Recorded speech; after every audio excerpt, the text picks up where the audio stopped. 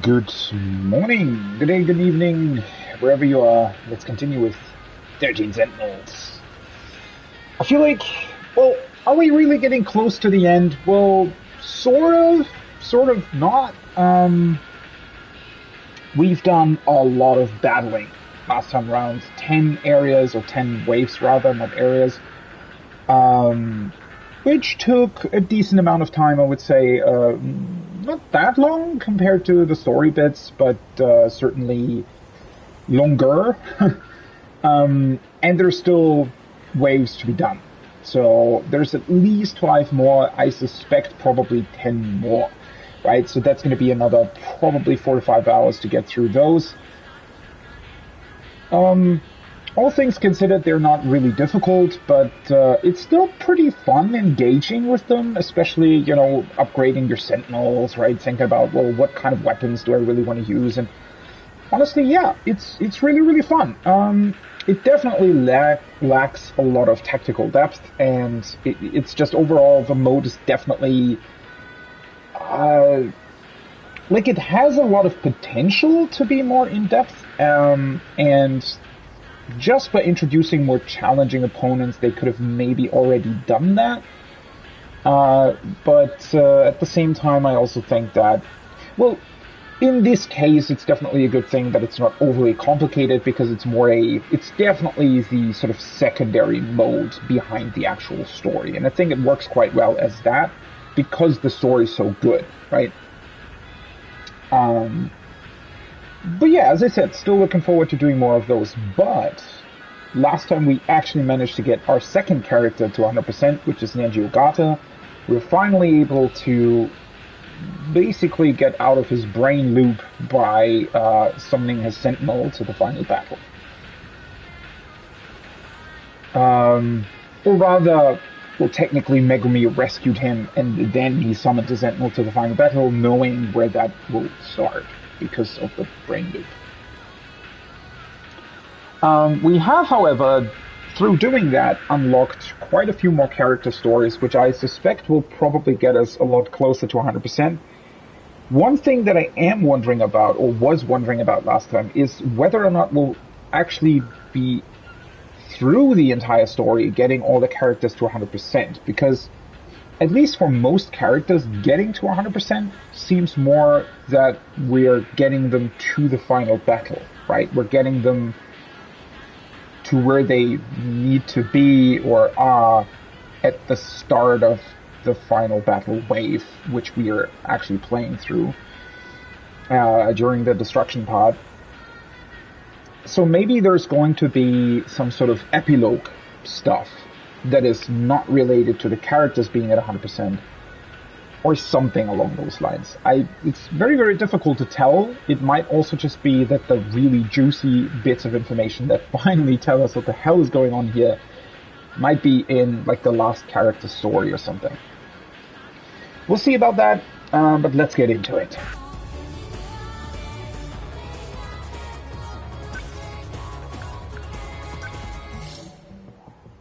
Okay, we're at 76% story, 57% in the destruction pod. Obviously, the analysis part will probably be brought up quite a bit by getting more mystery points from the destruction pod. Overall, though, I feel like I've mostly unlocked the important bits in analysis. The scenes unlock automatically anyways, right, once you play through them, and in terms of the mystery files, the ones that I still need to unlock are things that are more related to, like, places or, little details that we basically already know what they are and why they exist within the game, right? So yeah, let's get into this. So we also have a couple more characters whose stories we will be able to unlock, like Takatoshi Hijiyama, if we now continue the other ones. As I said, we cleared Nenji Ogata's story last time at the end.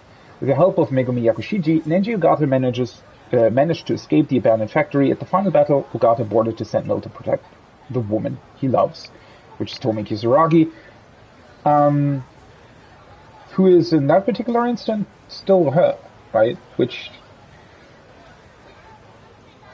kind of still brings up the question how nobody ever noticed that there are two of them walking around. I don't know.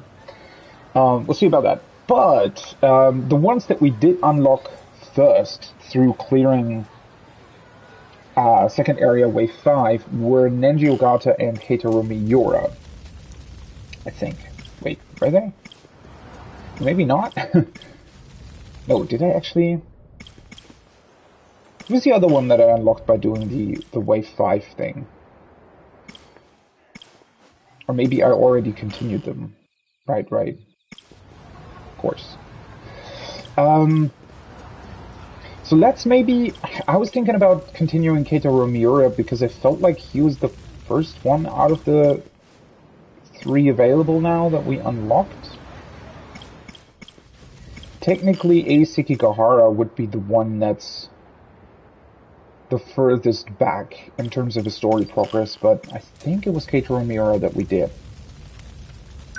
Yes. Let's continue with him.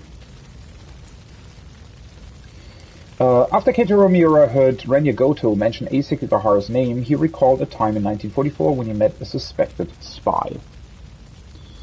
Which is still going to be interesting to... I still don't really understand Ei Sekigahara.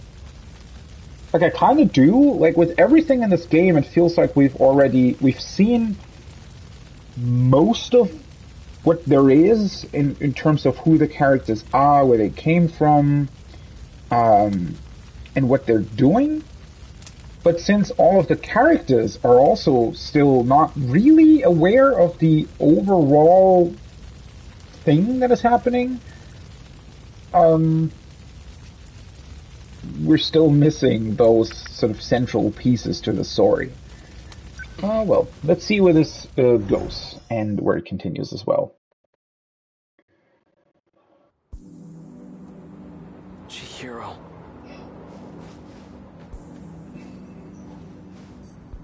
So he's still looking for Chihiro, which obviously at this point in time, the older Morimura's memories have already been put into the young Chihiro, who is traveling with Gota and shifting to all kinds of different places to find information on certain Sentinels. We've also seen it during the final battle.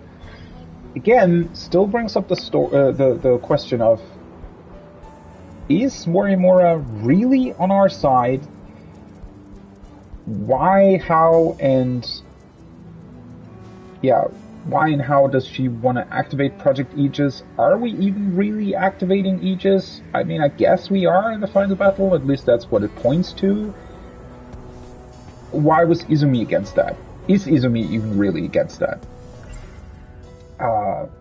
Yeah, still, as I said, a couple of really, really central questions that need to be answered here. No point in trying to make sense out of his story. It's still too early to say anything for sure. But a scout unit from the future? And it possesses my consciousness? Right, he found out about BJ basically being him, or at least having his memories, which, again, not entirely sure how that happened. I don't think we've seen that so far.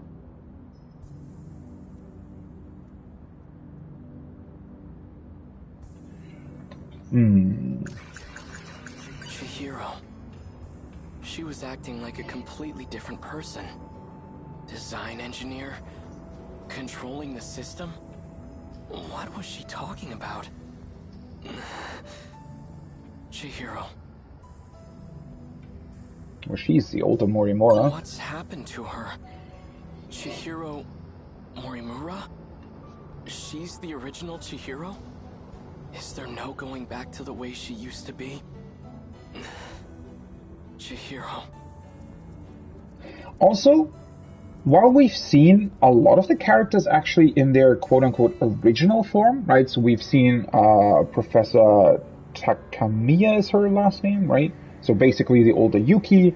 We've seen Nenji at the head of Shikishima. We've seen Goto as its former CEO, right? So a lot of the characters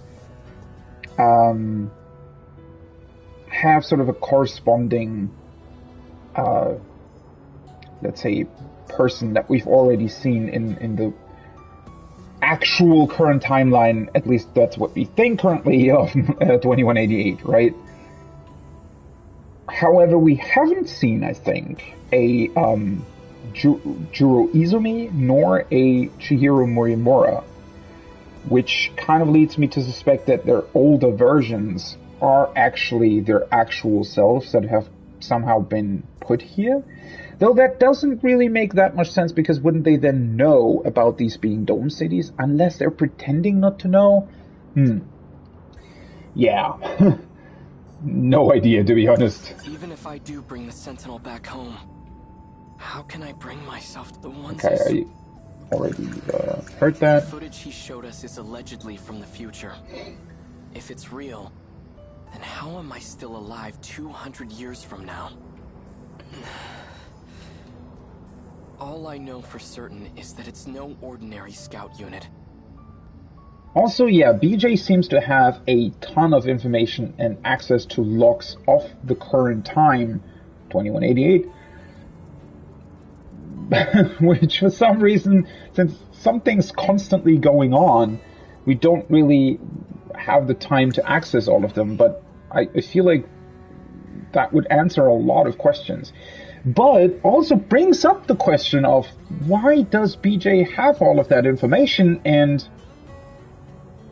how has it never come up before this point in time? Natsuno-san, I'm not sure why, but I really want to hear her voice right now. Could she still be at school? I guess we need to talk to Natsuno to make sense of all of this.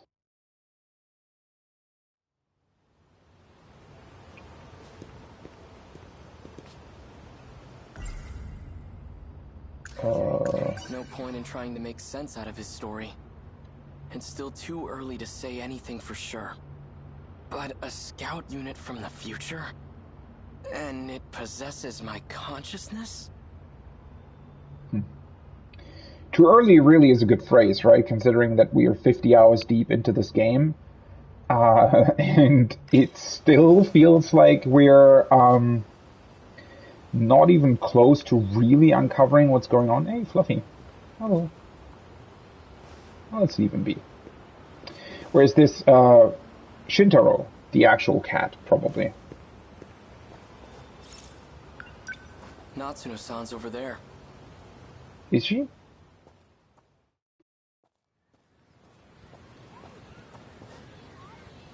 Is she actually here, or, Oh, hello. What do I do? What's the hurry? Miura-kun. BJ's gone. I'm pretty sure he's lost somewhere by himself. If he's caught, we'll never see him again. He's gone? I don't think this is a scene that we've seen in Natsuno's story, right? Because I think the last scene that we've seen in her story, we still had BJ. Like, people were definitely looking for him, but we were able to, or BJ himself was basically able to hide himself. Alright. Let's split up and find him. Okay. He couldn't have gone too far. Maybe he's inside one of the school buildings. Okay, then you search the buildings. I'll search the campus perimeter. Okay, I'm on it. Thanks. I wonder if this is going to lead to the scene where Sekigahara actually got the information about him back? Or was that earlier? Like, those are things that I'm still not entirely sure about. Was that something that he did fairly early on, and then BJ... But why would he... Huh. I guess I have to go back the other way, right?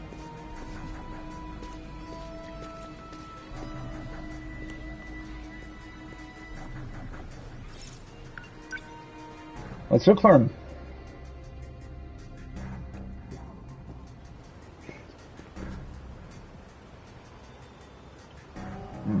I thought we were going to go to the old school building or something. Flying RC thing? Oh. It went back behind the North School building. Think it belongs to the radio club? It was all boxy and weird-shaped. Didn't look like a helicopter to me. So it can fly. Behind the north building. That's where the old school building is. Okay, so I was right about that. I mean, he kind of does look like, well, not really like a helicopter, of course, but definitely sort of the same tech, right? I mean, obviously it's way more advanced than that, but I mean, it's still fairly close to a helicopter, I would say. No sign of him. Well, I suspect we need to go into the building to find him. Oh, well, never mind. Sounds like rotor blades. Oh, no, was this maybe leading to the scene with Shinonome? That the last thing he did here? Are you trying to draw attention to yourself? Natsuno-san's worried about you. Keitaro Miura. I've been scanning for you from overhead. Okay. Well, that's fortunate. I've been looking for you, too. Is what Sekigahara said true? Are you... me? That's correct. I am Keitaro Miura.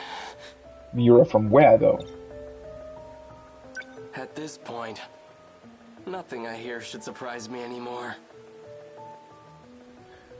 And yet the game still surprises us around every corner, it feels like. Why do you look like this? When the world was destroyed, I died. I had to take your place and fight in the Sentinel. In order to do this, I was resurrected What? as an AI.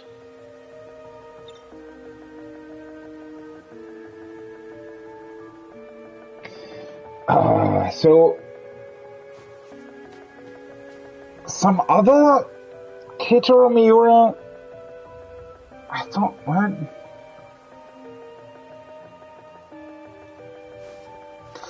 How does he know so much, yet, I mean, he's still saying the world was destroyed. It's not being destroyed, right? I mean, it's just like a small part of this one dome that's been destroyed? So even BJ has like a very screwed view of this world? Or is he just saying that to make him understand more easily? I mean, that could also be a thing, right? It's not necessarily that it means the world was really destroyed. It's just that he's talking about that event when the kaiju came and destroyed one of the worlds here. Unless I'm misinterpreting that, right? Sometimes this... So you've been using a Sentinel to fight off those monsters. That's what you're looking for, right? Correct. Then how did your AI end up in this scout unit? There was a malfunction in the Sentinel. So I uploaded a part of myself to this drone. However, 72% of me is still wrapped inside the Sentinel. So that's why why BJ's been looking for Sentinels, but we've looked for multiple Sentinels. Does he not I guess he doesn't remember which one it was that he was piloting because that's part of the memories that he lost? Okay, yeah, that would make sense. But that is still... Doesn't that kind of contradict what we've seen so far from BJ? I mean, first of all, why is BJ the one? Unless, I mean, clearly there are also other scout drone things like this, but why are these scout drones and or BJ the one that's showing both Shinonome and Sekigahara information about their quote-unquote true self? Even, I still don't really know that's what's been happening. I mean, well, Sekigahara is a little bit of a different story because he plays a message to himself back, right? Whereas Shinonome, well, that's also herself, but that's the actual self of her, right? The one that's working for Shikishima in 2188 or something and apparently manipulated something for some reason.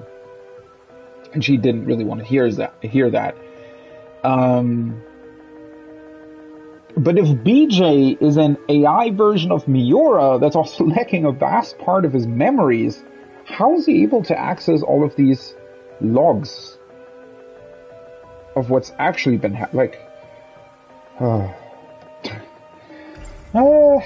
I'm still looking for this connection between, like, how do they have partial information about the actual year 2188, yet still don't know how that's all connected back to them?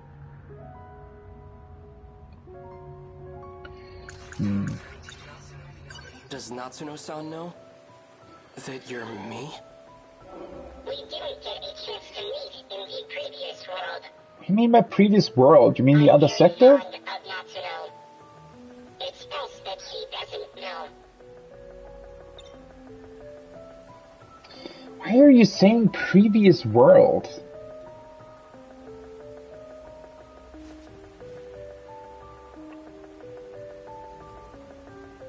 There is no previous world, right? There is the Natsuno from here that shifted to other sectors multiple times, but other than that, she's here.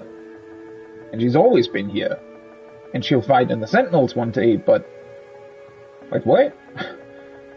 I mean, she has already fought at one point in time, or 2 points in time, but that's still her. And the actual Natsuno and Miura, they both also still exist, right? In what I presume to be a large space station that is floating above this planet. It's such a weird way of addressing that, right? If you're really from the future, then you must know what's going to happen. My experiences are all from past events. Past events? Time is relative. Even with future technology, time travel is impossible. We never traveled through time. Yeah. But you're Keitaro Miura from the future, right? I'm an entity that used to be Miura. Before you.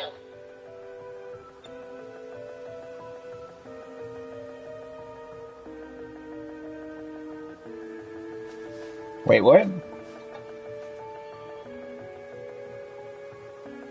And again, like, I just find it kind of weird how he's talking about this. Maybe it's so that Keitaro in this scene just understands him better? Because he, like, mentions a destroyed world and the past, but then he also explains, well, technically we didn't actually travel through time, and that wasn't really a world. I guess he's just really more... man, it's really... not... yeah, it is kind of confusing sometimes, honestly, because I feel like there have actually been a lot of scenes where characters have been talking, and I mean, I do that too, right? It's much more easy to reference a time like 1985 to describe certain scenes than saying Sector so-and-so and, you know, the dome world of 1985. Like, you're still referencing the time that they've recreated there, right?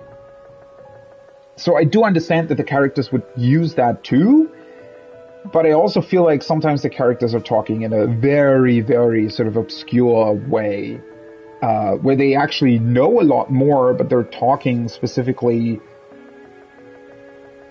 I guess, this way to not make anybody aware of the fact that they're not actually time traveling and stuff. But then again, why would they do that, right? I located the Sentinel. I can now access all logs. So the rest of the footage is available. Promise me. Before the final invasion begins, you'll research the logs and figure out a solution. Chihiro Morimura's plan. Operation Aegis. It will lead you all down a path of destruction.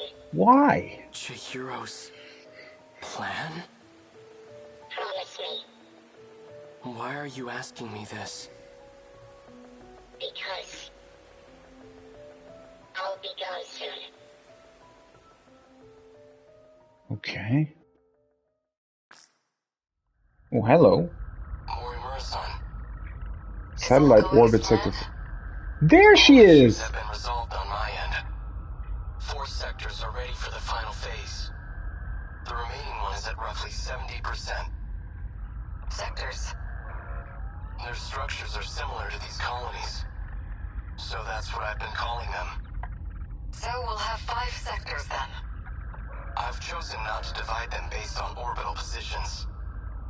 Instead, I've separated them by historical eras. I've been meaning to ask, why don't we create a residential district of the present day? The decision was made to start over. From a time before the world took such a terrible turn. Before the nanomachine incidents? Perhaps humanity tasted the fruit of knowledge too early. When it was being decided how far we should go back, we couldn't come to an agreement. So we ultimately settled on preparing residential districts by era. I've always wanted to live in the 20th century before the war. So this works out perfectly. However, some resources of the era are quite old. Accurately reproducing them might pose a difficulty. I don't think I can do it with confidence. That's fine. As long as our civilization survives, I'll be happy. Once it's completed, just one district will be the size of a city. It'll have a bustling population of 1.2 million people. We have more residential areas than we originally planned. Miss Karabe's hands are going to be awfully full. I'm sure everything will be finished on time. I have to get back to work. Understood.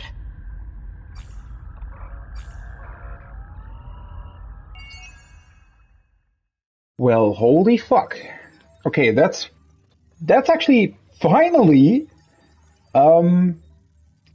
answered a lot of questions, I think. So actually, for the first time, now we've also seen the actual current Morimura.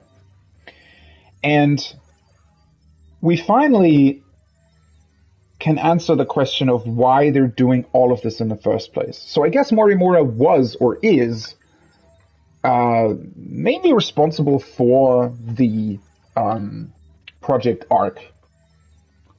Well, project. For the Arc project that they're doing here. We finally know why they're doing it, apparently, according to her anyways.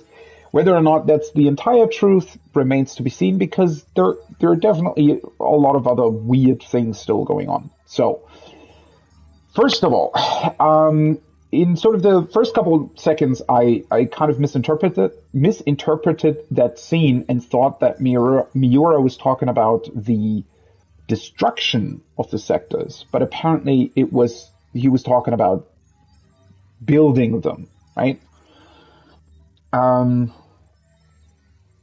Okay, so I think what we can say, with a certain amount of confidence here is that somehow they flew to another planet, potentially 12 light years away from Earth. And they, I guess, took a lot of these Shikishima construction machines, the kaiju, with them, and all kinds of other things. And they established these dome cities. Whether or not it's actually on the same planet, I guess so, right? I mean, he did talk about orbital positions, but that's sort of so I guess he's talking about the orbital position that the spaceship they're in would be in relation to the planet they're talking about to be over a dome city. Unless maybe they didn't actually, maybe all of these cities are actually sort of artificial planets. That might also be a thing. Maybe they... I mean, that's another question that hasn't been answered, really, is that why would they only recreate, a small city, right? and what's the idea behind that? So, because looking at how the city looks beyond its borders, right, that we've seen in Shu Amiguchi's story when he was traveling there on a motorbike with Yuki, I was sort of wondering, right? There are a couple of solutions. I don't know if that's really all that important at this point in time. I don't necessarily think it is, but for the most part, I thought of this as like they found some sort of planet that was good for their project, and they terraformed it in a lot of ways and basically built 5 dome cities. I suspect 5, right? He's talking about 5 sectors that represent different eras. Now, Morimura also finally answered the question of why they're doing that. So apparently something has taken quite a dark turn on the actual Earth, right? When humanity may have discovered some fundamental uses for nanomachines. And what they are basically trying to do here is that, well, they couldn't agree on a timeline, is what she said, right? Which makes sense. I think that is that would be quite difficult to do, right? If you were to, so they basically set out and say, well, we want humanity to live on in a different way somewhere else, right? So completely separate from the actual Earth. They want humanity to continue, but without this crucial knowledge about nanomachines, and or with only having access to that technology way later than actual humans, right? So the implication there was that humanity found all these functions, like they found this technology, and that's why they sort of, as humanity does, right, destroy themselves, I guess, whatever. And their sort of idea is that either they want humanity to live completely without nanomachines, or alternatively, they want humanity to, I guess, figure out some problems first, or solutions to some problems, right? To I guess, why we constantly fight wars, stuff like that, right? And then discover nanomachines, right? So that all of those other problems would potentially already be solved, and humanity could just go forward with using their technology for good, basically. Okay, well, now that makes sense that they would develop different eras. I guess that also answers the question that during none of these areas, considering that the last area is 2104, right? None of these eras originally probably had information about nanomachines. So whenever those came up, it must have been after 2104 or 2105, right? Maybe they chose that as the last sort of era because that is somewhat close to discovering the nanomachine technology, but not close enough to where it couldn't also take another route, right? Interestingly enough, though, it seems like 2104 is also one of the eras that ultimately is responsible for them actually finding out about the nanomachines here. Because clearly this has gone wrong, right? Somehow a lot of these people suddenly do know about nanomachines to a certain degree, right? And Morimura's own older clone version, or whatever she is, definitely knows about them and actively uses them to manipulate others or to,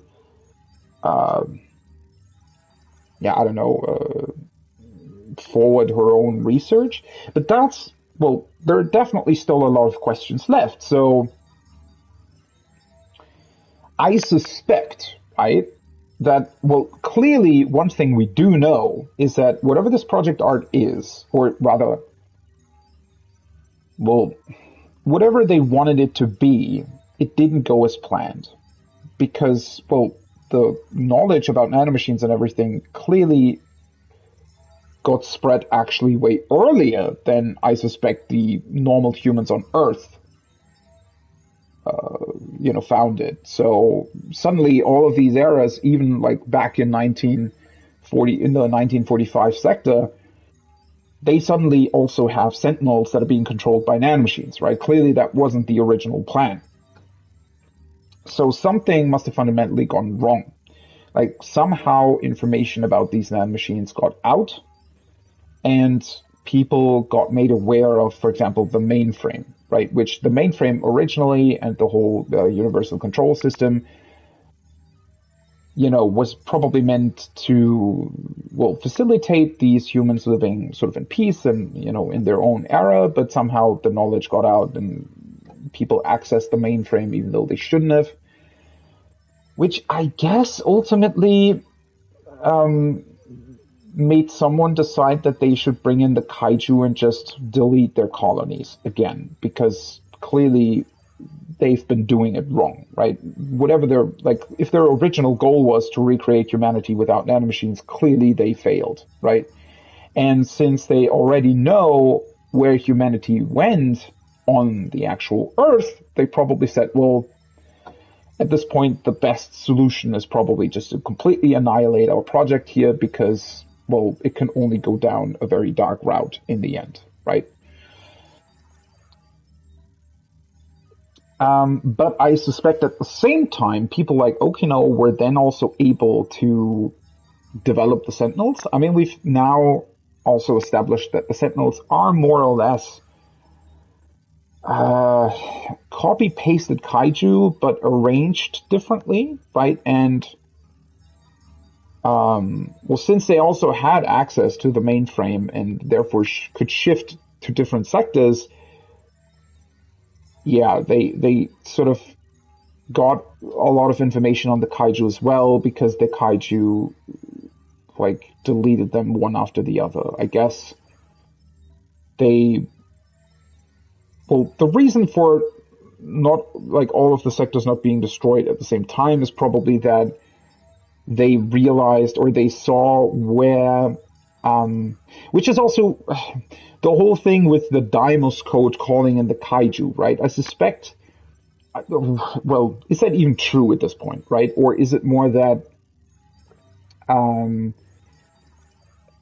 maybe there isn't actually a code piece that's calling in the kaiju, but rather the fact that they built Sentinels and that they used nanomachines to pilot those Sentinels kind of made this orbital space station decide, that particular era is fucked, right? So we're going to delete it. And that's what's brought in the kaiju. I don't really know if that's really how it went down, but it could be.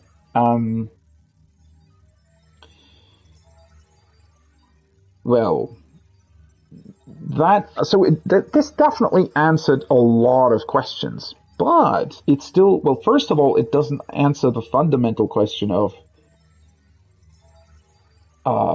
what went wrong. I don't know if that's what Shinonome's older self or current self was talking about. Did she insert something into this project arc that made humans aware of there being a mainframe, and why would she do that?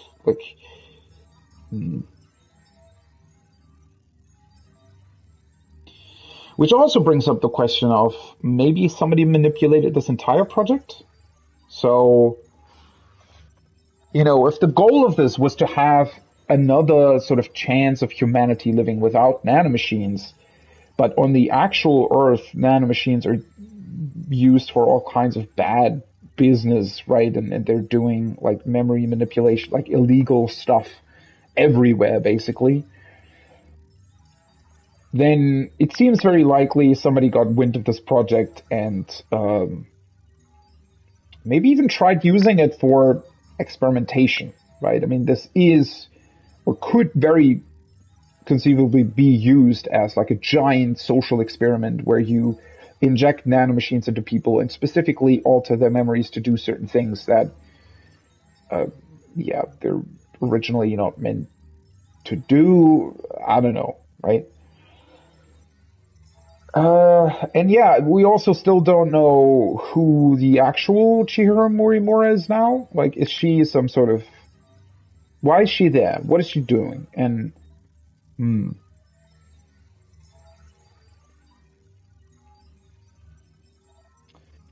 Operation Aegis. So, I wonder if Morimura, like the actual one, put in her clone as some sort of backup thing that would activate. So it seems like Operation Aegis is actually more a way to...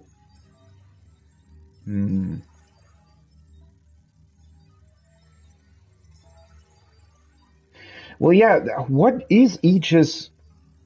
So why would Aegis be able to deactivate the kaiju, right? And keep them at bay? How does that work specifically?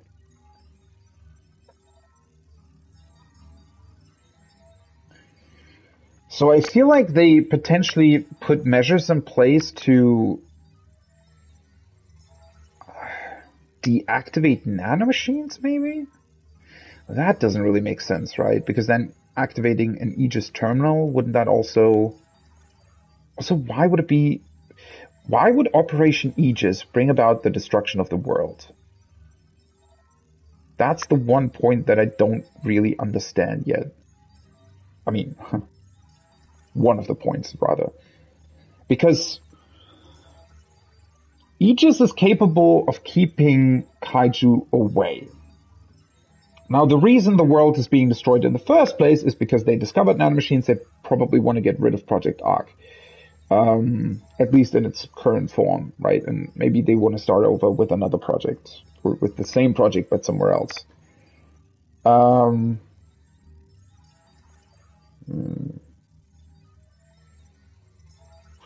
Also, why is there a 2089 thing? I guess that's the actual past, right? So I do think that we've seen scenes. So some of these projects must have been around for quite some time. I think some of the scenes seem to be saying that some years actually went by, right? These projects, they haven't been built and then basically annihilated a year later. I think some of these projects stuck around for a while until they ultimately decided, no, we need to destroy them. Again, still no idea what Project Aegis really is, no idea what the actual goal of the Morimura we see is, but what does seem to be clear as well is that the people in charge of the Sentinel project, or the ones that are working on it as well, I guess they're fighting to survive here, right? I mean, there is a big, I guess, moral question to be answered here, right? Because, well, they did create 1.2 million people per sector, right? That's, as they said, 6 million people, I think, in all, right? Which 5 sectors times 1.2, obviously. Although there seems to be a sector 0 for whatever reason. So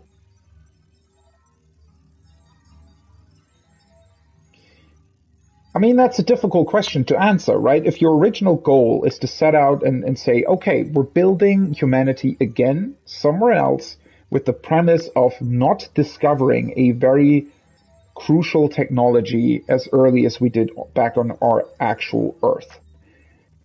But, well, yeah, I mean, if that plan doesn't succeed, right? If something goes wrong, then in a way, right, it would be your responsibility to get rid of the entire project so that a second bad Earth timeline can't happen, I guess. But getting rid of the project effectively means killing 6 million people, right? Yes, they're clones, but yeah, they're still people. They're living objects, right?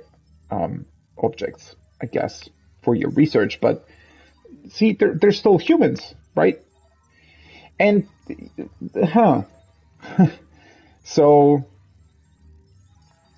still brings up the question, though. Okay, so maybe Morimura wants to activate Aegis so that ultimately everything will get deleted.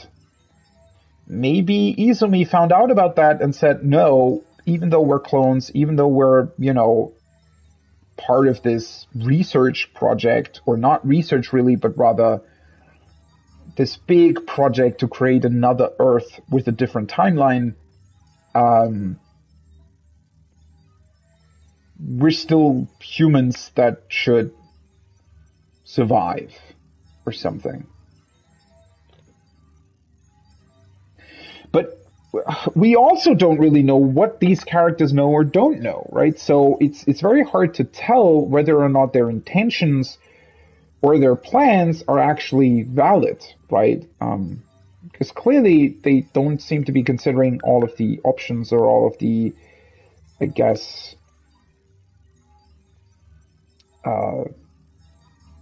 implications of their actions, right?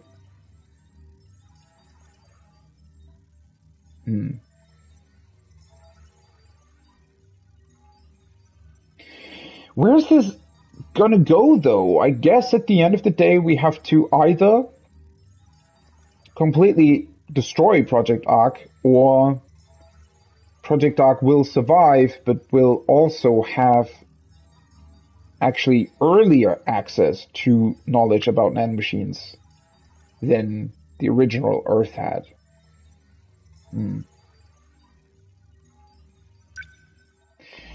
This is really getting crazy. Okay, let's take a look here. Chihiro Morimura 2188. We've finally seen her. I guess we are probably going to get a scene with the actual Juro Izumi from 2188, which hopefully will answer the question of what his goals are. Though seeing Morimura here still doesn't really answer the questions of what her goals are, right? When Keitaro Miura asks her why they didn't create a residential district of the 2180s, Morimura explains that the decision was to start over from a time before the world took such a terrible turn. She also notes that they couldn't come to an agreement as to how far they should go back, so they ultimately settled on preparing residential districts by era.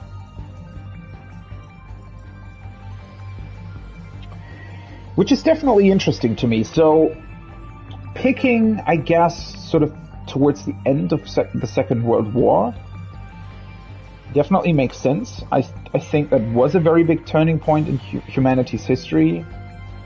I wonder why I guess they wanted to have the war itself in there to make sure that the people living in that particular sector would know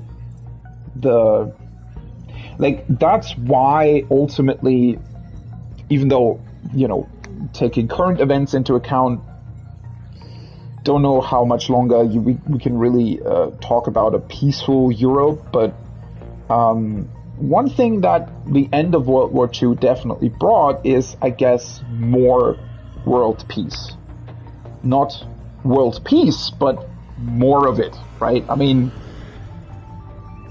you know, considering all the wars that have taken place all over the world throughout the Middle Ages, for example, right? I do think that we can say, even though we still have a billion different problems in our current world, and there are still a lot of wars going on, sadly, right? And a lot of stuff that is going wrong currently, I would still say that World War II was kind of a turning point in that it actually prevented more wars, at least for a time, right? Or at least it made a lot of countries and people in general, societies, realize that we can't go on like that, right? We can't go fighting wars all the time. Now, seems like a lot of people still haven't learned their lesson, but, well, you know, I just find it interesting, right? There's definitely a debate about, or there could be a debate about, well, you know, do we maybe need these events to someday realize, well, fuck, this is how we actually live peacefully together, right? Like, is there? I mean, that's a very, very giant and broad topic to discuss, right? I don't really want to get into it right now, I think, but I don't know. I hope you get what I'm trying to say here, right? There is turning points like that bring about a lot of discussion on how humanity can go on living in a better way as before. And So choosing that kind of era does make sense to a degree. The other eras, are more difficult to decide on. Like, first of all, I find it curious. I mean, I guess that's more of a, like, that doesn't really have any kind of really significant reason behind it that they chose 40-year intervals. I don't really know why you would do that.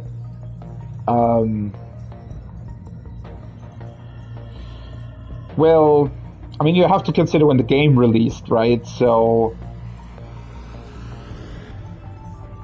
actually, considering current events, maybe picking the year 2025 or 2024 isn't such a bad idea, right? Because with the pandemic currently and everything that's going on, maybe that is quite a good year for humanity to sort of take another sort of bigger like discussion on how we want to continue with our world. Why 1985 though, or 1984? Is there something that took place in 1984 that, because that's before the Iron Curtain fell, right? I would say that if you were to pick an era to, I mean, I guess it's also, well, the game is centered on Japan, right? Or rather, at least this project arc and the city they're recreating is based in Japan. So I guess we'd have to think more about maybe certain events taking place in Japan. And I'm not that deep into Japanese history to really understand why you would maybe choose the year 1984.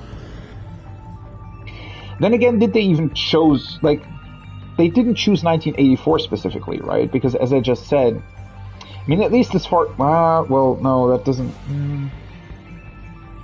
I'm not entirely, we don't have any kind of information, or not, at least not detailed information about how they recreated these zones. Because, for example, if these people are clones, technically they would have had to grow up. Which, if they also want to have actual old people in their world, these sectors would have been around for like 100 years, basically, at this point, right? So I don't really know in what particular year these sectors have been established, right? I mean, currently, where the game is taking place, the sectors are in 1945, 1985, right? 2025, 2065. But we don't know whether or not that's the year they started at. Like, the game starts in 1984, basically, like, I don't know, 6-8 months or something before the quote-unquote final battle, but these sectors could have been around for a longer time. So when we're talking about 2188 here and the scenes that we're seeing in 2188, we can't be entirely sure what the actual current time is, right? It might be 2190, it might be 2260 or something, right? So that's going to be another interesting question that needs to be answered at some point. Like, how much time has actually progressed in terms of the events of this game, and since Project Arc had been established, and now, and the Kaiju invasion and everything, or the Kaiju invasion, though, which seems to be like an attempt to reset the project or completely destroy it. Either way.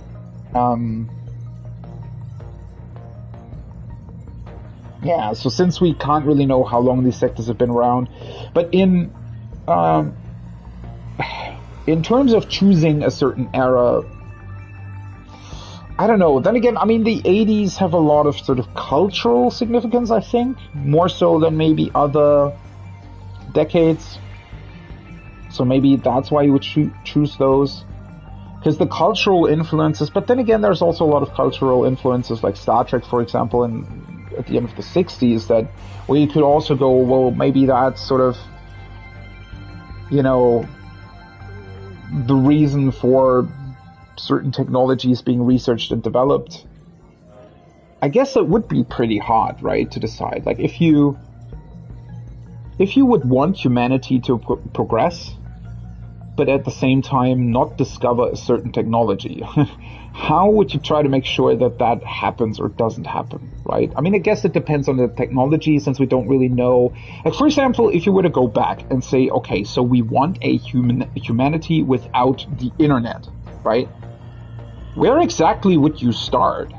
Like, would you try to prevent humanity from discovering how computers work, or would you try to prevent humanity from just discovering the functionality of the net itself? But, well, maybe that would go back to the time of telephones, right? But then again, telephone or communication over longer distances in general, I don't know, knowledge about radio waves and stuff, isn't that so fundamental? Isn't that something that'll always be discovered? I guess it could be discovered later, right? But then again, arguably what really prevents progress to occur is either because you're lacking a need for it, which that would be quite difficult to... I mean, if humanity knows... I mean, we can travel, right? How would you prevent humanity? So, as long as we know that there are other countries, we would always want to communicate with them more directly, right? Which would always prompt us to find ways to communicate with each other. I don't know. Yeah, this is actually really, really difficult, right? And like deciding on certain eras that where you could maybe steer humanity in a different direction. Honestly, really trying to think more deeply about this, especially since they have the universal control apparently in place here, right? If you wanted humanity to go into a different direction, wouldn't it be easier to just go to the time shortly before a certain technology got established and just, I don't know, manipulate humanity through whatever means to not find out about it? Like, I feel like that's the easier thing to do, rather than trying to awkwardly find a certain point in time where maybe humanity could go into a different direction, but it's also very likely. Like, I think you can build how many eras you want, right? As long as you're not really interfering with them, and humanity will sort of do the same thing that we did in our past.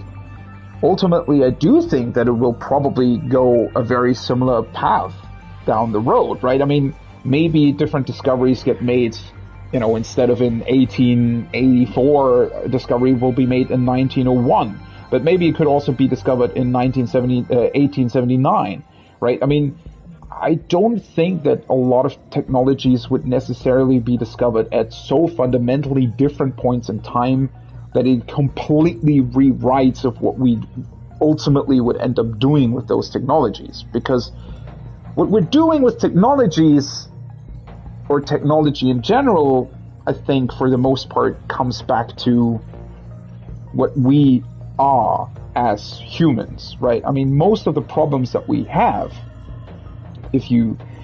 let's take a almost simple thing, like on the surface simple thing, like hate comments on Twitter, for example, right? Those hate comments don't exist because we have smartphones and we have Twitter. They exist because humans have problems, right? And because we don't pay enough attention to humans that have those problems, we don't help them enough, and we also don't have a sort of general moral compass, right? I mean, we do, in a way, like we have like a feeling for what is right? We obviously know that killing people is bad. We obviously know that, stealing is bad, kind of. But then again, to what degree, right? Because, well, even something as, again, on the surface, simple as stealing. Like, how do you define that?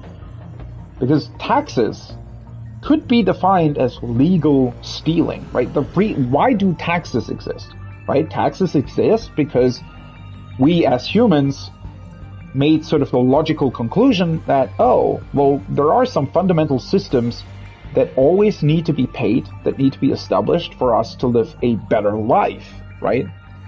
And therefore we're saying, well, people have to pay taxes. But then we also say, well, richer people have to pay more taxes because that just makes sense, right? Because establishing a certain base level of wealth and base level of things that we have access to as humans prevents everybody living a worse life, right? I mean, even very rich people can still be killed by a random nutfuck, right? Who's, I don't know, crazy because they didn't have something in their life, right? But again, this brings up all kinds of really, really complicated philosophical and socio-ecological, is that the word? Economical, whatever kind of problems, right? The point at the end of the day is that putting those things into actual words, right? Putting it into laws is incredibly difficult because the morality behind all of that ultimately just comes back to a certain feeling that we have, right? And people do have different opinions about that, right? Some people, sadly, in my opinion, think that the stronger should survive, which, well, why, right? I mean, like, when you think about it logically, only making the strongest people survive is not helping the strongest people. Like, the strongest people, if you want to call it that, could lead better lives ultimately if they try to help the weak, right? Like, when you think it through in kind of a rational way, we should help everybody as much as possible because we all profit from that, right? I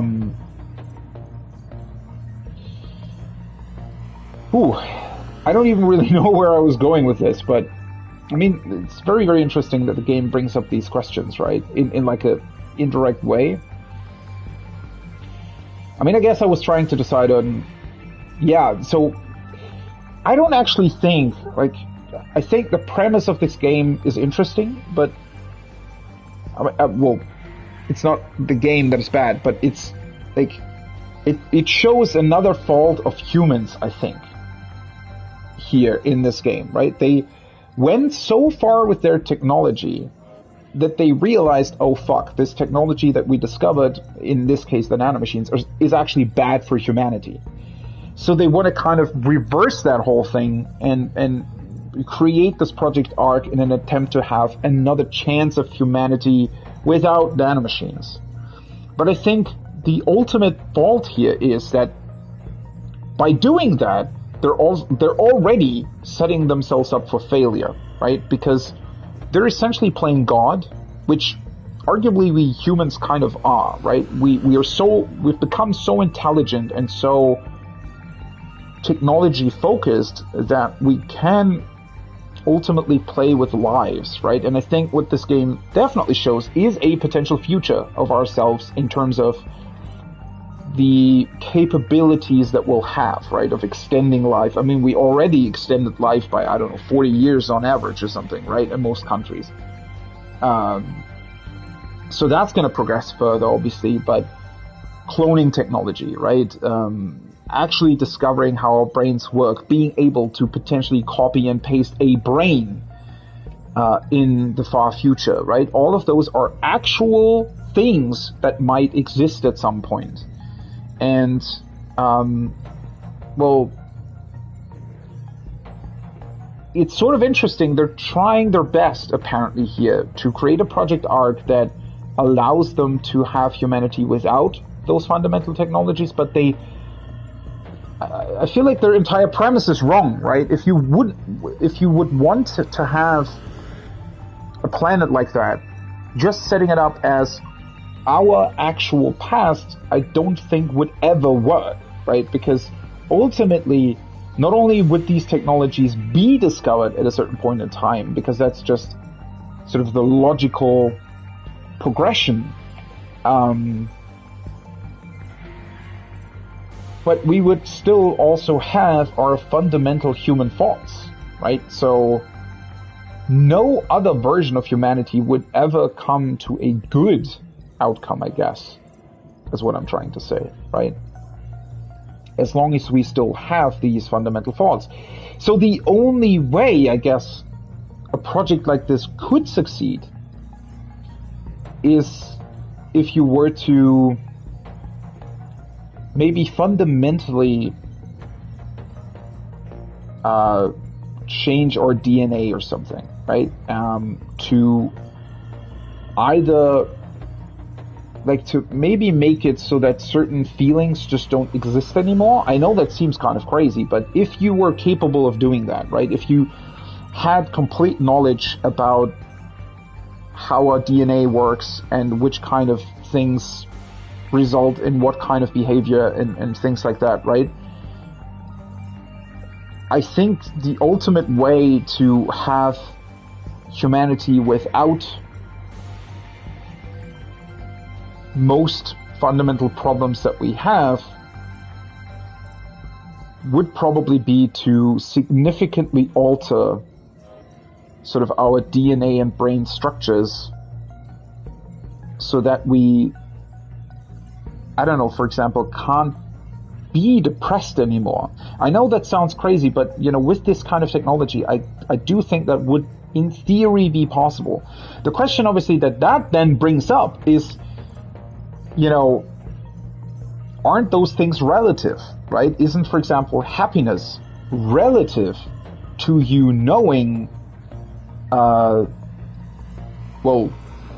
being unhappy, right? I mean, again, another sort of interesting question that I don't think we can answer with our current knowledge completely, right? Could you, if you were capable of essentially deleting the possibility for the brain to be unhappy, would you also delete happiness at the same time, right? And would that be a good or a bad thing, right? Because ultimately, if you really think this through to the end, what you would be creating is maybe just completely, what's the word, apathetic? Like complete apathy in humans, basically, right? Maybe the result of that would be that you'd have a planet with clones of humans that kind of just stand around and eat and die, right? I mean, again, if you really think that through, if you were trying to prevent all the problems that humans have, you'd probably end up in that kind of state, right? You would probably simplify humans to the point where they're basically animals that just sort of grow up, eat every day, get new food, eat more when they have to, and otherwise just kind of stand around being bored and at some point die, right?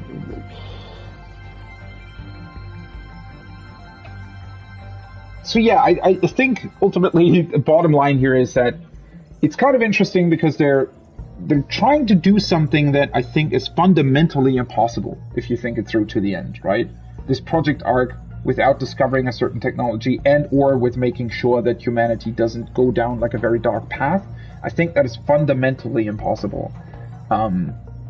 Because the only way, I kind of think, at least from my current standpoint, I would say that the only way for humanity to not go down a dark path or to have, you know, a peaceful society or anything like that is for everybody to constantly work on that, right? That just requires, by our very nature, I think, it just requires constant work, constant sort of a constant state of being aware of what we're capable of doing to each other, right? The knowledge that we can very quickly kill one another also means that we constantly, like in every single second of our lives, need to be aware of all the bad stuff we can do and just not do it, right?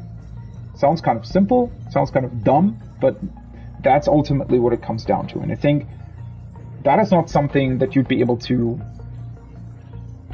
force to happen by just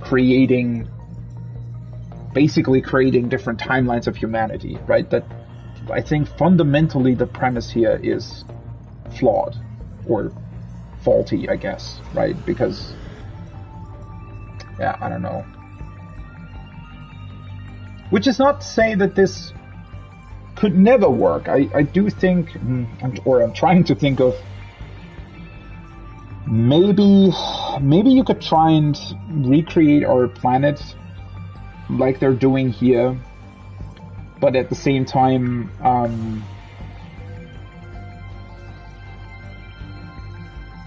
I don't know, insert sort of help functions. I don't know, that sounds a bit weird. It's kind of hard to say that, but what I mean by that is basically take a look at all these problems that humans potentially might have, right? Or all the problems they could create, things like that. And just making sure that these kind of fundamental human problems are addressed in the best kind of way, right? So maybe if you'd set up like a colony like that, you'd, for example, clone more psychiatrists or something, right? So that humanity just can deal with their mental problems better.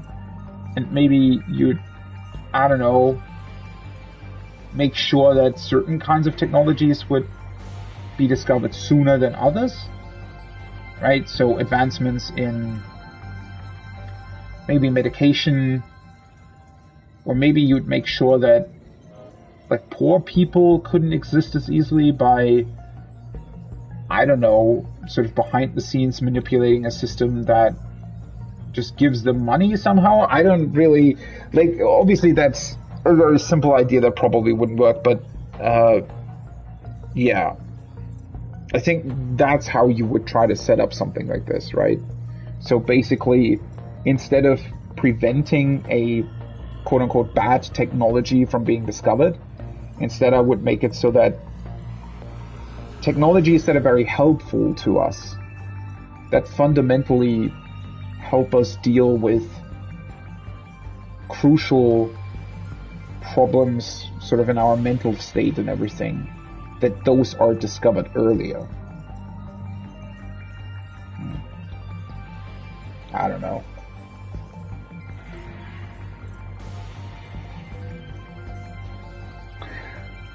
Still very, like, fundamentally, right, I don't know, fundamentally this idea of creating an arc that where humans would not have access to knowledge that we already have access to, I think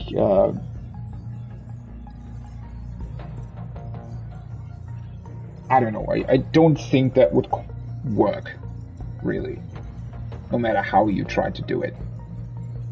Instead, rather, you should, I don't know, build a city that's basically based on the newest research of how people could potentially live together in a very, very peaceful manner, right? I think that would make way more sense than just recreating a certain era of humanity or something.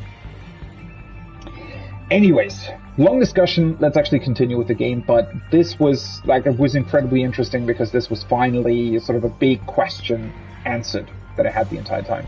Still a lot of details to be answered, but yeah, we finally got a big piece of information that we didn't have up until this point. Keitaro Miura, he's the architect of the sectors, the virtual residential districts. He calls them sectors since they're structured just like the 5 space colonies. He's always wanted to live in an era before the war. They're structured just like the 5 space colonies? What?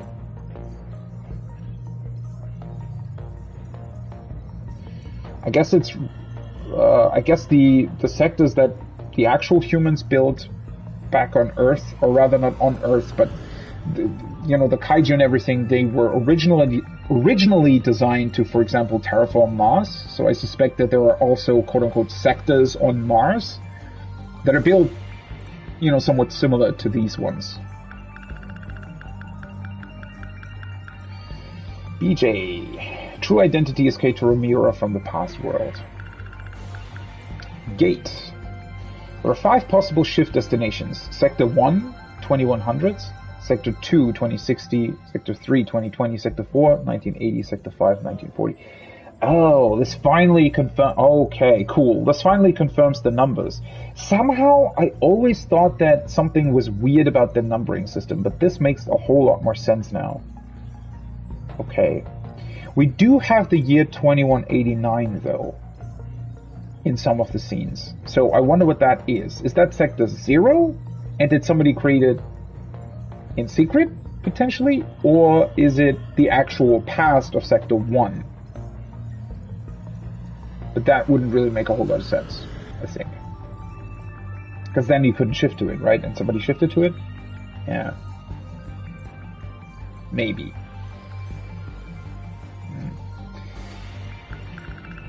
Time travel. In reality, they aren't traveling to the past or future, but between each sector. Oh yeah, that is at least something that we've established a long time ago. Residential district dome. 1.2 million people live inside it.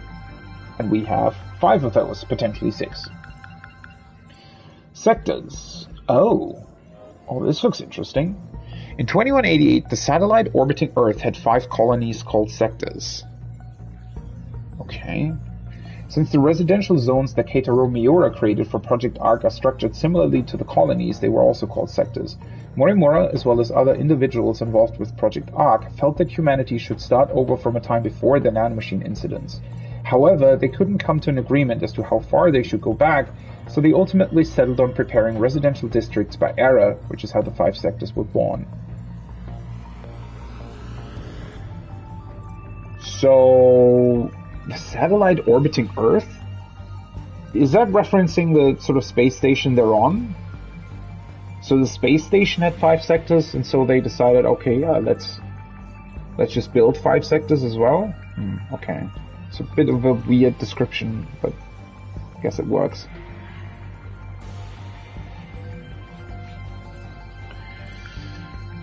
Sector 1. Okay, so that is interesting, though. So this finally gives us also confirmation about how they're built. So we have not 1, but 5 UFOs, I guess. And then there is a central structure they all connect to. So, because I was wondering about that scene with Yuki and Amiguchi, where they traveled to the edge of their dome, and it looked like all technical and stuff, right? So I think they probably specifically traveled in a direction, or in the direction of the middle part of this entire structure, right? Which is why it looked all technical. I suspect that were you to go into a different direction or the opposite direction, you'd probably end up at basically a wall or an exit to just whatever planet surface they're on or something.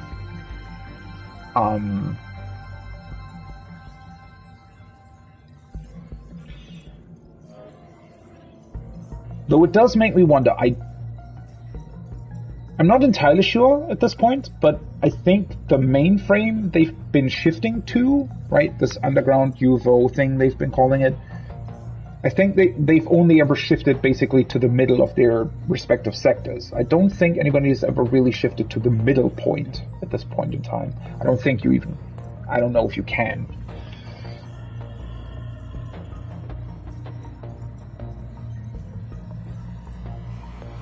A facility that simulates years 2089 to 2009. It is already in ruins due to the kaiju attacks and toxic levels of radiation. Wait, 2109? We're currently in 2105, though, in that sector, right?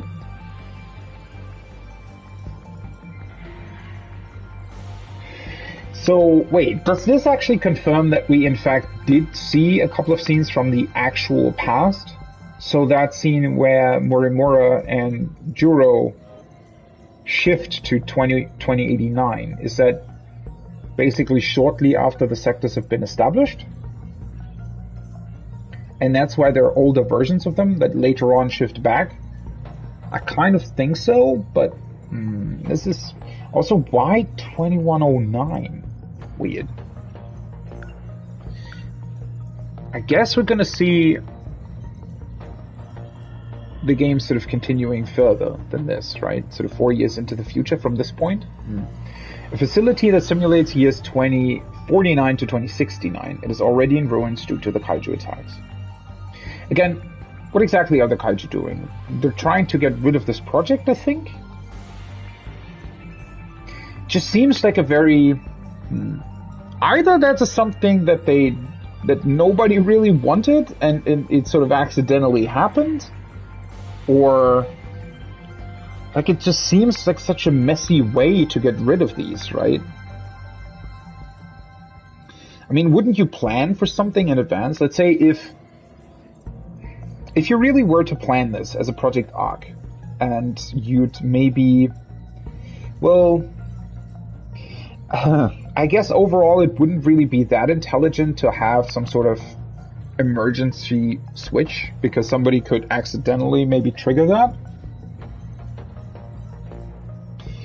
But since they are sort of these dome cities, right, couldn't you just, I don't know, insert some sort of toxin that just kills everybody? Like, why go through the trouble of physically destroying the place?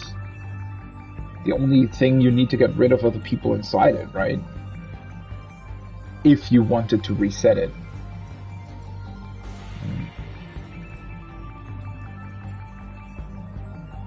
So it definitely seems like whatever actually brought on the kaiju attacks may be kind of a botched job of destroying this stuff. Well, we hopefully are going to find out about that, though. Facility that simulates years 2009 to 2029. Already in ruins due to the kaiju attacks. Facility that simulates years 1969 to 1989. It is still a peaceful place where the kaiju have not yet invaded. Because technically we're currently in 1985 and playing through scenes that take place very, very closely before the kaiju attack this particular sector. A facility that simulates years 1929 to 1949 is already in ruins due to the kaiju attacks. Well, a lot of answers, but also the question of how this ultimately continues. Okay, Miura is locked again. Let's go to A Sekigahara. So ultimately, what we still want to know now, basically, is, well, where are the kaiju coming from? Why are they destroying everything? What is this Daimos code, and what are Morimura and Izumi doing? Like, what are they trying to do? What is everybody else trying to do?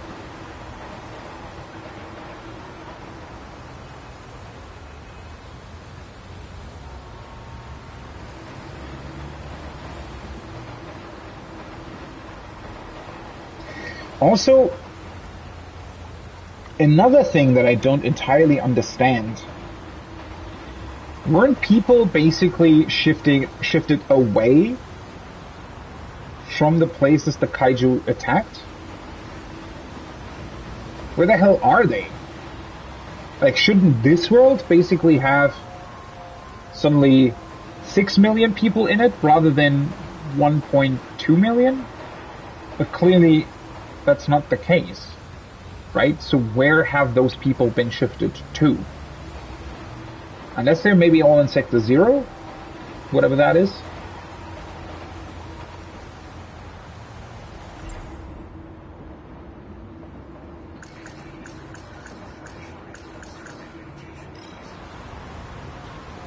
So can I finally call this number that I had the entire time? An old-fashioned phone. Because that is, I think, something we still weren't able to do, right? Somebody, or rather the note, seems to be some sort of message that potentially Sekigahara left for himself. And last time we played him, somebody was in this phone, so we couldn't actually call it. So the numbers were for a message service. I wonder who would have left a message for me.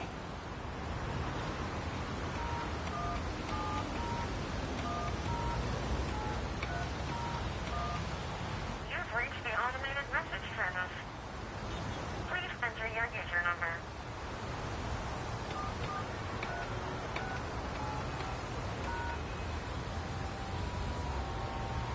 Please enter your password.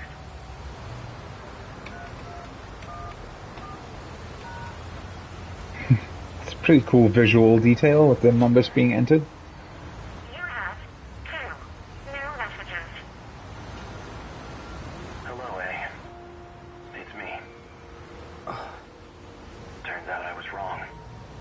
There are no outcomes where this ends well. My advice to you is to stop living in the past. You're responsible for your own future now. Hey, it's me. Well, you. I imagine you're pretty confused right now. Yeah. Hearing this message, unable to remember a thing. So, I've entrusted a message to a good friend of ours. If you seek him out, you'll likely find him with Natsuno Minami. Looks like I'm out of time.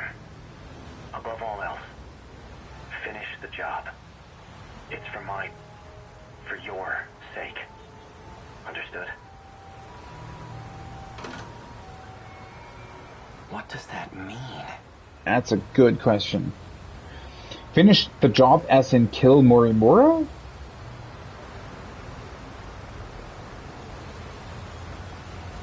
So the thing that he's supposed to find with Natsuno Minami very likely seems to be BJ, right? Which would relate back to that one scene we saw where he gets a message from himself, basically. Played back by BJ. And finish the job? Yeah, does that actually come back to killing Morimura? If that message from myself was true, then Natsuno Minami is a key figure in all this. She may get me a step closer to recovering my memories. If I can really believe what I heard, that is. I guess I'd better get my hands on that data unit and find out. I'll do some investigating of my own on Minami. I just need to find her first. Now, how should I approach this?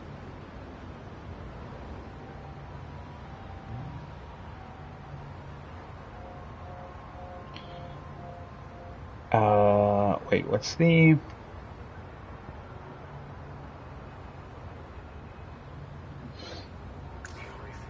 I wouldn't mind having Fuyusaka tag along. She may even be able to help me find Natsuno Minami. But I don't want to get her mixed up in all this. Wait a minute. When I met up with Fuyusaka this morning, a girl passed by and said she was going to the track room. Wasn't that Natsuno Minami? Let's try and find her then. I'll wait for school to get out tomorrow. Then I'll head over to the track room.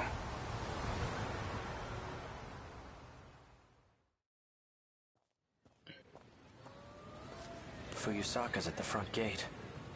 She's still waiting for me. Things might heat up again. I can't drag her into this. If anything were to happen to her, I wouldn't be able to forgive myself. Okay. Well, let's see if we can find BJ. And I guess we will. Well, hello.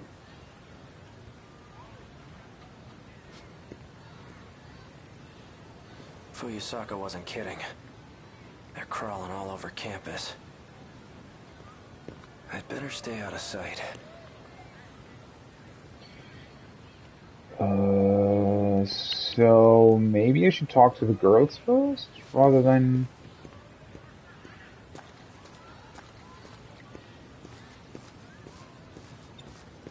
Excuse me. Where can I find someone who's on the track team? Oh, well, we're on the track team. Do you need something? Kinda. We have stuff we need to do, so... If you don't need anything, we'll be leaving now.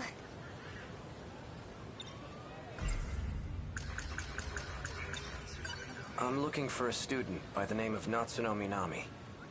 Oh, Minami? She went for a run around the school. She hasn't come back yet. Yep, that's right. Around the school. Got it. Thanks. Okay.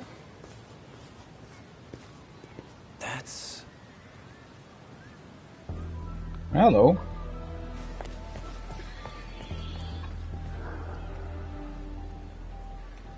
She's the one who delivered that package to me.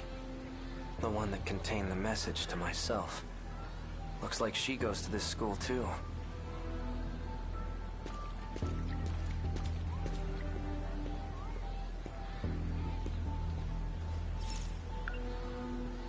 Let's follow her.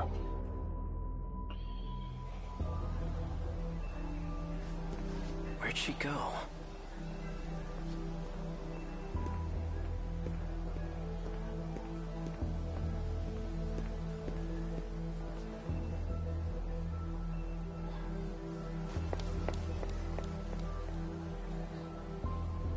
Is she messing with me?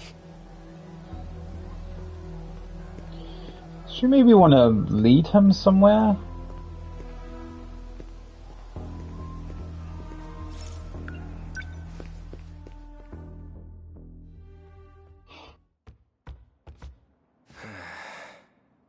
She's definitely up to something.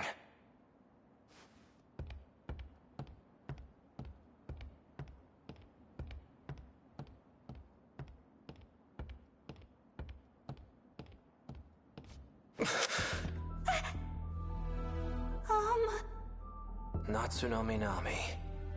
Bastard! Stay the hell away from Natchan! Oh, she wanted to protect her, okay. For what? This asshole just held a gun to your face. Stop this right now, you two. Fine. You seem to know who I am. Care to explain what's going on? You really forgot everything, huh? Just like Shinonome. That's why I can't get a good read on you. Hard to tell whose side you're on right now. Yeah, that's been pretty hard the entire time, to be honest. You two. You lured me all the way over here. What are you planning?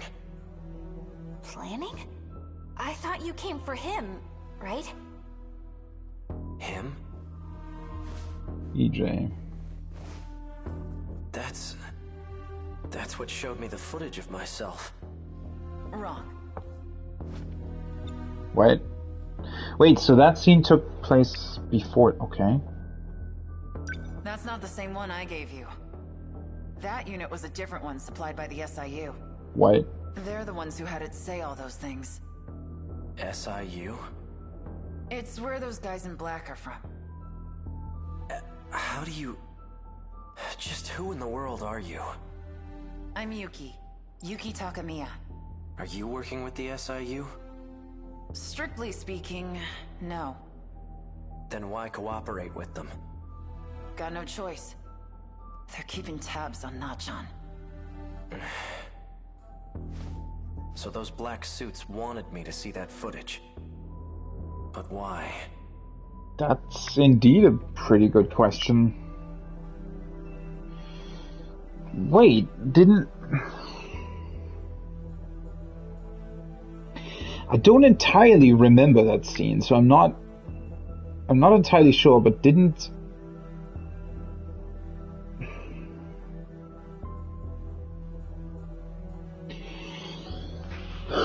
Did they try to somewhere lure him into killing Morimura or something?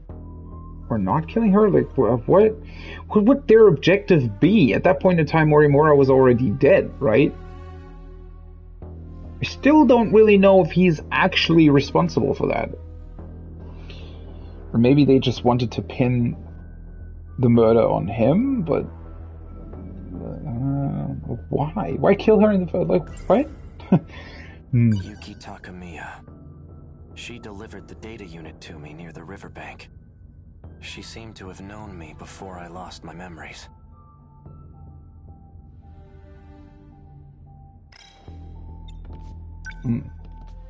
So this is it. Hopefully we'll get This another is the data message. unit I was told to seek out.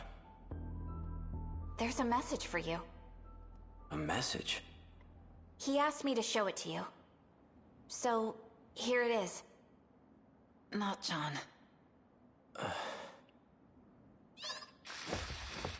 Why? Why did you temporarily erase your memories? Was it because of me? Yes. I can't let them get their hands on this information. My partnership with Ida. My dishonesty. You knew all along. Didn't you, Miura? You might not know this, but you're a terrible liar. I guess so. Why didn't you show me the data after it was analyzed? Because you took pity on me? Some things are best left unknown. I disagree. I should know about my own past. No matter how terrible I was. Can you link me to the logs through this message? Sekigahara. Please, Miura. Show me the logs from 2188. Who's the target? The leading figure in nanotech research. Chihiro Morimura. She's a former executive of Newman Inc. Uh-huh. After she left the company, I allowed her to participate in Shikishima's project. The project was put on hold, but she continues working on it despite our warnings. Our company will suffer massive losses as a result. That's not the real reason. Excuse me. You pushed for the acquisition of Newman Inc. And that initiated a backdoor transfer of a large slush fund. What are you basing this on? Morimura's Interstellar Development Project. It was one of 12 that were showcased for the acquisition. You used the project as a cover for the real use of your funds. But Morimura's actions threw a wrench in your plans. If an international agency were to catch wind of the situation, they'll definitely launch an investigation. And that will put you in danger of losing your position. Are you threatening me, Sekigahara? Like I'd waste my time. I'm an assassin. A professional. If I'm expected to perform my job perfectly, and I need every last detail on my target. Sector 4. It's another colony that's still under construction. You'll find her research lab there. I'll be heading into orbit myself next month for an inspection. I want the job handled by then, and be discreet. I've just sent over security details for Sector 4. You'll also find a security personnel ID for your use. Eliminate Chihiro Morimura and put an end to the project. First, I'll have to confirm receipt of your payment. So What was he all that about? is an assassin after all, or his actual self is. I still don't entirely understand how they're connected to their actual selves. I thought they were like just clones, but apparently they are also capable of... I mean, I guess they inserted their actual sort of consciousness and or memories into these clones to act as themselves in this world. Okay, so I I think I actually made a pretty big mistake in my assessment of where we actually are. The game, I think, has heavily hinted at that, but I kind of misinterpreted it because... So, I was going off of the information that we got in another scene where they talked about a potential planet for Project Ark, I think, that's 12 light years away, right? But it seems like they never actually started the journey over there, potentially. So what I'm trying to say is that maybe this Project Ark is currently still floating in orbit of actual Earth, right? So we're not 12 light years away, because then this scene wouldn't really make sense, right? Because obviously the CEO of Shikishima would still be on Earth. And he said something along the lines of going up into orbit next month. So I think, yeah, I fundamentally misinterpreted that. And that answers a lot of my potential questions that I also had, because 12 light years away probably would have also meant that we are 12 years, at least 12 years after 2188, but we're not. It seems like we're still in 2188, 89, depending. Which means... yeah, that makes a whole lot more sense in general. And it kind of means that, well, all of these people have very direct access to these era colonies. Though that still brings up the question of their destruction. Like, did they build some sort of giant satellite where these domes are placed on, and...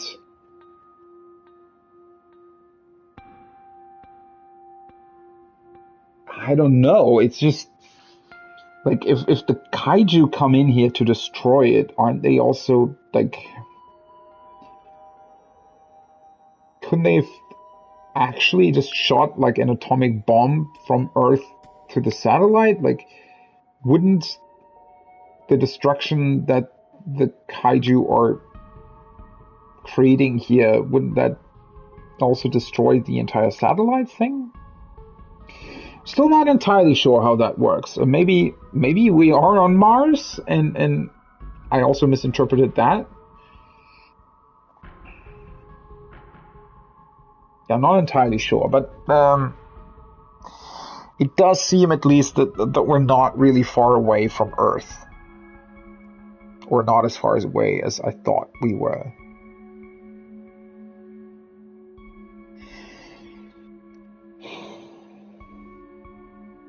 Okay, so if Morimura is a former executive of Newman Inc., I guess she realized all of the bad, quote-unquote, projects that they were doing there with the nanomachines and realized, well, fuck, we need to have a potential future of humanity without nanomachines. But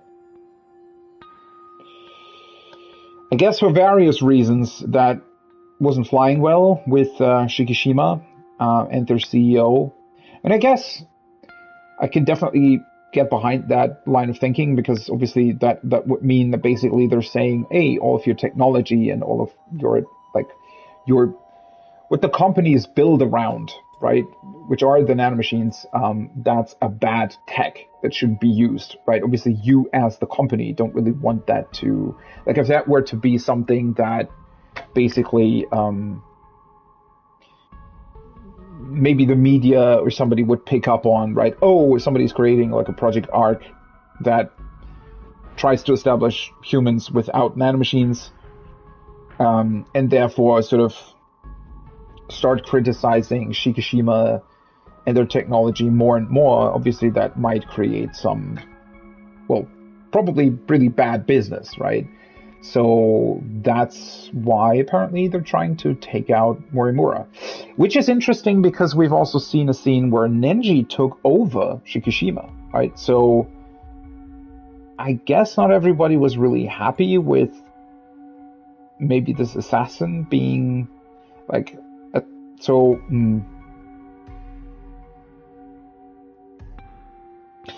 The Morimura Sekigahara woke up next to is not the actual Morimura, though. It's just her version in this world, right? Unless that's what they were talking about? Maybe the actual Morimura inserted herself into this project entirely, and it doesn't really exist anymore outside of it? Or maybe she tried to hide within her own project because she knew she was going to be targeted?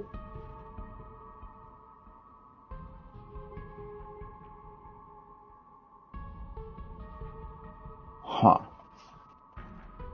Morimura's that one teacher, right? You came here from the future to kill her? But more importantly, the hell were you doing with that four-eyed bastard?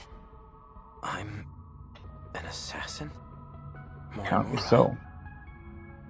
So I really did do it. No. I wasn't going after Fuyusaka next, was I? Probably. And I've been lying to Miura. Was it about the change in command? No. That can't be right. So I guess he wanted to get rid of every version of Morimura as well, right? So he might have actually killed the actual Morimura already, and now he's going after all of her clone versions, basically.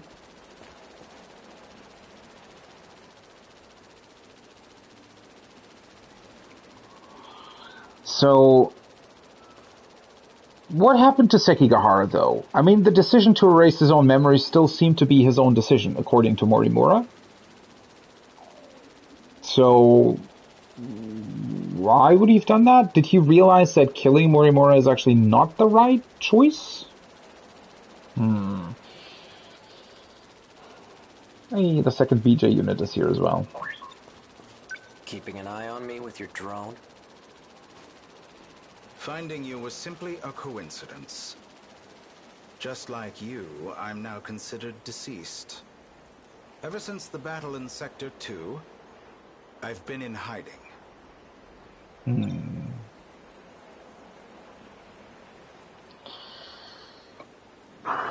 So maybe...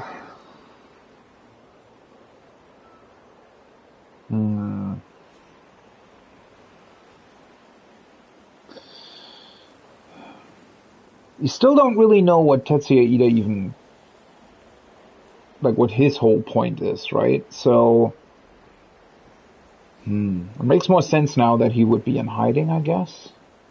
Wouldn't Morimura try to do the same? I mean, she's kind of doing the same, right?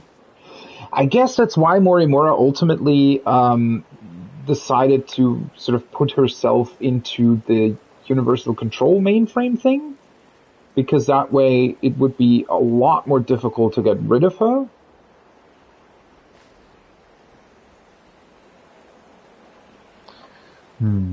I wasn't too worried about you. Knowing you, I figured you'd keep yourself out of trouble.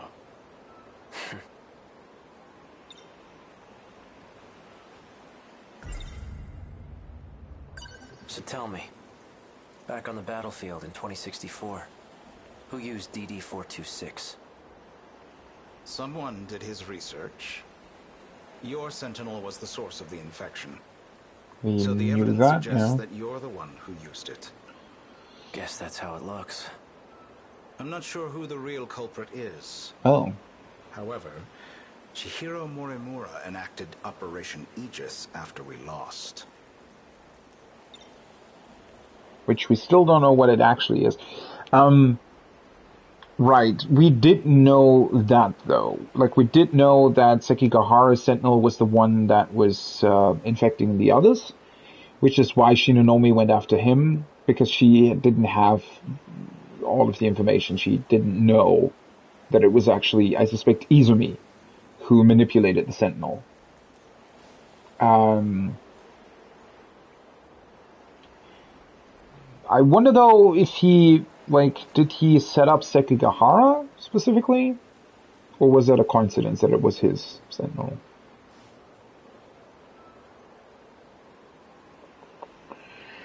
I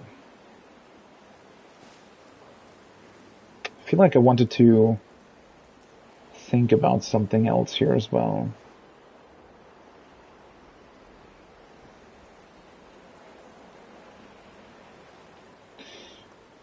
I mean, so if the original intention of the CEO of Shikishima was to get rid of the entire project, and the older version of Sekigahara was tasked with doing that, you would also want to infect the Sentinels, right? Or get rid of the Sentinels.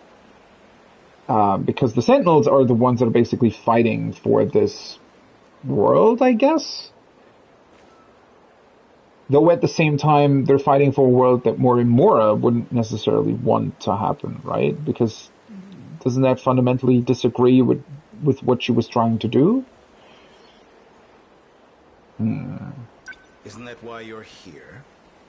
To see how things went in Sector 3?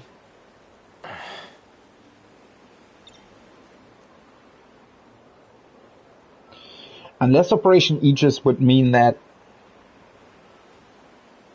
So maybe Morimura is helping them to get rid of the kaiju, but then Operation Aegis would be enacted to also get rid of the Sentinels?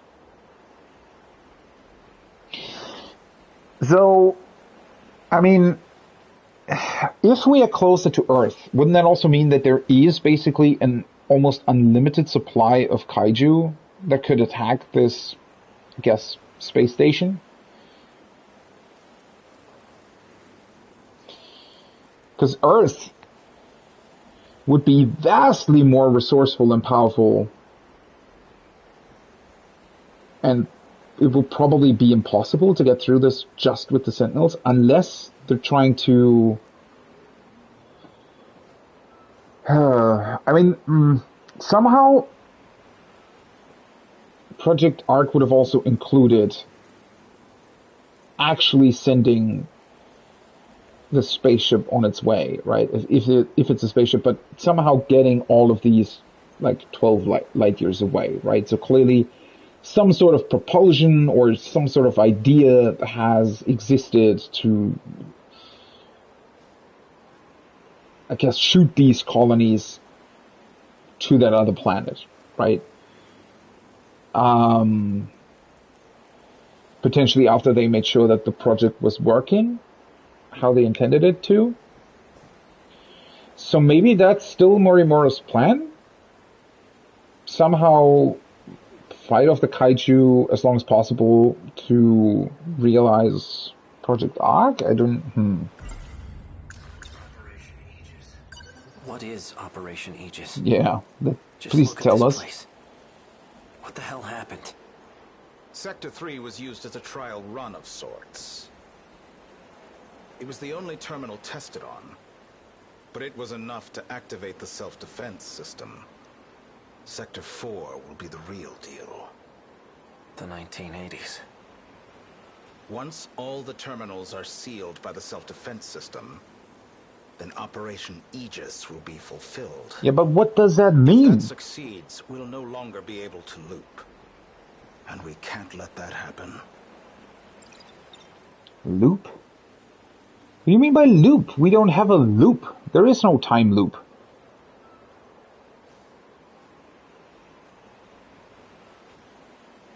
Or what the fuck are you talking about? Unfortunately, your city is doomed to forever be in ruins. If we're unable to loop anymore, that is. Unless they are. So, if he's talking about a loop, is he potentially talking about... So can this project basically actually be reset? So are they maybe capable of sort of resetting the entire simulation of something like 1980 something? I mean, in a way that kind of would explain why the kaiju are destroying everything, but then what does that have to do with Operation Aegis? Why would Operation Aegis also shut off the kaiju? Or maybe it doesn't? Like, maybe activating Aegis actually means that the kaiju don't need to... But a self-defense... Like, what? These seem like such contradicting points. By loop, you mean going back in time, right? No. How is that different from shifting? Well, this world was created only 15 years ago. You come from a different world, where the year is 2064. 15, yeah, Your okay, world makes never sense. existed prior to 2049. Never existed. But we're in 2025 right now, aren't we? This is neither the past nor the future. That's how the 5 sectors were designed. They were created when you arrived from another world. Another world being the actual Earth. So, what is he talking about with loops then? Like, so they are capable of resetting this world, but doesn't it still physically take 20 years for this world to advance? 20 years? So did they never loop? But they know that it's possible? Or did they actually loop at some point? Because sometimes it made it seem like the way they were talking, it made it seem as if loops actually had happened already sometimes. Or maybe sometimes not.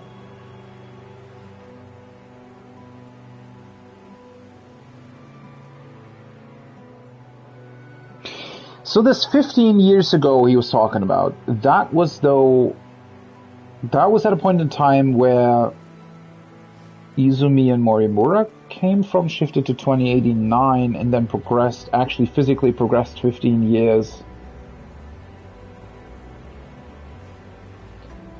To really... So as long as Operation Aegis isn't fully activated in all 5 sectors, they would theoretically be capable of recreating every sector. They can basically be rebuilt in this kind of loop that he's talking about. So does that mean... But Morimura is advocating for Project Aegis, right? So does that mean that she's trying to shut off the entire project?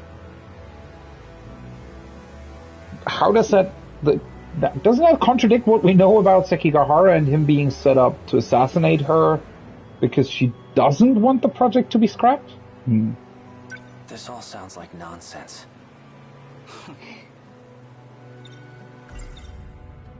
Why does Ida know so much about it? I've had enough of this crap. If there's really some other world, then prove it. I take it you're aware of Miura's logs. Logs? Logs of the year 2188. I made an interesting discovery after studying the data myself. I learned that the real world is in 2188. We were meant to return there eventually. However, this world is destroyed before that time can come. A tragic incident indeed. Especially if it was the result of someone's careless actions. Wait, they were meant to return there? Huh. So, what does that mean exactly? Were they...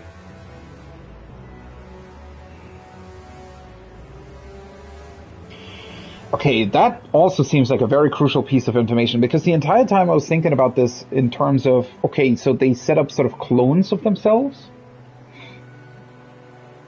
But I always thought of the people in 2188 to be somebody entirely different, but apparently they're not. So this sounds like they might have set up some sort of clone, but then they overwrote the memories of their clones with their own, potentially? So they did kind of completely put themselves into this project, I guess for various reasons. I mean, Sekigahara to kill Morimura, Morimura to, I don't know, get her project through?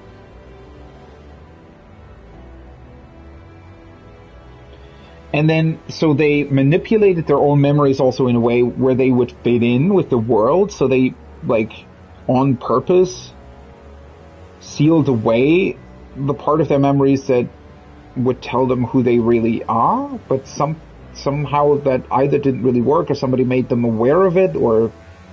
Huh.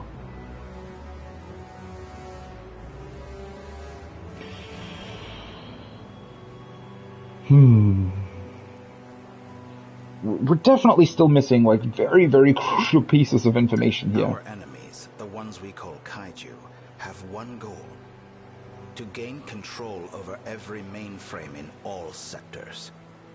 Once that's accomplished, the 5 sectors will reset. This causes the world to be recreated, and that includes you. Morimura and I didn't exactly go back in time. We merely skipped the recreation.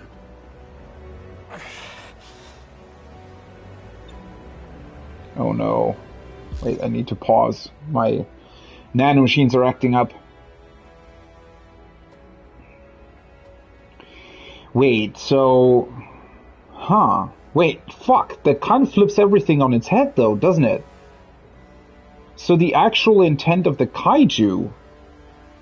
But that's such a weird... Wait. No, that kind of...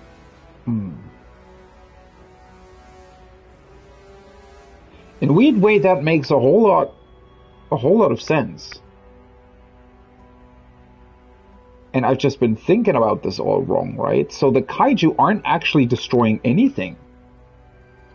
I think they're just acting on... So the entire time I was thinking about the kaiju sort of being called here because somebody wants to get either rid of the project or, you know, somebody manipulated them into maybe attacking this even though they weren't meant to do that. No, I think the kaiju are simply fulfilling what they were always meant to do. They're resetting the sectors. Holy fuck.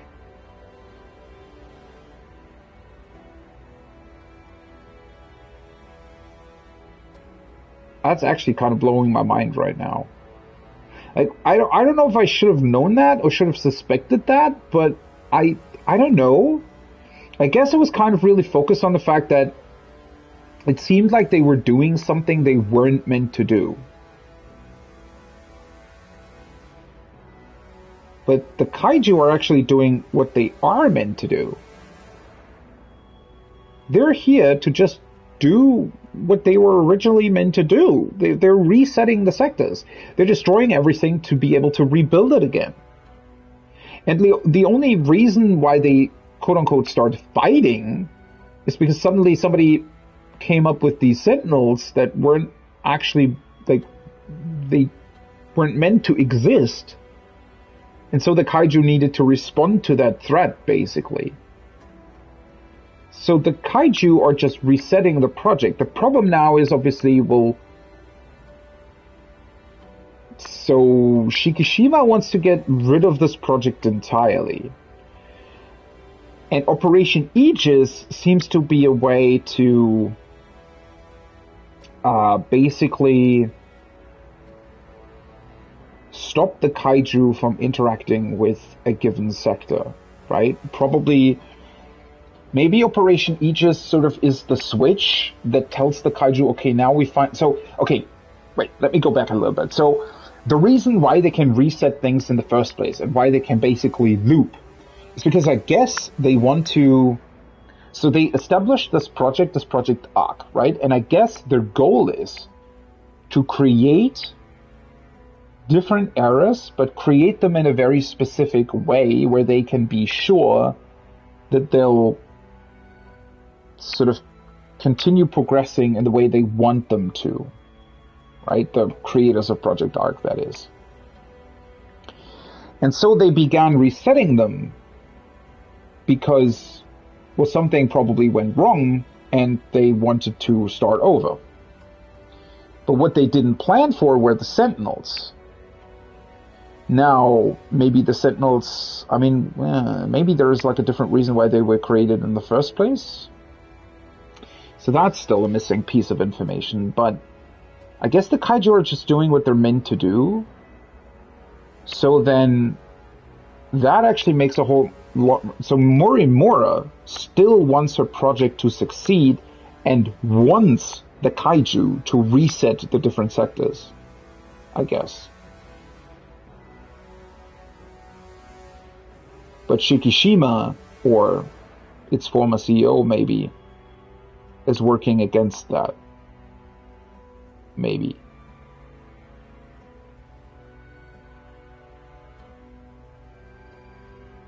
But through the Sentinels? That seems like a weird way of doing things. Because, I mean, the Sentinels basically seem to be somebody saying, okay, we shouldn't reset anymore. We've established a good loop, so that's what we should stay on? That still doesn't fully explain everything. Didn't you deliver those pills to Morimura? For Izumi and Shinonome-kun?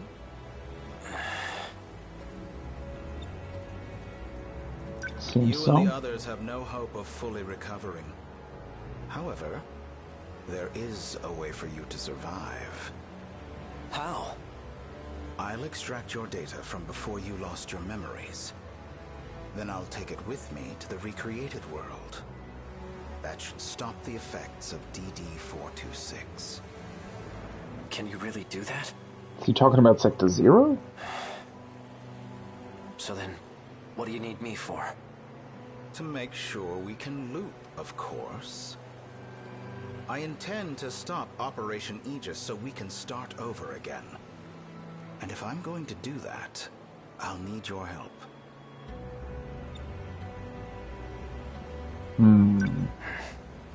Still don't believe me? Not really. Well, you will once you see the logs for yourself.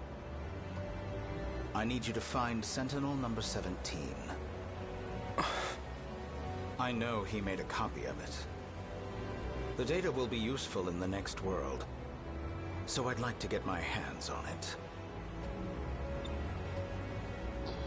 Okay, I still don't entirely understand, though, what their actual goal is. Are they trying to reset the world just to be capable of leaving it? Because currently they can't do that anymore? Or is there some other reason for why they want to still be able to reset the world?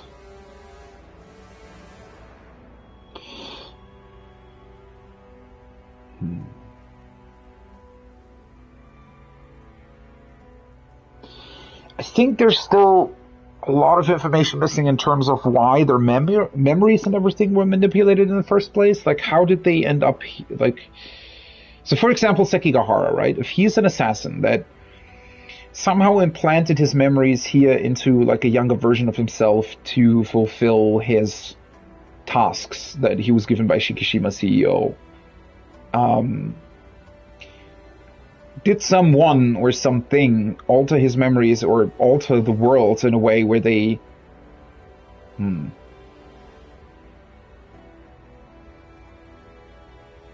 wait, did I think about this backwards? Fuck, I feel like my head's kind of spinning with all of this information. So, wait, if Morimura wants to activate Operation Aegis, doesn't that get rid of her entire project instead of keeping it alive?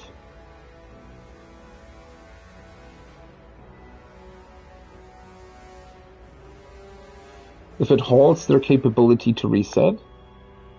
Right. Huh. See that drone over there? Drone?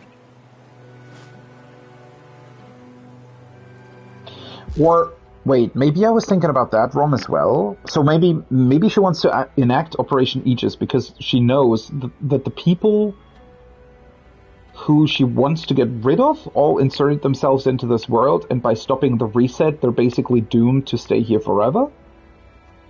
Is that what she's trying to do? What? This thing? Yes, but don't activate it just yet. That's no ordinary drone. It's him. Miura? It was before the Sentinels were randomly transmitted. He transferred himself into that drone and escaped. I managed to secure him in Sector 2. He doesn't entirely agree with my methods, though. As such, he's chosen not to cooperate. It would be best if you told him you saved him from me. Come again? You're going to convince him that you've saved him. Oh, that's the lie he was talking about. Retrieve the data from him. You're asking me to lie to him? but I guess Morimura realized that lie, but told him anyways because he knew that by giving him the information he would still work against Ida. He received command over Sentinel number 17 instead of me. I'm not exactly sure why, but he's the only one who can track and activate it. For your sake, cooperate. I'll ensure that Miura comes with us. Above all, this is for you and Shinonome-kun. Well then.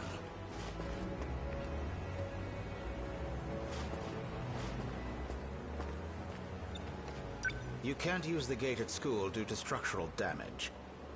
I've set new coordinates further ahead. Feel free to use that one. Hang on, I never... To avoid suspicion, I'll have my men continue following you. They won't be aware of our plans, however. So try not to get caught. I'm heading back to Sector 4. Okay.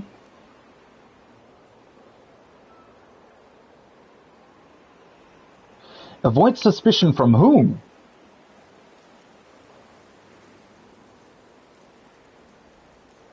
The CEO of Shikishima? Is he somehow able to look over all of this?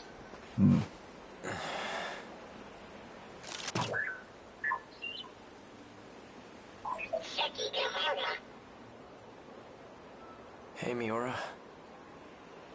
I'm glad you're okay.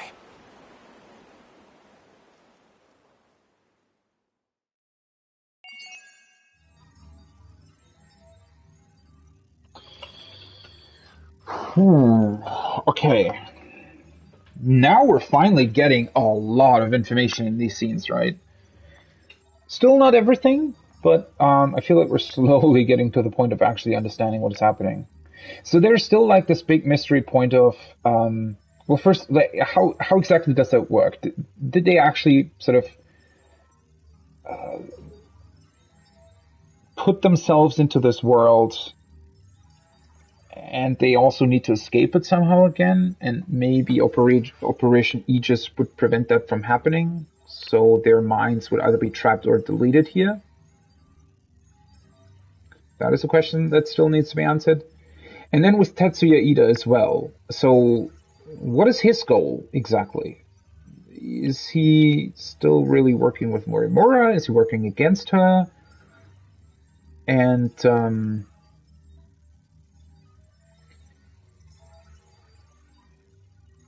like, did he originally work for Shikishima CEO as well? Or is he Shikishima CEO? Why would he keep up pretenses of Sekigahara still being followed by those men in black suits? Like, who are you trying to pretend that to for? The right way to say this? Like, why would you pretend or have to pretend that that's still a thing? That they're still looking for Sekigahara? Who is the person that needs to be convinced that that's still what's happening?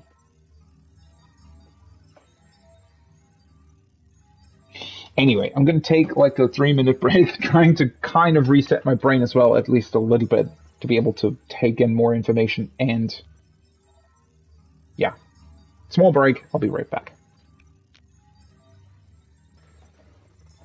Okay, back.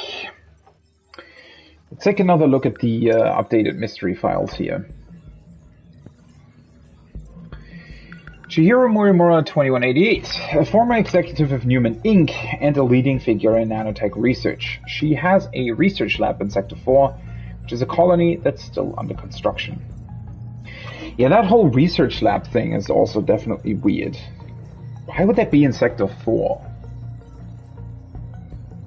I guess that's just because she is physically there.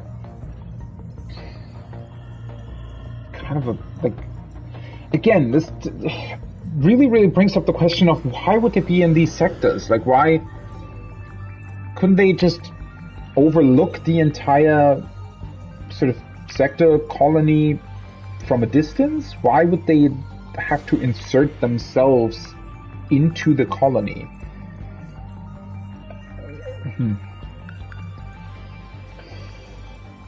Before Sekigahara lost his memories, Tetsuya Ida told him to deceive Miura to extract information if he wanted to stop the effects of DD-426. Sekigahara 2188, an assassin who was hired by the 2188 Shikishima CEO Renya Goto to kill Chihiro Morimura. The older Goto, during the acquisition of Newman Inc., he used Morimura's interstellar development project as a front to hide a backdoor transfer of a large slush fund, then suspended the project to cover up the proof. However, Morimura's project was about to face another investigation by an international agency for project re-evaluation.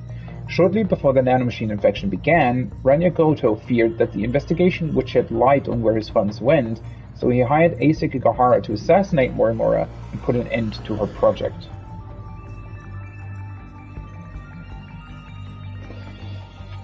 I mean, that explains why Morimura is supposed to be killed. Maybe Morimura realizes what he's done, and by activating Project Aegis, she wants to make sure that the evidence isn't deleted?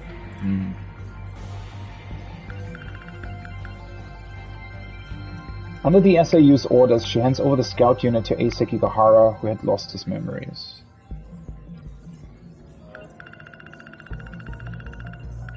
Pills. Sekigahara, prior to losing his memories, delivered these pills to Morimura in order to save Juro Kurabe and Shinonome. Save them, okay. Operation Aegis.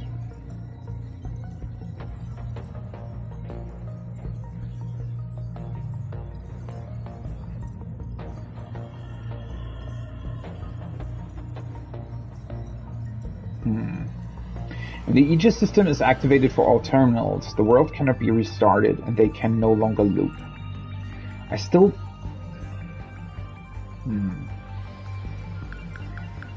Still so much information missing.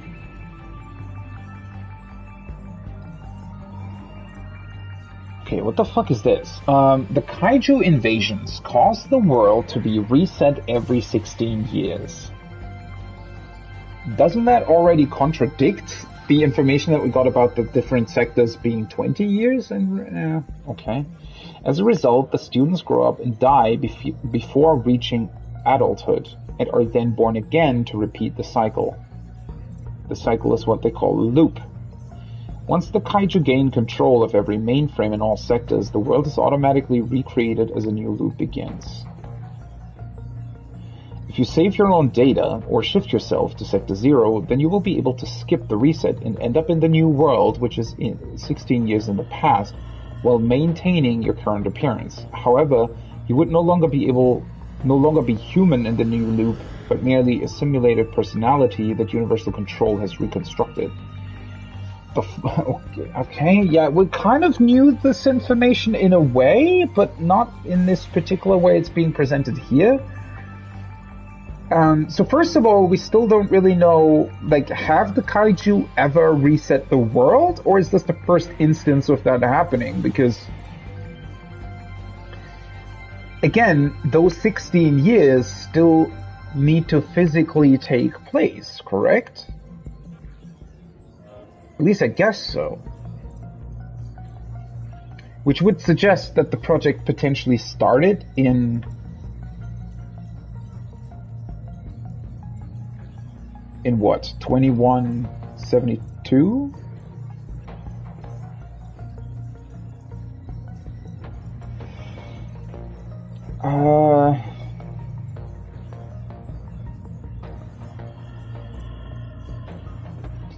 And Sector 0 is a way to store your data, which is how, I guess, Morimura and Izumi and all exist in their older forms, because they did that.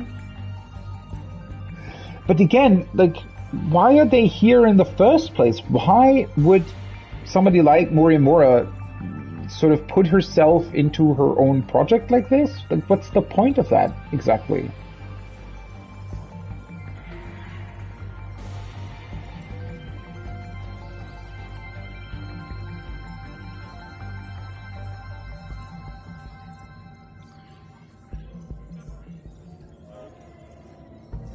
And why are you only, like, isn't everybody somebody that's simulated by universal control?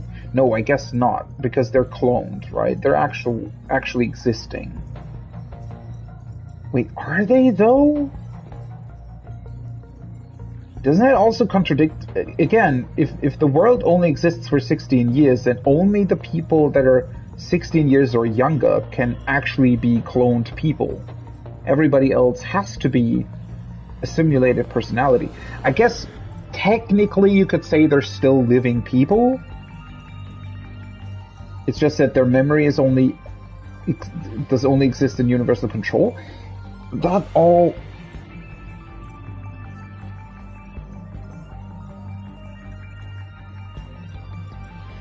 But why though? Like I don't understand the reason for why you would set it up this way in the first place. What's the point of this?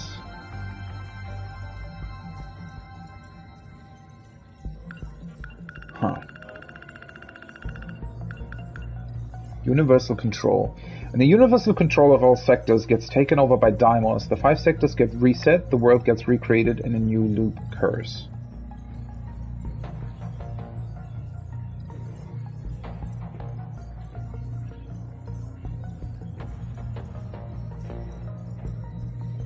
So Deimos isn't actually really a virus, it's more a piece of code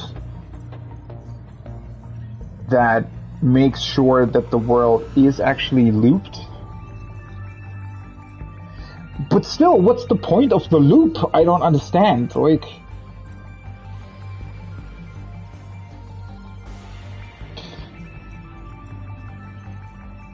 our entire discussion earlier revolved around the fact that they were trying to recreate different eras of humanity.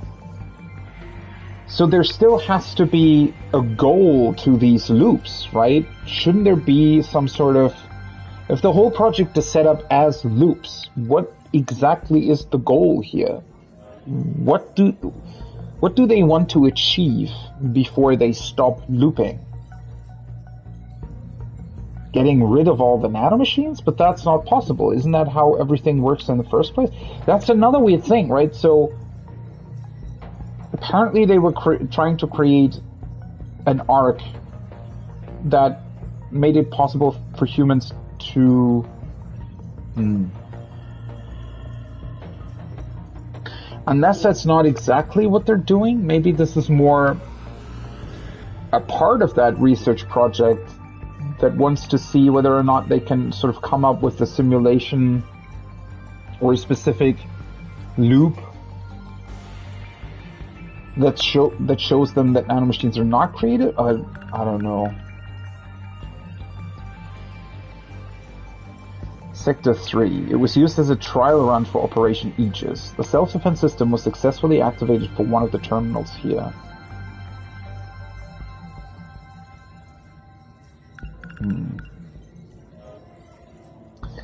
Morimura used Sector 3 as a trial for Operation Aegis. She succeeded in activating the self-defense system of one terminal.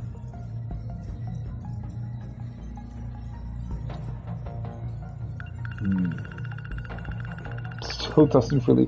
Why? Why is this all happening? I felt like sort of the first scene that we saw today answered a whole bunch of questions, and now suddenly, even though we know a lot, new questions keep on appearing about why this project exists in the first place.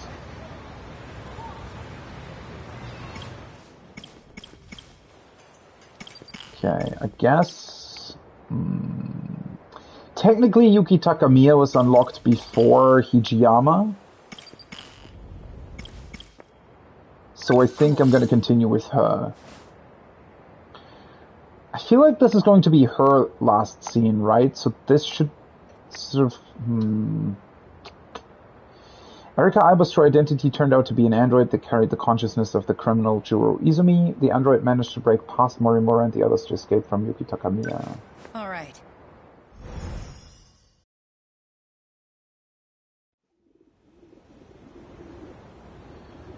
Still in this scene. Aiba. Where could she have gone? Forget her. I need to find Nachan. I should check with Sekigahara if there's been any progress. A city in ruins. And this one's next. Is that what this place is gonna look like? I can't even imagine. Erika Aiba is a robot? Or, more accurately, a criminal by the name of Juro Izumi, who has no physical body of his own. He wanted to do something to me. Something that involved shooting me up with nanomachines.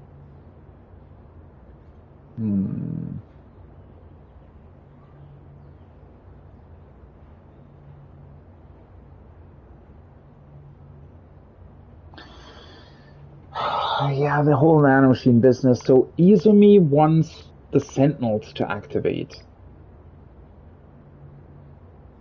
Which, since we're fighting the kaiju, would technically prevent the loop from being recreated. But why?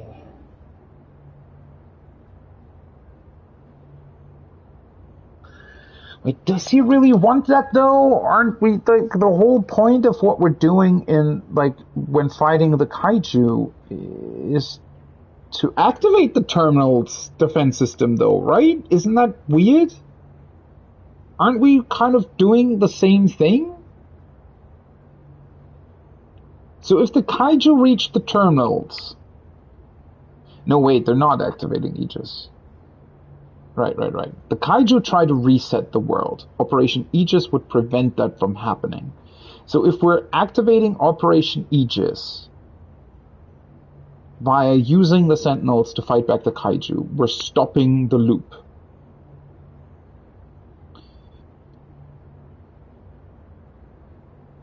That is something that Morimura wants. Why is she fighting Izumi? What does Izumi want?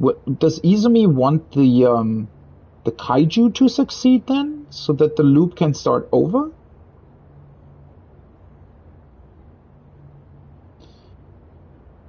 But then, why is he shooting the Sentinel pilots with nanomachines? Or is that not him? Or is he trying to manipulate them so that they themselves can't activate either? I don't get that. Wait, not yet. How many days has it been since Nachan went missing? I was told she'd be able to find food, but I'm worried about her. I should hurry and get to the old building. Sekigahara is there.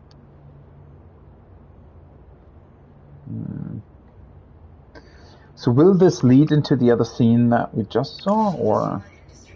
I saw something that looked like a weapon in the Shikishima facility. But what Goto and Shinonome said doesn't make sense. Maybe they let me go so they could track me. To get to the organization behind the scenes. So the box I thought was a projector was actually a talking machine named Miura. And the stuff Nachan wrote in her notebook, she must have been talking about that. So it wasn't just made up. I'm sorry for doubting you, Nachan. The Kisaragi involved in the bathroom incident. It was really just a robot built to look like her. Then that robot got damaged and was disposed of in the old school building. And now the robot's brain is in Aiba's body. Which is still another question that hasn't really been answered, right? What was that older version of Shu Amiguchi do? Like, so he wanted to save Tomi Kisaragi, but why? And what is that whole storyline about? That's another question. Like, how do some of these individual stories actually link back to everything that's happening? Like, why do these characters exist here, and what exactly were they meant to do? Or what were their goals? I don't really understand. Because Yuki here, for example, right? Anyone there? Is like a professor that is working for Shikishima, I think. Why would she be here? Like, why would she be inserted into this project? That's another thing that I still don't really understand.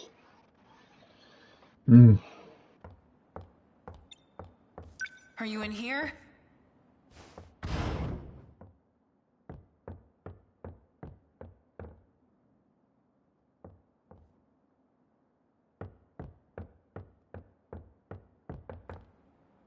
Where is he? He said he was gonna be hiding around here. Maybe he's still looking for her. Or maybe he got caught. We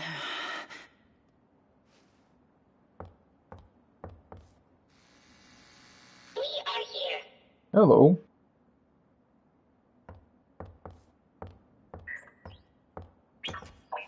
Sekigahara, what happened? The nanomachine separation inside the brain is progressing. What does that mean? He is in the same condition as Ryoko Shinonome. Hey. I still have my memory. I just ran out of my pills. That means... Don't mind me.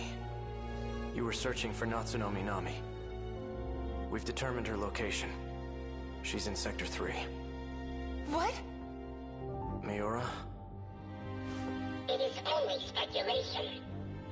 But there is a high probability that she is there. Okay, great! Let's go get her! Oh, wait. Sekigahara.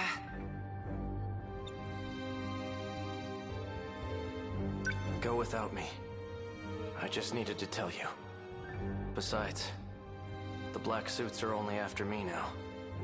It'd be bad if they think you're my accomplice. Better to avoid being seen together at all. So this is all taking place before that other scene we saw with Sekigahara being here together with Yuki and Natsuno, though, right? Come over here. Or is it way later? What is it? What is this thing? Take it with you. No, I guess it's later, right? You'll need it to save Minami. I need to ask you a favor in return. Miura is carrying a message for me. If I were to ever lose my memory, I need you to show me that message. Yeah, okay, so this is way earlier, and then goes back to her, well, taking Miura and then later on showing it to him. Wait, no, this is earlier, not well, I don't know. I need to go back at some point and really look at the chronological events of things. Just about all I can handle. I'm sure Shinanome's medicine is in the nurse's office. Miura seems to be in a hurry. Please, go with him.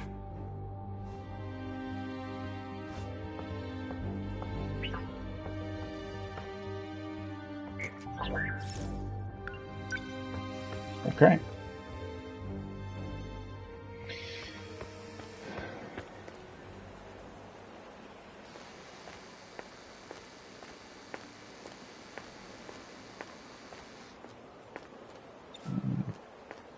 So, where is Nachon? Southeast, 3.2 kilometers. There is How do you an know that? unusual concentration of androids. Oh. Great. More of those creepy-ass robots. They must have found something. Something?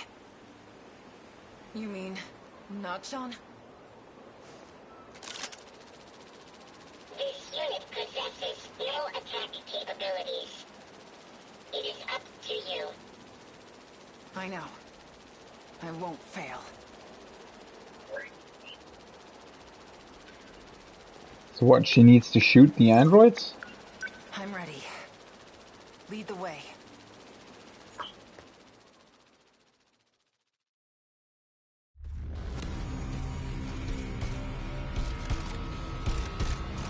What are they all still doing here? Back. Wait, they're not attacking her though? They not see her? They won't come in here. But if I take even one step outside, they'll attack. Oh, wait, what? Ever since I got here, they just keep on coming. I ate my last can of food yesterday. And now the soda I was taking sips from is empty too. Oh, what should I do? Am I going to die here? Without anyone knowing?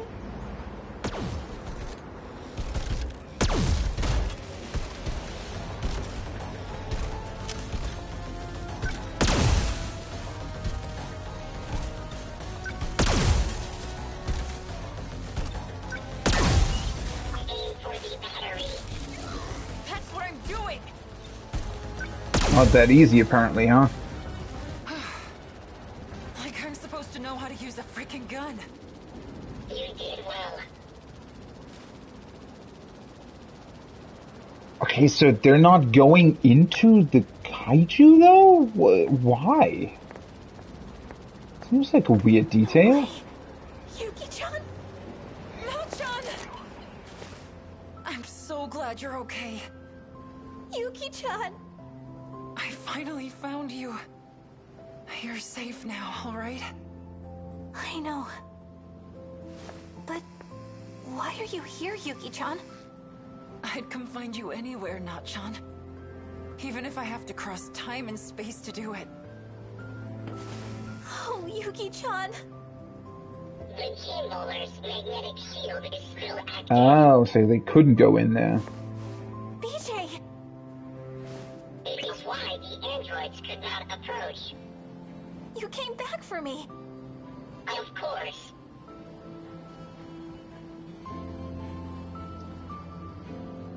So these androids then, they were still programmed by somebody though to attack everybody, right? Small talk must come later. There are 4 androids approaching. Let's go. No matter what comes our way, I will protect you. With everything I have.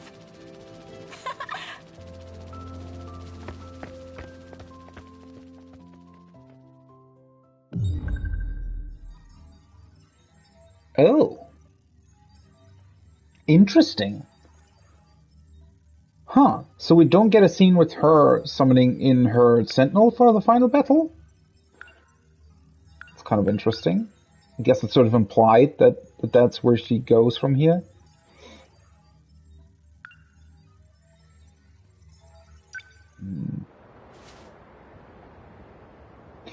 Another thing that I wanted to bring up again, that I was speculating about, I don't know, at one point in time, is why they have these sort of progressing charts, right? Sometimes they seem almost more like loops rather than a linear progressing story.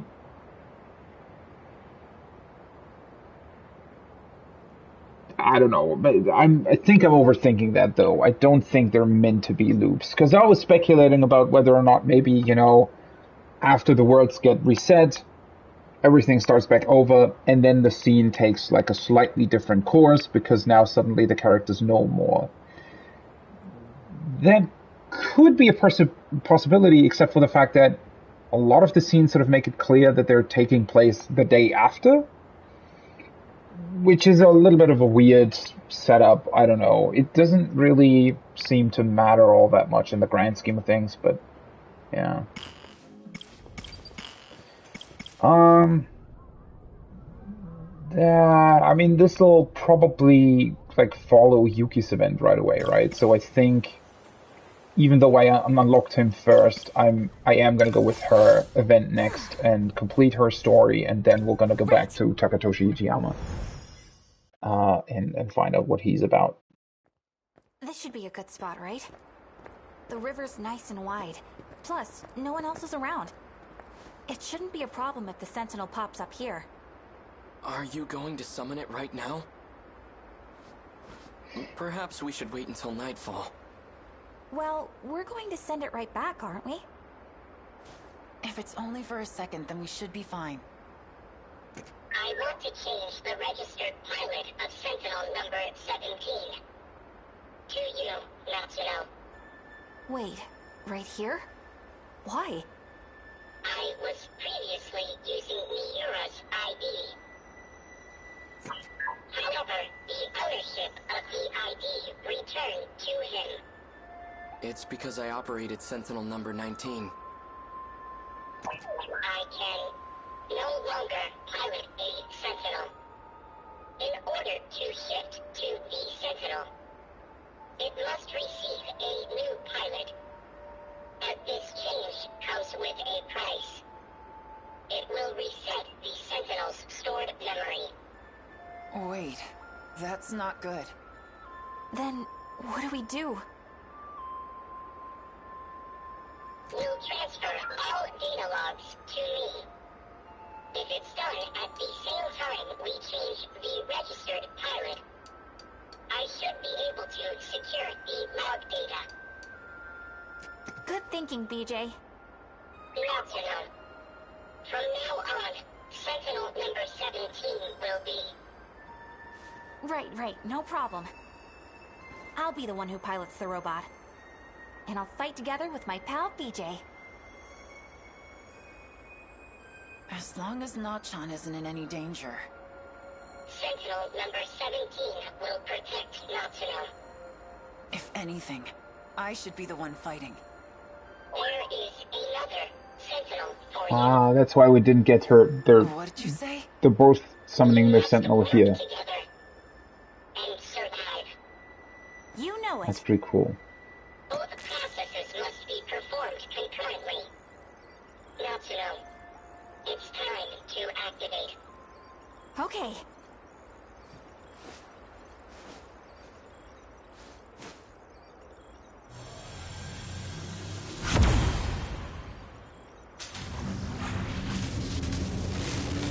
Every single fucking time these scenes are so awesome. Fast. Now send it back, Nachan.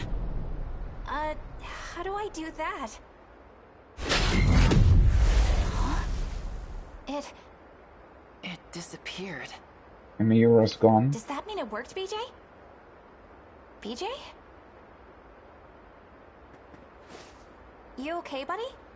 Say something. He's no longer with us. What? BJ was the only one who could retrieve the log data. But the storage capacity on a scout unit like that is limited. He couldn't store both the log data and his own AI data. Oh. So in order to make room for the logs, he deleted himself. No. No, you're wrong. He's just fooling around. Come on. Wake up, BJ. BJ.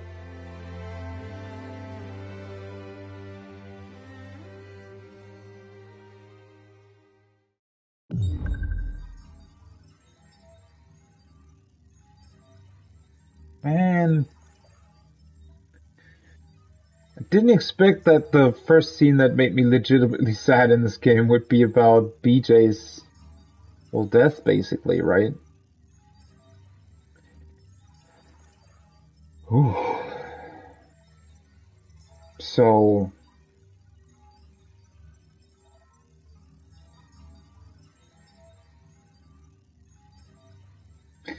Well, Miura, I guess, still kind of lives on, but...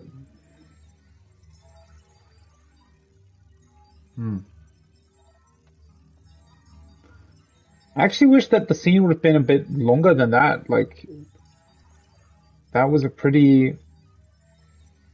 really, really good scene. And a very sad one at that as well.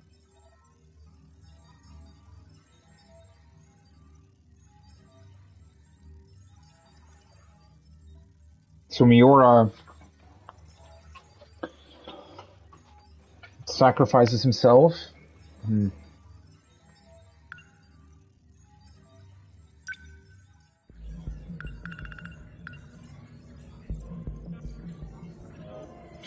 Minami changed the registered pilot of Sentinel number 17 on the Sumeru Bridge. At the same time, BJ erased his own mind in order to free space for Sentinel number 17's log data. For the sake of BJ, who entrusted her with Sentinel number 17 and its log data, Minami makes up her mind to face the kaiju.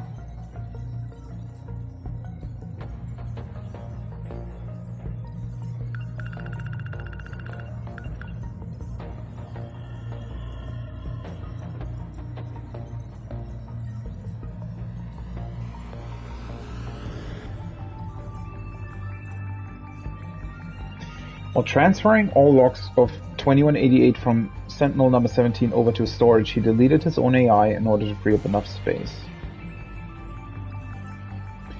He's the Miura that escaped into a drone before Sentinel number 17 was shifted from the kaiju in 2064.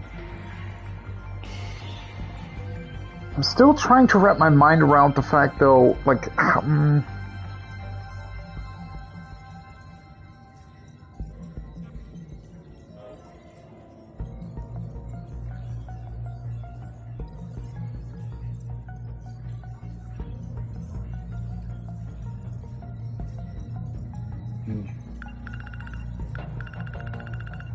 like the whole Miura thing, basically. Why exactly did he transfer his mind into the drone? Why did he lose his memories?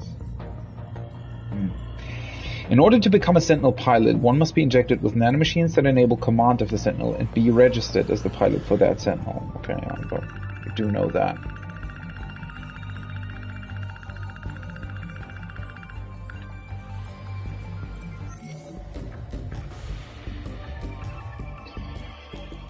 Huh.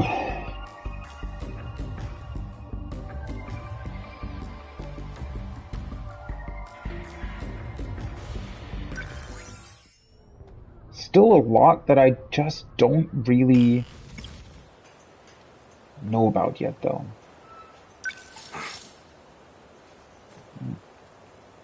See how far we can progress his story. I expect not too far, probably, and then we have to go back to the destruction pod.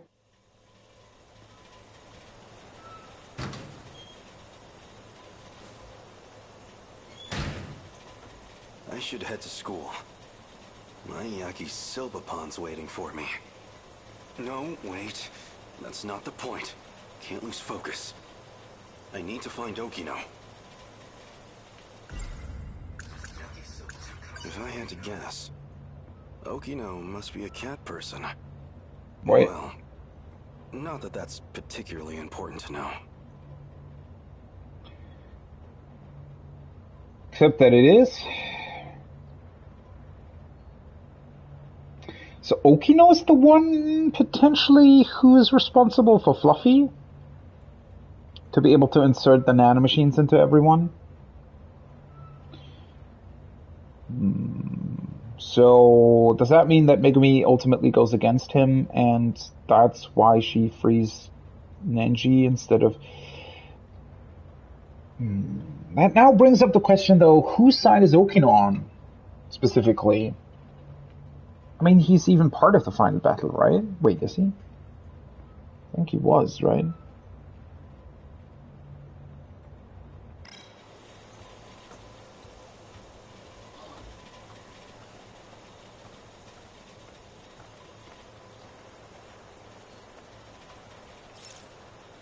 Oh, right. Right.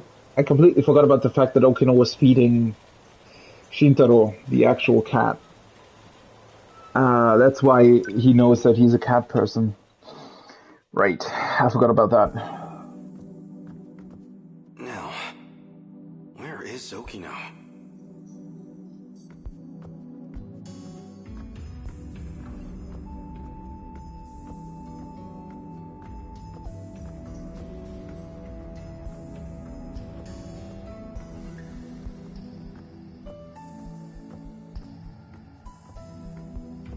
Still empty? Not here, apparently.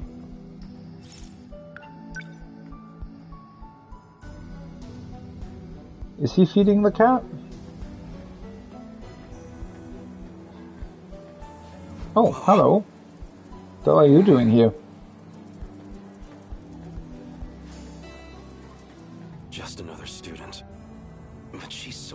pale and covered in bandages. In the tree's shade, she looked more ghost than girl. Can't talk to her though. She's no ghost, but she is hauntingly beautiful. Man, you like every girl in this game, right? Maybe. No. This is not the time. How horny is he?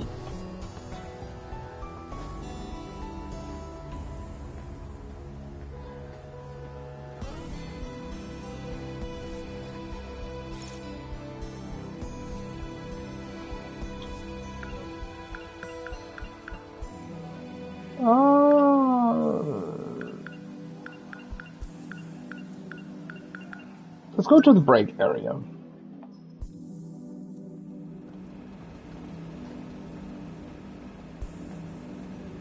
Hey, Kurabe-kun. Hello. Are we on for today? I got somewhere to be. Well, alright.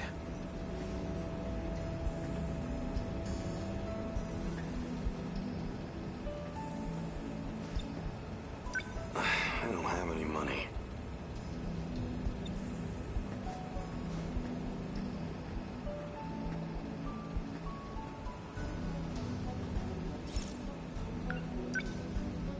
I guess the schoolyard then, if he's not here.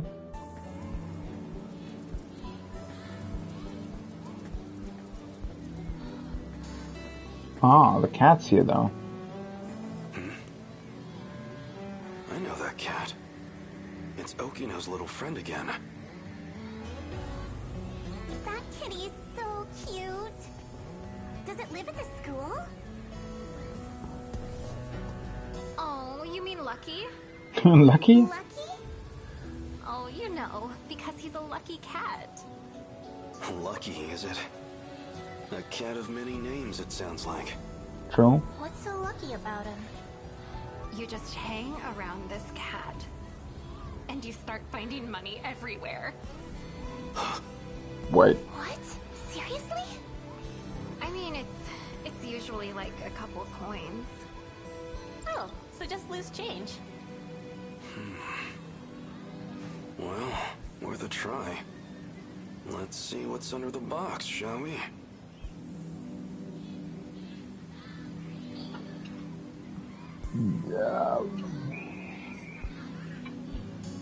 What? Huh? No, there wouldn't be any around here. Did Okino train the cat to find money, or? Food on the way home? I don't know if I have the money.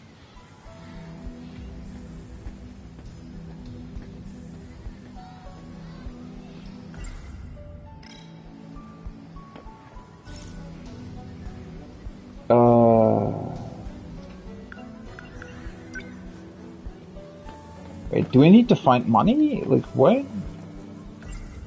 No.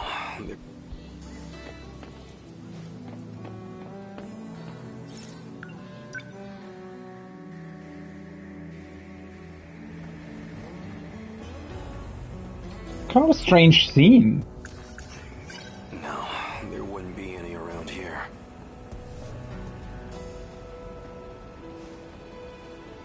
So I guess I'm going back to the walkway? That's where we found the money the last time, right?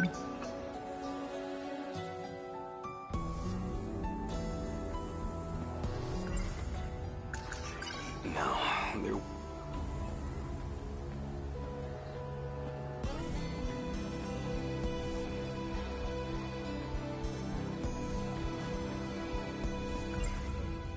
No, there...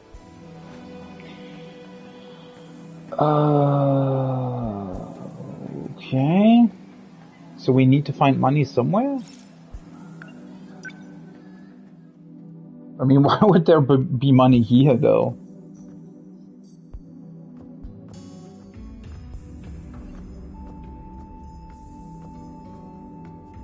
What a strange setup.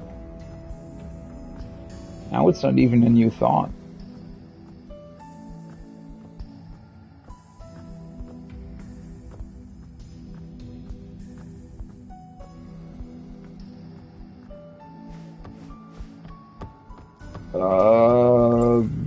fuck? Where am I supposed to go exactly? Did I miss the money somewhere? Like, do I actually need to be at a correct spot to find the money? Like, do I need to consider change in places where it could be?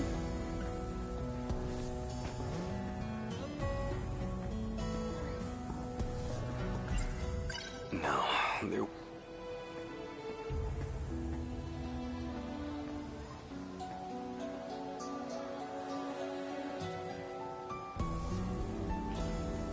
I mean, we don't even know where the cat ran, right?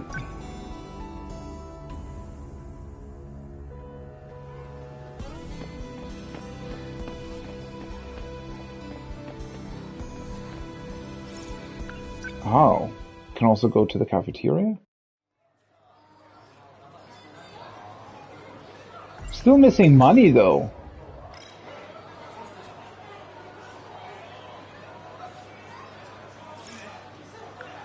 I don't have any money.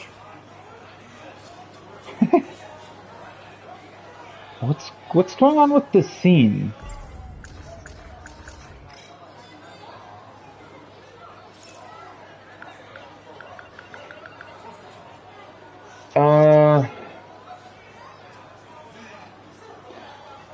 Am I like overlooking some fundamental thing here?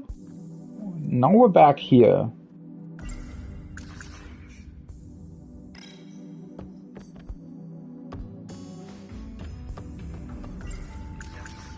Noodle stir. I don't. But if there's one so the Sentinels, it's straight after. I mean, that's all stuff that we already knew about. I feel like I'm supposed to find the cat, but didn't I go everywhere? Did I miss some sort of possible interaction somewhere? Now we can look for change again. It feels like I'm supposed to find coins somewhere. But the last time we found them, they were looking like sort of a shiny object on the ground.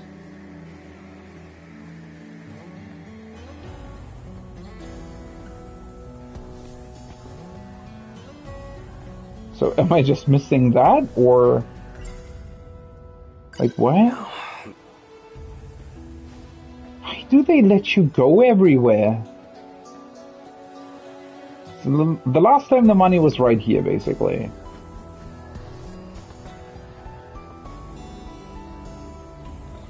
Doesn't seem to be the case this time around, though.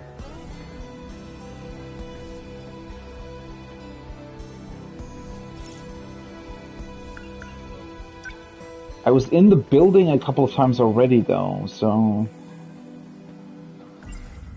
No.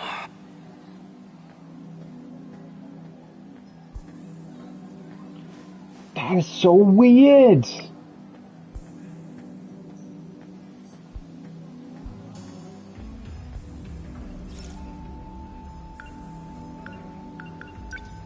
Okay, let's go back to the break area. It feels like... No.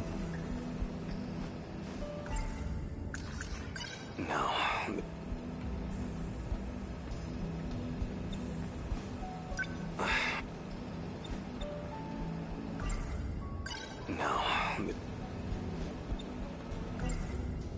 No.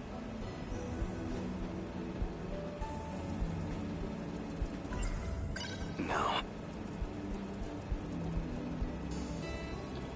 Huh? Am I missing a place I can go to?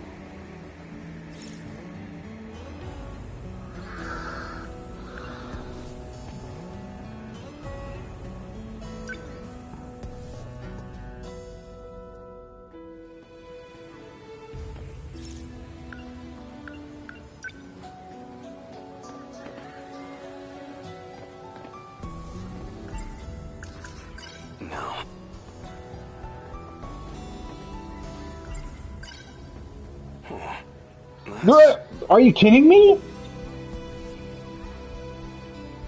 That wasn't there before? I can't believe that blind, right? Wait, why does the scene allow you to go to all the different places if the one place you were meant to find the change is basically 10 centimeters beside where the cat was sitting? I mean, yeah, logically, of course that makes sense, but... what? That was weird, right? Because I think I went, like, over here and then considered the change option. And that's why I didn't find any. Okay, that was weird. Never mind. 100 yen coin. That's a lucky find. Like, that's the only thing so far that, I think I mentioned that at some point, that's the only thing I would really criticize about the game currently, is that, sometimes the scenes expect you to go to certain places without telling you where to go, but they allow you to go to way, way more places than that. And so you feel kind of stuck until you find the very specific point in a certain scene that you have to click on, basically. But that only happens very rarely. Like, usually it's very, very apparent what you're meant to do, but sometimes there are these weird scenes that just... like this, right? I think I just moved a tiny bit too far, then considered the change option, and didn't bring up the dialogue that was supposed to come up. Simply because I went just a tiny bit too far, right? So now can I get another yakisoba pan? I have... Okay. 150 yen? So I need to...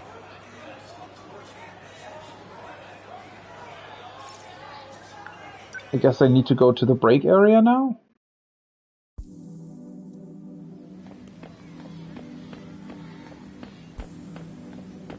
Because I have enough money for the vending machine, right?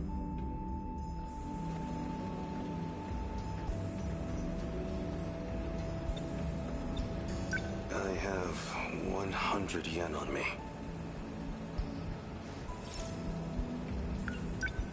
Let's buy a soda.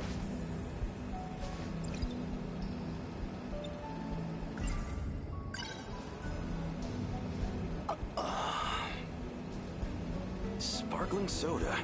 Sugary and refreshing.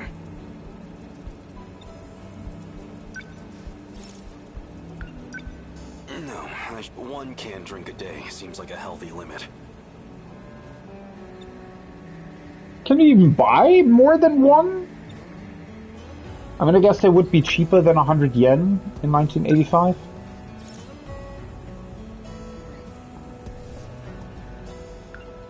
Oh, so can I also... No, one can drink.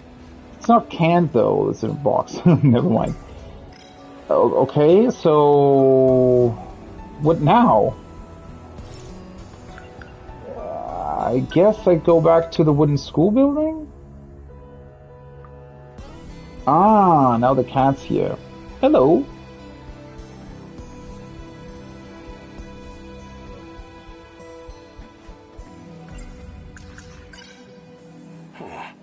That's...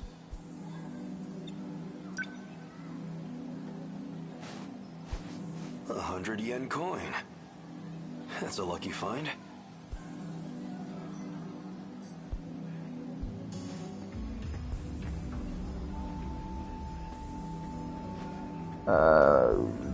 So now can I buy a yakisoba pan? The hell is this scene? Like, what? This is weird. I guess it's meant to show you something about the cat? Hey, did you see that guy? He was looking under the vending machines. What do you think he was doing? Maybe he dropped his change? Oh, what? I wouldn't go digging around for it. That looks so sketchy. What? What? If you lose a couple coins, of course you would look under the vending machine. Why does that look sketchy? Because you're trying to rob the machine, or what? That was a weird dialogue, but okay. I have Wait, so the drink was... 150 yen?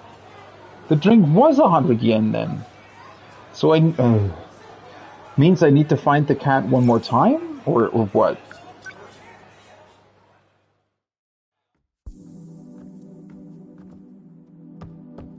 Is it here now?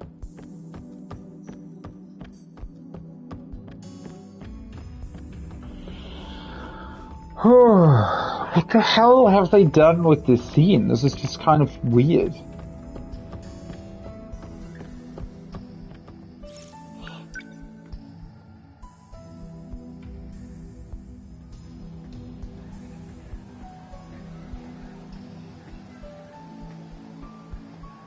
I wouldn't be able to buy another drink as well, right? Because I already bought one and I don't have enough money, so I would have needed to find...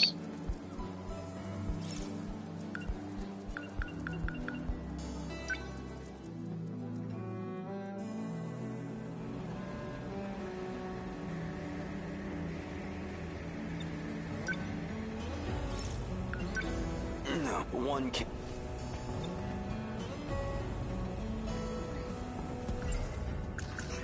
No, there wouldn't be any around here. How is that suddenly a new option again?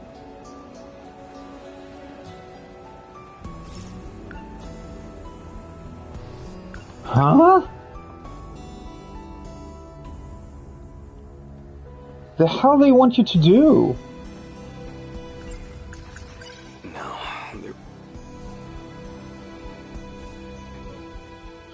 Wait, am I supposed to go back to that point in the schoolyard where Fluffy originally was and look for change? Like, what?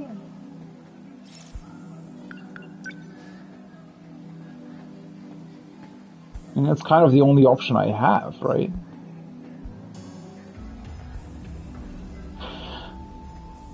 No, wait, when it just did the change option, because I wonder if the girls were tipping me off about looking under the vending machine, maybe?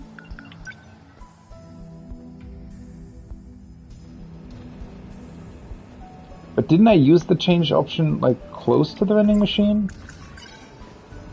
Oh, okay.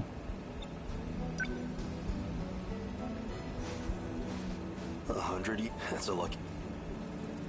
So now I can buy Yakisoba Pan.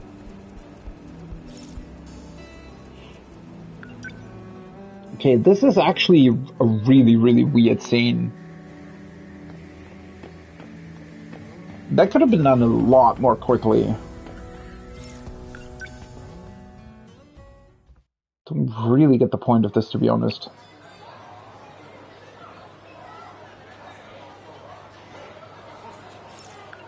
I have your finest yakis... Sorry for making you wait, Yakisoba-pan. But it's Yeah, it okay was a now. long wait. Time to dig in.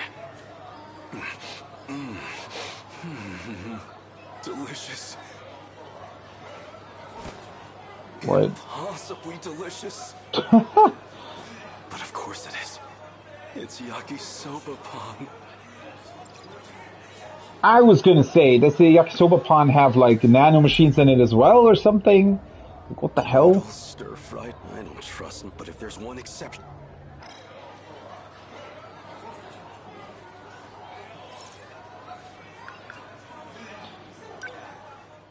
So now what? I don't see Okino anywhere. Is he not at school?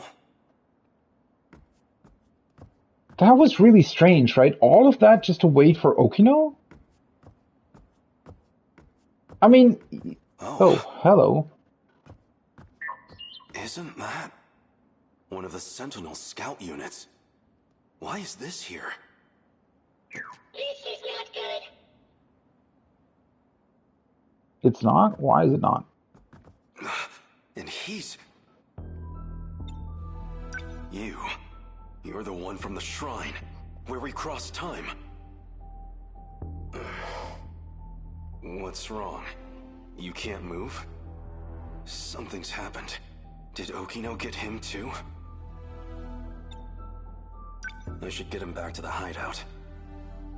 don't tell me I'm going to have to carry him. What a hassle. What am I, just another one of Okino's cronies? I don't have to run around cleaning up his messes.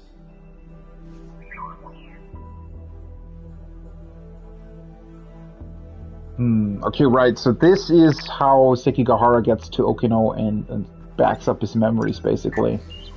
Stop! Plastic gizmo! What's Sentinel technology doing here?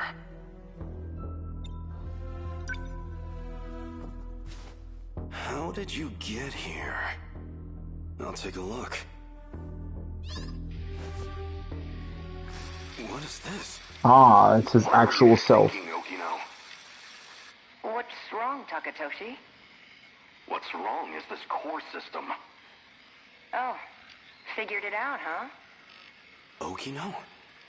Professor Shinonome found it. Daimos? Really? Everyone knows that's one of the old kaiju survival sims. Even I played that thing all the time when I was a kid. Don't worry about it. You're putting the fate of humankind's last colony in a video game? I'm just reusing the infrastructure, environment management code. Relax. We're not gonna get kaiju popping up. Still. And hey, faster than building the code base from scratch, right? Come on. You love me, so you can trust me, right? The work's done. We've done all we can for the human race's future. As long as this colony's life support holds out, as long as I've got even a second more, I'd rather spend it with you. Tsukasa. You're right. I'd rather be holding you right now myself. I'll see if I can explain it to Professor Shinonome. Thanks. I love you, Takatoshi. Professor Shinonome? Is this? That wasn't me, was it? But Okino and I were together. In love. It's impossible.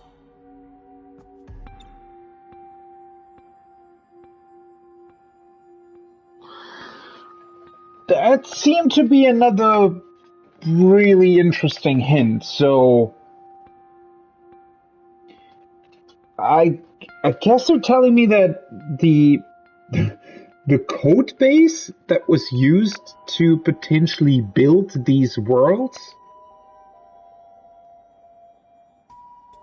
was based on a video game? Is that what they were trying to say?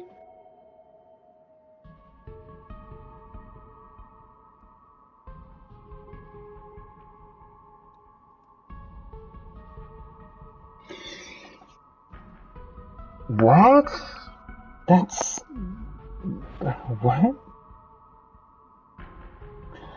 That was a very weird piece of information, because wouldn't they know... I mean, if the kaiju are construction equipment, wouldn't they know that they can in fact appear here? Or are they talking about an entirely different colony of humans? Also, why... They're all making it sound like as if Earth is kind of lost already, right? Which didn't like, okay, so maybe nanomachines are like running rampant and, you know, all kinds of fucked up shit is happening on Earth, but like humanity's last colony makes it sound as if Earth is already completely in ruins.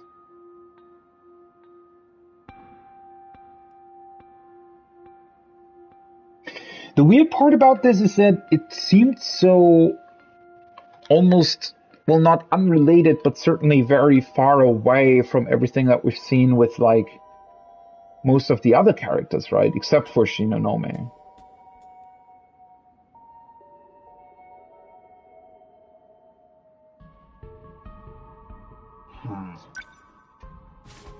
Hey, what did you just show me? Put it up again. Here begins my final log. This isn't the same recording. Tsukasa's dead. What? The medical bio kits are no good to me now, so I only got an hour or two left. Why did it come to this? It was all logistical debate over Project Ark, an energy dispute, and Tsukasa. He argued to cancel the plan, to divert the energy to life support. If that damn Ogata and his cronies hadn't come armed... No. Too late to point fingers now. Izumi-san shot Tsukasa. So I made him pay. Him and his allies. As for the survivors, there's Professor Shinonome and Ida. They made it out safe. And me. Though, I figure I don't have long left. The hangar's blown out. And the colony's in ruins. It won't even take 20 hours. All we've worked for will be gone. I came here so I could protect people. And now I'll die here. With my friend's blood on my hands. If Project Ark actually goes through. If I actually get to be reborn somehow. I hope I live to protect them. Protect all my friends. My friends. My Tsukasa. Reborn? Okino was killed? What did I just see?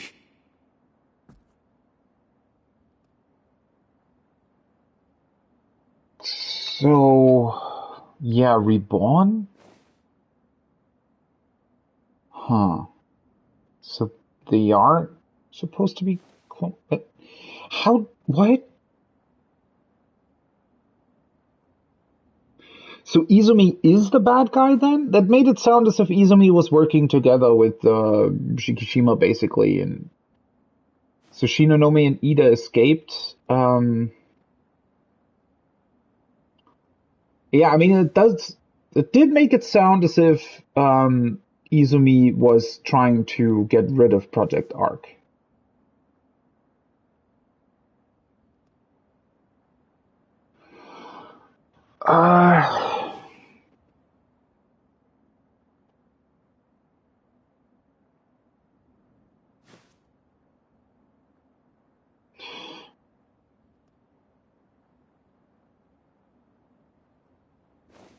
I'm just thinking, so maybe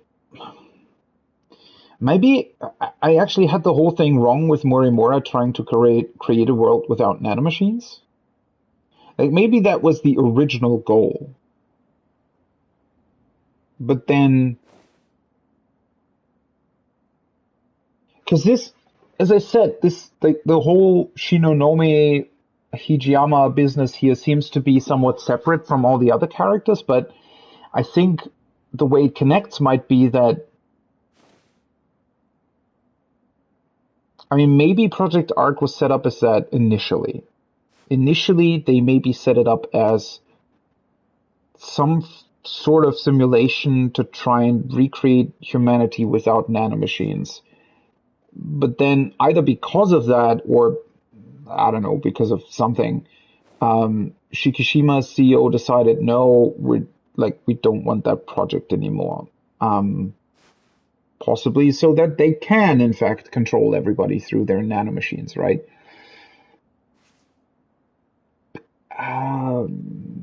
Maybe that's why Morimura wants Aegis to be activated, so that they survive? Like, maybe Project Ark was basically reused, and they all put their personalities and their memories and stuff into Project Ark because they realized that was the only chance they had at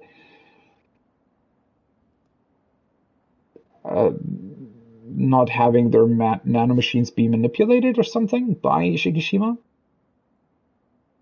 and that's why they inserted themselves into this project, and that's why now Morimura is trying to stop the kaiju, because she doesn't want to reset the loop, because that would mean that their memories will be lost. But they can still shift to Sector 0 though, right?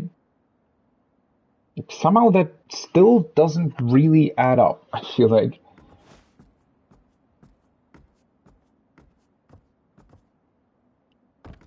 Wait, what am I meant to do now?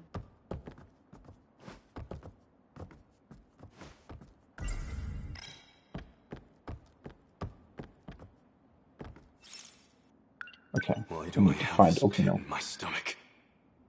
Okino, where are you?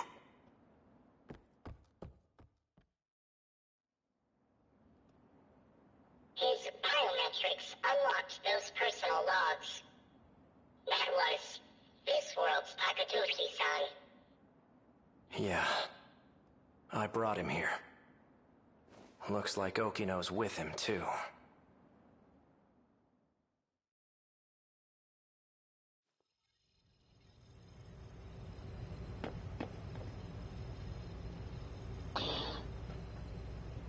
Okay, that's actually also really interesting. So what almost seemed to be accidental in terms of shifting him here from the 1944 sector was not an accident at all. It was basically saving him from the kaiju invasion.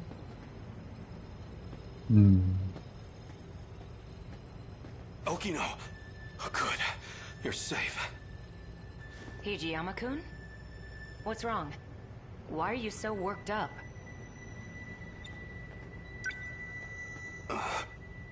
What? That image. It was definitely Okino. But what even was that?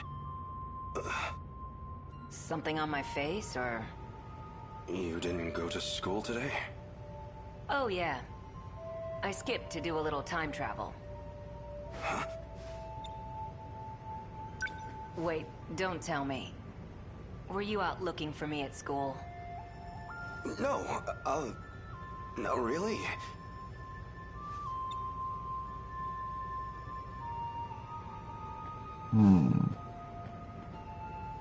Well, I'm glad he's safe.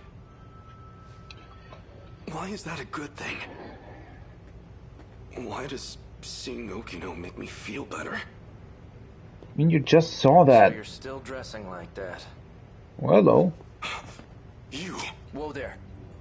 You move, I shoot.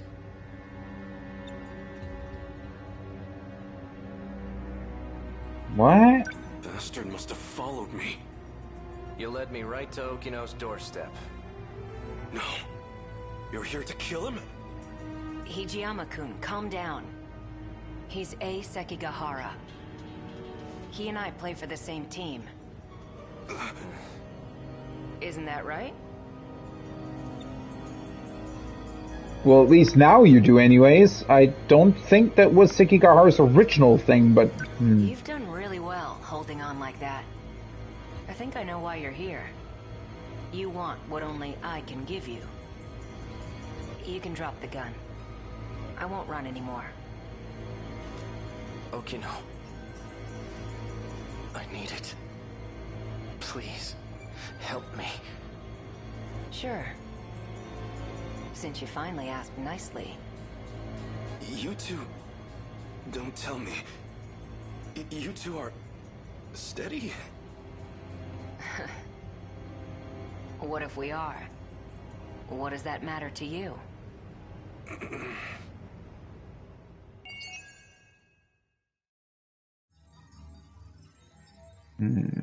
So that's how sick, but... I still don't understand what's up with Sekigahara, like... Why did he lose his memories?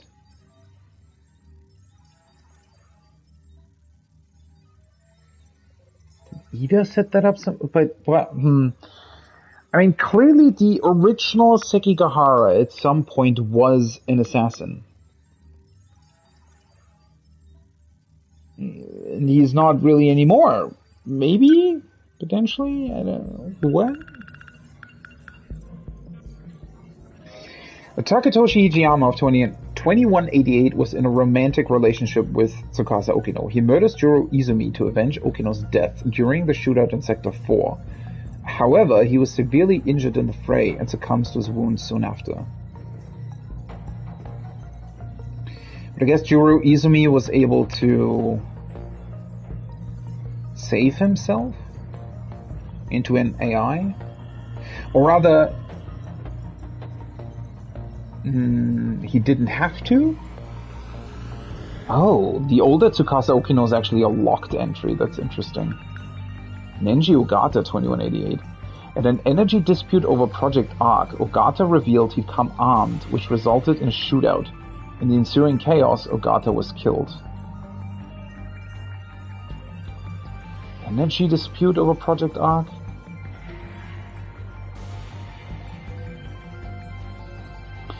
He's opposed to Morimura's Project Arc, which his deceased father pushed for.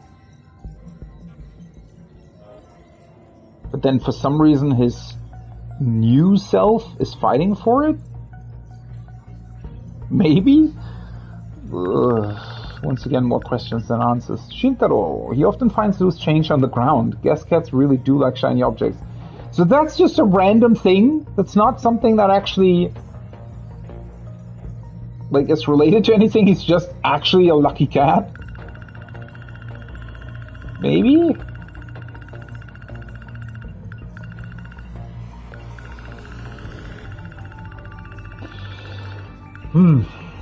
Yeah, the whole setup of that scene was really awkward, with having to, like, find money a lot. That was strange. Okay.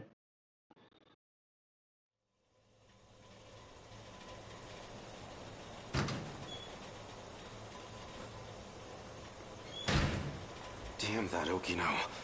How long is he going to toy with me? Then, I'm not thinking straight myself. Okino's a man. Why was I so scared that Sekigahara would steal him? Still don't understand, huh? But yeah, isn't that really, really weird as well?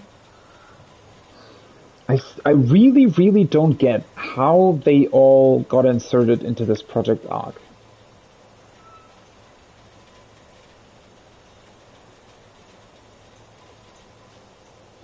Because, like, I mean, maybe they just didn't think about it, but if you're, like, obviously, you know, being gay in the year 2188 hopefully doesn't really mean anything, right? It's just normal. But being in a gay relationship certainly was not normal in 1944. In fact, it was actually pretty threatening, right? So, if you could decide on which sector to go into, why would you choose the one where being gay is a criminal act? That doesn't sound right. So wouldn't that mean that it wasn't his choice? Like, was that random that he got selected for 1944, or was it because he's in, like, some sort of army general and it just made sense to put him where what 2 was? Or what? That's kind of strange. I don't know. That damn Okino. That was too far for a joke. Anyway, what was going on with those talking images? If I recall, they said something about being reborn? Yeah.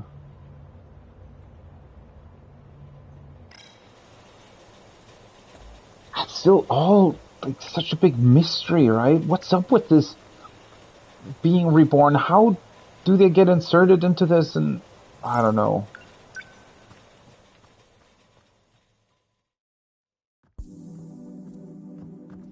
Now, where is Okino?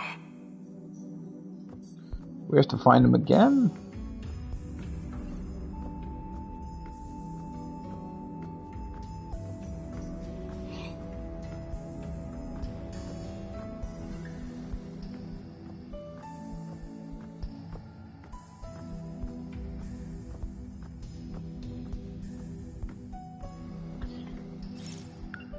Or do we have to find the cat again?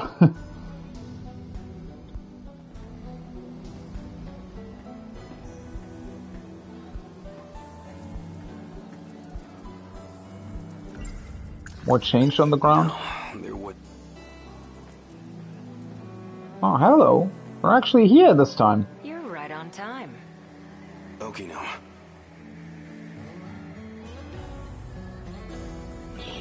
I mean, the only thing why Fluffy could make sense, right, is if, for example, Okino decided to, like, if he's only a projection done by universal control, just like Morimura in a couple of scenes that we've seen, then just like her, he would be able to shift through different, or not shift, that's the wrong word in this case, but to morph himself into different things, basically, or different people.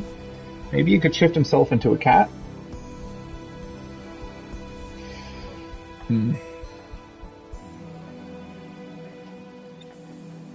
Here's the plan.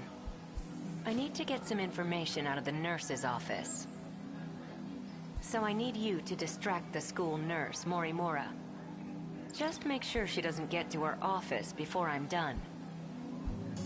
Morimura's wearing a big white coat. Can't miss her. All I need is about 10 minutes. Hey! You're a lifesaver.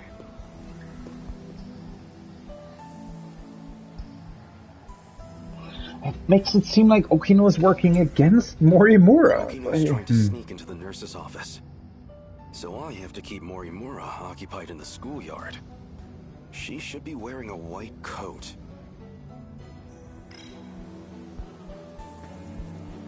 Now I do feel like I may be missing some major point that I should already have realized, basically, about their sort of intentions and what they're trying to do here. Like Morimura and all the other characters, but then again, I am also definitely still missing big chunks of information on certain things. Oh, that must be her. So can you take care of that? Yes, ma'am. Well, she seems like quite a teacher. I can imagine the boys have a hard time focusing on class.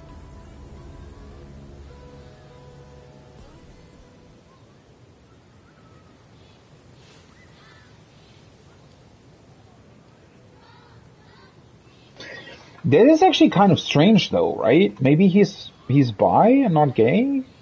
I mean, it doesn't matter, ultimately, but...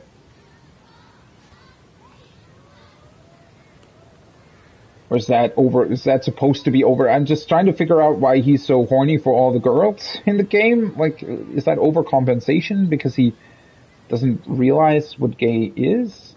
Or, I don't know. Don't think it ultimately matters all that much, but...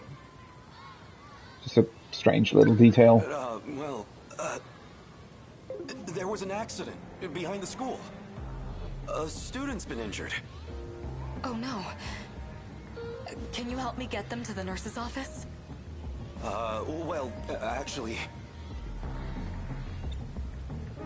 They can't move because they broke their leg. Oh, that's awful. We'll have to call them an ambulance, quick. Wait, I mean, their leg's mostly fine, actually. Oh my god. They scraped their arm. Well, their entire body. They're very... scraped. Maybe you should come and see for yourself. Yeah, that's really convincing, buddy. You don't even go to this school, do you? I know that uniform. You're from Nigakuri High, aren't you? Oh, that's their uniform? Teachers? The jig is up. What year are you? Tell me your name. You're coming with me to the student guidance room. Who's your homeroom teacher? I mean, that works. About time for a retreat.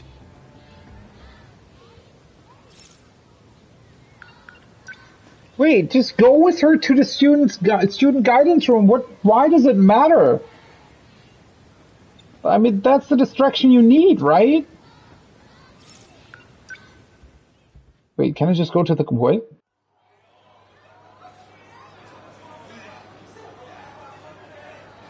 Okay, that was random. Wouldn't she follow me?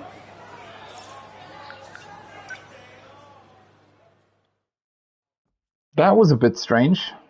This place always helps me relax. Some kind of nostalgia, I suppose. The building still smells like it did back then. Also, that definitely wasn't 10 minutes. Unless she maybe would have tried looking for him and... I don't know. Back then, I was just focused on training to pilot the Sentinel. I never imagined I'd end up like this. Oh. Interesting. We can think back to the 1940s.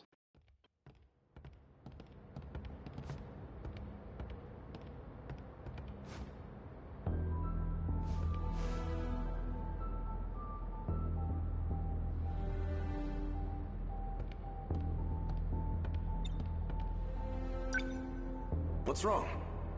You can take a closer look.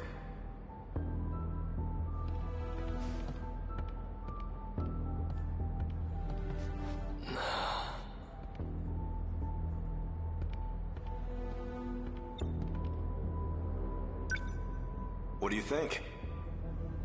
I remember my first time seeing it too. The thrill of it all left me speechless.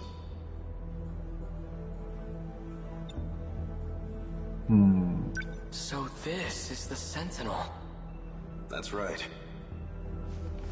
Look at those arms. Those legs. It's like an iron giant. A 2,000-ton invincible iron giant at that.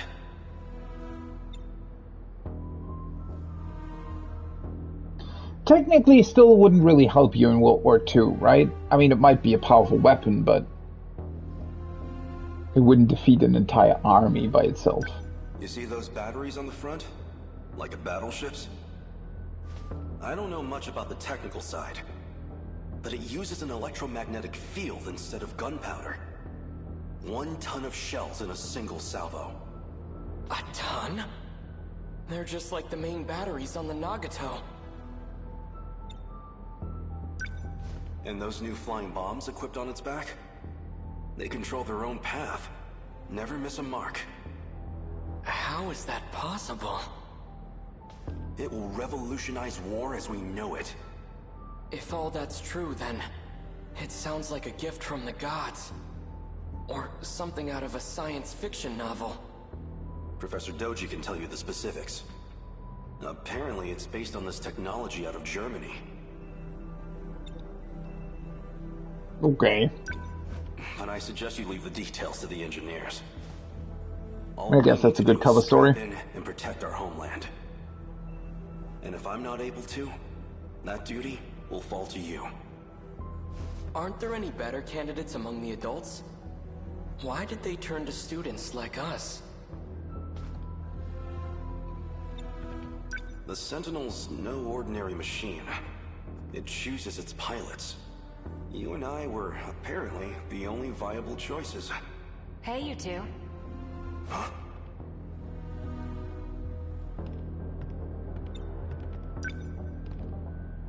Kiriko-san!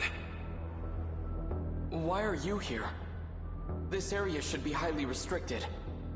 Oh, you know, I'm just delivering documents on the professor's behalf. It's fine, Keitaro. She's the professor's daughter. I have permission. Come with me. We'd better start on your sync connection adjustments. Well, the professor wants to anyway. I'm just the messenger. Sure you are. Thank you for passing that along, Kiriko-san. Let's go, Keitaro.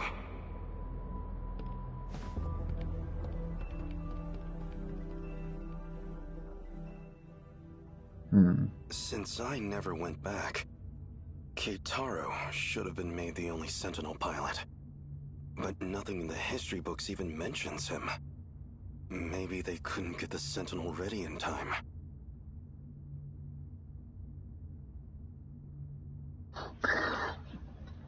with all that we now know, it's always really, really strange to go back to these characters that don't even know about sort of that part of history and everything. Right. It can't be. It is! If it isn't Keitaro in the flesh! Who are you? Do I look that different? It's me, Hijiyama. I never imagined you'd wind up here too. Takatoshi-san?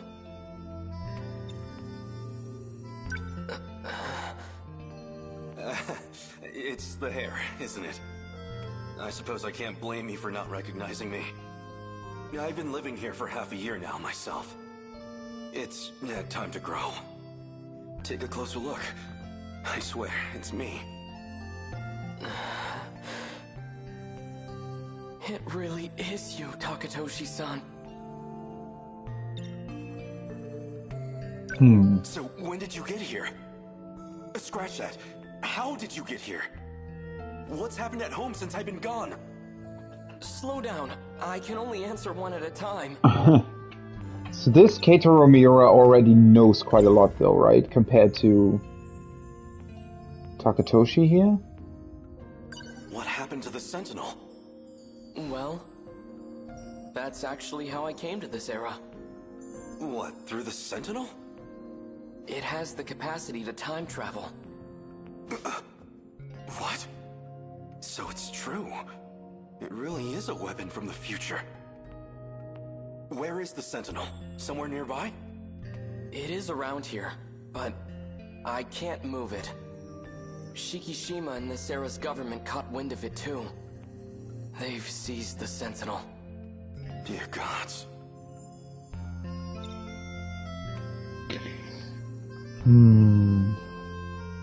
This does seem to be a point in time though where Miura doesn't really know everything, because I think...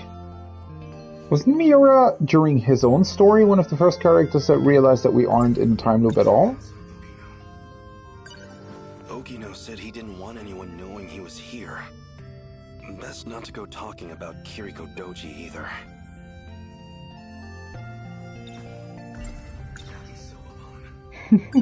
Are you hungry at all?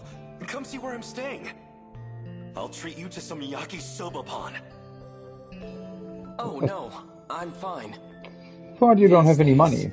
I'm in the care of Kurabe's grandchild. I see. But I'm telling you, you've got to try this yakisoba-pan. It's the most delicious food this era has to offer. Takatoshi-san, have you had the chance to try any hamburger? What is this hamburger? Hamburger. I have reason to believe it's the greatest culinary invention in history. You overestimate your burger, my friend.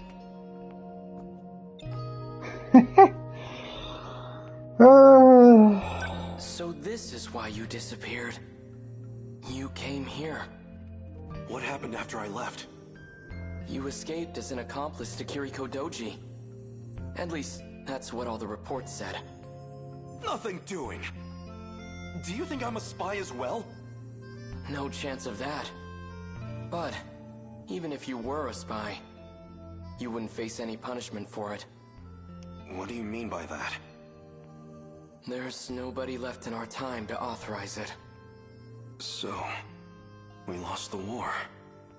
Just like in the history books. It's nothing to do entirely. with the war. The monsters destroyed everything. What do you mean? Explain yourself.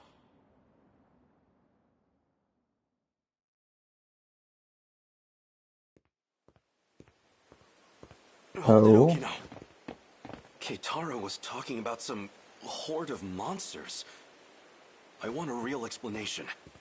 Hey!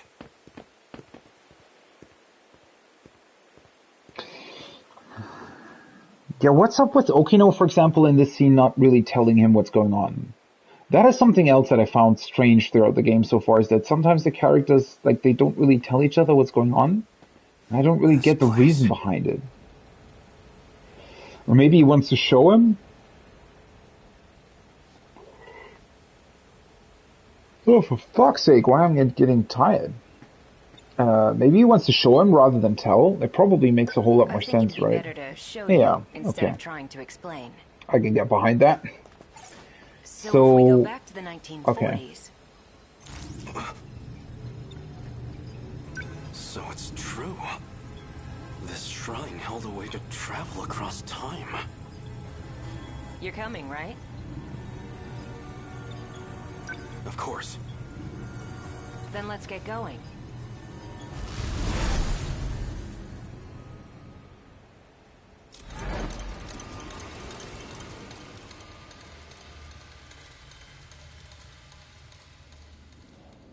Everywhere here. It's the same thing. Tamao-san's house should have been around here. Not that you can tell with it like this. It's just like Keitaro said. There's not a soul in the factory, or the bunker. Doesn't look like there's anyone around here either. You'd think this place was hit by one of the air raids. But there isn't even a single body. No sign of any international aid or intervention. Because Japan wasn't the only one hit.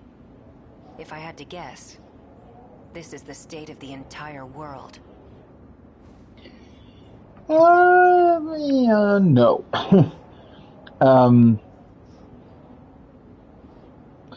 So yeah, this Okino does not know where they are exactly, at least yet.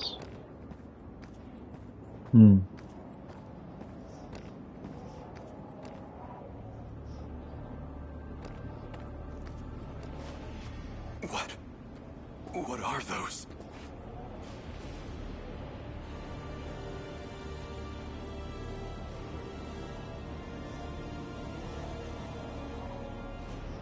Also, they're all just inactive, right? They're not actually, like, non-functional anymore. They are the ones who destroyed the world. That's them, then? The ones you've been talking about? Yeah, they're all Daimos. Destroyers of worlds.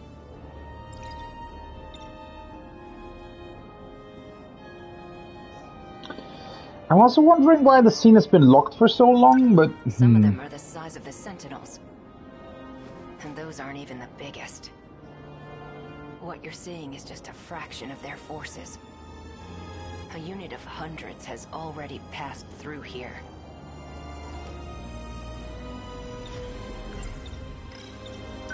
And now their mission's complete. So here they stand. Yeah, as I was thinking, right? So in this time frame, no one actually fought them at all, right? At least I don't think so. So they're just sort of basically like some sort of construction equipment that's been left behind, but they're still active, right? They're just sitting here waiting for their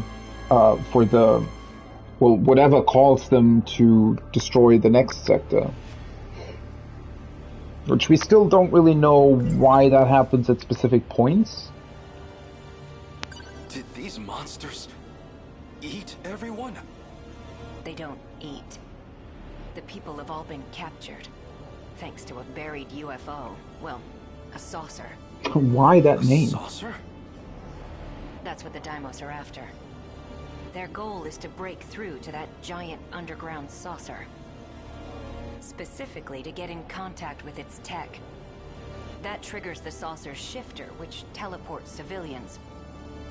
As to where they go, or why the Daimos do it, we don't know. So my mother, and Tamao-san, these things took them away?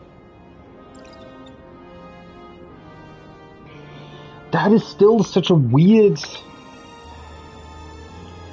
setup, though. So they're taken to Sector 0, but do they still physically exist? Are they also transferred into some sort of AI? And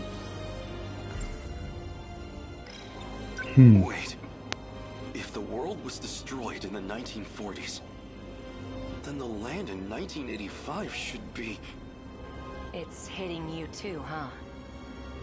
Does that mean these are parallel worlds? I'm impressed you even know the concept. Used to borrow Keitaro's science fiction novels. At the very least, there's one thing we know for sure. This reality and the other aren't connected by causality. Well, they kind of are, but no, yeah. The way you think about it, no, they are not. Nothing makes sense anymore. If this is a nightmare, I want to wake up. Just looking at this, it doesn't feel real. Yeah, maybe it doesn't.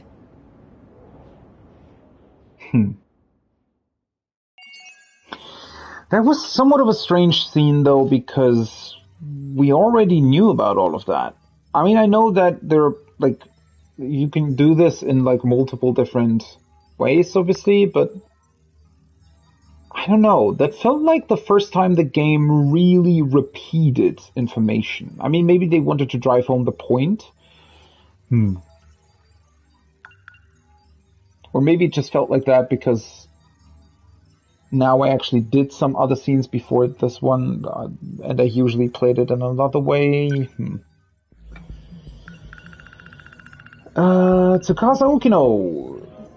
Back in 1944, when Okino called himself Kiriko Doji, he operated on Takatoshi Hijiyama and Keitaro Miura to ensure their synchronicity with the Sentinels. In doing so, he implanted a linking component into their heads.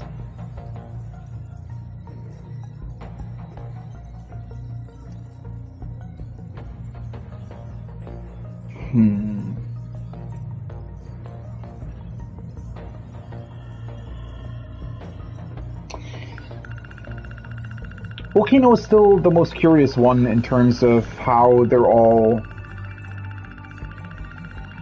I guess, connected to their actual selves. So he's still very, very smart. He figures out a lot of stuff, yet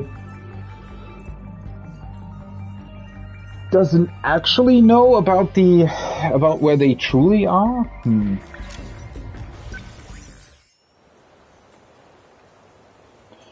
Okay, so now I unlocked the last scene of, or I suspect it's going to be the last scene of Keitaro Miura. Could still continue with Takatoshi Hijiyama, though.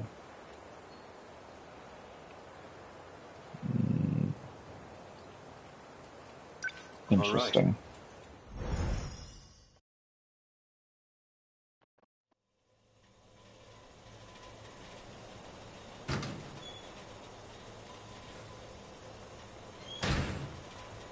What am I supposed to do now? If I'd been there, before my homeland lost everything, if I'd fought in the Sentinel, maybe we'd still have some hope left.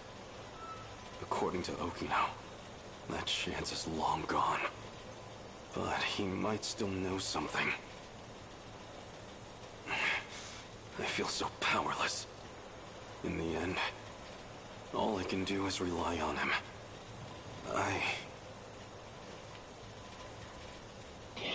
That is still so strange, though. Like, Okino shows him so much, right? He basically explains, okay, look, there are these parallel worlds, and, like, we don't even really know what's happening.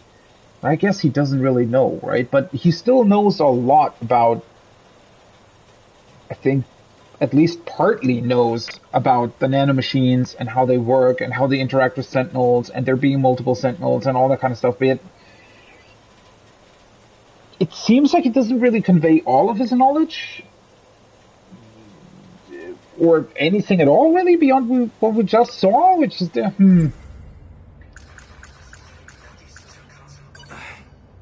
He's telling me about all these things, but even I know this is all over my head. Or maybe that, How well, can I yeah, make a okay. difference?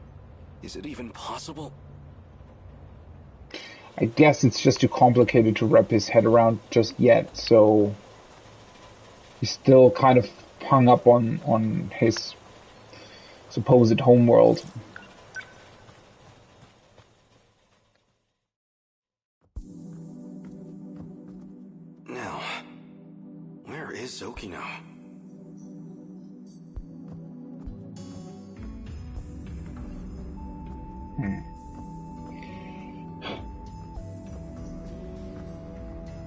It is somewhat weird, though, in his story here, or his scenes, that we constantly have to look around so much.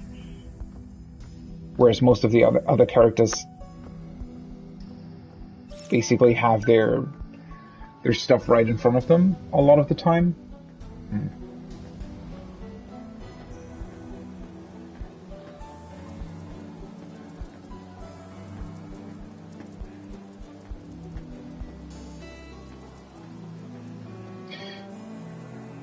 Did you maybe try to go to the nurse's office again? Oh, hello.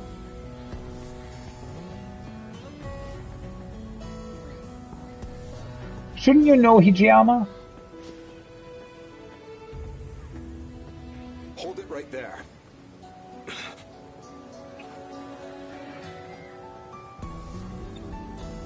You certainly don't take pride in your appearance. Ouch. I have to wear. Do Just we look really have students like you at our school? that bad. The I've fuck? seen you around. What school do you attend? Can't mind his own business. Aren't you wearing nearly the exact same clothes? The hell? I mean, I guess he's mostly talking about his hair. I've never seen you around. What school do you attend? Can't mind his own business.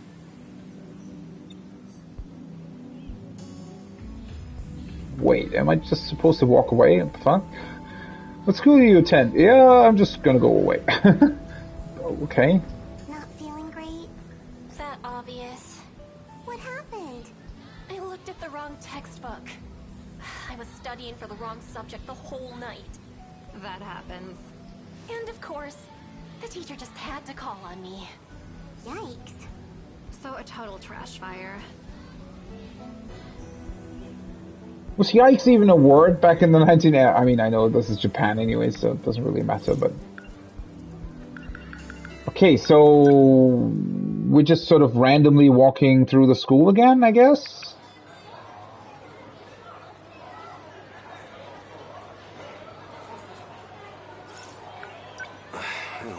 I don't have any money.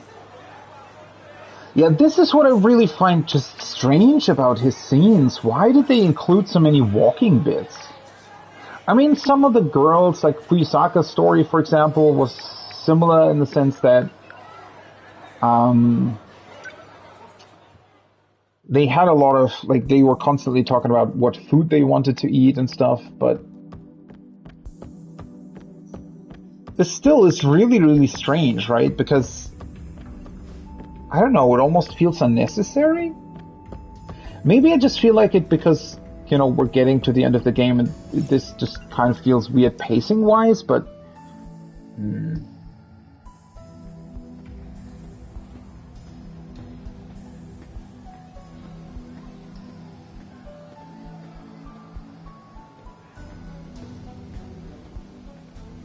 I mean, this is really... You're just walking around and nothing's really happening? Let's try the break area one more time. Ah, hello.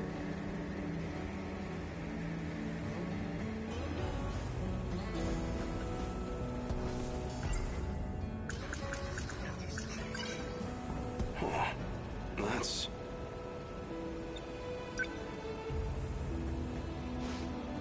100 yen coin. Oh, That's hello. a lucky find. Oh, wait. This isn't what it looks like. What would it look like? You picked up money off the ground. Wait. Like, what? Really, it's all a misunderstanding. No. I guess it wasn't a misunderstanding at all.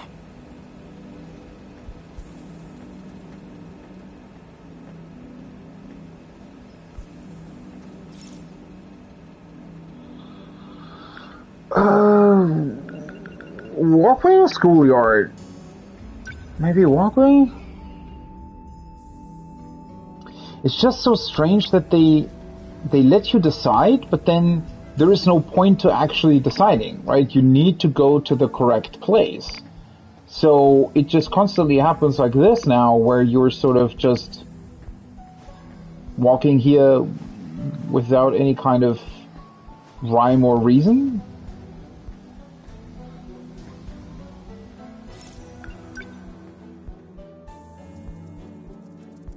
I mean, if you could at least sort of switch to every possible scene from every possible point, would be different. But now I think I was meant to go to the schoolyard, but not here. But how are you supposed to know that? And now I have to go back to the walkway to then be able to go back to the schoolyard.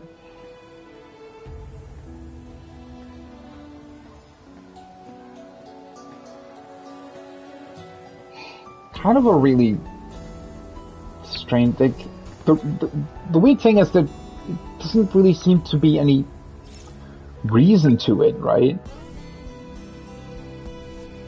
Whereas most of the other scenes usually have a reason for why they move you somewhere.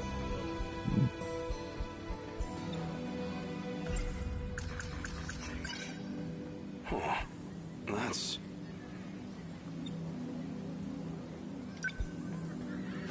Really? What exactly are you doing?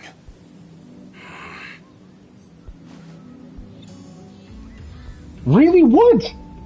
There is a cat and just money lying around. Is it somehow considered rude to pick up money that's lying on the ground in Japan? Because somebody else might have lost it and you're supposed to keep it lying around so that the person who lost it can pick it up again? What? So... Really? What exactly? What's got you all nervous? I just don't want to miss the show tonight. Oh, so that's it. I was wondering why you've been missing practice. What's the show? It's, Midnight Meow Meow. I'm just a big fan, you know, back to front. Oh, right. That show with the pop stars. What? Something wrong with that? I mean, it's fine, but... Back to front? Something meow meow? That show with the pop stars? It sounded something different at first, honestly. Miyako! Can I not talk to you? Hold it right there. Goto-senpai! Sorry. I remembered something I have to do. What? Oh, he's gone.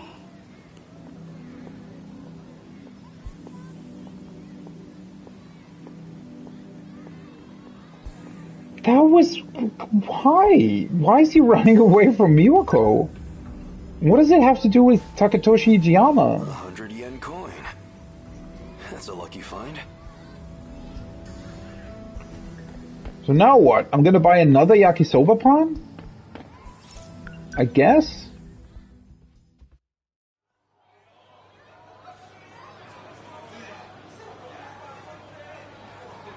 Huh. I have your finest Sorry for me, but it's okay. Delicious. Yeah, we know. It's really, really delicious. Cool.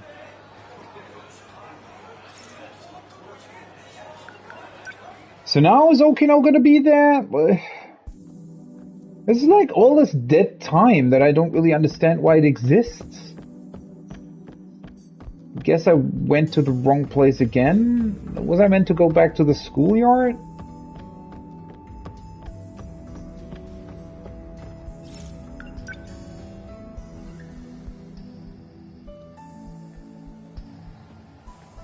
Also, why...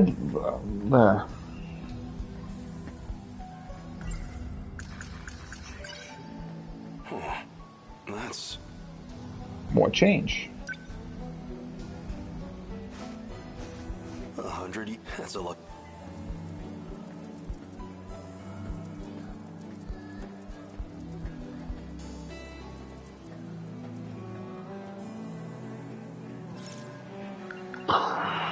So do I have to buy a drink as well? Is that the idea here?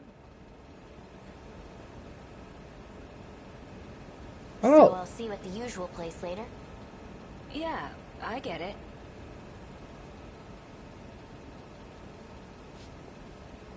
Does that mean usual place?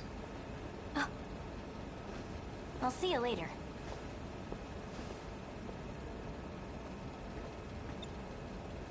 Who was that just now? Nobody, okay? It's fine. Why don't you tell him? I should probably tell you. I'll be late getting home again tonight. You've been gone every night for a while now. Where have you been going? What does he even mean by home? Shrine? You don't need to know. Hey. Why? Go ahead and get yourself dinner. Don't wait up for me, okay? Why is he being so secretive? Like, what? Why?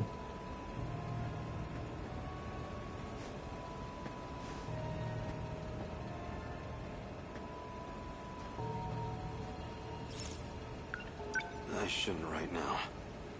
After sundown, I'll wait for him at Tokisaka Shrine.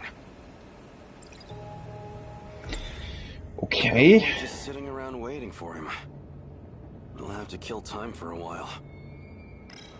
That damn Okino. Is that what this money was for?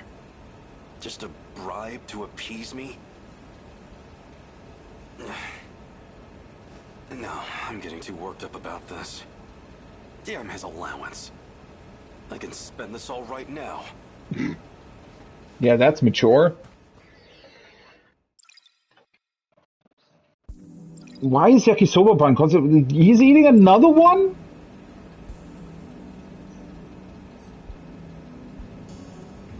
Oh, what? What the fuck is going on? Delicious. Did he buy 3? Apparently so. Delicious. The hell? Delicious.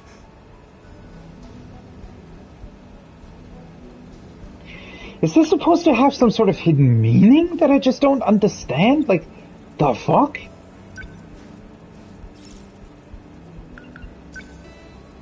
Let's buy another drink today. Let's buy the milk thing. The milk coffee.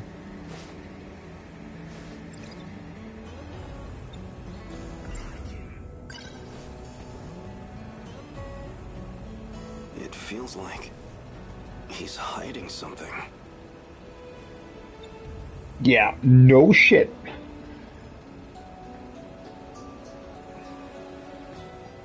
Don't really get why though. Wait, do I actually have to spend all my money? Like what?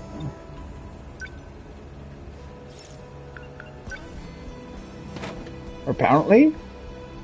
Do I have to drink everything there is? 3 yakisoba pans and 3 drinks?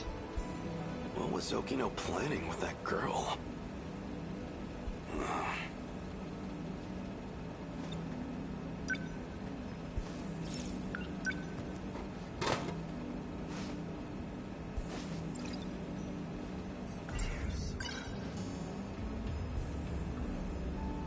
Something's going on with him.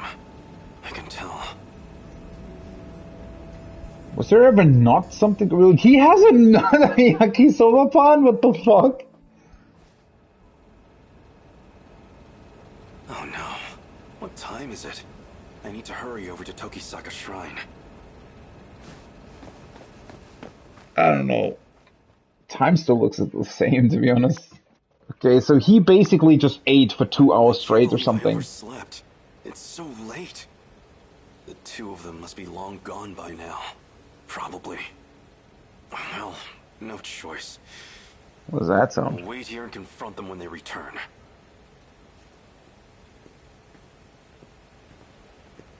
What are you guys doing here? Okata. Hey, Hijiyama. You remember all that shit you put me through?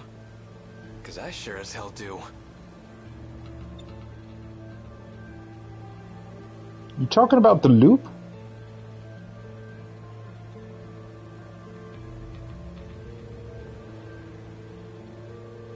Hey, Lucky Breeze, thanks for the follow.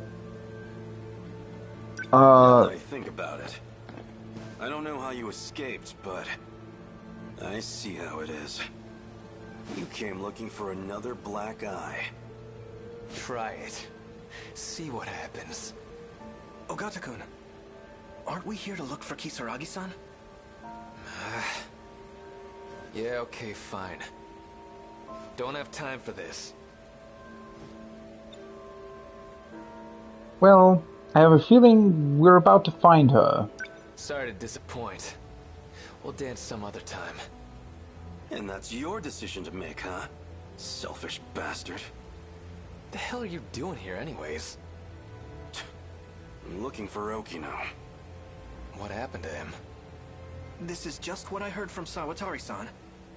But according to her, Kisaragi-san's been going out to meet some guy lately. She what? Just the two of them? Must be that girl from this afternoon. What does Okino want with her, though? So that's who Kisaragi ran off with.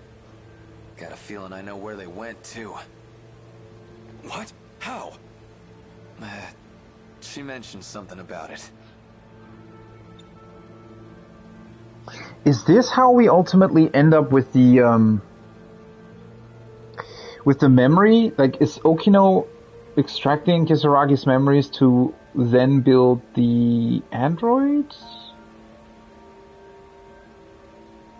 I mean, Okino's not doing that. That's Amiguchi's work, right? But didn't that already happen?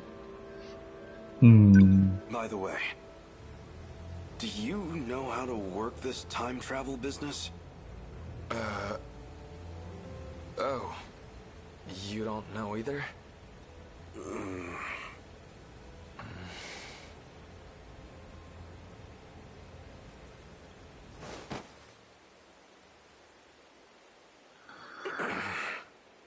Well, this is going to be fun to confront Okino with everybody together. Though, I'm slightly concerned about Juro being here as well. Did you have to take the same hiding spot? It's too hot over here now. Move over there. Shut it. If it's so damn stuffy, then you take a hike. God damn it. Sick of all these mosquitoes. Maybe they didn't even go today. Well, Karabe already went home. Oh, okay. But I ain't leaving until I know what's going on here. Same here. The way things are, I feel like I don't know anything anymore. Yeah, welcome to my world. Even though... know so much already, yet still 1,000 questions that seem to remain. So, this girl, Kisaragi, what kind of relationship do you two have? She's, you know, a friend. A friend, huh?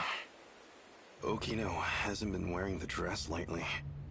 Did he drop it for the sake of getting close to her?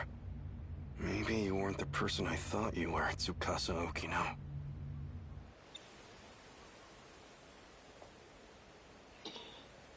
I don't really think that's it. They're coming. Wait, what? Hurry. No, I guess you saw something. Seriously, I'm not lying. I know I saw that image pop up. I know. The access logs confirm you got in. The question is, why didn't we get a response? Is he talking about her Sentinel, or...? Okino! Hey, idiot, don't just jump out. I mean, what else are we supposed to do? What the heck are you doing here? Shut up. Huh? Don't tell me. Are you a little... jealous? That's totally it, right? Please. Who get jealous over you? Oh, come on, that's a... Is that what this is about? You got jealous? Don't be ridiculous. I was just worried about you. That's all. You went to that underground place, right? Well, the androids were all broken anyway. I mean, heck, if something had happened to you. Moron.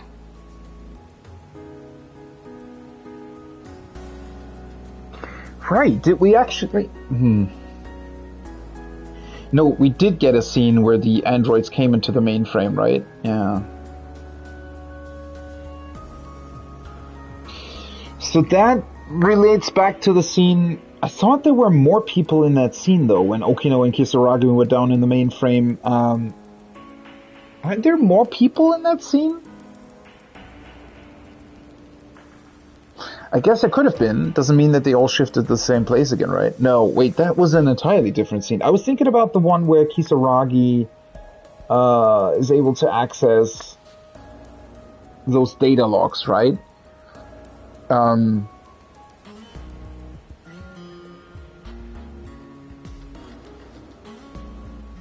Isn't that scene doesn't link back to here, though?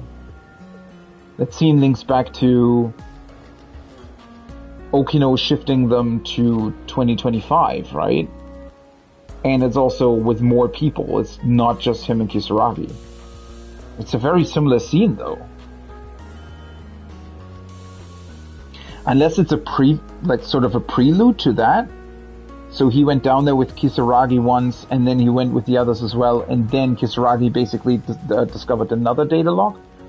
I want to know how to save everyone. If there's a way, then tell me. Please. I understand. I'm doing my best to find the right answer here. I don't know if it'll be enough to save everyone, but it could make a difference, at least. I'll tell you all I know. It's getting late. You should all go home. Huh? Come on, Okino, you kidding me? Oh, come on. I'll explain everything on the way back. Yeah, please so do. Home? Please? Damn it. You got off easy this time, Okino. Like, finally explain everything you know.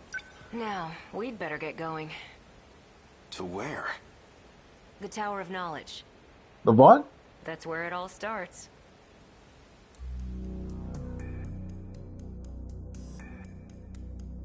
Oh, he's calling this thing the Tower of Knowledge?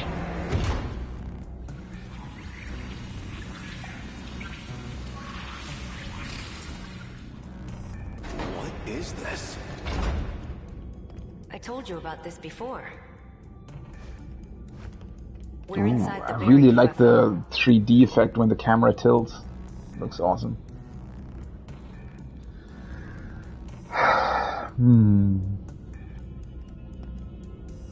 All the hopefully dead androids in here, though. What is this? Androids. They were protecting this place. Androids? Mechanized dolls, I guess. They're all broken anyway.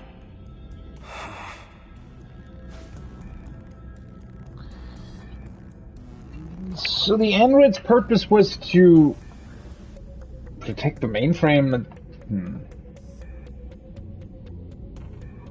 I mean, yeah, we still don't know how they originally were able to access this thing, right? So this was built by humans from the future? Or extraterrestrials, potentially. In this case, seemingly the same thing. It's the same here. Something doesn't feel right.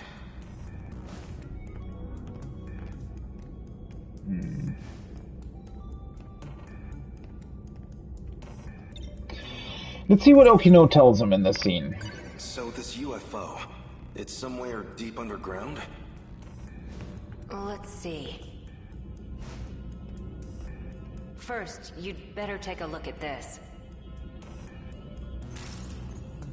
I know that shoreline. That's Ashitaba City in the middle.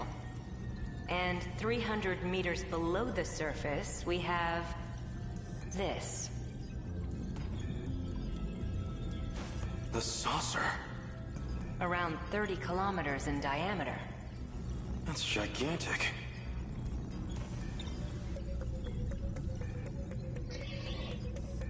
So everything on the outside of the round, quote-unquote, saucer here doesn't actually exist, though.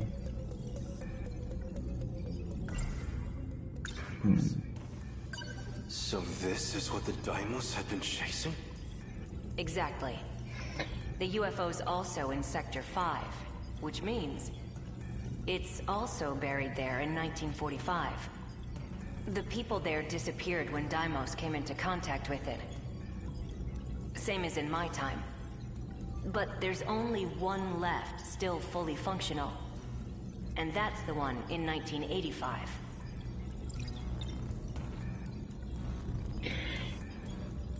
Weird way of putting it. I mean, the others are still functional. I guess, do they go into some sort of hibernation mode until they actually reset?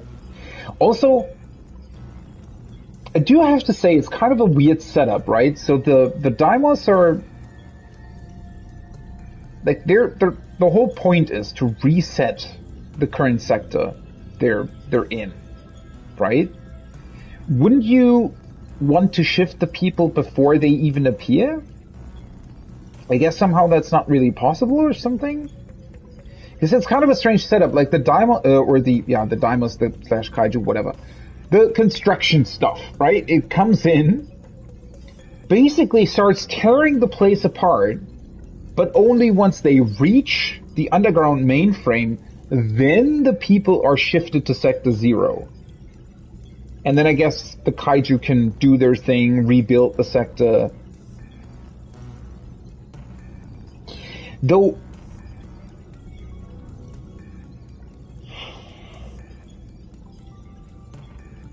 I mean, that in and of itself is kind of strange because... I guess they are actually destroying everything and then resetting everything, but if they're only, like, if they're doing that every 16 years and they're simulating the same time period and everything every time, you wouldn't necessarily have to reset it completely every time. I mean, I guess it's maybe easier to just destroy everything and rebuild it rather than keep, but I don't know, doesn't that seem like a... well, I mean, if they're using renewable energy as a resource, then it doesn't really matter ultimately, right? But it still seems like such an inefficient way of doing it. Like, wouldn't you rather develop... And I guess they only have the Kaiju maybe, but you'd think that they develop maybe smaller machines that could sort of... because you'd imagine that even in like a really big city, I mean, yeah, a lot of stuff does change in 16 years, but there's also a lot of stuff that stays the same in 16 years, right? So doesn't it seem like overkill to just annihilate the entire city only to then rebuild it again? If you're shifting the people away anyways, then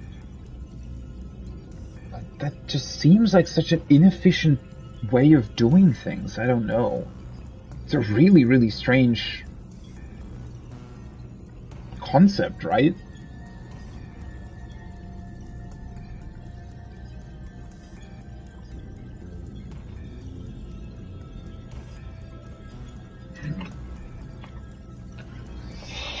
Anyways, let's move on here.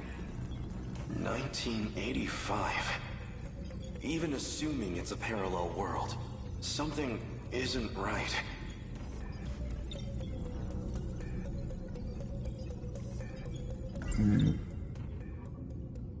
Also, yeah, it's just... So wouldn't the Kaiju basically immediately start setting everything up again? Or do they have to... Like, do they want to destroy all 5 sectors first and then they start the reset so that all the sectors are basically reset at the same time? But couldn't they just use more Kaiju? Especially if they can... infinitely reproduce them.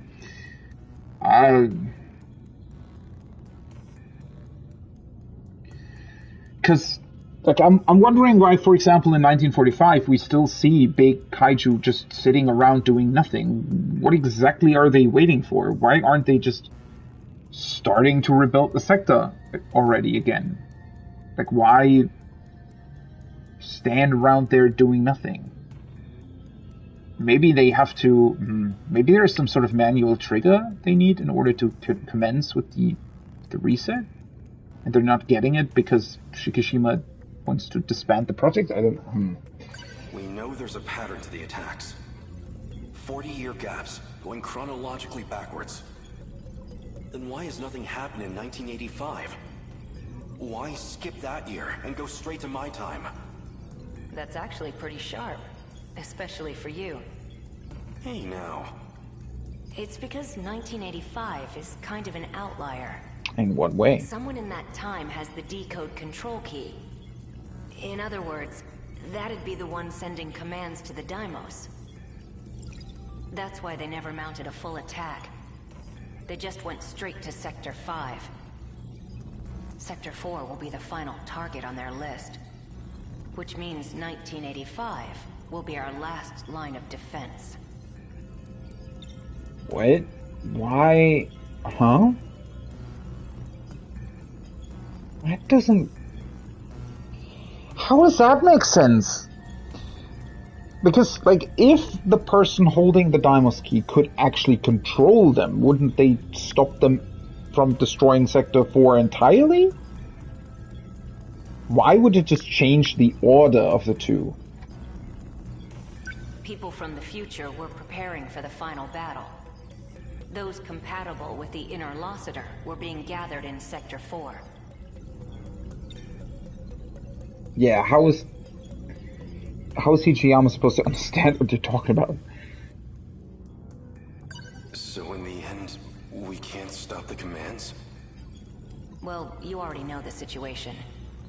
We have no idea who's actually summoning them. Even then, killing the source would be meaningless. Someone else would just start broadcasting the signal. Anyone implanted with the inner Lossiter is a candidate. Any one of them can be the Deimos' wayfinder. So even I might be... Yeah. Even you could be the one luring them to us. Which is kind of why Izumi wanted to get rid of all of them, but I think Izumi fundamentally misunderstood a lot of things as well. Maybe? But...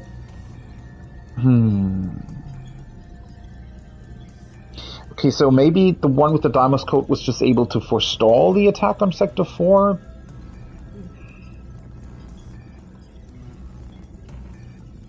But how, though? Like, how would that work? Huh? I mean, maybe they just sort of... Maybe they were able to actually reverse the order or somehow reprogram the order in which things are reset. But, yeah, it only helped. Why does it make a difference, though?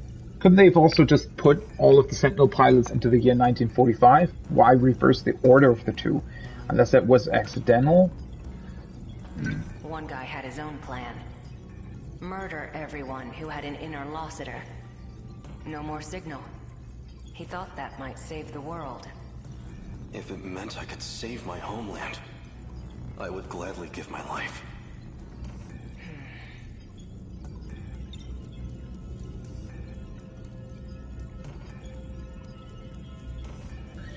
I mean, ultimately it seems that, like, Izumi's plan wasn't... I mean, obviously it's murder, right? So in that way it's not really good, but... He was ultimately stopped by Morimura, though, right? And Morimura, she's trying to do something else entirely, right? Inner Lossiter. So why do we have it in the first place? Who modified us with that inner Lossiter? Yeah, that's a good question. Is that what they wanted? To destroy the world? Like I said, there's still a lot we don't know. True. Besides which, it's this UFO that's abducting people. We don't know much about the interlocutor, but it's general use information technology from 2188.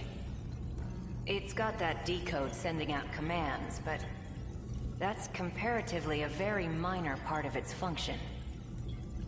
Wait, minor? That's the part I don't get. Something else is eating up over 80% of the interlocutor's processes. Some totally unrelated function. Nothing to do with the decode. I tried to find out what function the system's prioritizing, but I don't know. None of this makes sense. Okay, at least we finally kind of know on what kind of knowledge base Okino is operating on. And it's kind of impressive that if he really doesn't know all that much, it feels like, right? Yet he is still capable of basically somewhat coming up, or at least partly coming up with the Sentinel project, and also like developing them and doing a lot more stuff. And I guess ultimately we also learned that the Sentinels are mostly just reused kaiju parts. But still, I mean, being able to interface with that and to actually program stuff, pretty impressive. But yeah, they both there asked some of the fundamental questions that I'm still struggling to answer, which is, well, basically, why are they here in the first place, right? Why do these people with the nanomachines exist here? And, well, what is the precise relation to the people that we've seen from 2188?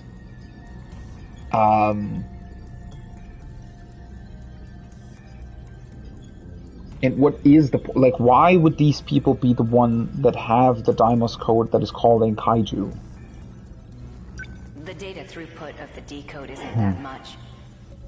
It basically just needs to maintain a link to the person commanding the Deimos, and access 3 locations at regular intervals. One of the access points is the mainframe of the UFO. Universal Control. Might have to do with the reason people disappear. I'd need more data to know for sure. The second point of access is Sector 1. The automated factories in the year 2105. The factories weren't destroyed when they attacked.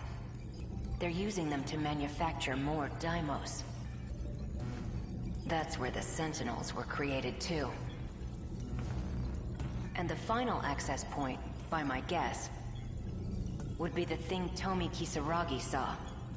Some kind of satellite in orbit. Ah. And from its data banks, they're pulling blueprint data for the Deimos themselves.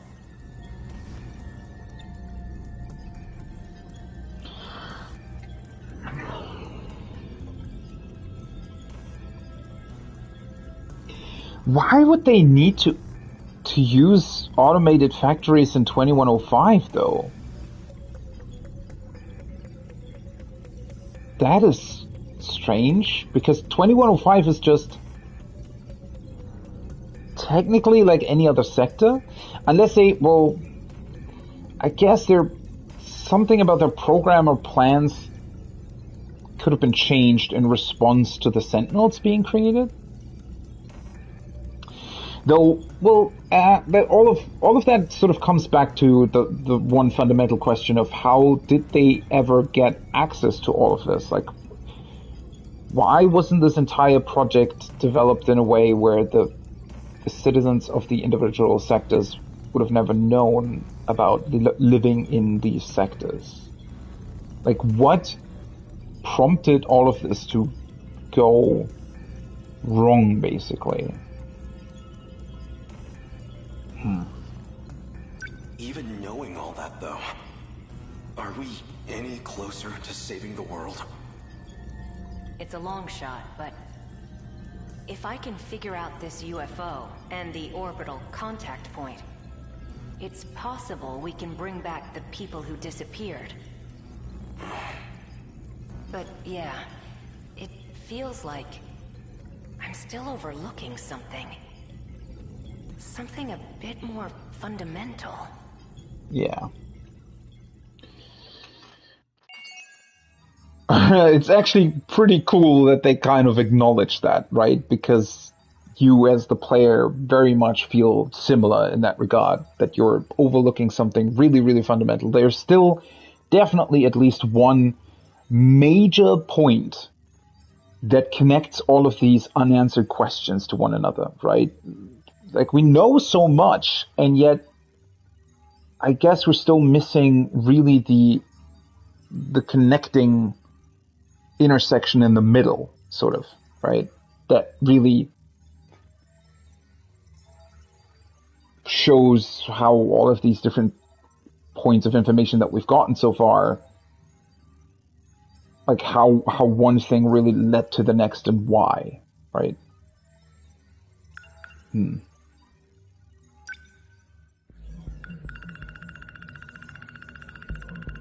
Definitely need to unlock the Tsukasa Okino mystery file. Interlocida. It's unknown who injected the interlocitors into the 15 students. Furthermore, more than 80% of interlocitor processes are devoted to an unknown function. The decode uses a relatively minor portion within the remaining 20%. Wait, isn't this 80%? Aren't they at least partially also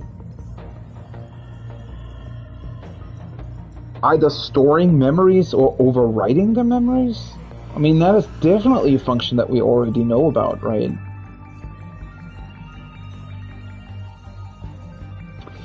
But didn't Okino do that himself?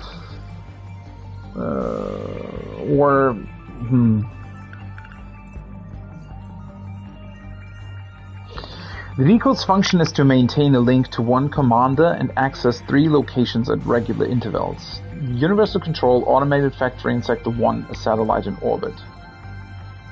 Well, that makes it seem as if the satellite is in orbit, though. Unless... Oh, wait.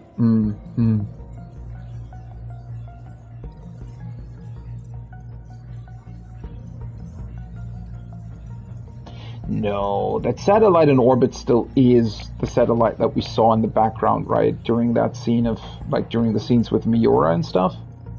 People from 2188. Because I was just thinking of maybe this is an entire, like, if the sectors are also on some sort of space station, then there could still be a satellite orbiting the space station as well.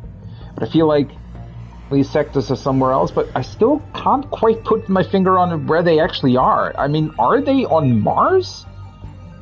Or are they on, like, an entirely different planet? Are they in orbit of Earth? It's very, very hard to say at this point.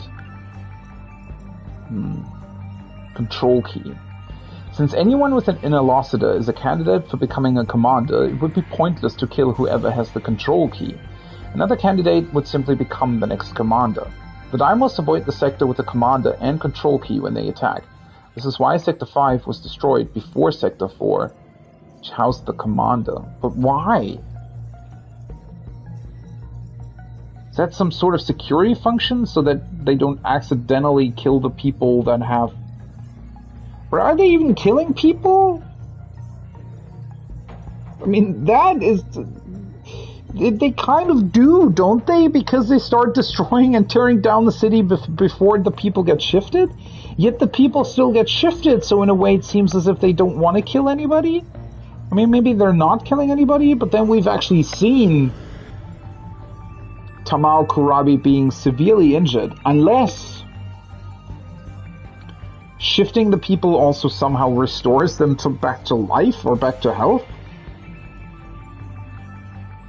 I mean, I guess, if they're, maybe they don't really care because the only things that basically get shifted are memories that are being reset anyways. Like, if a loop starts over, then the lives of the people don't really matter all that much because the people are being reset as well, right?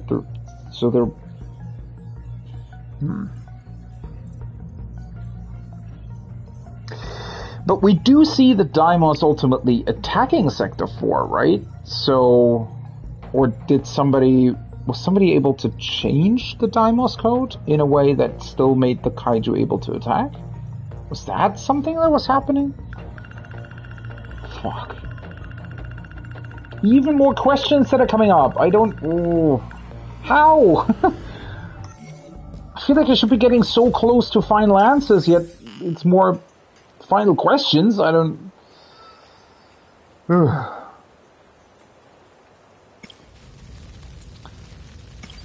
Okay, so we unlocked a Sekigahara again, but since I unlocked Keitaro Miura, this should be his last scene as well.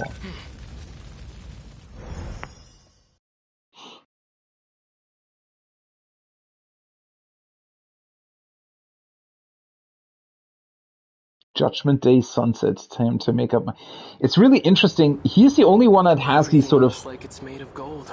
Pre-scene texts, right? I remember the day the Kurabe family took me in.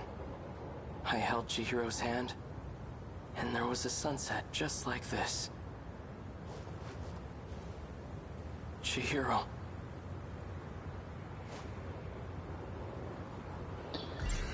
I don't care who Chihiro says she is.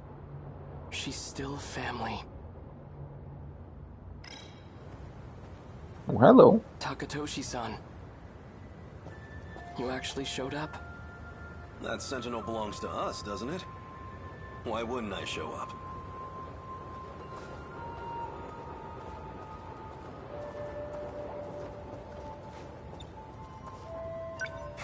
So that's where it is, huh? Yeah. The Sentinels inside that building. Strange, isn't it? Pretty soon, all this will turn into a battleground. We'll be fighting in a place that's supposedly in the future. This is what we've been training for.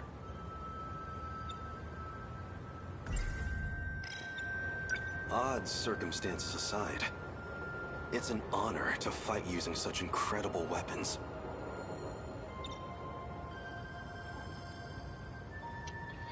Is it really though? Takatoshi-san, if anything happens to me, could you look after Chihiro? Don't be stupid! Whenever you're in trouble, I'll always be there. And if it ever looks grim, I'll be the first to take a bullet for you. Now don't get discouraged. No one's going to die. All right.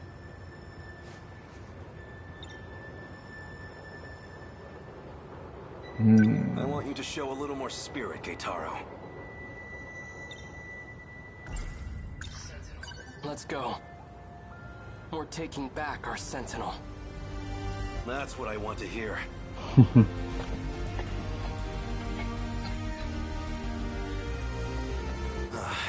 There it is. Just how I remember it. Freeze! Oh, hello.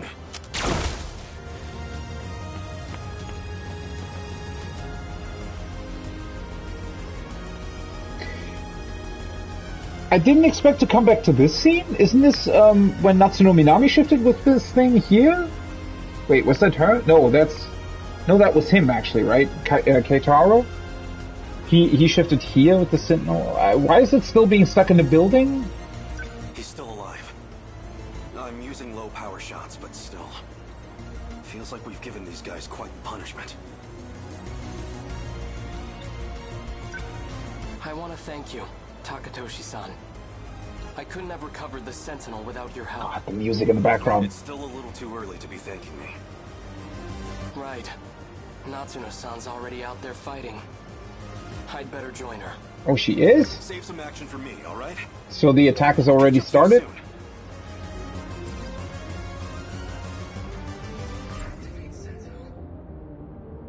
Let's do this. BJ. A different me from a different time. According to him, I should be able to activate the Sentinel now.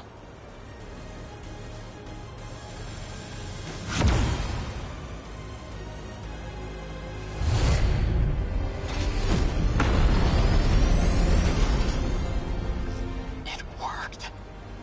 All right, no time to waste. Natsuno-san, can you hear me?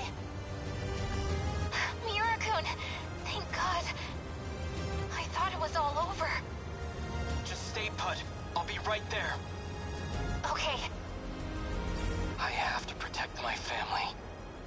And everyone I hold dear. Even if it costs me my life.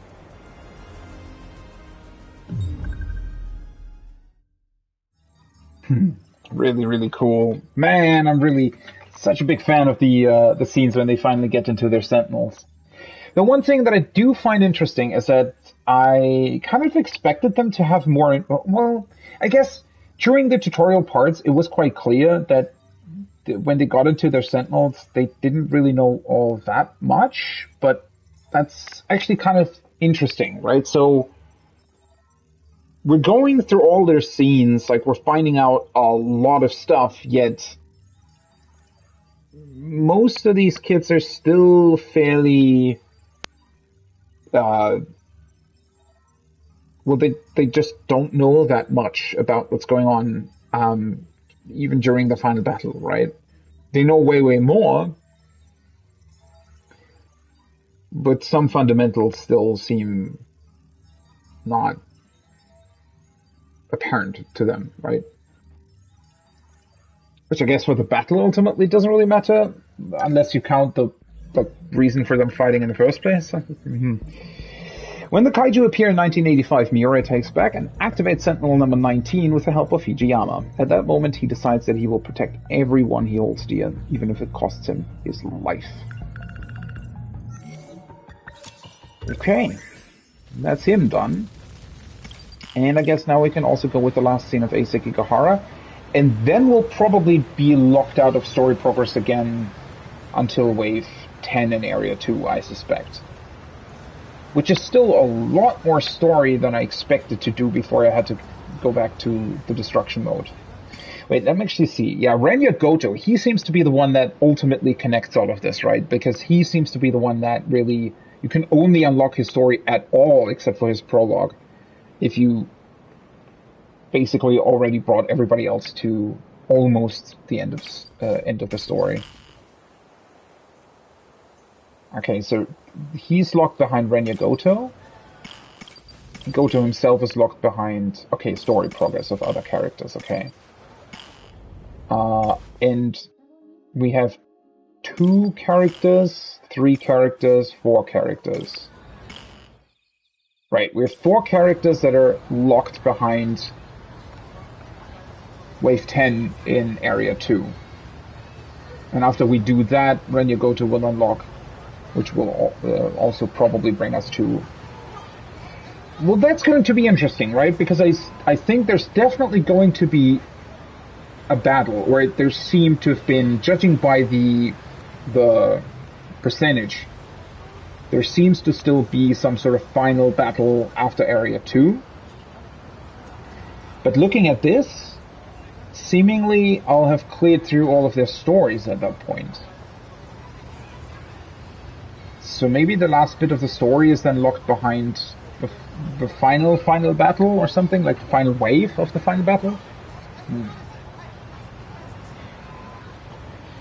Okay, so this is going to be how Sekigahara gets into the Sentinel then. Right.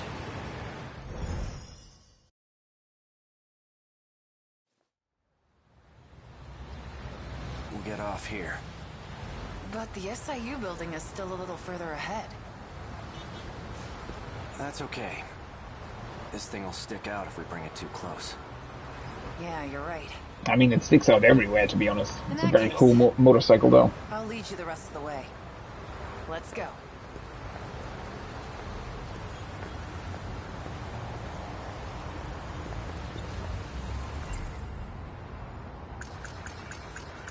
Yuki Takamiya.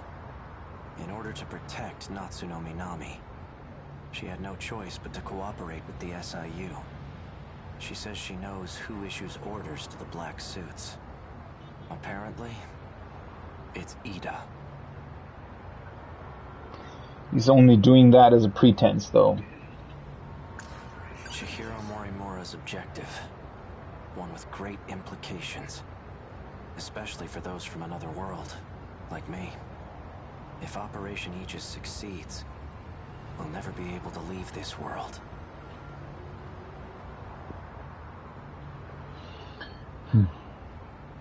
which is still something that I don't really know, like, how it connects to everything. I gathered some information from Natsuno's unit, and I came across some interesting details. Apparently, I had accepted a particular job to assassinate Chihiro Morimura. Iori Fuyusaka. Despite having lost my memories, she continues to help me with an open heart. I'm not sure how to reciprocate. Especially since I guess he was meant to kill her too. Let's head to the top of this overpass.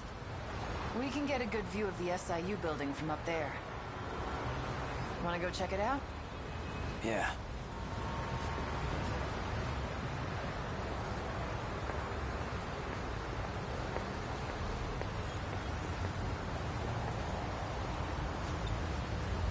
Which one's the SIU building?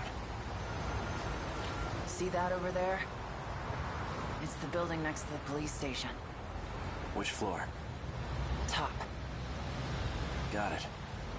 I'll take it from here. You're staying behind. Like hell I am. All you're gonna do is slow me down. Unless you want to take a stray bullet to the head. But I don't think you do. Hang on a second. So they're actually trying to get to Ida currently? Someone's sending out orders to me in the black suits. I'm not sure who though. But the orders are coming from the SIU building. I thought you said it was Ida. He's dead. I'm pretty sure Shinonome shot him. Right, that also happened. I'll find out when I get there.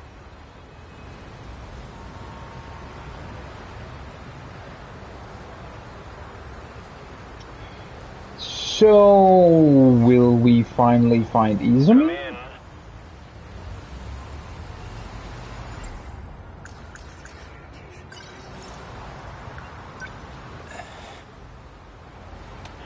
So you came.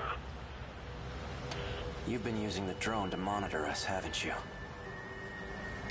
I'm nothing if not thorough. It might interest you to know that I have a guest with me.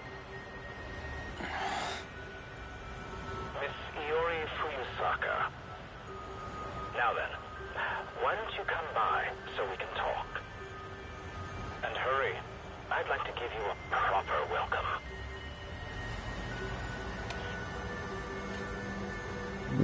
What?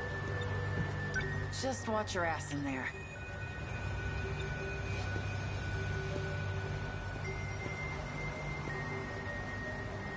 What does this mean all of a sudden now?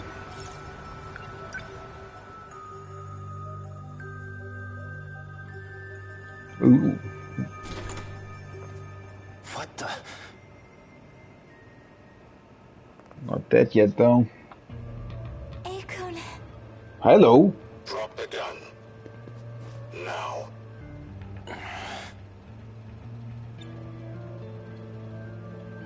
Fuck? Is that Izumi, or did Ida transfer himself into an android?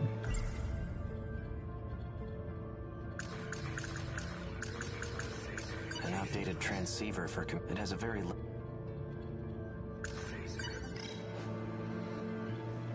Don't do anything rash. One wrong move and I'll blow her head off. That voice. So you're Ida. Yeah, I was gonna say, that's him, right?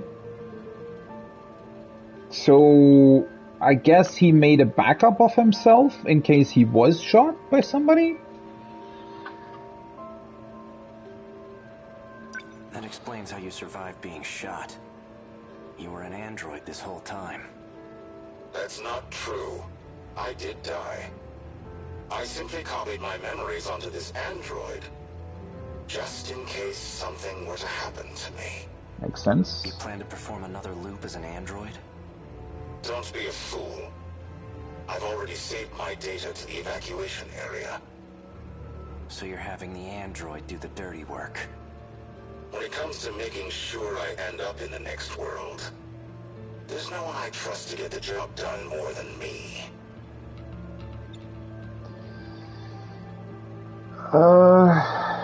Okay. What does that have to do with us, though? I mean, you could have just done that, and if nobody had known, wouldn't you have basically guaranteed your survival?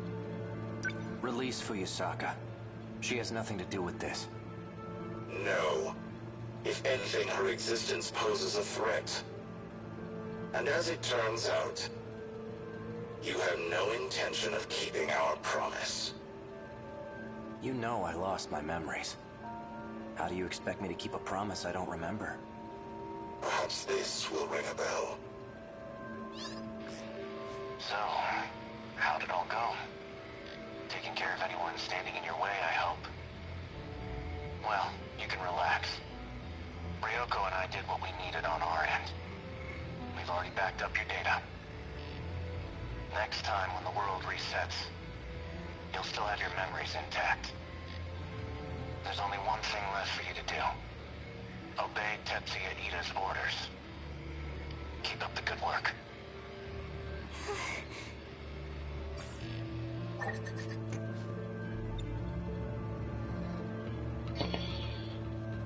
Okay.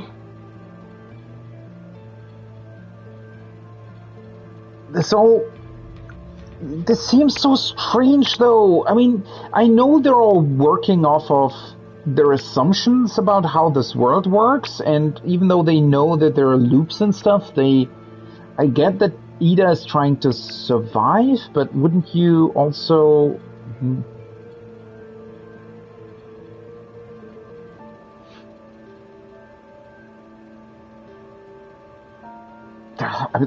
There's still some sort of big puzzle pieces missing here. Sounds like a real moron. He clearly has no clue what's going on. I see I'm left with no other choice. I'd long anticipated your betrayal. Besides, it's already too late. No matter what you do, this is the end for you.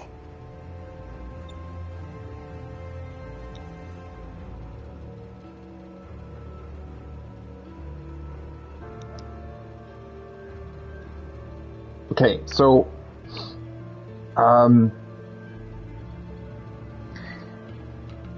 what would be the point of him shooting Fuyusaka, though? Wouldn't that mean that Sekigahara is just gonna kill him?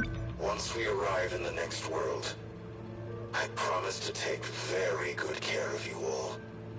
Now you can die in this world with nothing to fear.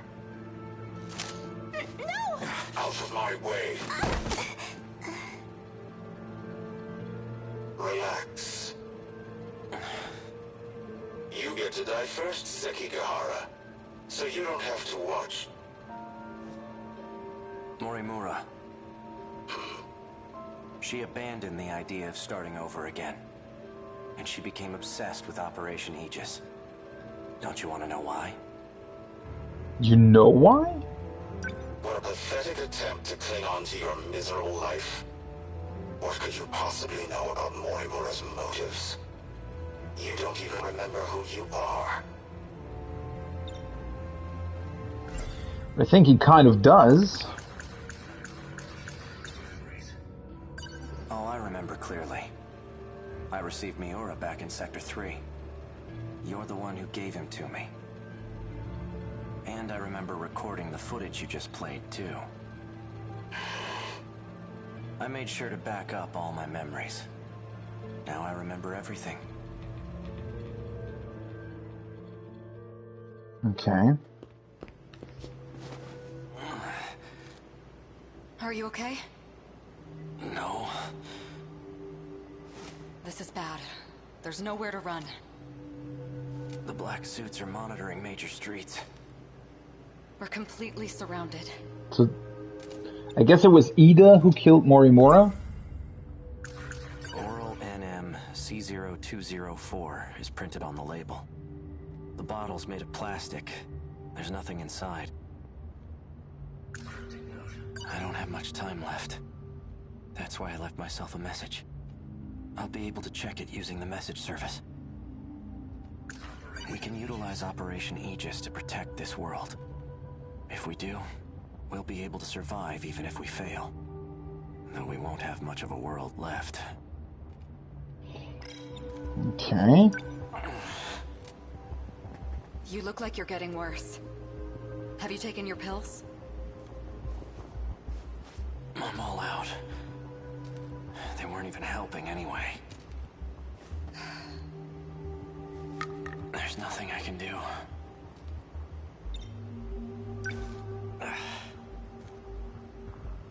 I don't know how much longer I can deal with this.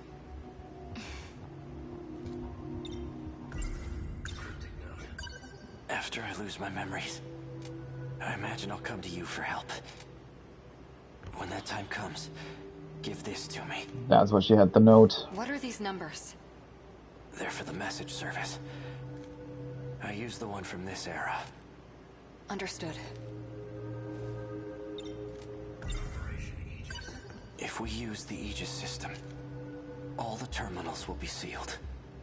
Then the city will be cut off from universal control. There won't be any hope of restoring order at that point. That's why everyone disappears. We need to keep at least some of the terminals open. We can't. The enemy will target any open terminals. Then what? We give up on this world and try again next time? I'm afraid that isn't an option either. There won't be a next time. Why though? Like what? What is Operation Aegis supposed to be originally? Like what was the original purpose of Operation Aegis here? Because the only reasonable thing that I can come up with at this point in time is that it was originally meant as some sort of, I don't know, checkpoint, right? So for some reason they installed these loops, which also is kind of weird why you would do that. But I suspect that's to somehow reset the worlds every time until you find, I don't know, whatever you're looking for, whatever kind of progression through that particular timeline you've been looking for, right? And I guess Operation Aegis was originally meant as a way to, like, if it was activated, they would basically stop the loop from happening when they were finally happy with any particular timeline, right? That's the only sort of explanation that I can come up with here. But now they're obviously trying to use it for something else that I still have struggle understanding. But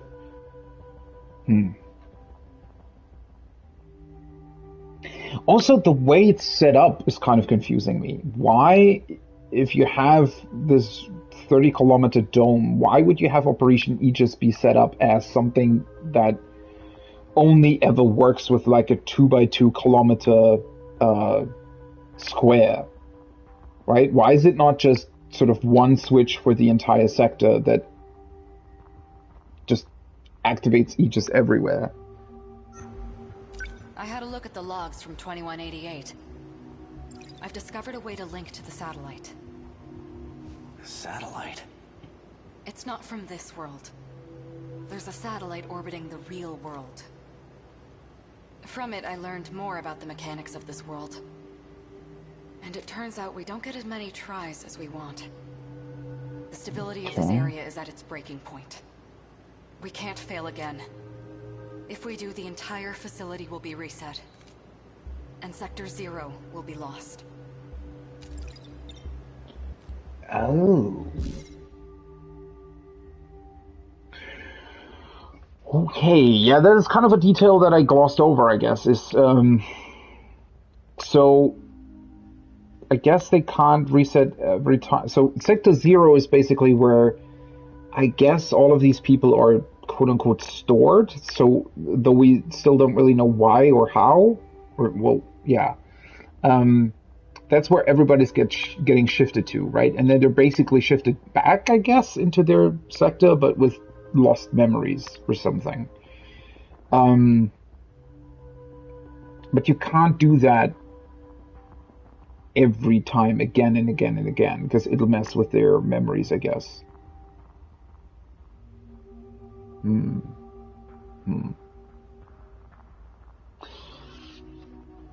Still a very strange setup. Everything will crumble apart. That includes Sector 0. But won't the entire facility start over again? Like, including Sector 0? What's Sector 0? I know I've heard of it before. Seems like your symptoms are becoming more severe. Alright, listen well. As you know, there are 5 different sectors. However, there exists one more unique sector. It doesn't take up any space, and there's no interior to see. That's Sector 0. It's an evacuation site that's unaffected by loops. Normally, you can send your data there using the shifter. That's what allows you to continue if the world resets. That's right. Ida did say that was the way to escape to the next world. Yes, but this time, Sector 0 will cease to exist as well. We won't be able to loop again. This is our last chance.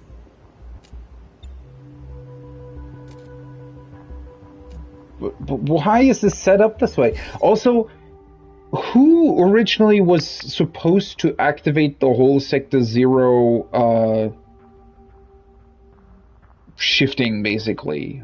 Like, I mean, I guess it still comes back to sort of the fundamental question of what are these guys even doing here, right? Why are they in here? Why did those people from 2188 create... At this point, I'm not even really sure if they're clones, but why did they create a version of themselves and sort of insert at least part of their memories into them and are living in these sectors when they are at a risk of being deleted every time the world resets? Like, why? And yeah, I guess the question would also be, what does that mean for the entire facility? Does it mean that all of these sectors and everything will just be shut down? Is that what is actually happening here? Is Shikishima trying to shut down the whole project, and that's why Sector 0 is at danger, but Morimura here doesn't really know about that? Or... because what would happen to this Project Arc, right? Would it be just an empty shell at that point if too many resets are made? But that in and of itself also doesn't really seem right. I mean, why would you set it up like that in the first place, right? If you only have a limited time of loops, what's the point of having the loops in the first place? I mean, I guess there still would be a point to it, but much less of a point than I originally thought there would be. I don't know. How can we still be missing so many crucial information things about this? Oh no, I don't want to exit. Why do I always press the wrong button there? So without Sector 0, the world won't be recreated? If the Aegis system is activated, yes. We'll still be here, though we'll be left behind in a world of chaos.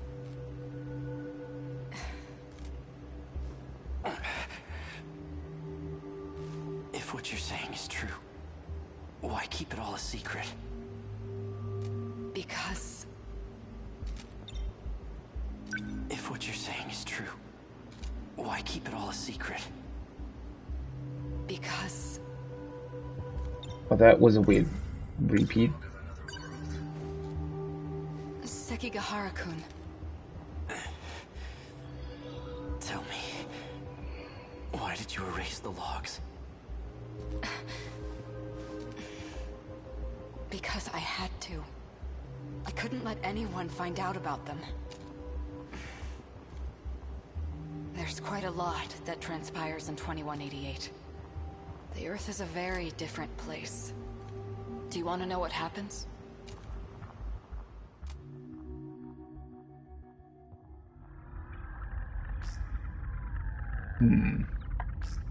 Hey, Sekigahara. I've already done my research on you. You're the one who was hired to kill me. In case you couldn't tell, there isn't much left of humanity. Just the 10 people in this little colony. What? It's a bit fruitless to kill for money at this point. Don't you think? Oh. I've done my research on you as well. And I'm very thorough when I research my targets. There's nothing you can hide from me. How menacing of you. Intimidate me all you want, but you're not leaving that room. Professor Chihiro Morimura. In order to raise research funds for Project ARC, you partnered with several questionable organizations. You then sold nanotechnology on the black market. And that's the source of the infection on the surface. I didn't intend for any of this to happen. Your voice is trembling. Can't say I blame you. No one will believe a word you say. Oh, I don't plan on telling anyone. This is for me. I never want to forget this moment. The moment humanity's traitor stares death in the face. What was that? That was the bomb I planted. The power generator? Are you insane? We have to repair it right away. We'll lose life support if we don't. When I take a job, I finish it. It can't be. The lock to your room's been disengaged. Just hang tight, Professor. I'll be seeing you soon.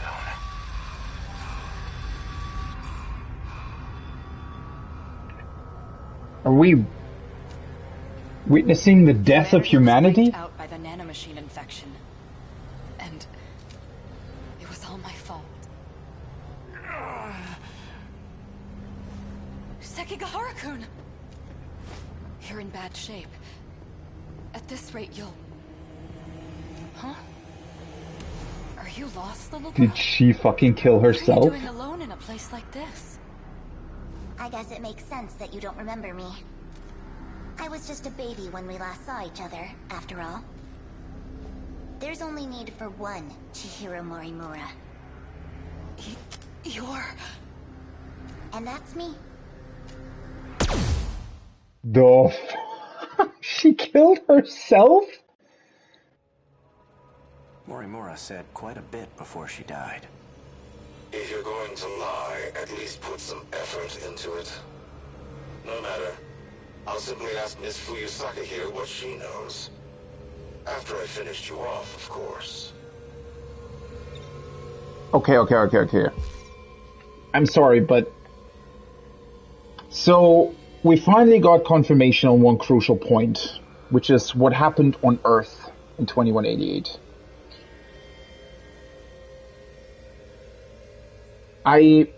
Obviously, there's still, as always, a lot of stuff or a lot of details that are missing.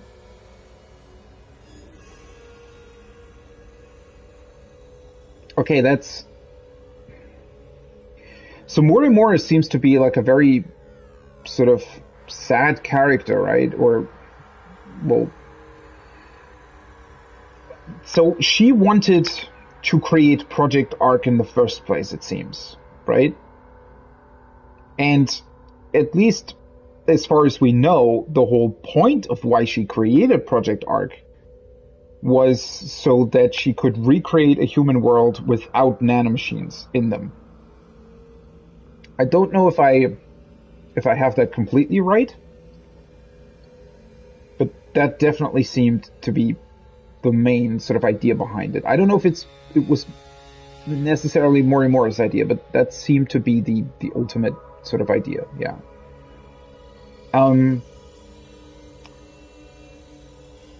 But in order to get funding for that very project, she was the one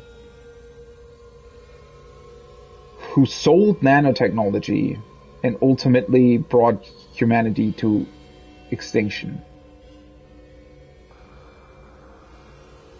That's crazy to think about.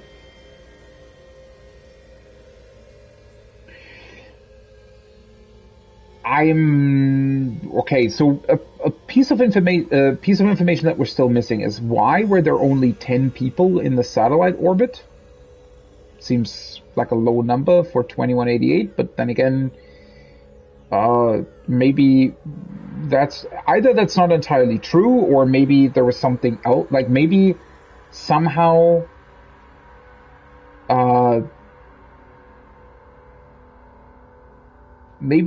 these people got inserted with some sort of code that meant that they were not infected by whatever infected the humans on Earth. Also still doesn't really explain how the satellite is connected to these colonies. Are these colonies on Mars then, potentially? So maybe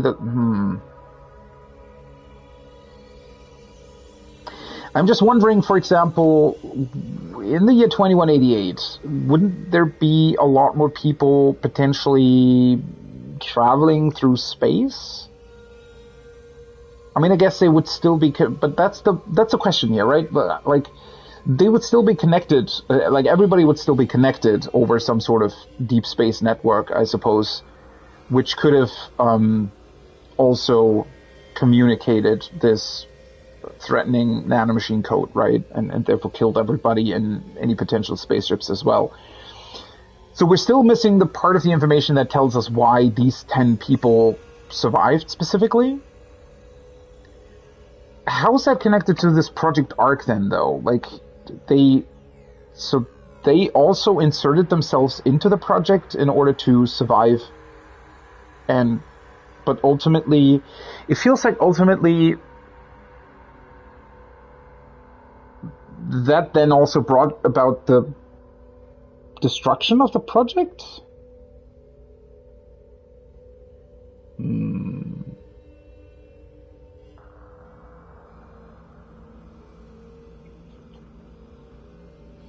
Okay, holy fuck. So that's definitely really, really, like, important information, but we're still missing... I guess we're still missing a lot about how the nanomachines really function, or like what part of that is still left. Like, what's the Deimos code? Is the Deimos code the virus that killed everybody, or is it something else? Is the nanomachines in general, were they somehow modified here so that they could fight against this code? Let's see how this continues. I expected so much more from you, Sekigahara. In the end, you turned out to be nothing but a coward.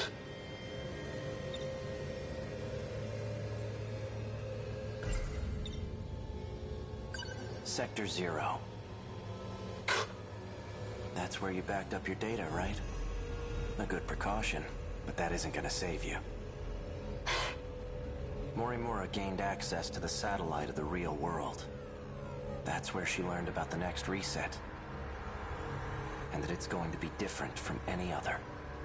Satellite of the real world. It's not just this world at stake anymore. If we fail to defeat the kaiju again, the real world will be impacted as well. That includes the facility that sends us back there. When the facility itself is recreated, there won't be a Sector 0 anymore. Whether we go with Operation Aegis or not, there won't be a next time. And no one will be able to loop again.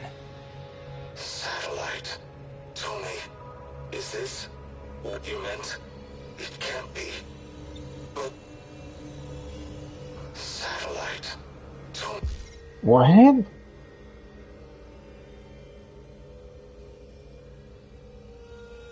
I really... Okay, what? How's this all...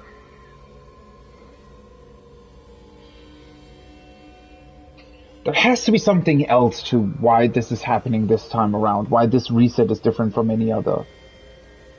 And how does it work exactly, connecting back to the satellite? Like, what's going on with the satellite? Didn't we see, like...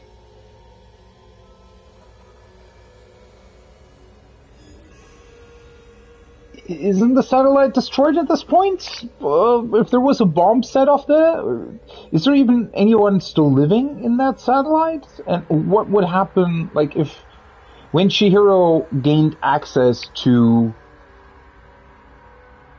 that satellite, did she talk to herself, or what? Is this... Seki?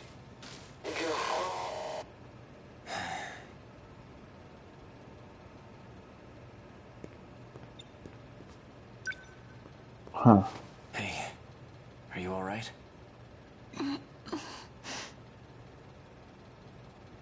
Ow.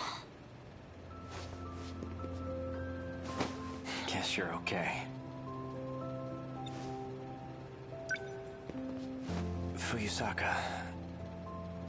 Ei-kun. Is it over? My past is. But as for our future, for our survival, this is only the beginning.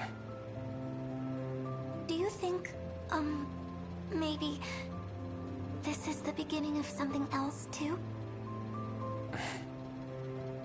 Yeah, I think it is.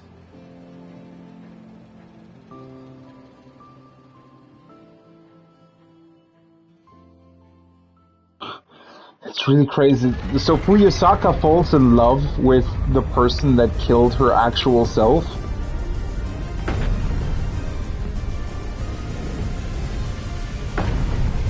Sentinel number 15. Fuyusaka's the one piloting it. She's always so sincere in her actions. And that's Sentinel number 17 behind her. I'm seeing second, even third generation Sentinels. Yeah, everything's coming together. Total. That bastard. He's gathered quite a few participants for his game. That What? advanced first gen model. It must be Sentinel number 11.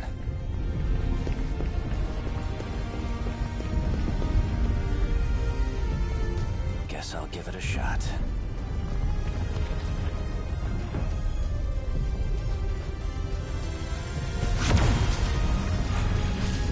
Was he talking about the game that Izumi was talking about as well?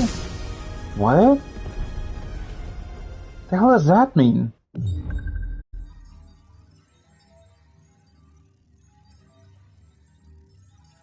What was that comment about? What the fuck? That sick bastard? Huh.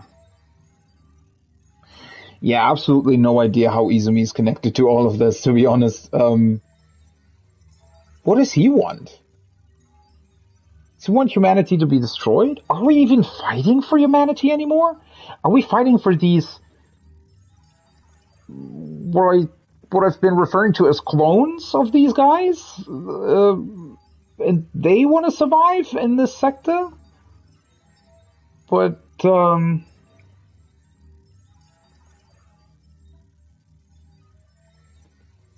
isn't everybody else still dead? Humanity's dead at this point, right? But what about the 1.2 million people here? Are they even actually really people? Or... huh? Chihiro Morimura, 2188. In order to raise funds, 2188 Morimura sold nanomachine technology on the black market, which led to the infection on the surface and the end of humanity. I really like how they sort of casually drop that into this conversation, right? Oh yeah, by the way, you're responsible for killing all of humanity. It's pretty badass. When the kaiju appear in 1985, Sekigahara rides his motorcycle to the battlefield where the 12 Sentinels are gathered and activates the enhanced first-gen model, Sentinel number 11. The assassin A. Sekigahara was trapped in a room by Morimura while infiltrating Sector 4, but managed to escape by setting off a bomb at the power generator. He then seeks out Morimura to finish her off himself.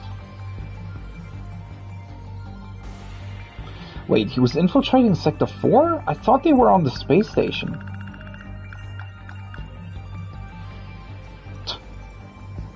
Chihiro. She is responsible for the murder of Miss Morimura. So she killed herself. For some reason. Morimura learns from a 2188 log that the 2188 Morimura is responsible for the end of humanity. Fearing that the others will discover this truth, she discreetly deletes the log. Moreover, when Morimura links up to the artificial satellite in orbit, She finds out that the stability of the facility, which is responsible for maintaining the world, is at its breaking point. She then decides to set Operation Aegis in motion to completely wipe out the kaiju, even if it means stranding them all in a dead world.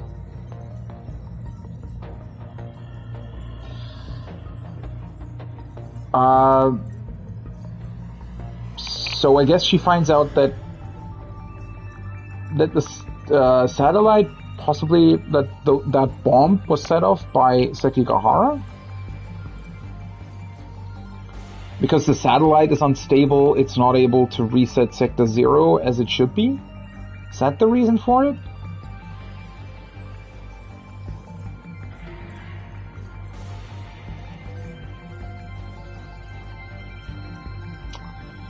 Huh.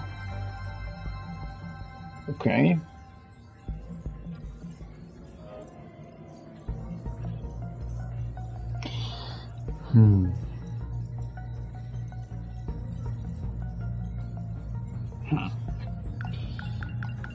That's your Ida.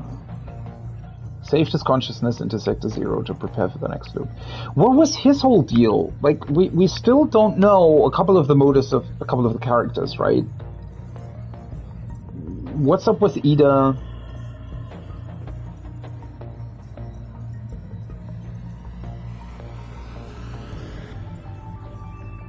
I guess the weirdest point about Ida is that we basically see 3 different versions of him compared to everybody else.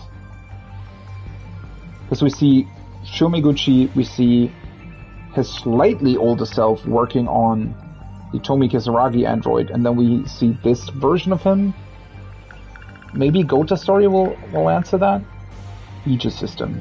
When all self-defense systems within the sector are activated, the city will be cut off from universal control, which results in chaos and the disappearance of all residents. Once again, why is that a thing? Like, what was the original purpose of that?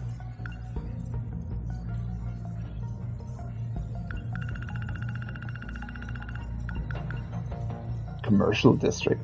The headquarters of the Special Investigations Unit is located on the top floor of the building next to the Aoi police station.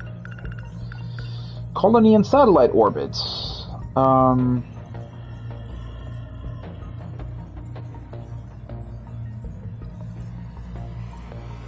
Oh, once completed, it had a diameter of 30 kilometers and was docked with multiple giant cylindrical food production silos. Yeah, so this is one of the UFOs or something? A copy of those? I don't know. This is where Project Ark began for the sake of continuing the human species. But it's also the source of the nanomachine infection that wiped out humanity. That's so crazy to me, right? The very thing that they tried to create to save humanity is the one that killed everybody off. In 2188, Sekigahara infiltrated Sector 4 and set off a bomb on its power generator in order to assassinate Morimura.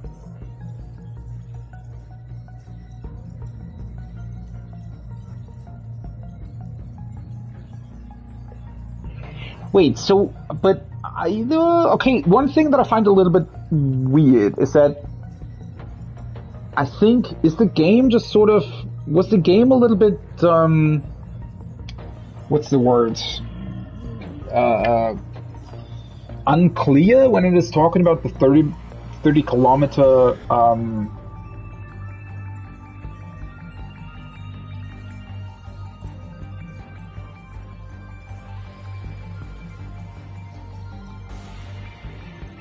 or maybe not. Wait.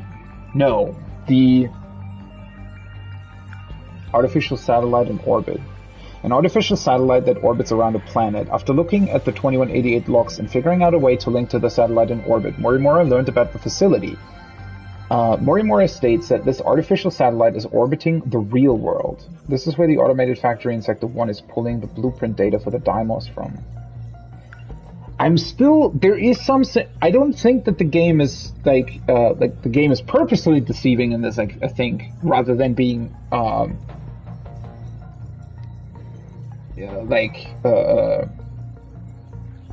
imprecise.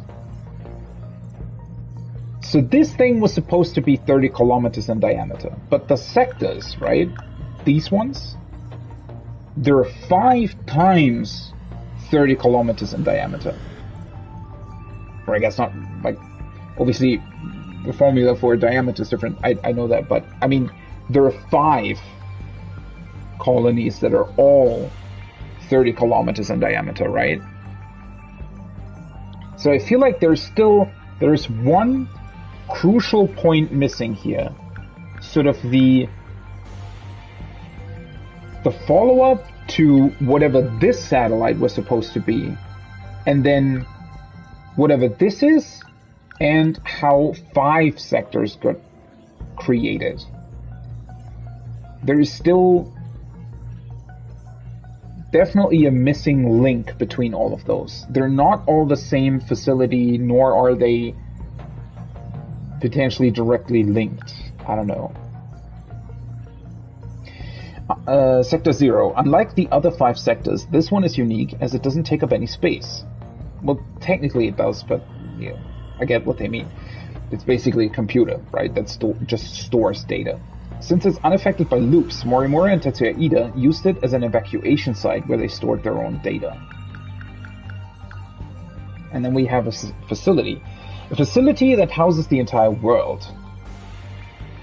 Its stability is reaching its breaking point. Once Sector 4 in 1985 gets taken over by Kaiju, the facility will reset, preventing any further loops. If this were to occur, the reset would wipe all data, including any memories stored in Sector 0. The lives that everyone has experienced through time would cease to exist for good.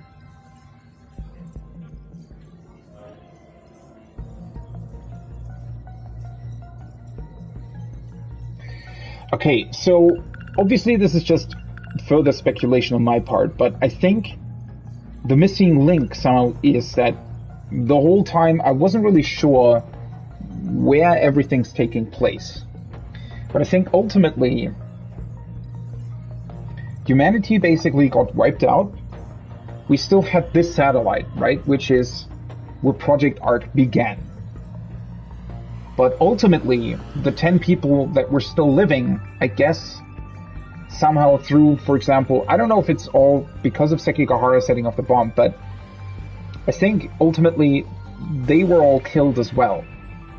And the only people that now survived were the ones in the other sectors that were that are the actual Project Arc, right? And the whole reason for the loops and everything, I suspect, there's probably, I don't know, maybe there's some sort of piece of code or something that had been stored somewhere that measured whether or not they still had nanomachine technology or something. And as long as the nanomachines still exist, the Kaiju will reset the world over and over until they don't anymore. And at that point, when the nanomachines cease to exist, maybe the intention was to utilize the data from that particular sector and basically shoot it back down to Earth and repopulate it? Something like that? Because otherwise, why is there another satellite?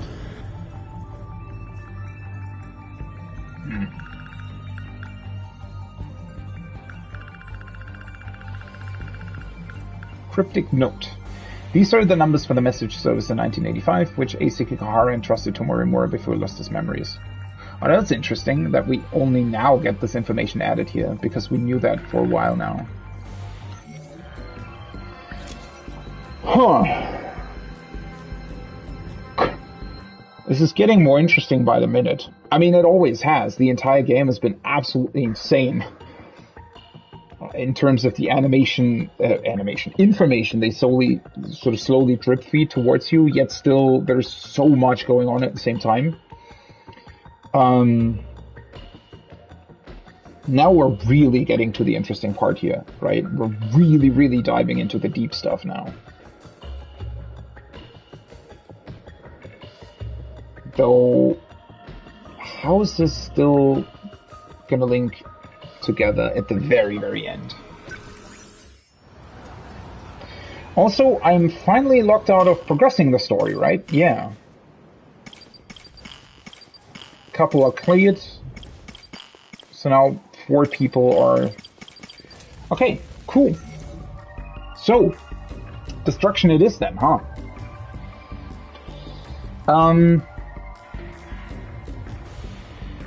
I'm going to take a small break here, and because I, again, need to figure something out for lunch. Maybe this is going to be a longer stream today. I don't really know. I feel like I'm really getting close to the end of the game, yet it still will take some time. I mean, getting through the next 5 waves will definitely also take some time as well.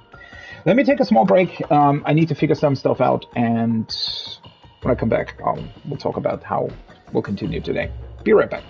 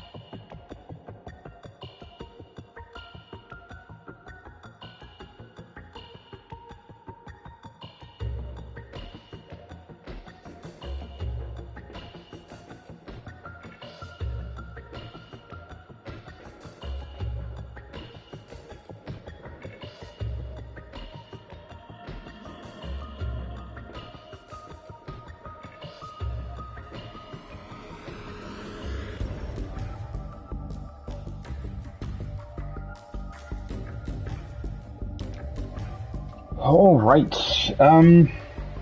Okay. So, I had to look at a couple of things, and what I will do is I will take my lunch break now, and then hopefully after that we can really dive deep into the rest of this game. I don't know how long the rest of the destruction part is going to take, so I can't promise to finish the game today, obviously.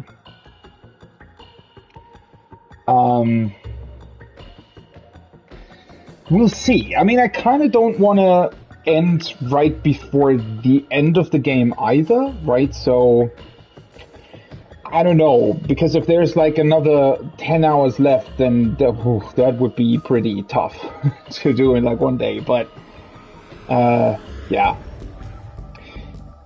I'm really intrigued by what's going on here, so obviously I kind of want to go as far as I can, at least for now. So, as I said, I'm going to take my lunch break. It'll be about the usual 30 minutes.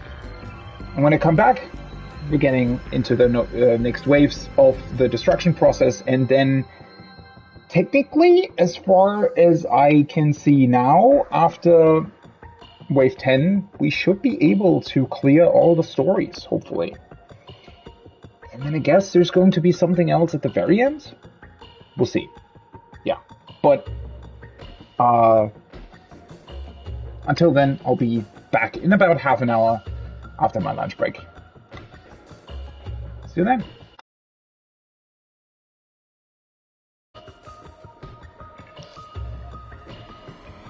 Okay, we're back.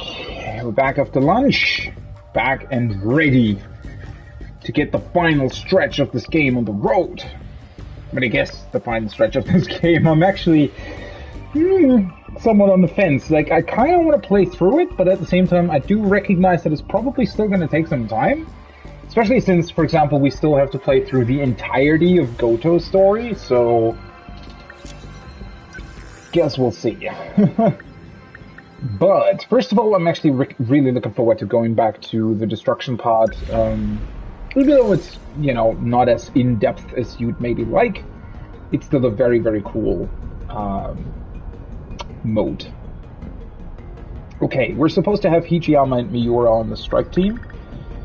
I guess I can do that. Let's see. The invasion ends here.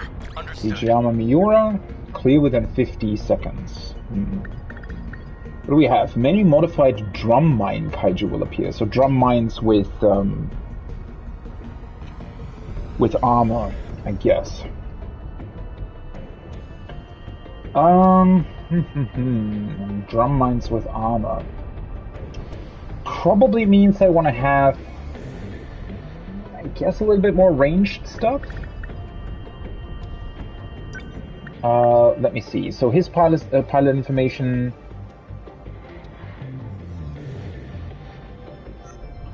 He works well with Natsuno.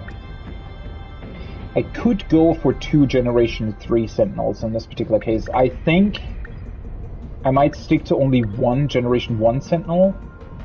Not entirely sure if that's the right call, but let's see, what does he have? That's my okay. So he doesn't have anything that corresponds with anybody else. And she has increases all stats when on a stage already completed with an S rank. Okay. Why would you want to repeat a stat that is, or a stage that has already been completed with S though? Is there any point to that? Unless you want to grind for points, I guess? Okay, yeah, let's go with Natsuno and Miura, and then my typical 2 Generation 4 Sentinel setup. And then I guess I'm gonna go for either Fuyusaka or Shinonome. Probably Shinonome, because Fuyusaka usually works well together with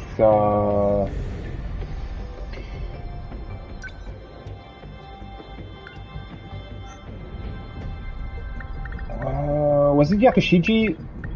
Somebody works well together with her, right? You want me to go? So let's go for Shinonome. Okay, first of all, let me see. Wait, before I upgrade anybody else, my meta system looks good. Don't really need to do anything there.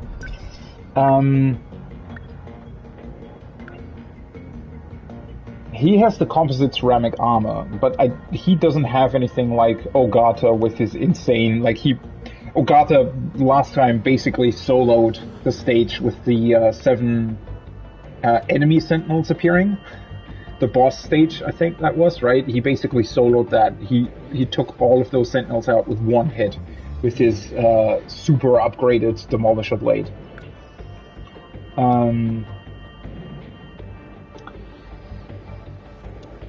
So I think a counter might also be a good idea. I'm not too sure about defensive mode and limiter removal. Yeah, I don't really see any kind of good... I mean, yeah, it's not bad. Definitely not. Remove Sentinel. Durability drops to 1/3, but attack and speed doubles. I guess that can be pretty good if you're sure that you're not going to get hit next round, right? Or before you can move again.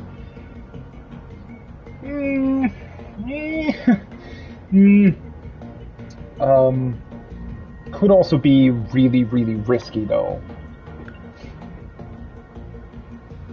Defense modes, I guess you could sort of utilize them as a tank in that particular instance. but I don't know how good that would really be. I mean, I don't know how well you would be able to tank attacks. Because typically, like, if you're getting hit by stuff, that's gonna hurt. So, even with quadrupled defense, I mean, again, the limiter removal might be an idea, but I kind of want to go for the counter first. Get rid of the leap attack. And then just upgrade the Demolisher Blade further, I think. Let's get that to +5, because that's going to be probably very, very beneficial against a lot of armored kaiju. EMP attractor is probably a good idea. The leap attack, not as much. I haven't really found any kind of good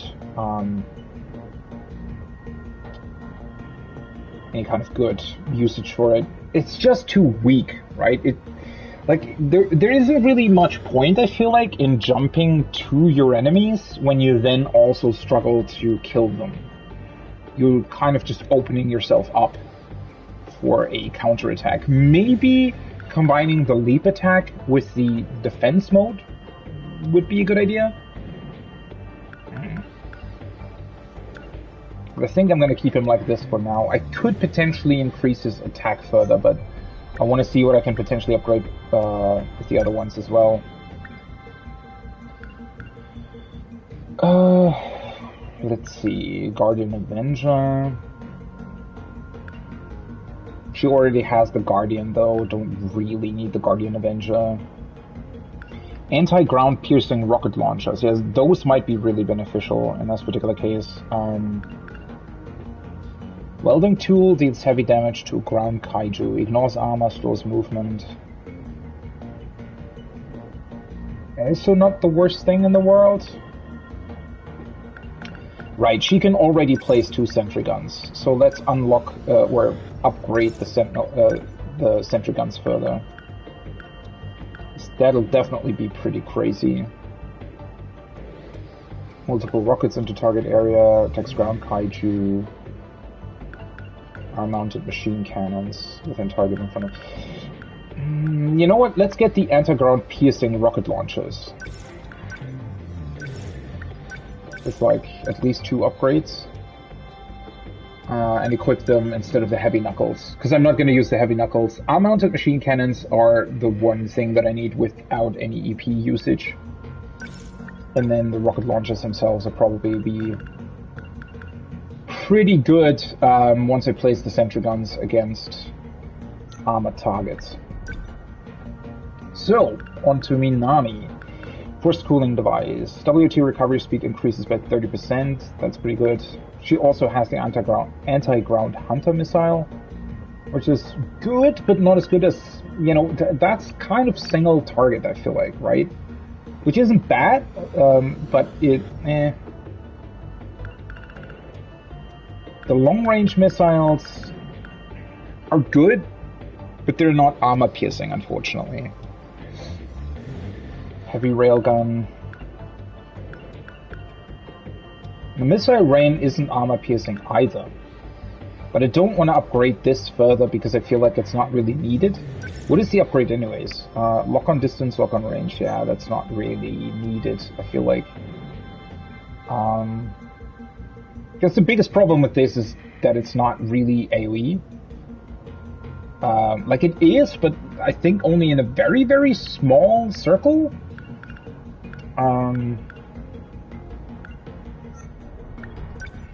Let's see, Miura also has this. He has the super large missile. Can decimate a wide area. Takes a long time to act after that again, though. He's got the mega railgun. That might be better than the super large missile, to be honest.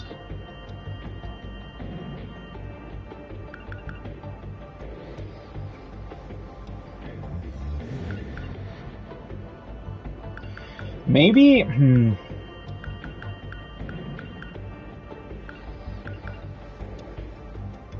should I try and swap over the heavy railgun against the mega railgun? does the enhancement do? Increase the power slightly. Not that that's really needed. Sure. Costs 250 EP, but I think that's probably going to be really, really good and powerful. If I can get into a good position with it. They're both not the best against armor piercing, or you know, in terms of armor piercing stuff, but should still be fine. So she has the counter and composite ceramic armor as well. She doesn't have the interceptors in this case. I suppose it's going to be fine. I might want to upgrade these further, because the leg spike always requires me to get in close. And since she doesn't really have anything else, I think I'm going to upgrade this further. At least a +3, yeah. Maybe a bit more on the leg spike. 2 armor piercing things. Let's see what Amaguchi can do. Oh, right, he's also... How many girls do I have on the team? 3. Oh, it's not too bad. For his passive ability. Okay, he has the shield repair, which is pretty good. Other than that, he actually doesn't have that many cool things.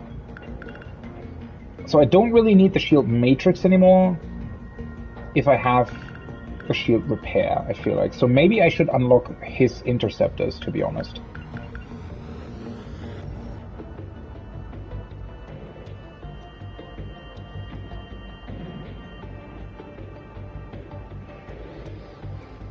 And get rid of the shield matrix +1.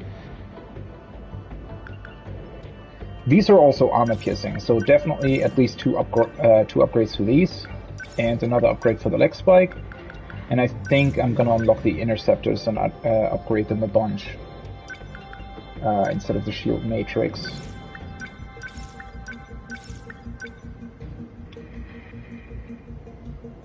Maybe one more upgrade.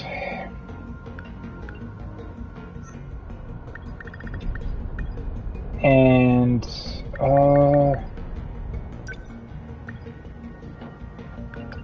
oh, she already got an upgrade to her accuracy and attack.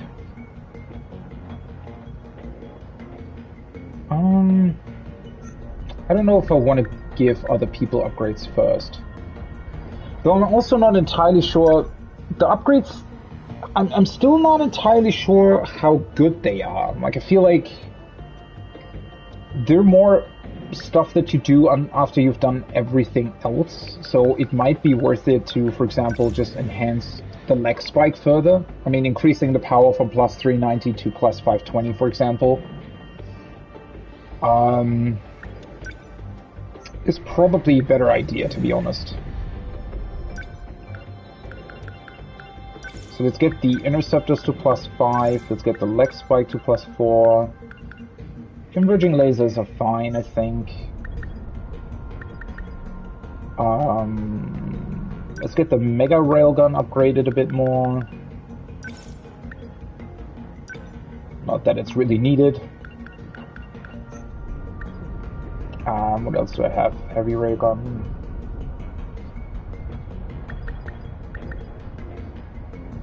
Sentry Gun is already at +5, so...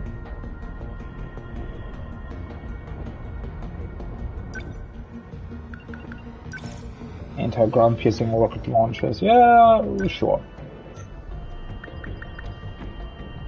Demolisher Blade +5 as well.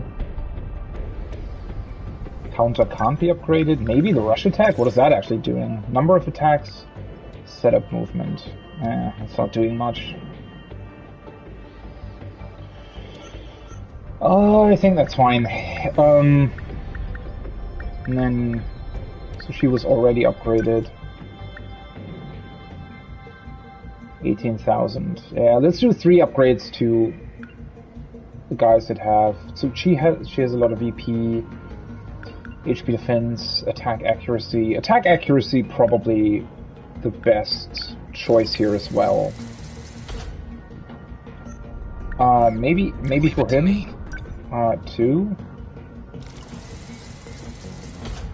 both of my ranged attackers. And she gets the same thing. I don't know if that influences... Technically, it should influence the sentry guns as well, right? If they're spawned by her. Oh, I actually made a mistake here. Shit. I should have increased her EP and attack. Yeah, that was dumb. Because the more EP she has, the quicker she can set up more sentry guns. Oh, well. Whatever. What does this actually do? Lock-on distance, HP. Might not be the worst thing. Having a Guardian against the drum mines might not be the worst idea, to be honest. Let's see. Maybe this anti-ground hunter missile. Sure. Let's see how well this works. Honestly, it's not the best team setup, I feel like, for this. But we'll see. They just don't let up. This seems pretty rough on you, Fuyusaka-san. You okay? I'm fine. Everyone else is doing their best, so I can keep going. You need to know when to use your support units. The Guardian types are especially important. They spike the D-Force's threat identification signals. It makes them think it's a high-priority target. They can draw attention away from us as a decoy unit. That can distract the enemy away from us and the terminals. The EMP equipment on the first gens can get us some breathing room too. Though it tends to draw their attention instead of diverting it. It can be a risky move. A true soldier faces his foes head-on with pride. I couldn't ask a better chance at glory. And that's actually pretty interesting how you can sort of play with their threat levels as well, right? You can sort of try to tank. If you're using the EMP, for example, I do think that they then prioritize the target that has EMP'd them, which is pretty cool. And then, yeah, you can use decoys and stuff. Let's see how this goes.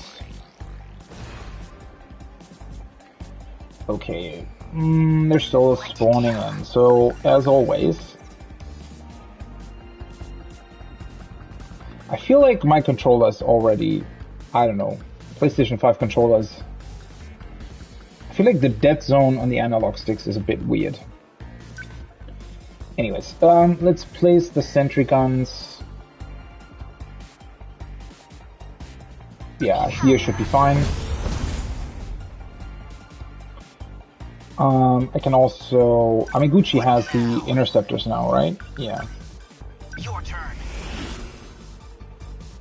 I definitely like the stuff that you can already set up while the enemies are still spawning in. It's just pretty useful. What to do? Let's go, Natsuno. I think the Generation 3 thing can both sort of just stay here. Not throwing away much. Let's see. Hijiyama, I might want to already move towards where they spawn, right? So at least this way to a degree. Okay, what's the plan? Okay, let's do this. I mean, she can move fairly quickly in general, but Not throwing away my shot. let's do that for the time being and just wait for them to... Alright. It's a lot of small stuff, to be honest. 3 of those drum things. Stay calm. Remember your training. Should I try and use the Mega Railgun? Could already take out most of them. It should be pretty effective even against the drum mines, right? Let's try it. I want to see what it does.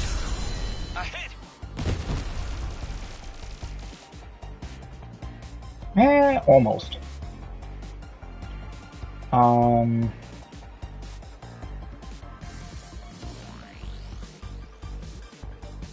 Do I just want to fly in and use her? Like, I can demolish blade this thing. Should theoretically get rid of it. Like, seriously? Are you kidding me?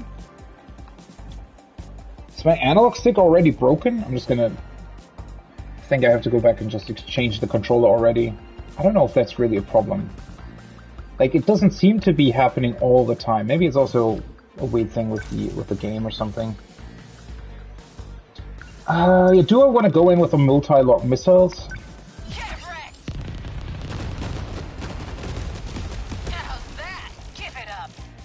Are you kidding me? Seriously, that thing's still alive? What next? Let's demolish blade this thing.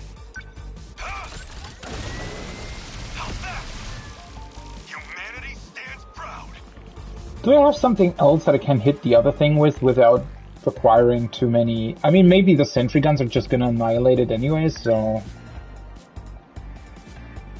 Stay calm. I can do this. Does that hit it? I mean, I can just move slightly over there. Hope I can pull my weight. Try this. Bingo. There you go.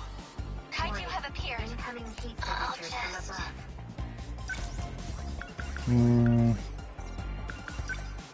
Let's put a Guardian up here, as long as I can't spawn the sentry guns yet. Deploying decoys. Okay, let's do this.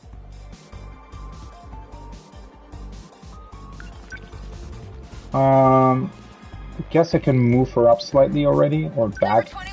Up and back. Should I try and keep Hijiyama down here, or also move up? He would have to use to move quite a bit, but I have Amiguchi and the others there as well, so I think I'm actually going to move him back here. Number 12 moving out. As long as I can keep this thing moving. More drum mines.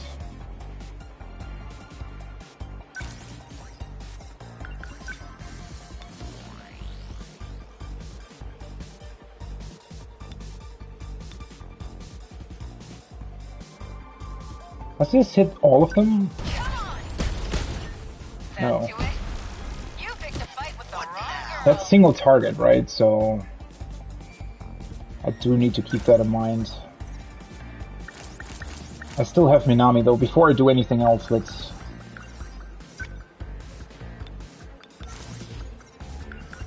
just fire her long-range missiles into this. Gets rid of all the small stuff. Because he could also just leg spike the other one, right? Oh, let's see. This would be a back attack. Nice. Oh no, you don't. Hit. I won't back down. Okay. Rest of the stuff hasn't even spawned in yet. Okay. Enemy on the move. Picking up enemy heat signatures from above. Okay, Hijiyama and Miura can move. I'll make it work. Let's move up slightly more. And I guess it would actually be... Is this thing armored? I don't think it is, right? Oh, it is. I could hit it with the armor-piercing missile, or I'm gonna use the Mega Railgun again. Let's do this. Did I get it? Yeah, I mean, didn't deal too much damage to the high quad, but still kind of fine. Number 12 moving. Unbelievable. I'm acting like an amateur. Number 12 moving. Move them up slightly more. Okay, the rest spawned in. Holy fuck! The sentry guns just annihilate stuff. I'm still blown away just how crazy good the sentry guns are. Those are only 2 sentry guns that are on the field, and they just annihilate stuff constantly. Okay, actually, Amiguchi can probably go... Ooh, what's this? Okay, let's move him up slightly.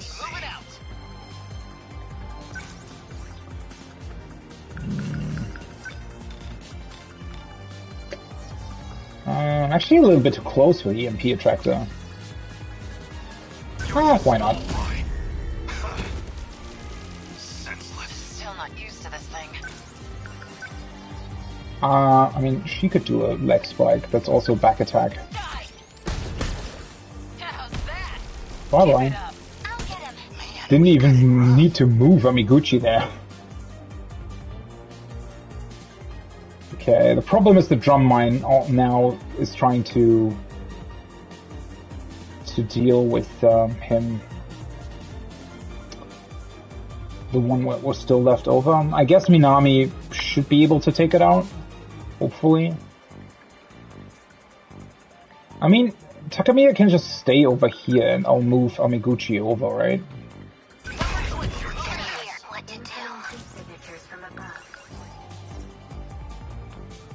Oh, that's Shinonome. Well, it wouldn't really be worth it to do a metagauge thing right now.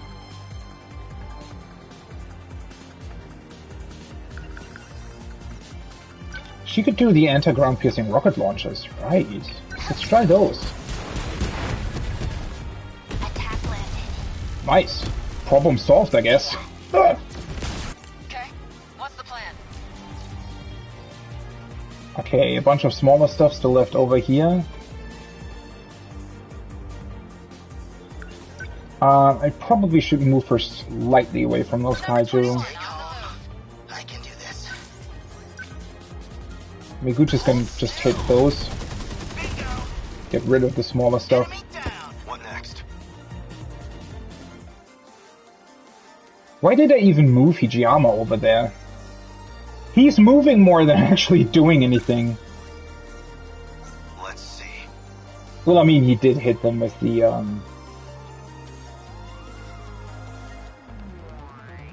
you know. Okay, let's move him to a more central position for the time being.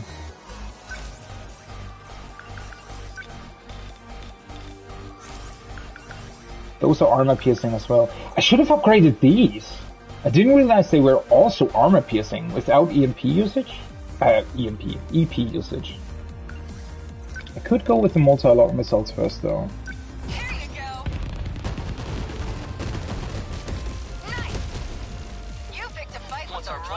It's always not bad to sort of deal with the smaller stuff first, I feel like.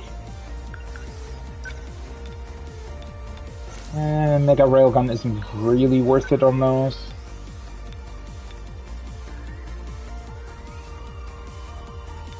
Yeah, this is AoE, but it doesn't really hit that many. Here we go.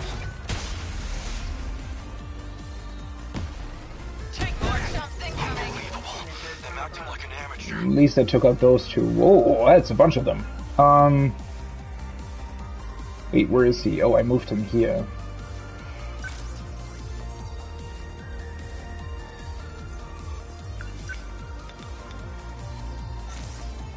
The practice round's over. The hell is this? I really wish they would have done it in a way where you can, or where it automatically sort of selects. The sentry guns are just fucking crazy. But yeah, I wish they would have done it in a way where you'd basically be able to just choose the shortest course. Should I do the EMP again? I mean, it only hits 4, but why not? At least that prevents those from moving.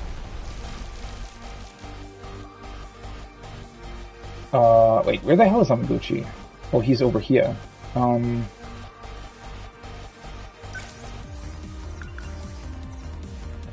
I could release more interceptors. Are the other ones dead, by the way? No, they're still over here. So they're dealing with stuff. Let's do the leg spike on the ones that are still here. Wait, can I... Which way are they even...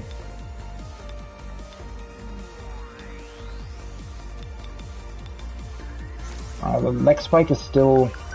For the converging laser things? It would hit either those 4 or those 3. I mean, the other ones are still EMP'd, right? So let's go for those.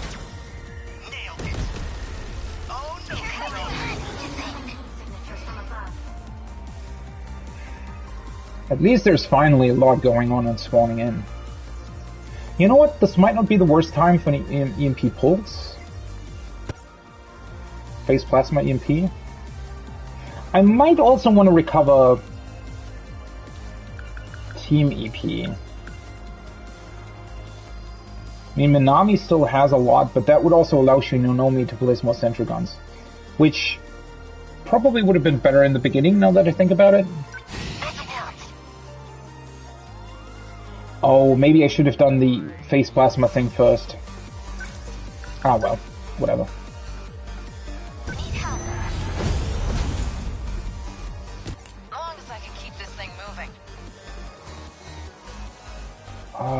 Should I just go around and individually take out these drum mines? I mean, those are still EMP'd.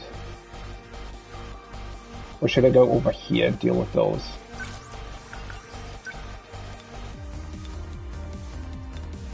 Oh, that's already a back attack. Yeah, let's get rid of this one.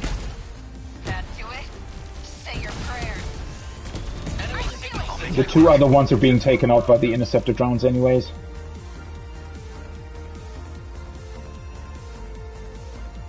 Is this damage not gone out yet?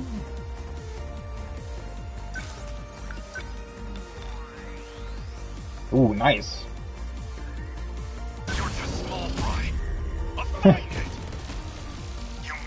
Just EMP all the small stuff. Everything's dying before I can even get to it. Like, these died as well. So either she moves over here and takes out those 2. She can't move over here to the big thing, though. I mean, those are still EMP'd, right? But Amiguchi's there as well. No fight I can't win. Let's move over here, to be honest, for the time being.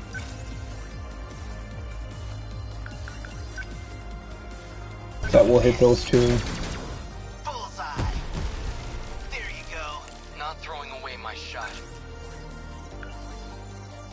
You can do another anti-ground hunter missile against this big thing. Can I hit both of them? This should hit both of them, right?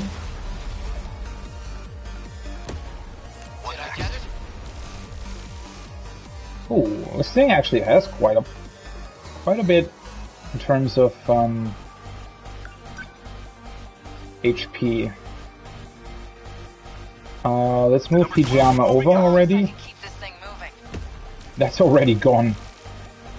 And the Guardian is doing work as well.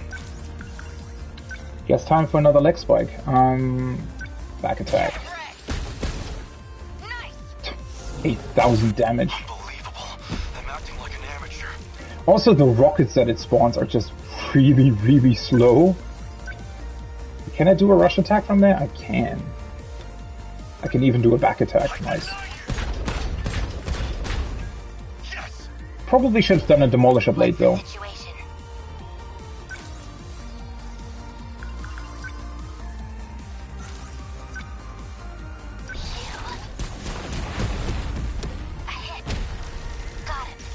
Well, that was easy.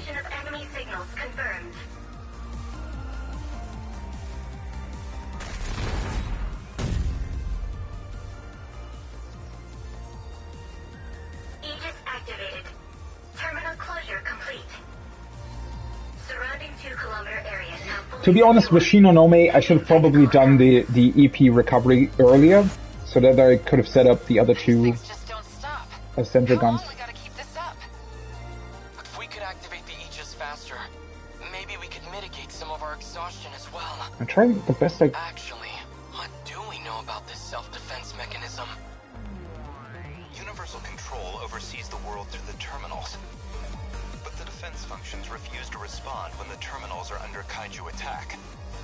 The mainframe would go go down without even noticing it was compromised.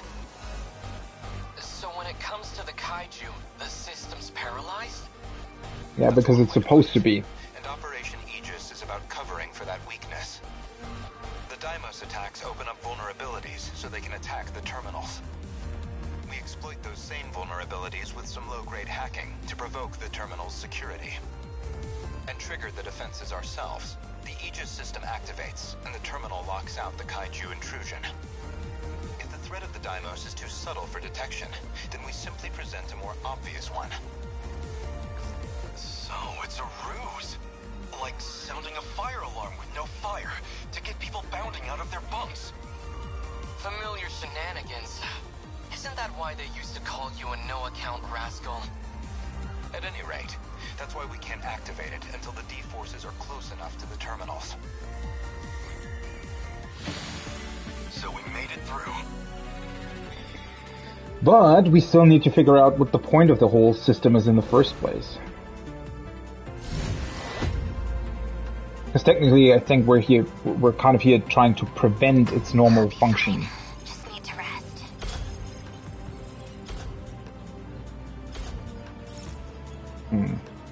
Considering how far I am through the waves, and that you can get to like level 30 and stuff, I really think they do intend you to play through levels multiple times.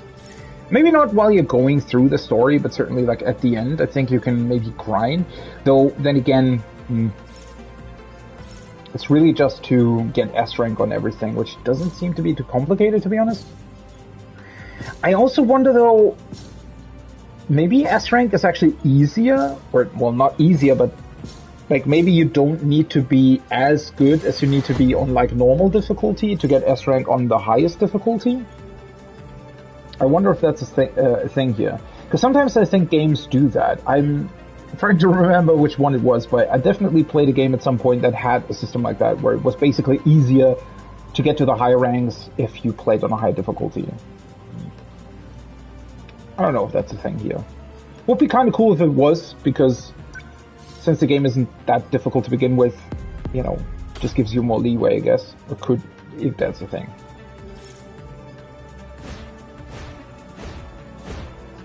Hey, time to unlock some files, huh?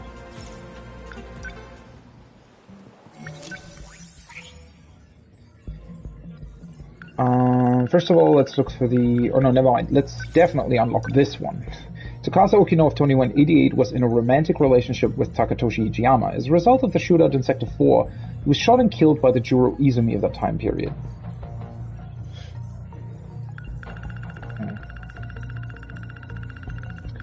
Drum Mine, officially called Blasting Excavator. A kaiju with a body like a giant wheel. Once a target is acquired, it uses its rocket engine to spin its wheels and close in on the target at a high speed. Afterward, it uses a large amount of RDX-filled explosives inside itself to self-destruct.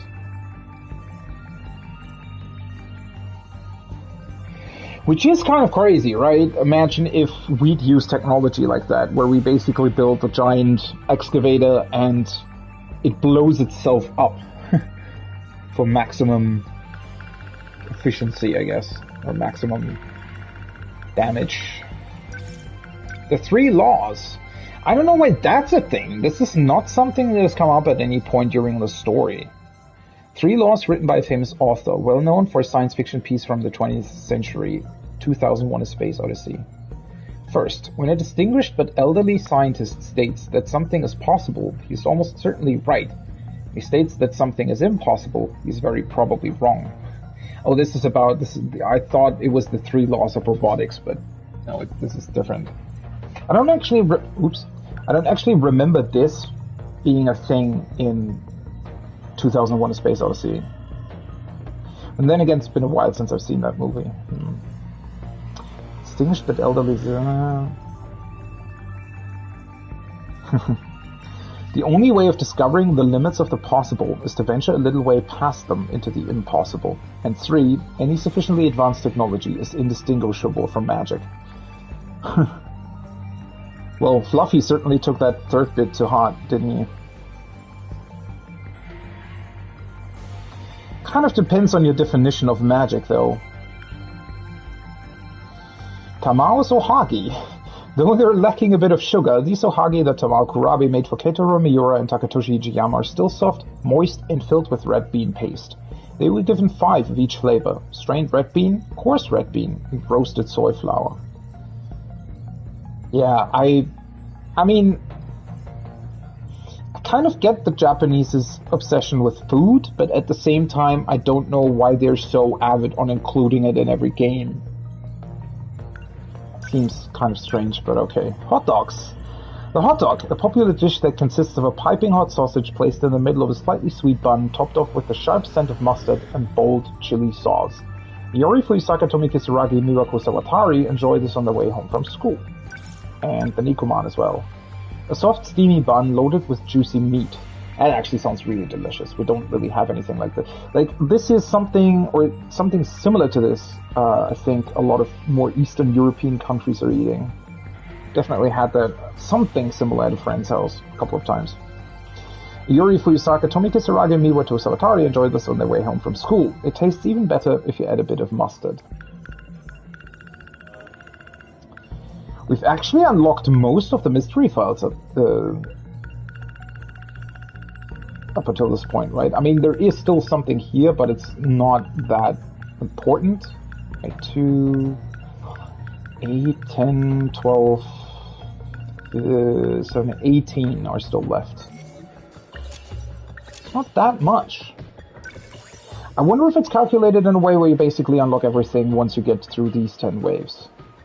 It would be interesting. Alright, various long-range specialized kaiju will appear. Okay, that's interesting. So we might actually want to go with Minami and Miura again, right? Kurabe, Yakushiji on the strike team, okay. We have to fight. I'll go.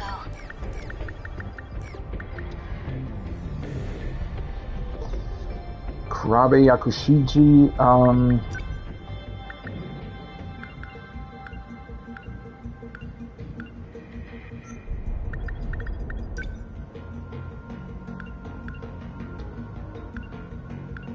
right, she needs Kisaragi.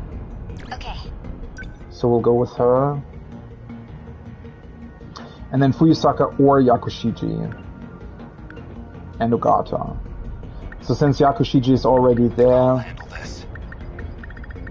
I guess we'll go with Ogata again. And then go till... Okay. And... well, that's a bit unfortunate, right? I could either go... More long-range stuff would probably be great against them, right? Okay. So maybe let's go with Minami as well.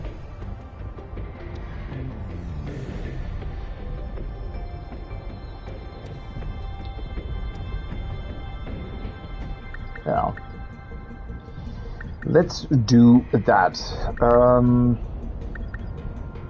Okay, so Yakushiji has the hyper condenser for more interceptors. So technically, I don't really need to upgrade hers.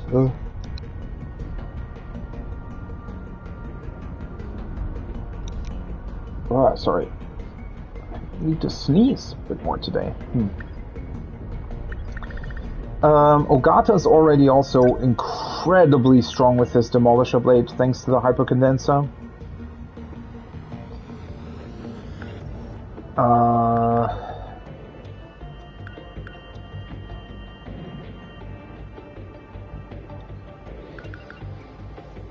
What does this do, actually? Lock-on range. Oh, that's not bad. Let's actually go with the EMP Attractor Plus. +4, maybe even? Upgrade the Demolisher Blade further, though at this point that honestly seems like a bit of overkill. What does Kurabe have? His Sentry Gun is already +5 as well. He has the Guardian Avenger unlocked.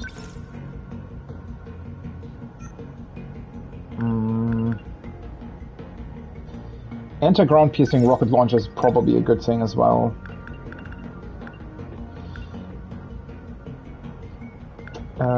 Sentry gun, multi-rocket launchers. Minami just got an upgrade, I think. Although I can bring the long-range missiles to +5, I think. Maybe upgrade the anti-ground hunter missile as well. Kisaragi, the hypercondenser is for the heavy railgun, which already got upgraded a lot. Anti-ground hunter missile. Let's get that one more step forward.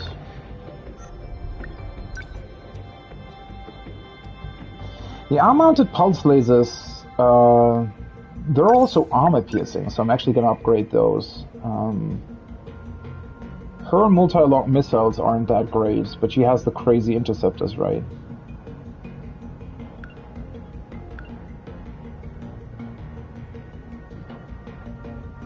So maybe let's upgrade the pulse lasers one step further.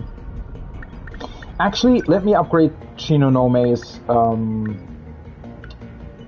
in case I forget that again, generator.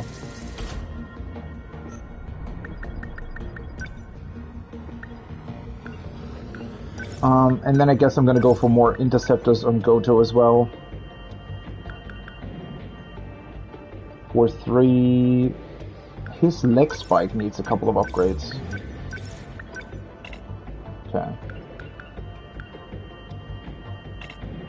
Oh.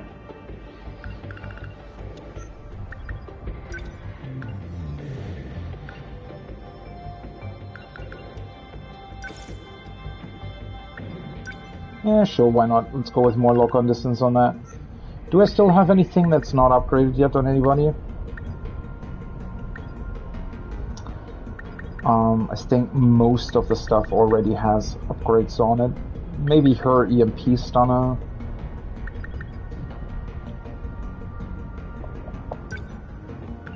Maybe tackle. Let's just go with that. Not that I'm ever gonna use it, but why not? Okay, let's go with this.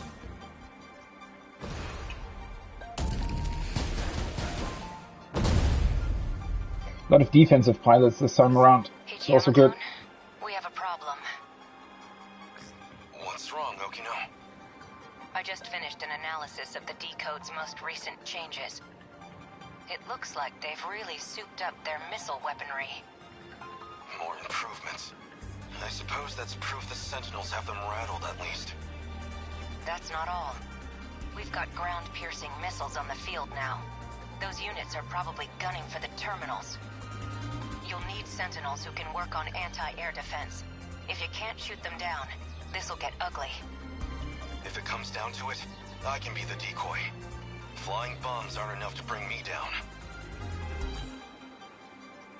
Okay, sounds interesting. Let's see what we'll get here. Usually it's not too difficult to take out, like, at least up until this point, it hasn't been too difficult to take out missiles that were already coming to the terminal. Okay.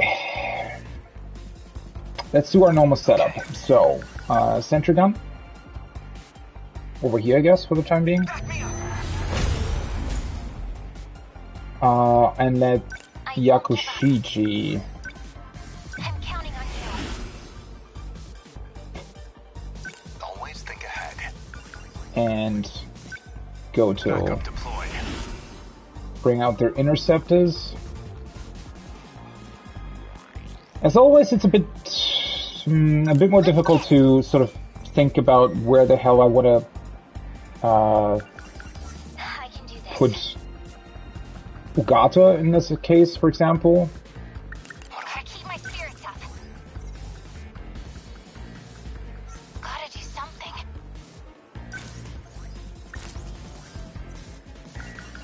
He has the anti-air defensive flares as well. It's actually not that bad.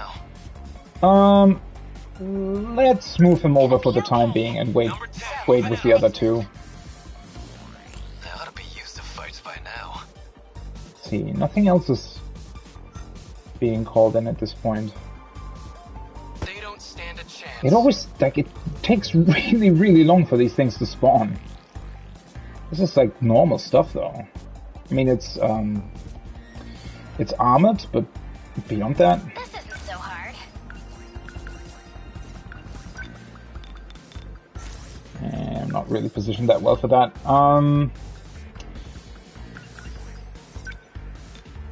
That's too small. Let's just go with the long-range missiles. To start off. I mean, they're still pretty good, so no reason not to use them.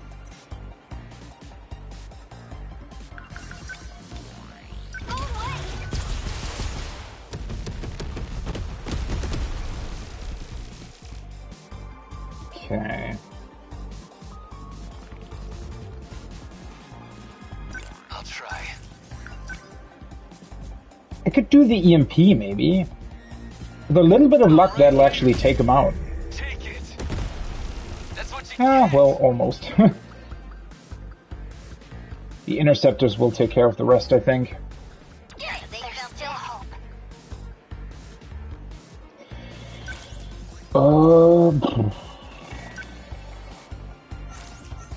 Let's move her slightly. Yeah, okay. Those things are gone. Goto can also move over here. If things are spawning in here, let's move Goto over here a little bit. She can move back here. Next move. Always think Let's keep him here. He's gonna move up. Number 10, moving out. Think.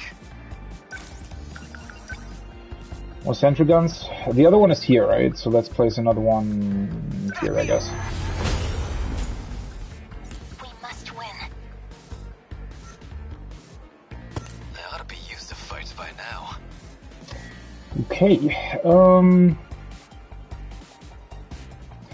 What do we do with these nice things? I have a lot of people to do stuff with. Maybe I could actually do another EMP thing, because that'll hit all of them, right?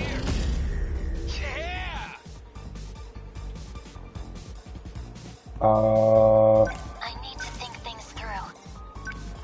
Either I'm just gonna go for that. I mean, as long as they're stunned.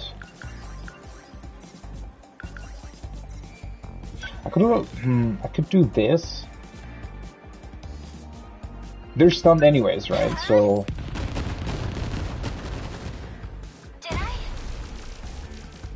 Let's hit them with a couple of missiles. Stay on guard. Goto probably wants to stay here.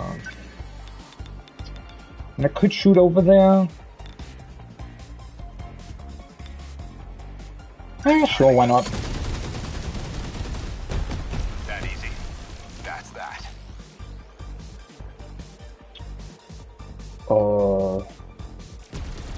Gotta keep it together.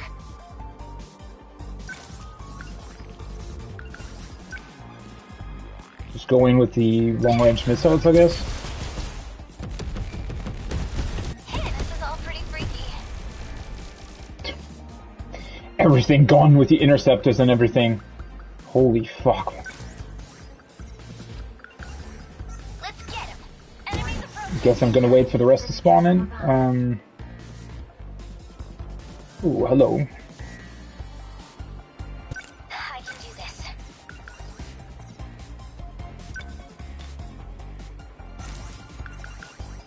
Let's actually go with the anti-ground hunter missile in this particular case.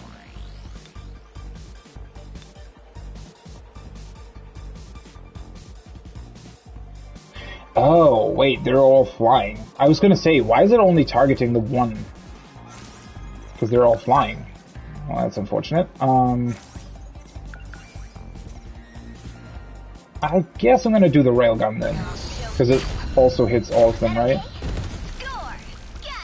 Yeah. Well, that was easy.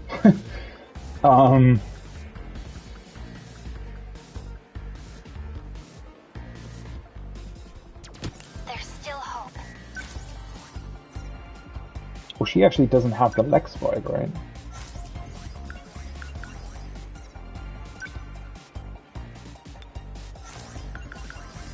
We must survive. Let's move her up slightly so that I can hit that thing.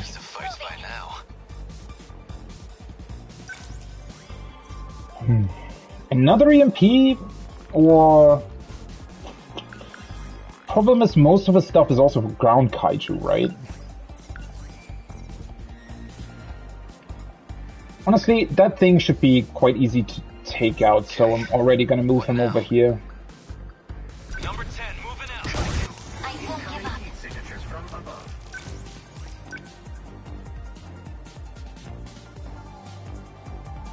That'll probably kill it, right? I did it. Now then. Okay. Go-to might want to deal with those. I don't even really know what to use. Like, I could heal EP, but most of them are still full on that. The only one that's missing EP is Kurabe. I could deploy them Type 98 bipads again. Yeah, let's actually do that before I don't use this stuff at all. Next move.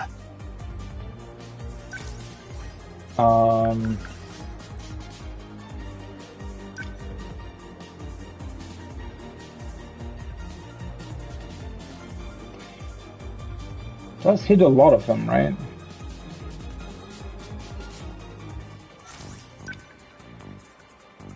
These might be better though. I'll stop them. Good. Or maybe not. Point overthinking it. Oh. Sentry gun already doing work again. Let's just EMP all of them. I'm right here. Take it. That's it. Gotta do something. Wait, did I not EMP the big thing? Oh no, I did, I think, yeah.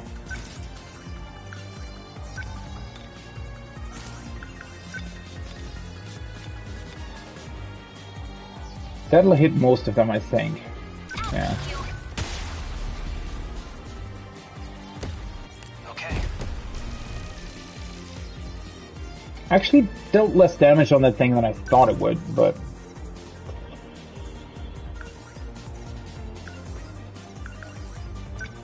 Anti-ground piercing rocket launchers, I'm a little bit too far away for those. I'm also too far away for the machine cannons though. Can't mess this up.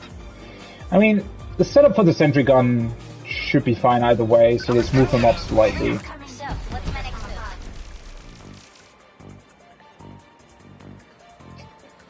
Guess I could do another railgun attack with her, to be honest. Or this, wait. This is actually more expensive, right? This is armor piercing though.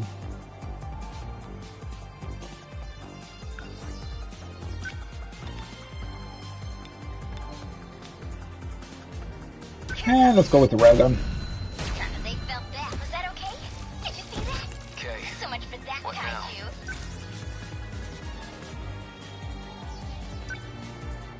Could go with the rush attack on... I mean, that thing would be a back attack. Let's do this. Get back. Boom! You like that? I have to focus. Okay. Still not enough to... Oh, right, I just moved him, right?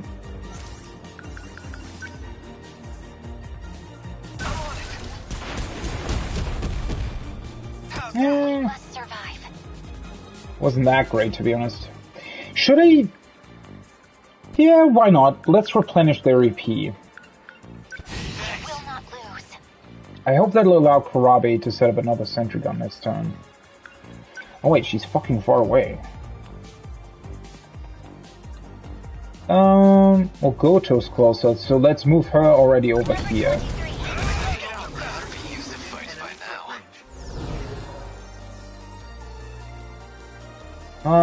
I don't know whether or not these are, or they're not the last ones. There's still stuff over here, and stuff here. Okay. Another EMP pulse here. That'll bring those down. Let's also move Goto over here. Holy shit, like what is taking all these... They're all dead before I can even do anything. Should I go with the multi-lock missiles?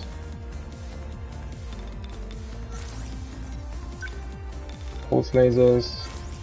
I mean, they're armor piercing, but they're not that strong, right?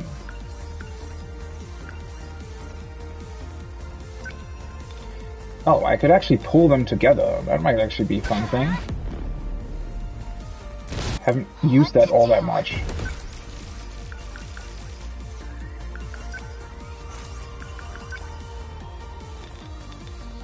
They're already dead!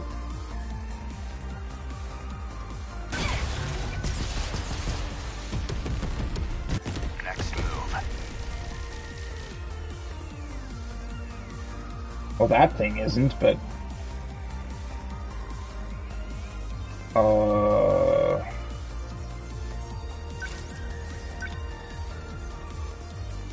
Probably don't want to move him in too much with the gravity. Oh no, wait, the red ring is the gravity stuff, right? That's not actually in spawning in kaiju. Always think ahead. Number 22, advancing.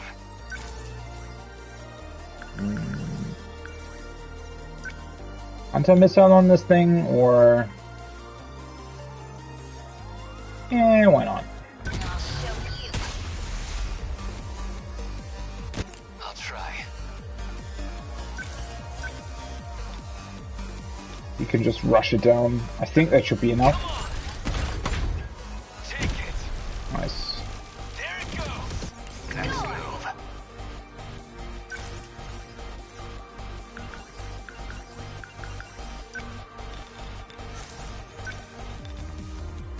Should do the pulse. Yeah, why not? Are they all already damaged when they spawned in because of the gravity stuff? It also looks like it heavily restricts their movement, right? I think that sentry gun was almost overkill, to be honest, but that won't hit him. Okay. What now? Let's move here. The interceptors and sentry guns are killing stuff before I can even get to it.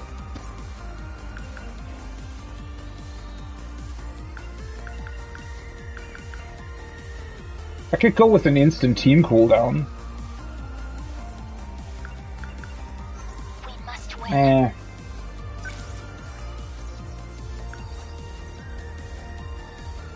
Okay, the gravity missile is gone now, though.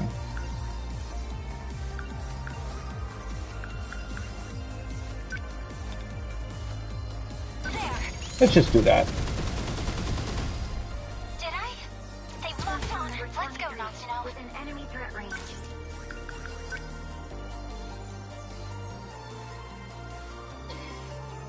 I mean, I could do an EMP thingy. Oh, there's still stuff moving. Yeah, okay.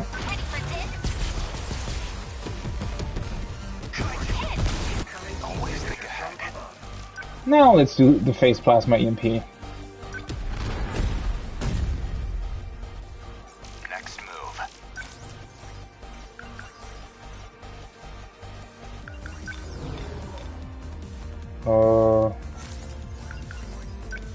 Actually hard to tell what the best course of action would be. I mean, this actually hits all of them, so it's not armor piercing, but it's not the worst choice either, I think. Let's just hit him with another EMP.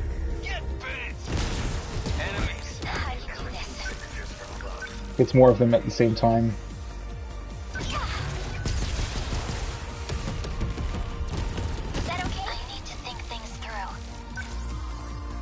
She doesn't have the leg spike. I always forget that she doesn't have that.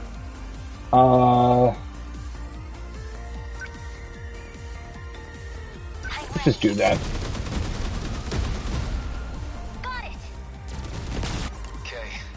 I mean, all of the smaller things are already getting rid of it, so this will probably completely annihilate it as well. Wait, is that not a back attack?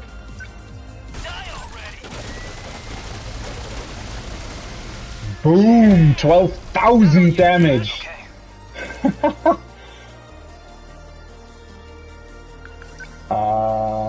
I can't reach it.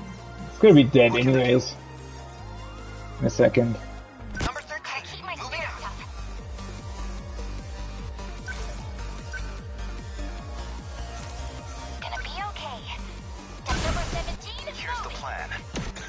Yeah, that's it.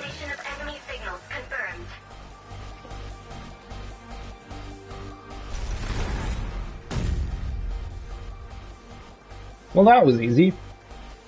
Aegis activated. Terminal closure complete. It's still really fun though, right? I mean, with all the upgrades that you can do, the mode really becomes quite easy even on the highest difficulty. Did they even launch? Oh yeah, they launched 2 missiles at some point. We'll need to improve our anti-air defensive flares. The 4th generation's flare torpedoes can take out missiles as well. Understood, Juro. I'll keep an eye on their missiles. Hey, how exactly do you know all this stuff? You sure you're not Juro Izumi in there? I'm sure. But I know him, and I know what we're up against. No more enemies, right?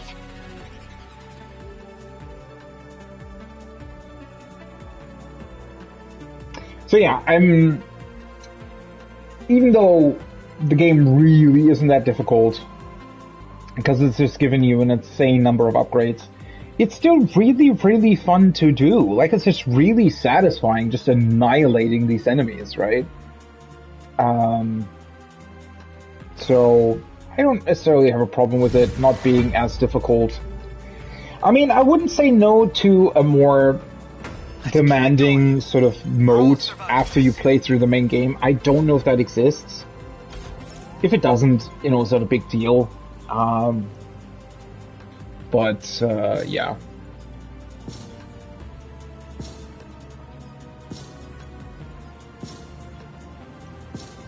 It's still fun, and that's what counts, right?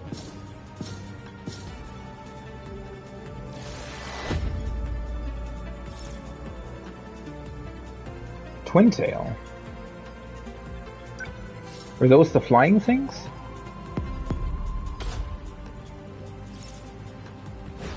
Chopsticks for 2. What is that? 6 mystery points, holy fuck. Nope. I want to look at the event archive before that.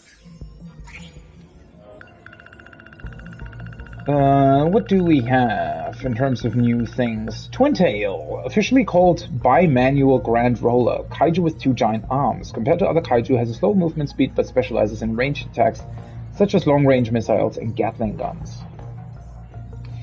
So originally that was just supposed to be sort of a bigger sort of crane thing, I guess.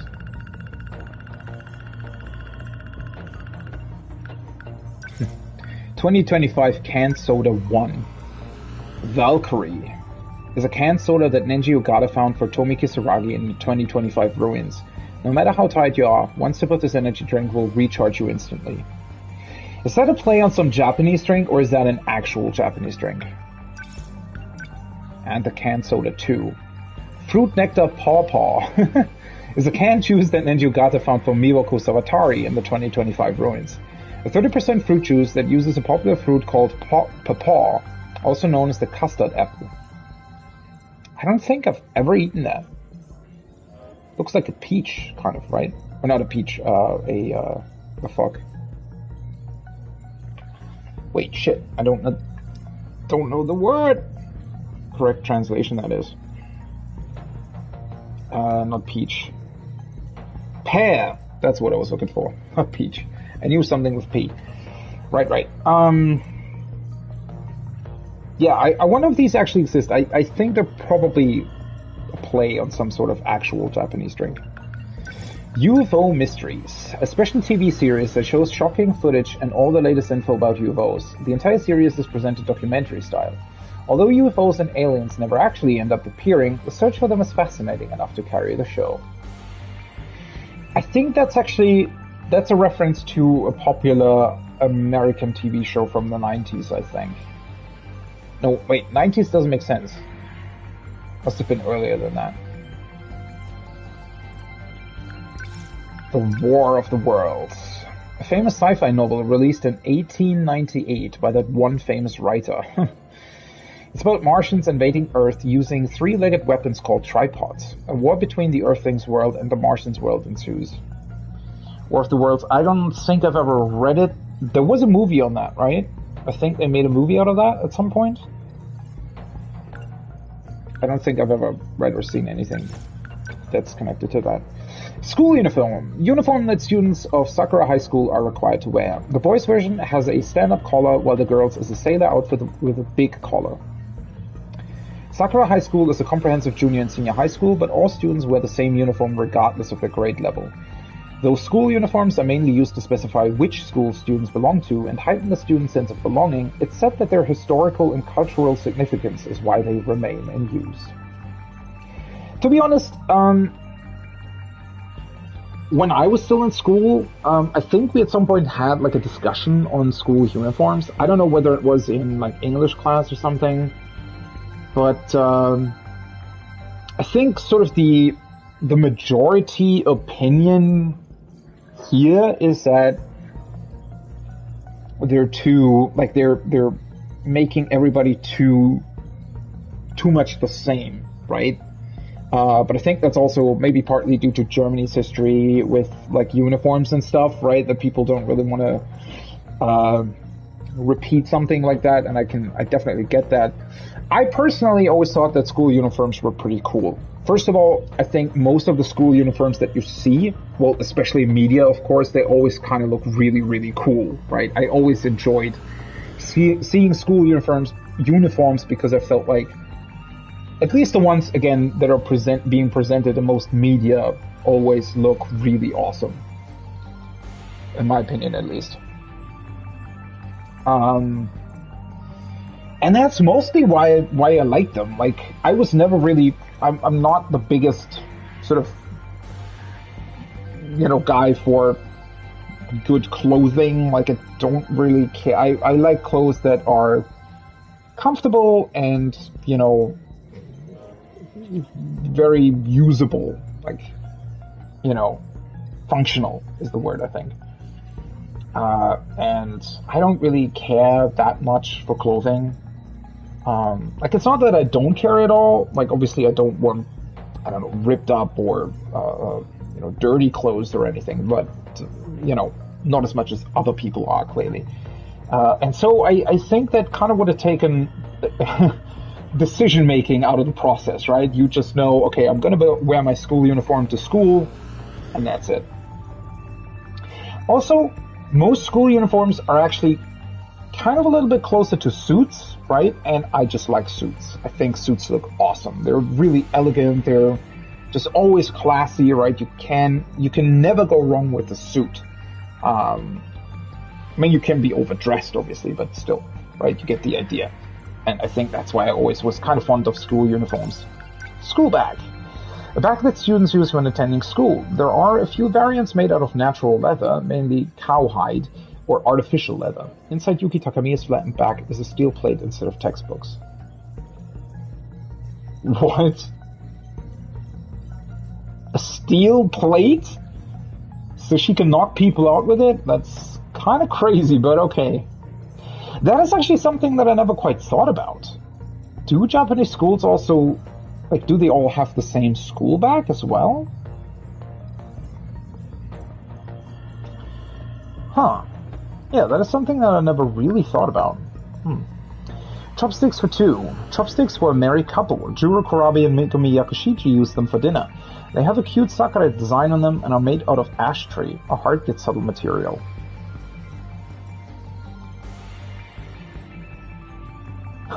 It's actually cute, right, that chopsticks like that exist. I don't think I've ever seen, because, like, typically, like, forks and knives and everything, they don't really come in sets of two like these. They mostly come in, like, bigger sets, right, where you can, like, where you have enough for, I don't know, 4 to 6 people, or 8 sometimes even. I don't think I've ever consciously seen sort of a typical,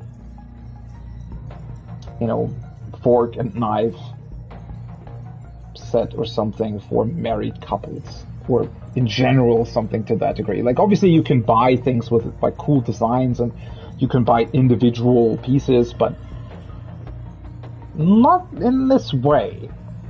At least I don't think I've ever consciously seen that anywhere. Alright, wave number 8. 3rd generation, 4th generation only on the strike team. Yeah, that's not gonna work.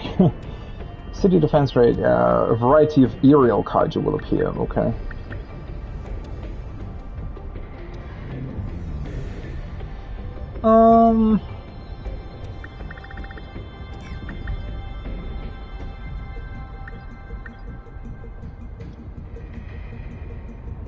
Huh. Maybe I should actually go with Ogata again, because these guys have the defensive options against flying things. I don't know how important that really is.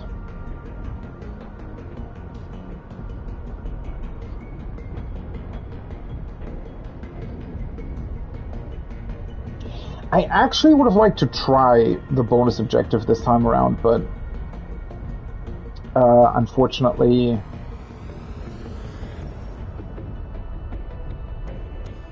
I only have 5, not 6 pilots, because the other 2 still have brain overload. Oh well. Oh wait, Ogata doesn't make sense because I don't have Kisaragi though.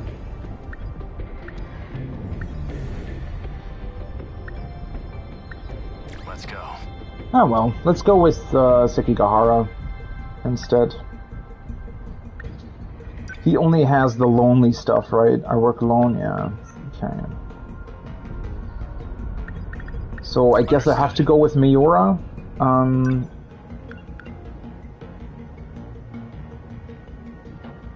If Chihiro contacts the team, increases all stats until the end of the next wave?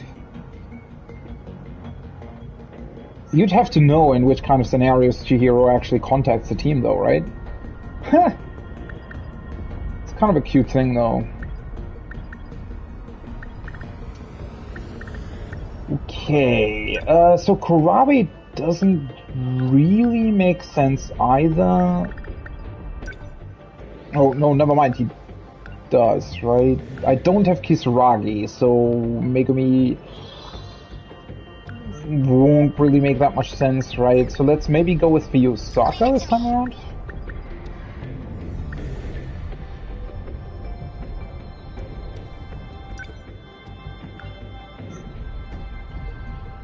Sekigahara, Fuyusaka, Miura. I mean, I'm still missing one anyways, right? So,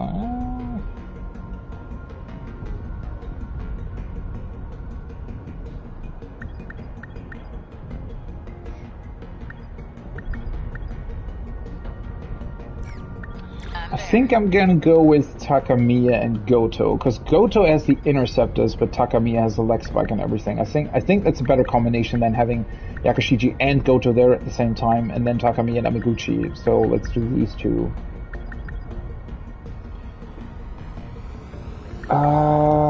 And maybe just bring in Shinonome as well. 2 Generation 2s this time around. Aerial Kaiju. Though then again, the EMP stuff from the Generation 1 Sentinels is usually also pretty good. Understood. She doesn't have EMP, right?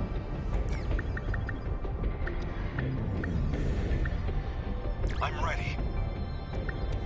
Because they both have the EMP attractor. Not that it's really that useful, to be entirely honest.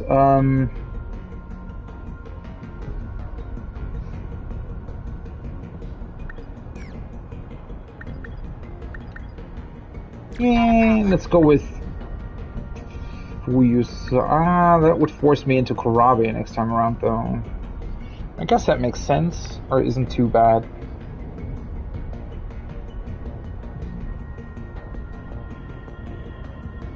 Let's do that. Let's try it this way. Ultimately, I don't think that it really matters that much, but, you know, why not think about it? 11:15 p.m.? It's really getting late, huh? Daimo's signature's identified. Stay calm and let the Sentinel analyze it. I know that one. It's another of those huge carriers.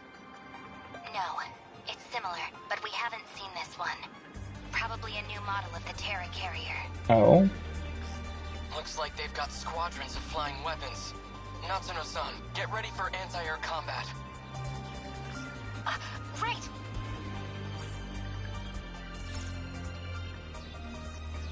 Wait, Natsuno isn't even here, though.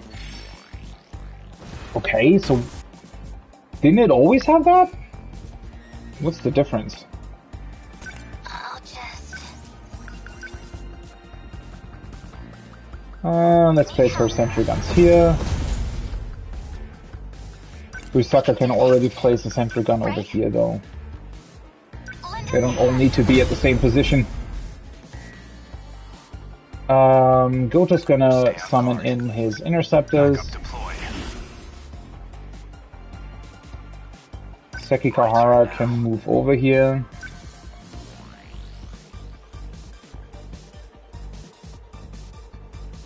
Miura probably wants to stay where he is, right?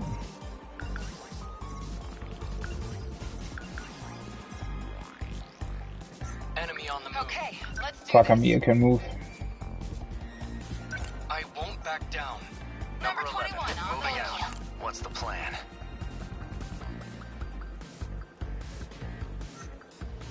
Okay, what's the plan? Okay. First ones. Don't let up. Technically, Sekigahara could just shoot them down and...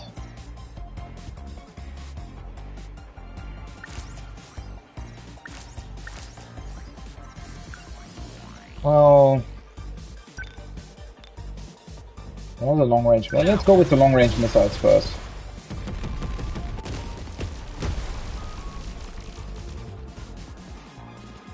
No room for hesitation. Do an EMP on them. That work? And then Takamiya can just go in with her multi-lock missiles, I think. The converging laser, let's just do this.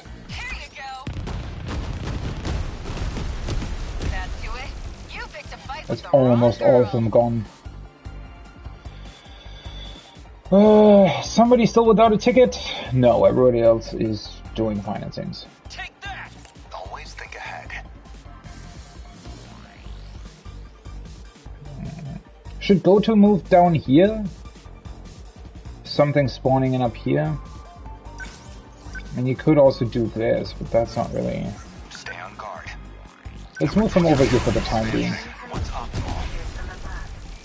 Okay, sentry guns are dealing with that. It's fine. So let's move him further over here then. Number 22, advancing. Sekigahara is going to move up here. Moving out. She can't set up a sentry gun. Yeah, do I want to place a guardian somewhere?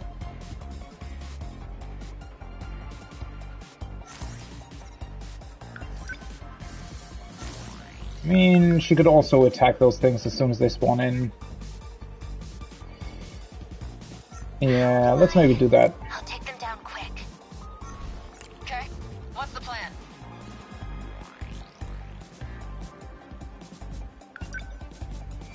She's gonna move over slightly. Most of those things are already damaged as soon as they spawn in. Like, okay, let's do this. That'll hopefully give me enough enough EP back from another sentry gun.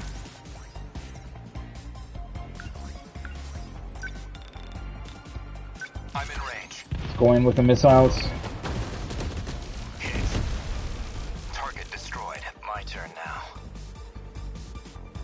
They still haven't spawned. What the fuck? Number 11. Moving out.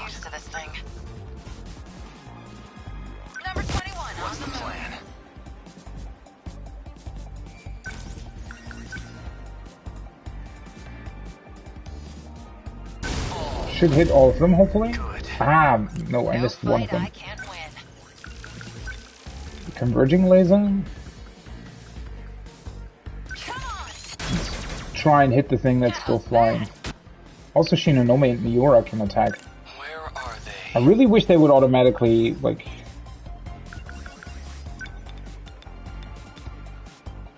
Let's hit the big thing. They don't stand a chance.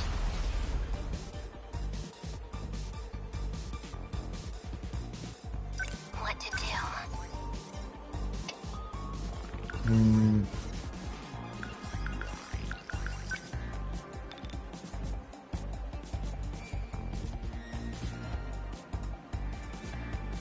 It might be the worst idea, right, to do that? Yes, I'll take them all. Here's the plan. Enemy threat range. Leg Spike might actually be a bit too much for those guys, right? I mean, it's just the one. Good timing. That easy. Signal offline. My turn now.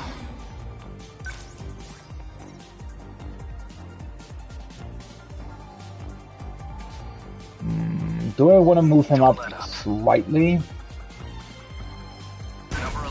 That way we can do another EMP over here. That actually hits all of them.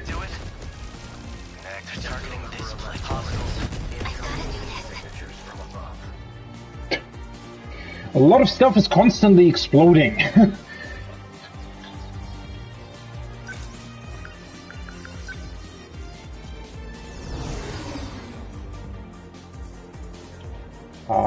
She can set up another sentry gun right here. Okay, let's do this. Interceptors are doing short work over there. Those are still spawning in. There's some stuff here that Goto can probably deal with.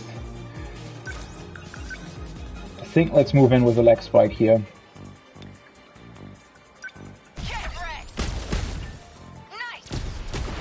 How's the Sentinel?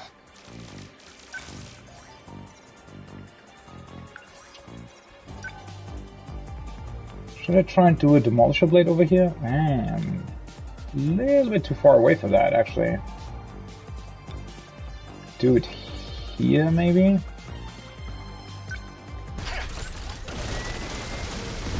How was that? Nothing special. What's the situation?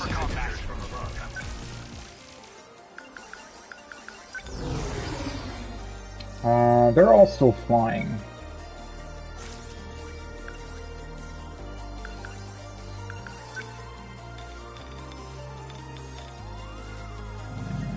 I could do an EMP pulse, to be honest. I mean, do I want to though? There's still a lot of stuff spawning in.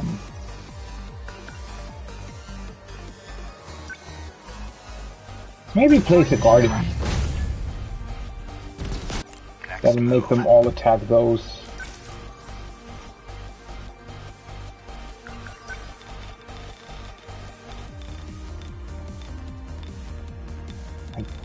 Yes, I could try and get rid of all the smallest ones. I mean, they're attacking the decoy anyways, right? For the time being. That's that. What's our plan? Sentry guns do the rest.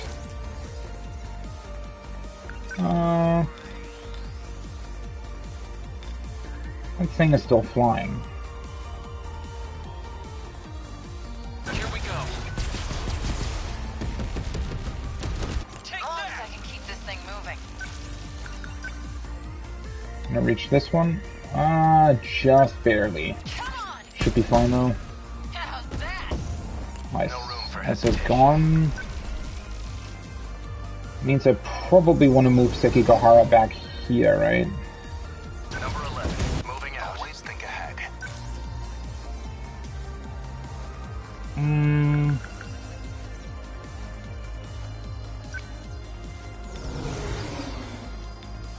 Let's maybe overheat this one. Hit confirmed. Hit. Damn. Within enemy threat range. Something actually was attacked, I think. Let's go with the phase plasma EMP.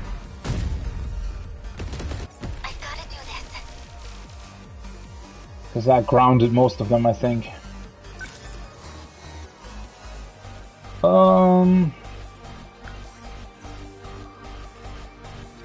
I could go with another sentry gun. I'm actually not sure if that's the best move here. She constantly gets so much EP back. I don't even want to know. I don't even really know what to do with it. Let's just set another sentry gun here. Thank you. What's the plan? Can I reach something? I could go over here, maybe. There are still more spawning in, though.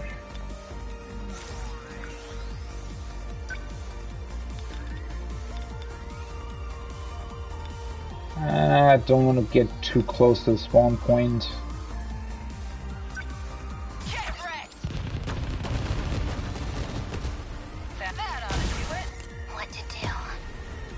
It's just not really that effective, right?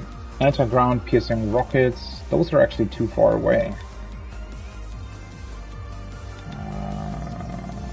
Maybe I could hit either these two or those three, I guess? I can take them off. Got that one. Don't waste any chances.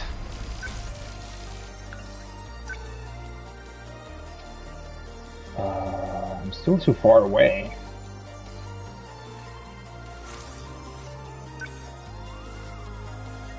Wait, why am I still... He also has a leap attack. That might actually be a good idea this time around. More stuff coming in. Right, he has the Mega Railgun. Would that be particularly effective anyway?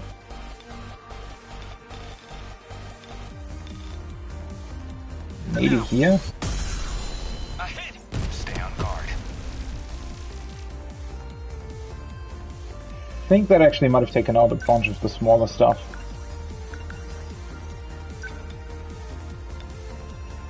I'm in range. Good.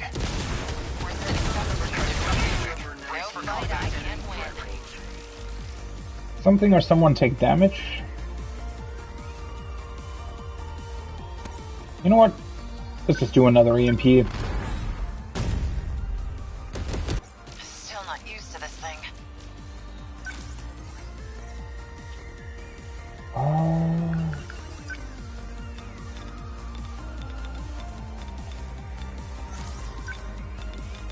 And these are also armor piercing, right? So...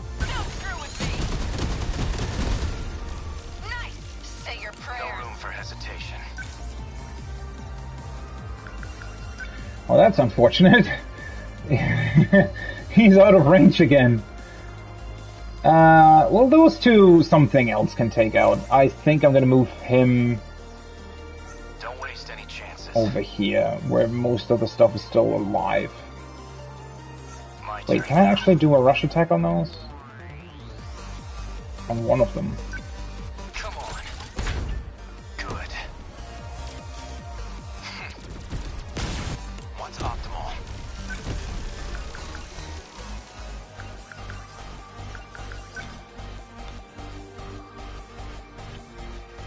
That one Terra Carrier, I think, can be dealt with by ranged stuff. I'm gonna move him over here. What's the situation? She doesn't have... Well, that won't reach.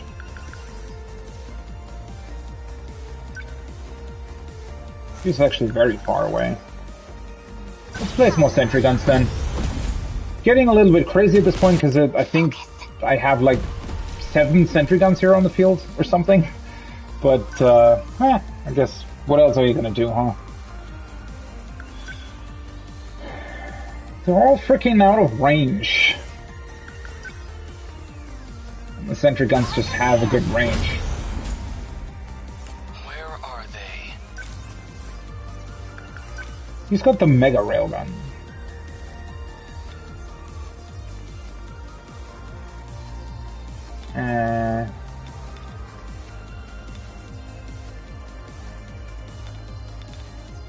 Either fire that way. Well, let's try this. Did I get it? No room for hesitation. Can he finally attack something, or is he still too far away from anything? Yeah, everything's like a billion kilometers away. How's the Sentinel? Number 11, moving out. Always think ahead. Is he close to anything? Oh, I can leg spike this thing. That easy. Okay, let's do this. That's armor piercing, yeah. How's that? You picked a fight with the wrong girl. My turn now. Oh, they're flying again, huh? Well, time for another EMP, I guess. Boom, boom, boom! All the sentry guns just coming in and dealing with them. Wait, this thing's also... Oh, there's like one tiny ship left. Number 22, advancing. Remember your training. Don't waste any chances. Number 19, moving out. Commence movement. I can help. Well, I was gonna say, that probably takes it out, right? And it did, yeah. That's the only thing that I don't really like about the phase plasma EMP thing from the meta terminal. Because it always pushes back the enemies if they're already EMP'd, I think. So it takes ages to get to them. Look at all the fucking sentry guns that are still on the field. No sign of any other Deimos signatures. Guess we've got a moment to catch our breath.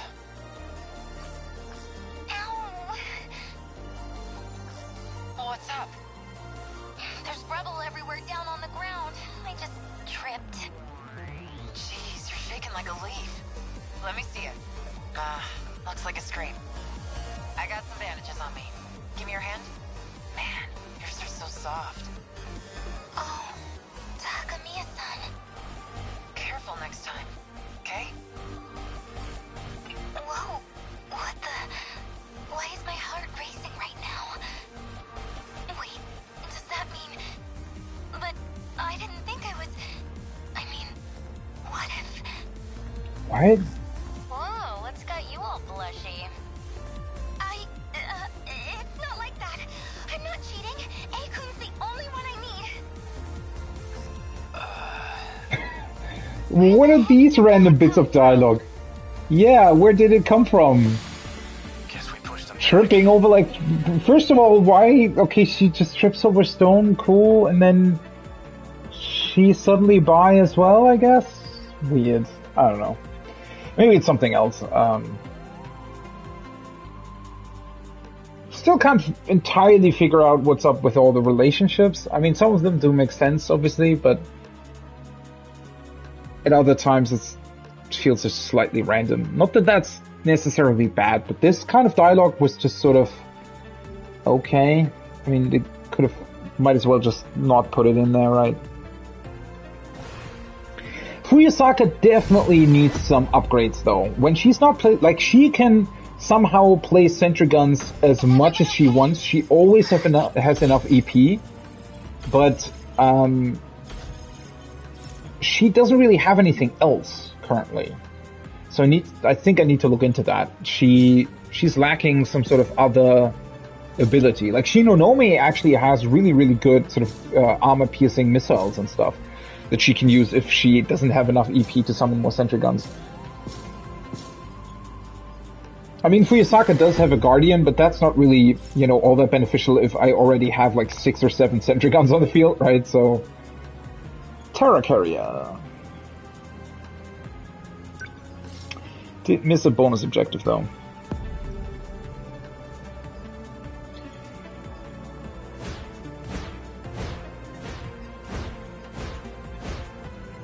The fuck, 7?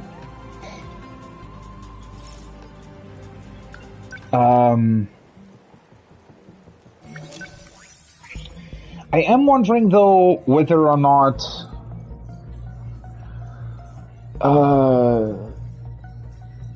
I'd have to go back and deal with the bonus objectives. I mean, it's not a big deal, obviously. I don't necessarily need the mystery files in order to understand the story, I think. It's more of a, you know, do you want to go for 100%, I guess. Guess I'll see about that. Terra Carrier, officially called Megaton-class Gyro Cargo. Giant aerial carrier kaiju, utilizes powerful attacks through machine guns and can also trigger assaults by unleashing the massive number of hunters stored within, equipped with thick armor. The one thing is, well, I'm always killing stuff really, really quickly, right? So I don't think they ever summon in too much stuff, especially since I also EMP them. For some reason, the only times when these things actually did anything against me, it felt like they were mostly utilizing their sort of closer ranged attacks, rather than summoning in new stuff, but maybe that's also more of a passive skill. That is definitely one thing. Again, I really, really like the destruction mode. I think it's pretty fun, and it's definitely a good baseline. Like, they could have done a bit more in-depth stuff, but I do think if you were to go for more in-depth sort of tactical options or things that you'd be able to do between sort of the two, like between everything, really, I think those kinds of things would need to be clearer, right? So I think that the UI overall definitely isn't as good as it could be. I think they're sort of the AoE indicators for attacks, for example, should be a bit more clear. And stuff like that, right? Where it should show some sort of passive cooldown or something on the enemy itself to make you aware of when they're spawning in new stuff or something, right? I mean, that's sort of one of the smaller things that I'd criticize about the destruction mode. Is just as cool as the UI looks, and it definitely works, but it's just lacking a bit of information that I wish would be there sometimes. Or maybe it's there, it's just not really all that clear. PE back, a vinyl back specific to the school. So these are issued by the school then, I guess, as well. Like the school uniforms. The material isn't the best. It's uncomfortable when it sticks to your skin on sweaty summer days, and it's cold to the touch during the winter. Okay. By the way, that's another thing that I'm actually wondering about. So, the only sort of piece of media that I've ever actually engaged with that had something on where you actually get school uniforms from, funnily enough, is actually Harry Potter, where there are multiple scenes where they are buying new uniforms, right? So I wonder if it's actually, at least in terms of Great Britain, if it's like similar to that in real life as well, that there are basically... So you can choose different stores to buy your school uniform, but I'd wager that there's still... I mean, there are probably... I don't know, or would the school issue those? I'm wondering how that actually works. I don't think I've ever really... I mean, it's probably also different from country to country, but for example, in Japan, even though I've seen a lot of Japanese games and a lot of Japanese sort of, you know, manga, anime, whatever, I don't know whether or not that ever came up. Like, where do they get their school uniforms from? Do they have to buy it from a specific store, or do they get it by the school? That would actually be really interesting to know. Documents in the nurse's office. Oh, that's actually a lot of information. A document with a photo of Juro Kurabe, but the name on it is Juro Izumi. It says, psyche stabilized via drug administration. The patient is obedient and in general good health. So Morimura basically wants to, I guess, possibly get rid of the Juro Izumi that copied itself into Juro's brain. The medication record that Ryoko Shinonome found in the nurse's office that contained the following details. Iori Fuisaka, nanomachines anchored, memory transplant attempt number 7. Do we already know what that means? Oh, that's Morimura trying to transplant her own memories into Fuyusaka, right? Why is it attempt number 7, though? Ryoko Shinonome, memory separation progressing, 3rd phase, like Juro Izumi, giving personality formation measures.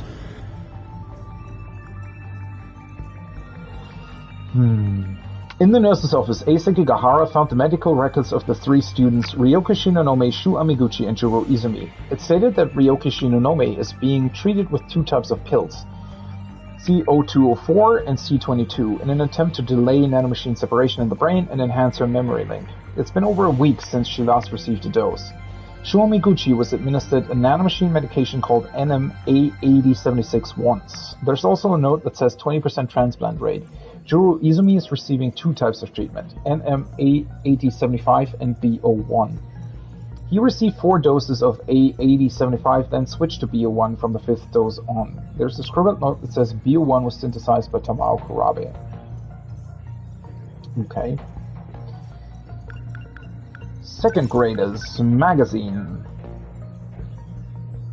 Oh, that's a drum mine on that magazine. That's funny. Nenji Ogata's most treasured item when he was in elementary school, a grade-based educational magazine that was released in 1976. The free gifts attached to this were the multiplication train and the flexi-disc version of Terror of Mecha Daimos.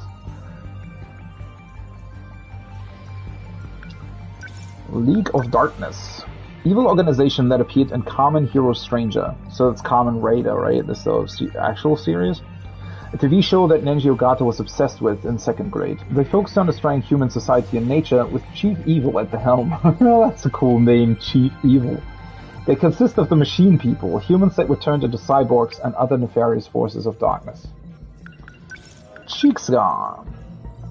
Oh, wait, what? The scars actually have a cool sort of... Oh, it says 17! Wow. Oh, that's a cool scar. That could also work as a tattoo or something. Natsuno Minami got this when Tamao Kurabe's android shot her in the face. It looks as if she's been stabbed by a needle. Minami doesn't remember anything about what happened before or after it. The red marking almost looks like the number 17. Right as she was about to shoot Minami, Tamao's android said, "Those monsters are the ones that destroyed the city. They have a new commander, and it's you. So starting now, I'll be the one giving you your orders." I still don't really understand Izumi's motive here. Like, what's he trying to do? Black Wallet, a fancy leather wallet. Inside are 2 10,000 yen bills, 1 5,000 yen bill, 2 1,000 yen bills, 1 500 yen bill, 1 100 yen coin, 2 10 yen coins, a receipt from a restaurant, 2,400 yen charge for 4 plates of katsu curry, and no credit cards. That was the wallet that I think Sekigahara took from one of the men in the black suits. Okay. So how much is that?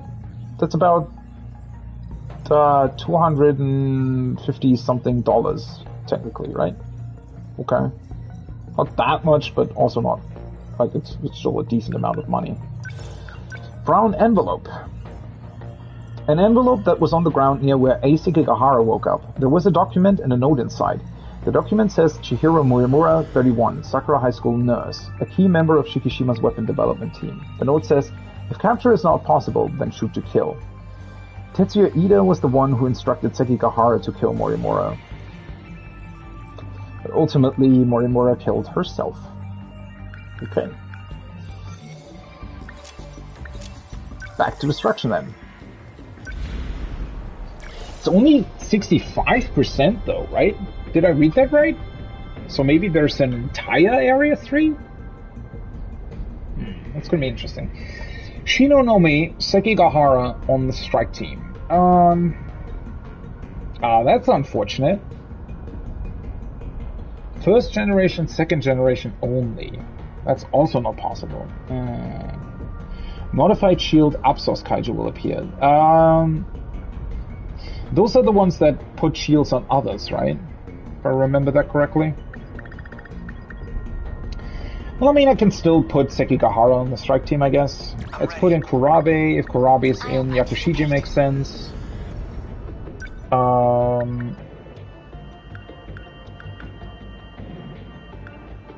And she also wants Kisaragi, who wants Ogata. Let's go.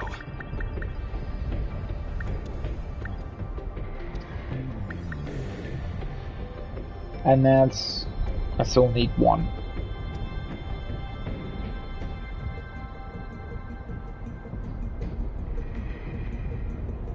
Miura's overloaded.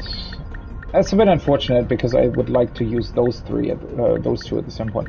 I can still put in Sekigahara, I guess. Let's just go with 2 Generation 1s this time.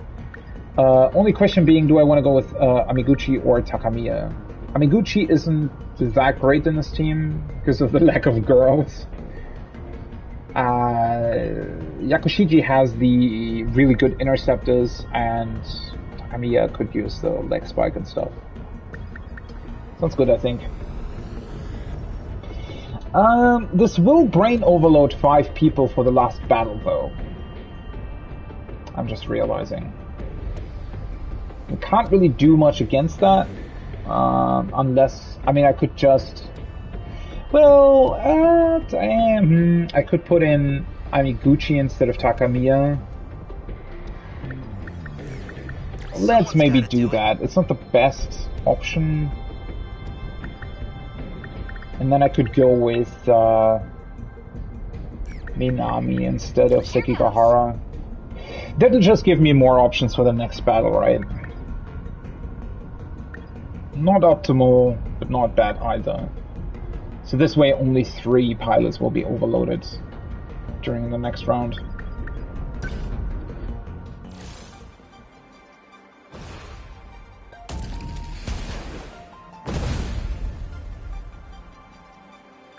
I have to say, the composite ceramic armor. Our enemies have some smart-looking defenses. Between kit like that and a chance to disengage my limiters, my Sentinel would be invincible. Sounds to me like you're just looking for an excuse to punch them. I have all I need. Let them send their machine swarms and their 4-legged beasts. I'll take them all down myself. Not without an EMP, dumbass. You can't just punch the flyers and the shield guys. Why do you even want extra armor? Isn't that why you got your defense mode? You need to pick your equipment based on the situation.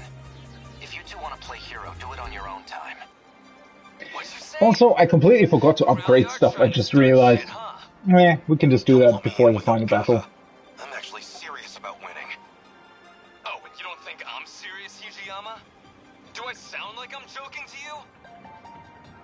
Hey, don't let me interrupt you guys, but we've got company. I was gonna say, probably concentrate on the battle a bit more instead of fighting amongst each other. Okay, let's see what we have here. So, as always, normal setup. I do like the ones where you are, like, on the side of the battle map, because that gives you more an idea of where they're coming from. Like, it's easier to place stuff and everything.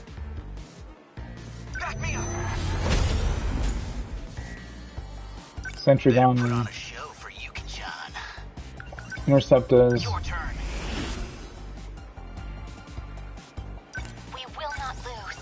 Interceptors. Minami and Kisaragi are gonna... Well, I can move them up slightly, I think. When we're on the edge of the map like this. This isn't so hard. Let's both move them here. And then Ogata can move close to where the first wave is spawning, I think. Number 10, moving out. I ought to be used to fights by now. Gotta keep it together. Let's turn this around. Okay. Gotta do something. Do we just want to go for the long-range missiles? This is just smaller stuff, right?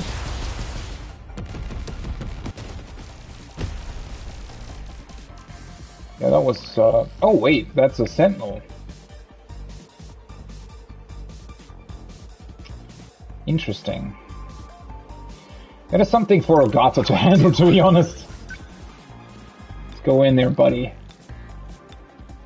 Can't hit it from the back.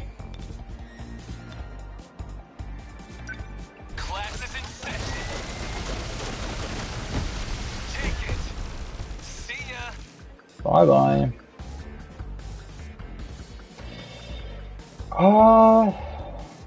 What do I want to do with the other two?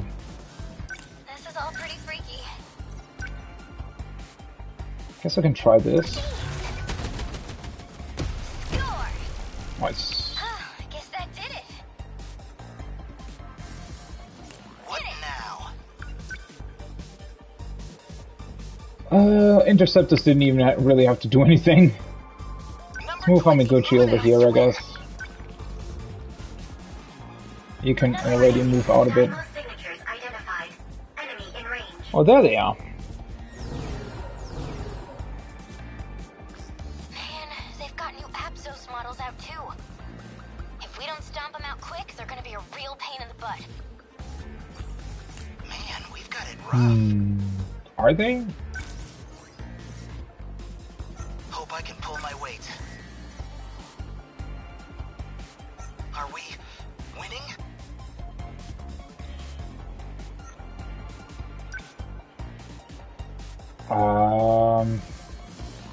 Its shield now has a repair function. Because it both protects and repairs nearby kaiju, it's critical to destroy them on sight. Okay. Better put on a show for Yuki-chan. Okay. Can I leg spike that thing? Or do I have to EMP it first? Does this actually do anything?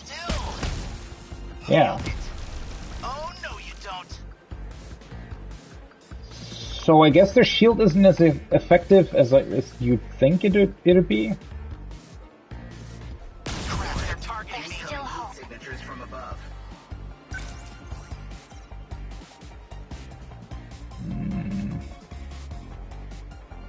I mean, technically, Ogata can just go around and punch these guys.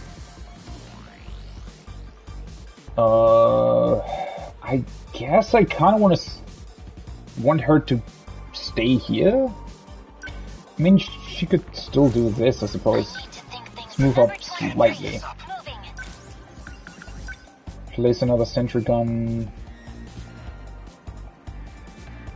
Nah, it doesn't really matter. Their range is kind of insane anyway, so...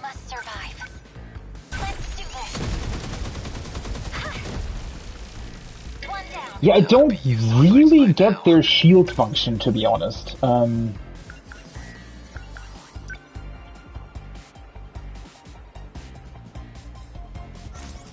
do I do?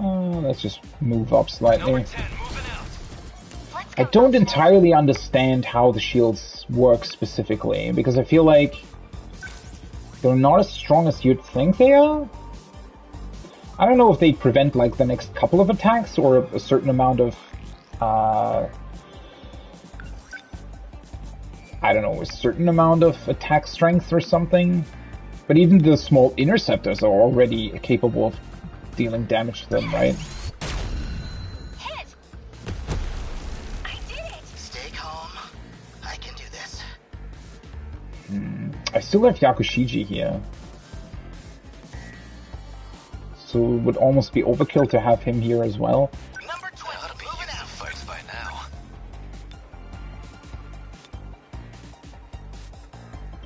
Is that not a back attack? The hell? Oh well, doesn't really matter then. Yeah! That all you got? Okay, bunch of flying stuff, bunch more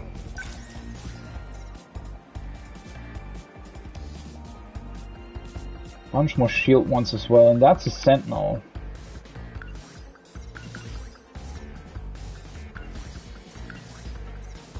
Should I go with the anti-ground hunter missile on that Sentinel?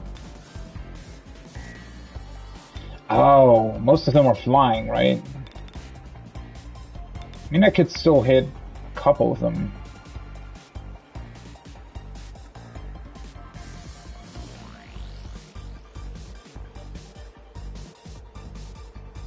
Ah, sure, why not?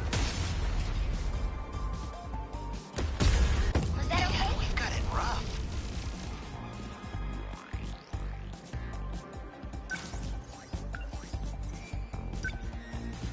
Do I want to go with the multi-lock missiles? Sure, why not? Should take care of most of the smaller stuff. There you go. I'll try. Well, though. Should I use an EMP? Oh wait, Ogata can just move and use an EMP. I always forget about that. I need to think things through.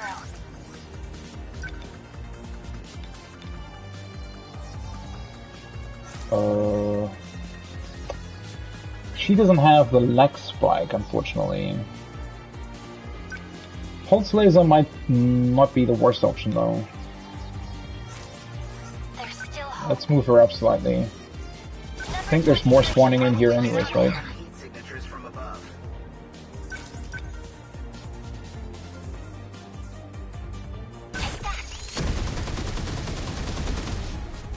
Well, that actually didn't hit the shield thing in the back.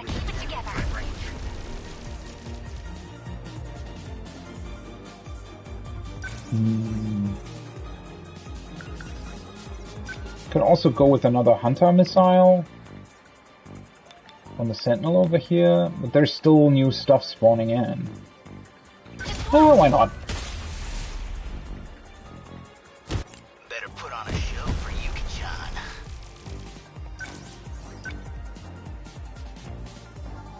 Here goes.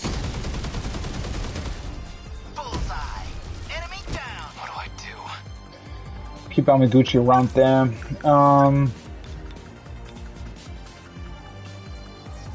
The Demolisher Blade should be able to do good work here.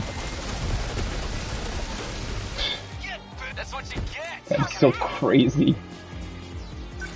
Okay, he actually can't place more sentry guns for the time being. He's too far away from those. Let's just attack a bunch of stuff. Yeah, you can really, really easily take out like smaller missiles and stuff, which I think is interesting.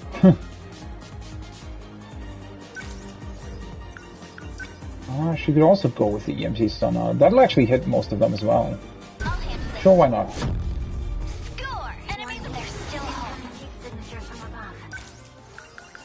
And then you could go with multi-lock missiles.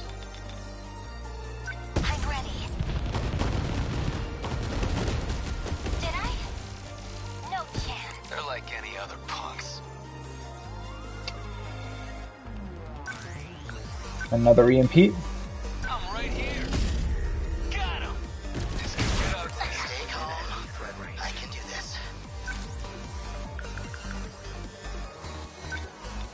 I could go with the leg spike on the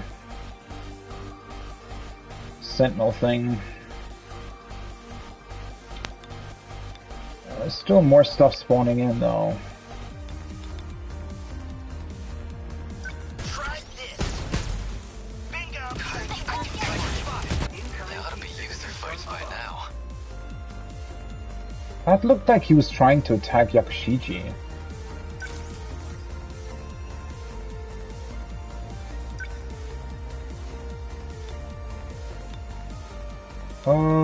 Yeah, let's take out this shield thing.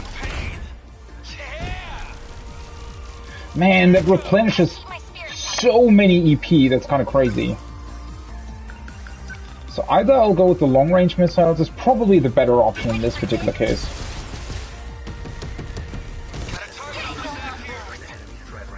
Ooh, hello.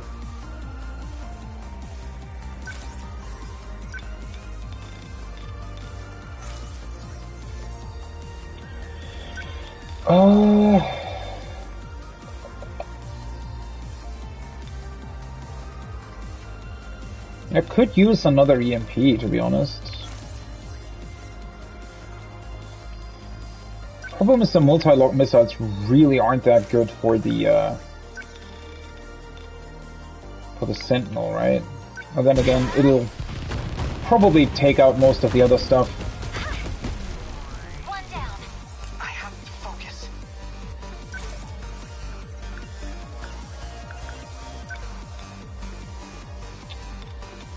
Ooh, that might actually be a good option in this case.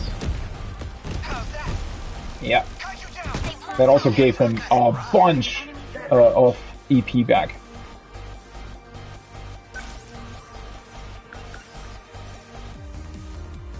Wait, who's actually attacking Akushiji here? I think I do want to take out this thing first, though. Aw, really? Well, at least something else took out the, whatever, or at least prevented Yakushiji from being attacked.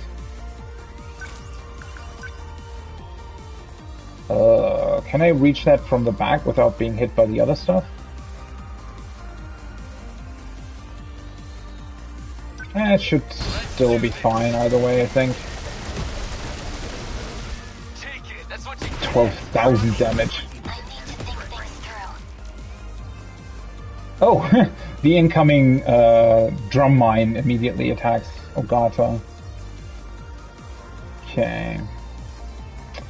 That thing actually released a bunch of stuff. Should I go for... I haven't used anything, really. Let's go for a Plasma EMP. I won't give up. Wait, not move.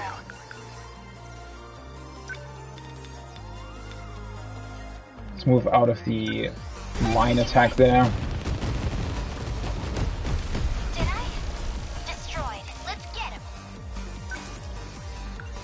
She could go for, well, either the heavy railgun, the anti-ground hunter missile on this thing, on the high quad. Probably a good idea.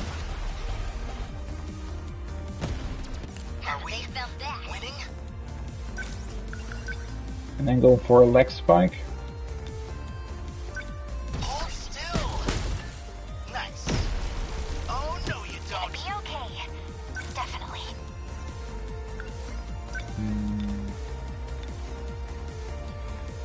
What do I want to do here? Railgun. Oh, that got hit back. So... Anti-ground hunter missile probably the best option here. Yeah. I'll try. Let's go for a rush attack.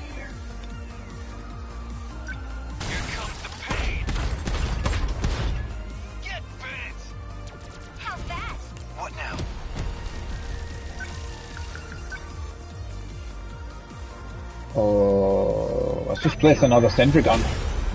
I don't know why he suddenly had so much EP again. But sure. Oh, that's a gladiator.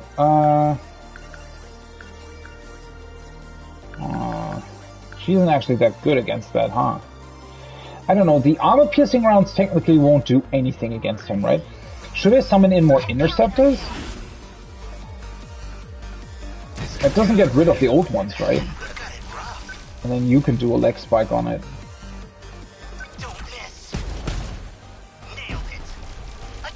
They're like any other punks. And another rush attack on this thing.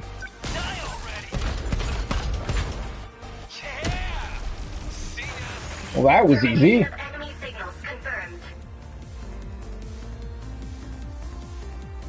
I mean, the thing is, the shield guys, like, since everything dies within, like, 5 seconds, they can never even do their stuff, right? They can never even put shields or anything on anything, really.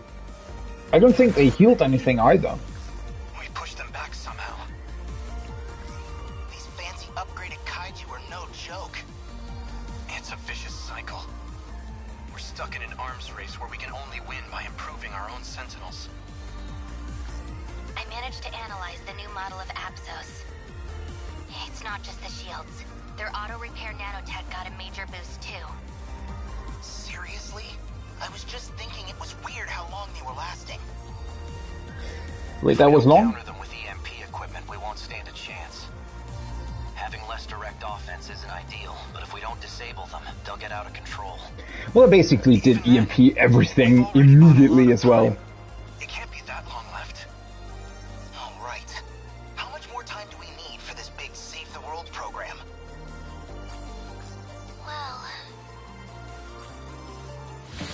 Oh, I completely forgot about her as well. She's also still here. What is she? I mean, she has to be some sort of AI, right? When did Yakushiji and Abiguchi take so much damage? Didn't even realize that. I mean, I guess they were pretty close to a lot of stuff for a long time.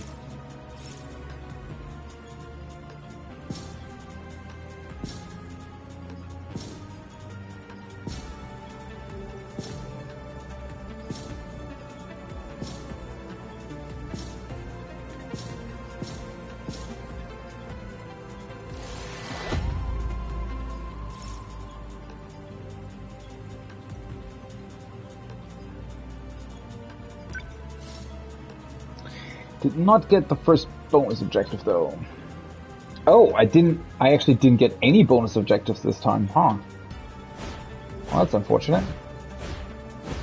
I do have more mystery points now though than mystery files, which is interesting.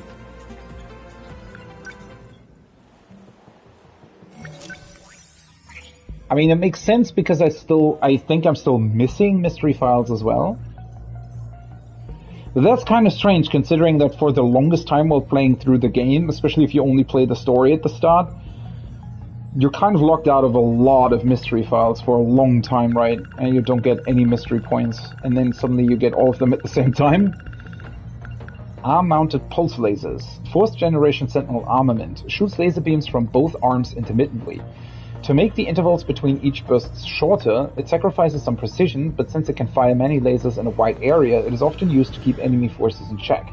4th generation units are the only Sentinels capable of using laser weapons, the arm-mounted pulse lasers being one of them. Okay. That means we can actually unlock everything else. Minami's notebook. Natsuno Minami's large notebook that starts off with what follows is an investigative record of important moments in time and space. Investigative... is that how you pronounce that? Investigative? Record 1. I finally encountered my destiny. He has arrived from outer space, an actual extraterrestrial being. In summary, aliens really do exist. Record 2. These advanced life forms have managed to conquer time and space itself. Who could have dreamed that their technology had such capability? An actual gateway to time travel, right in Tokisaka Shrine. And then, number 3, he says he's looking for a robot. It's called Sentinel number 17. Writing inside of it seems to enable him to fight against evil aliens. Kisaragi's glasses. Similar to the glasses that Yuki Takamiya finds in the girls' bathroom in the North School building, the glasses that Tomi Kisaragi wears have a red frame made of plastic, originally developed for use in airplanes, and thus very light and flexible, so they won't break even if they get twisted. The lenses cut out 100% of ultraviolet rays and high-energy visible light. Takamiya thought that Kisaragi, who has the same exact glasses as the scrap pair she found, might have something to do with Natsuno Minami's disappearance. The Kurabe residence layout. Oh, that's actually really interesting. Tatami mat. It's actually really, I don't know, somehow that's kind of funny to me that the Japanese measure their like their houses and whatnot with in tatami mats. A large old house with a total floor space of 160 square meters. That's actually pretty big. Originally, it was just one story, but was rebuilt to add a second story. Juro Kurabe uses the back room of the second floor, Megumi Yakushiji uses the middle room on the east side of the first floor, and Keitaro Miura uses the guest room closest to the entrance area of the first floor. The Kurabe residence layout was created by Keitaro Miura in 2188 based off of the things Tamao Kurabe heard from her grandfather, as well as the old films that remained. Wait, so that's actually a pretty cool piece of information. So they didn't actually fully, like, realistically recreate the past. They created the past based on what they thought it was, I guess? Or the records they still had? That's interesting.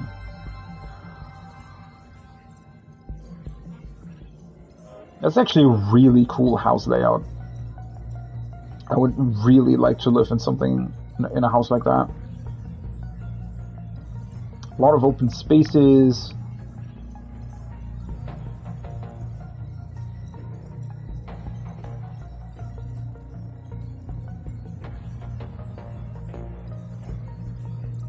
Pretty cool.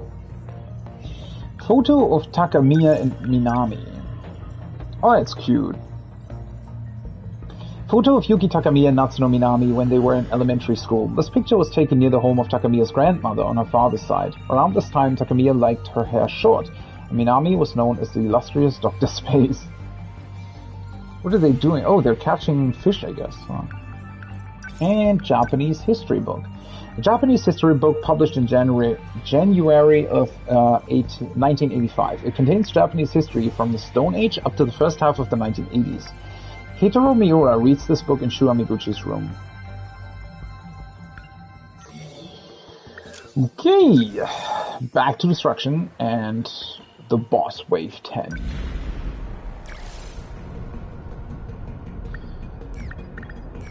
Let's see, what do we want to do? Amiguchi on the strike team, okay. Clear without a sentinel being immobilized, maintain a terminal defense rate of 70%. Enhanced long-range twin-tail kaiju will appear. Oh, that's actually pretty good. That means I can use my long-ranged attackers. Okay, so Amiguchi is supposed to be on the strike team. That basically means that I also want to have Takamiya. Brawling Prodigy. Leg spike power increases proportional to distance moved. Holy fuck. That's pretty good, because that means I can also take Minami and Miura. They all fit well together.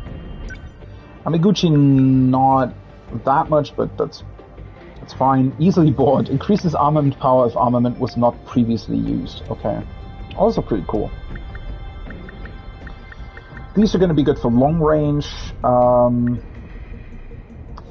I guess I want to go with Shinonome again.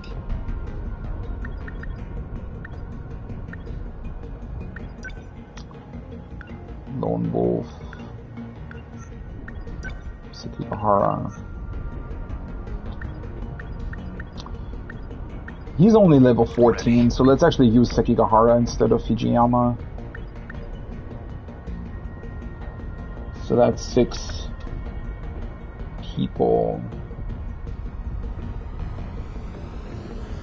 Okay. And now I can still upgrade a bunch of stuff as well. So, let's see, what might be worth upgrading? I still wonder how far... I have 190,000 metachips? What? When did that happen?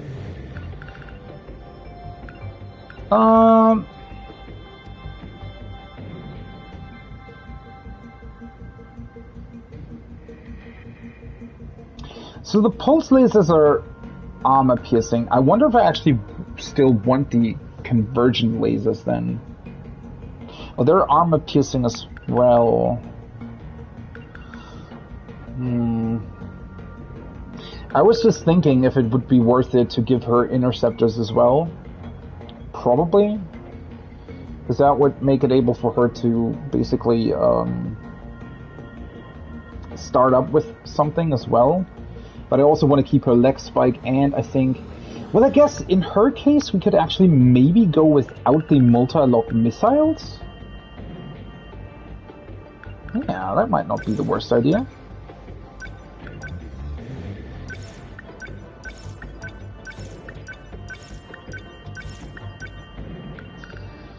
It's actually kind of a crazy upgrade.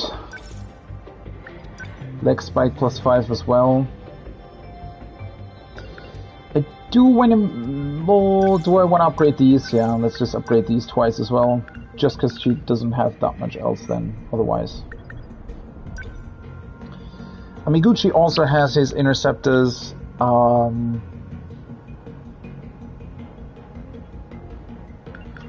Let's upgrade his leg spike and the multi-lock missiles in this case, because otherwise I won't have more multi-lock missiles. Miura, he's got the Mega Railgun, right? So let's get the Mega Railgun to +5. Not that it really needs that, but... Anyways. Anti-Ground Hunter Missile. Might want to give that an upgrade too. Missile Rain. I could give him an EMP stunner.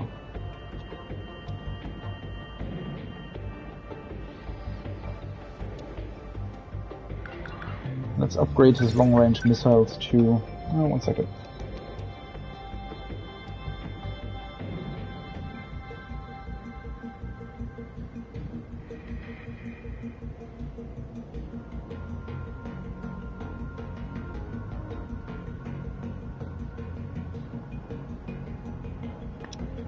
Alright, just have to talk to someone real quick. Long-range missiles.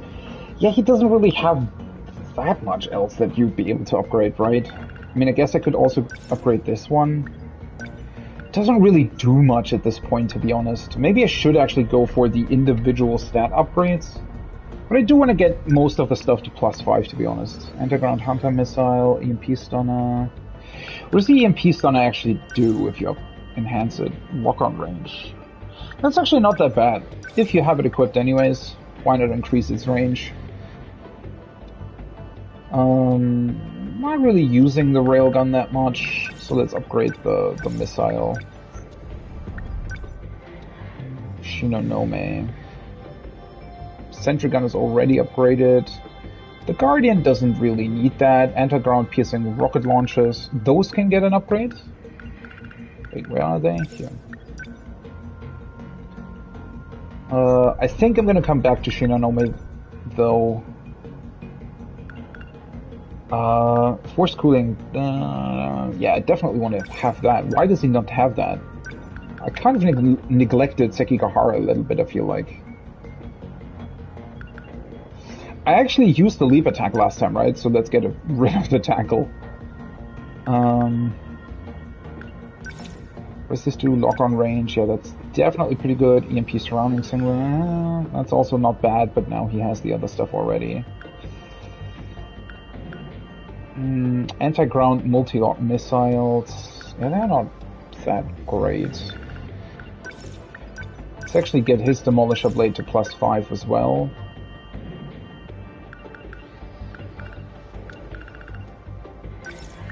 And his rush attack at least a +3, maybe?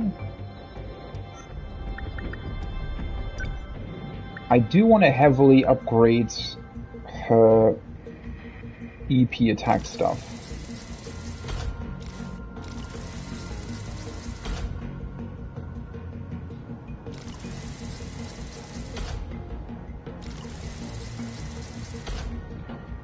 Her with more EP, why am I always saying EMP? But her with more EP, I think, is pretty good. Pretty good thing overall. I wonder if this is like unlimited upgrading? I don't really get that. There has to be some sort of max level to this.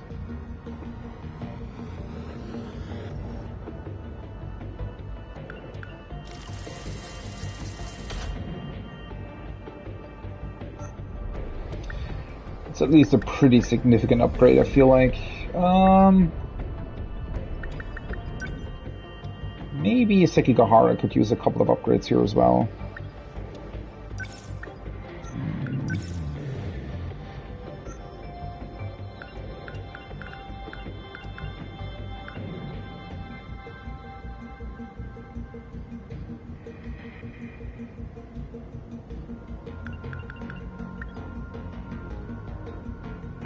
Question being what?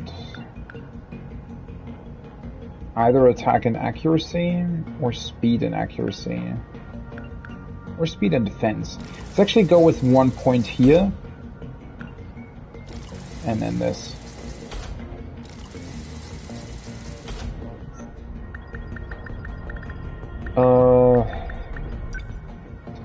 Guess Minami could use a bunch more stuff. She always has enough. Yeah, she's pretty good actually.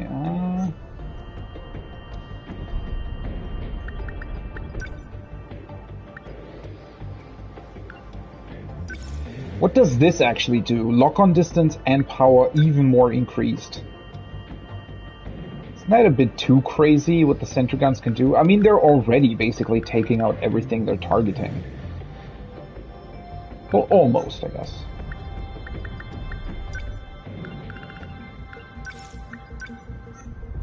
Let's actually do a couple 6 upgrades at this point.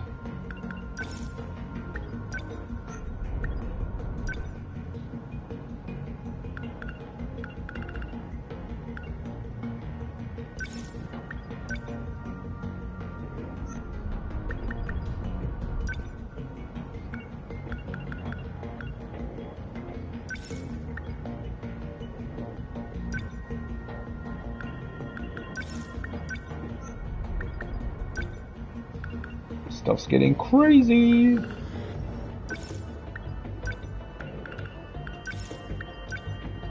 I still have meta chips left over. The fuck? Don't even know what I'm supposed to do anymore with these.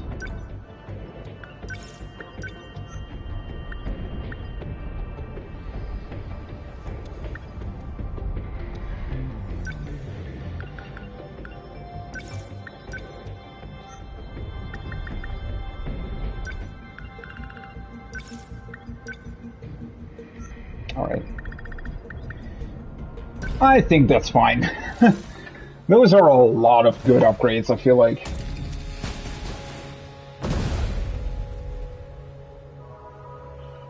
Almost midnight. I have something to report to you all.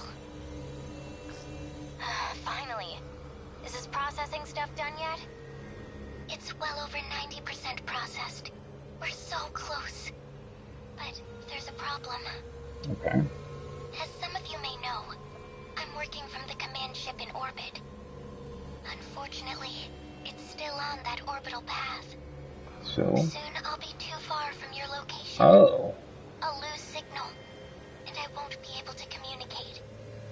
And when that happens, the mainframe processing will be suspended. It'll be another 850 minutes before I come back from a full orbit. That is a very long orbit. Establish a connection. You have to hold on. But that's just over 14 hours. We have to hold out until tomorrow afternoon? Where are we that it would take that long to orbit? Until I get cut off, I promise I'll do everything I can. Or I guess she's in a very high orbit? That could also be... Have you seen how fast new ones keep appearing? There's no way we can fend them off for that long. Say, as long as you're still here, maybe you could sing for us? What? Alright. As long as you can hear my voice, you'll know I'm still connected. Warning. Dymo signatures approaching. Ooh, holy fuck. What the hell is that? Preparing to intercept. Initiating tactical analysis. The Twin-Tail EX. Since the Twin-Tail EX attacks with thermal missiles that can melt even a Sentinel's armor, it's best to intercept or dodge their attacks. Okay.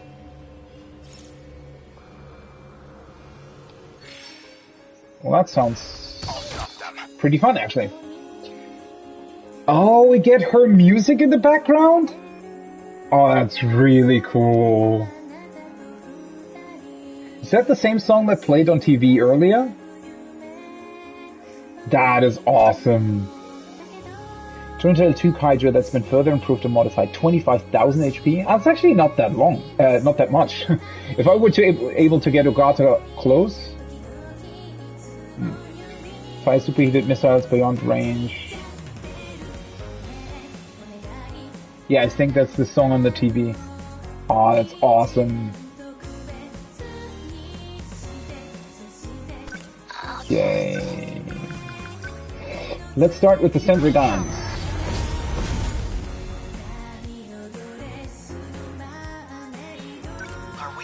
Amiguchi interceptors. Takamiya. Interceptors.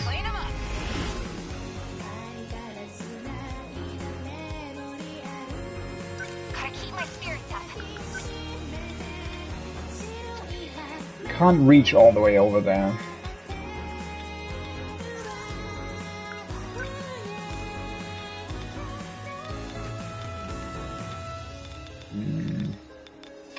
They're pretty spread apart, right?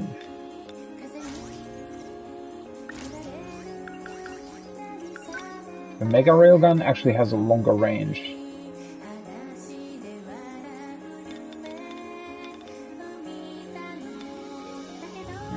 I can only ever hit 3 though. I would be hitting 4 here. Gonna be okay. Definitely.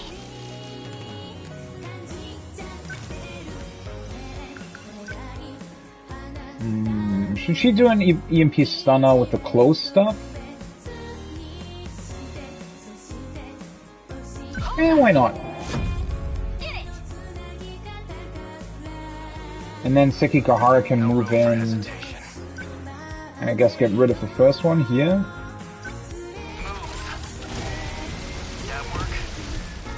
That was almost a bit too much, huh? Oh, I'm already at maximum. I could... Should I EMP everything? This thing's already shooting missiles. Can we see where that hits though? Holy fuck, it's actually firing a bunch of missiles. They're all supposed to hit here, right?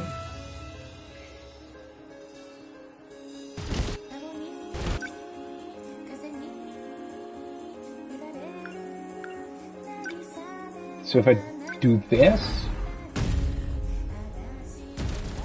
Don't let up. I think that got rid of all the missiles, right?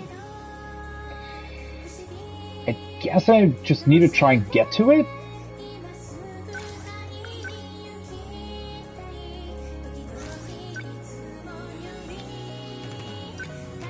Take this. Good. How many left? Stay calm. I can do this.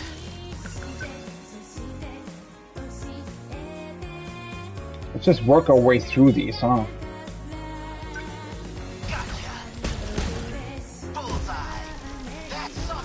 No fight I can't win.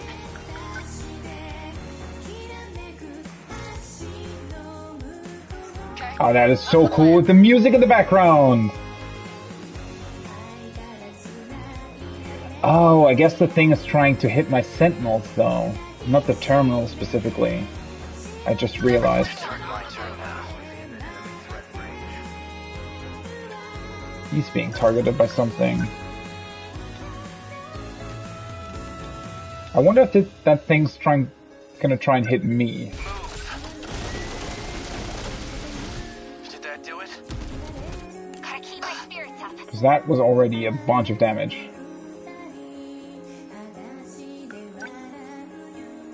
I guess I could move them up slightly. Still not used to this thing.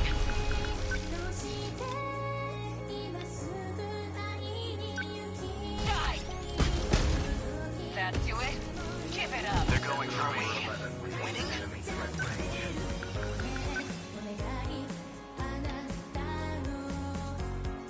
Get rid of this thing. I think the other two are trying to protect the big thing, though. Like they're trying to attack Sekigahara. Let's move her out slightly as well. Yeah, now it started to like put the missiles here, I think. Don't waste any chances. If I try and demolish a blade this from the back. If I move quickly between the two, they shouldn't be able to hit me all the time with the missiles, right? Hopefully.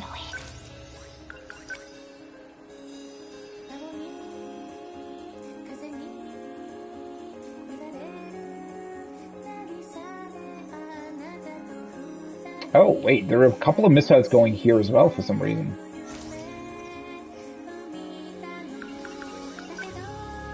Anti-ground hunter missile. It's only against ground targets though, unfortunately. I could hit these three.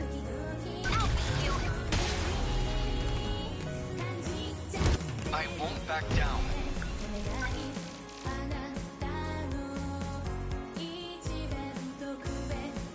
Guess let's move him up as well.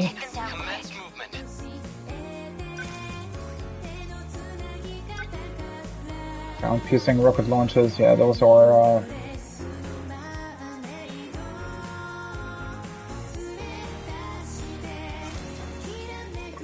Just need to take a look at what's possibly threatening my... Holy shit.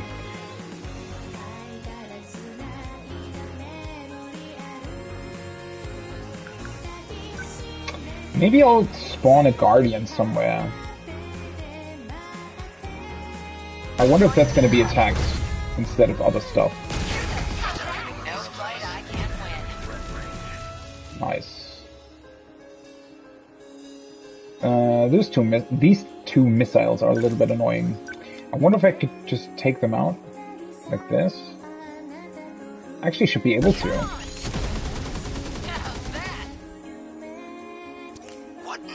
At least they take a pretty long time flying, right? So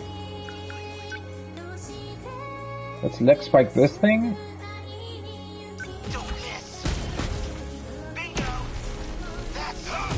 No room for hesitation.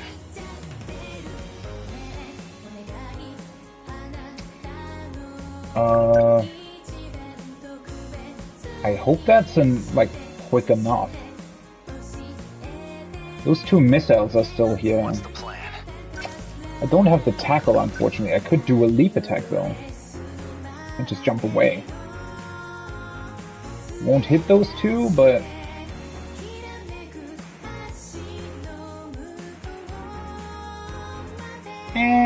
is it really?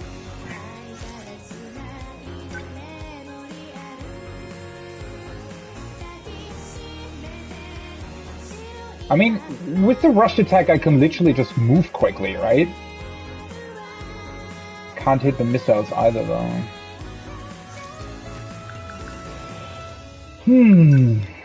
I could EMP the missiles. Actually do a rush attack. Oh, okay, that needs a target. Interesting. Should I just EMP again? Oh. Oh, that actually did hit him.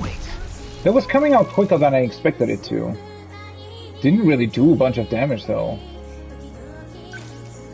Okay, it means Amiguchi can just take out these missiles. They're actually really annoying.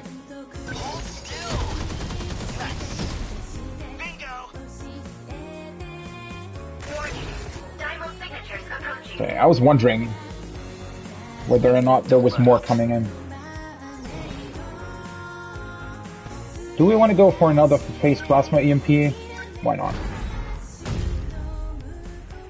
Don't waste any chances. The fuck is all this explodey stuff here? Holy shit. I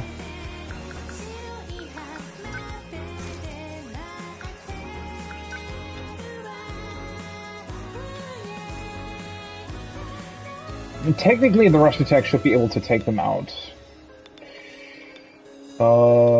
Question being, do I want to do that? I mean, that thing is already pretty damaged, so... Come on. Did that do it? Neutralized. As long as I can keep this thing moving.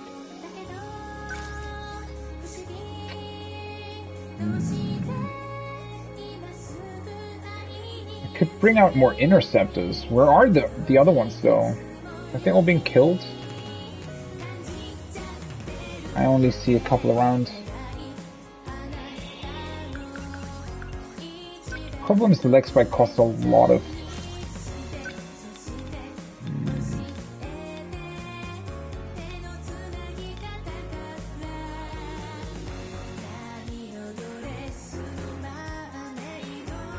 I mean, this is still armor piercing, right?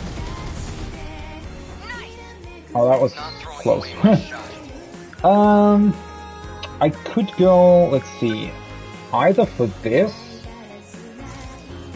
He's got the mega railgun though.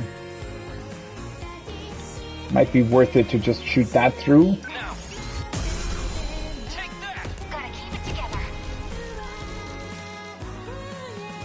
That definitely got rid of a bunch of stuff. What are they doing here? Everything's exploding. What the fuck? Anti-ground hunter missile. Oh, she's actually not in range for that. Should I move her up a little bit? Because everything of her long-range stuff won't really hit anything either. I think it might not be the worst idea to move her up a little bit.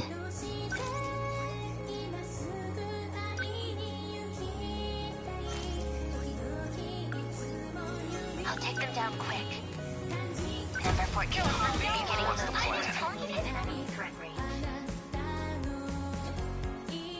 Takamiya.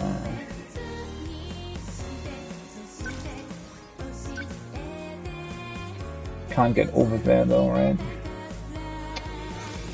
Somebody else would have to do that.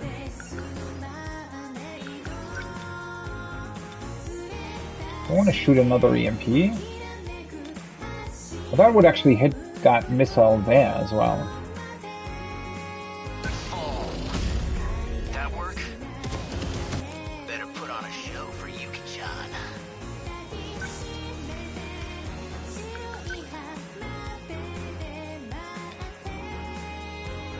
Could actually do this, right? Try this. Nailed it. There you go. I can help. They're definitely attacking the terminal, though. Although the terminal still does seem to be fine. Where the fuck are they firing all of their or are those mines? Did they deploy a bunch of mines there? What the hell are they even doing? I mean, something is still attacking the terminal, I guess.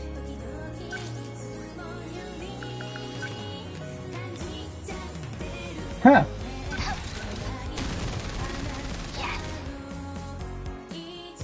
How's the Sentinel? Okay, that took out the one missile.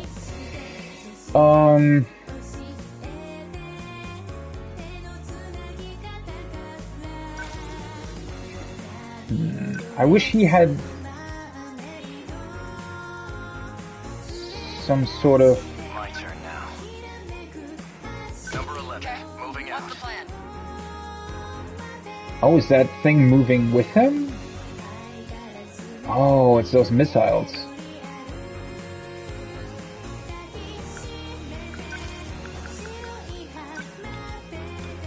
I actually kind of want to take out these two, to be honest. Or at least the big one.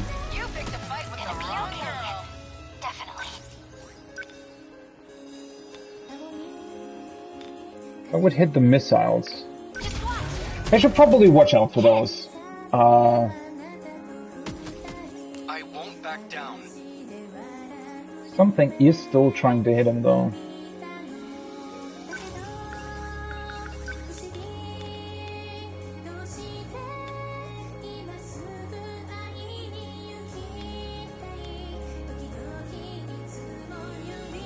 Leave it to me. A hit. Hope I can pull my weight.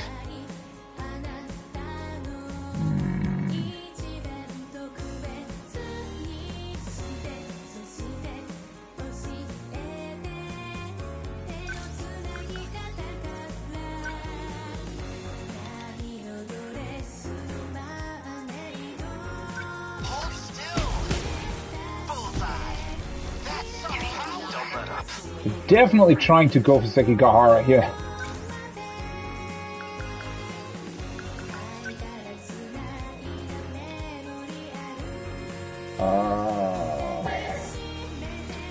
Fuck's sake.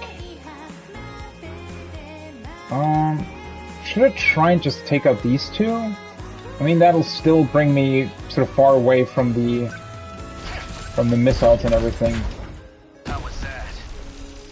Target destroyed. No fight I can't win. That's a lot of missiles that are going in different directions. Holy fuck.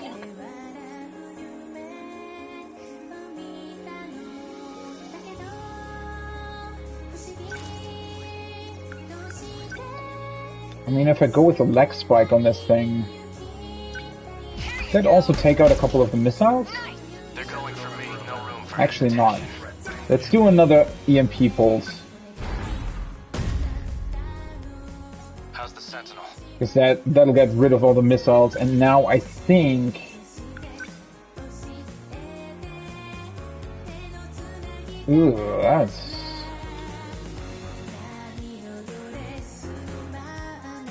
That'll hit the G-molder. How many left? Amiguchi, your Sentinels beat to shit. I'm fine. It's not as bad as Wait, what? Come on. Just don't be a hero, alright? The hell was he hit by? What to do? Oh, was he hit by some missiles or something? That's weird. Sekigahara was hit as well. I thought it took them out. Maybe they exploded like too close to them or something?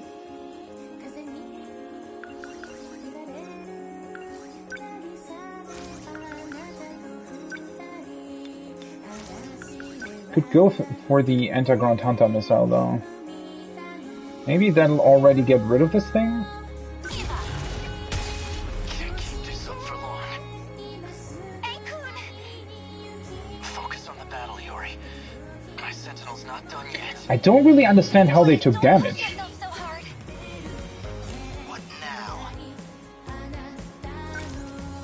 Whatever this is that suddenly appeared here.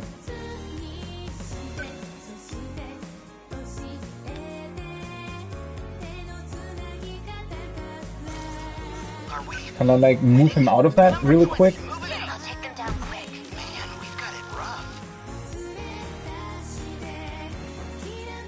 Wait, the thing's already gone.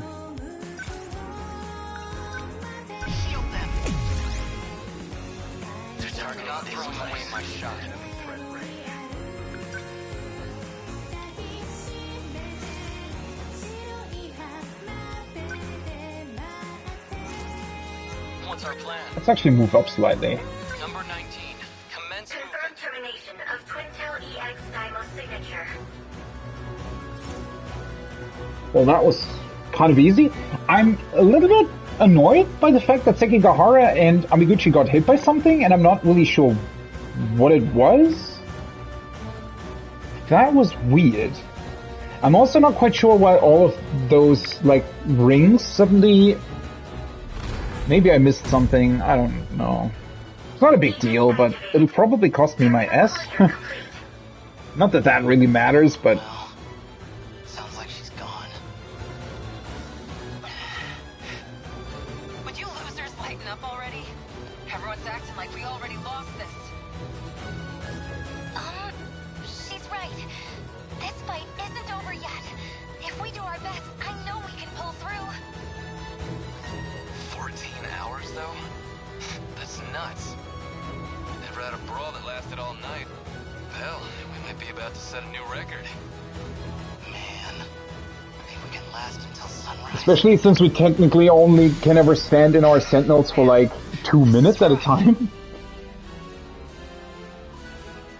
Let's see if that cost me my S. That was a bunch of damage, but it was only on 2 Sentinels, so... I don't know. I mean, obviously, as I said, it's not a big deal. It was just kind of weird, but that's what I was talking about earlier also with the, like, indicators sometimes being a little bit unclear, because I wasn't actually quite sure what the deal was. Was that the potential impact, like those orange circles on the ground, were those the potential impact zones of all the rockets that thing was shooting out? Or were they mines that had already been placed, or what exactly were they? Because, I don't know, that was just sort of weird.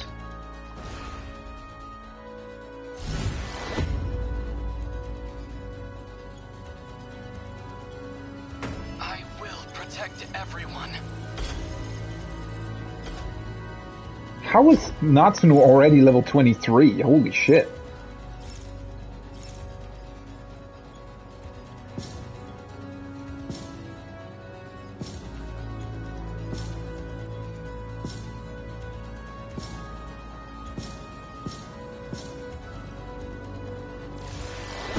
No, still S, okay. I mean, it's probably more about the combined damage that you received on Sentinels and, like the terminal and everything. Though that's still, I had 21% Sentinel damage here. Did I have so much more damage taken when I only got the A? Or maybe there are some other factors that go into that as well. Maybe I was just either very, very quick in taking that thing out, or maybe I did some other cool stuff that also brought up my rank again. So maybe it's not only about the damage taken, but also the other stuff. Like the total bonus and things, the total numbers, I guess.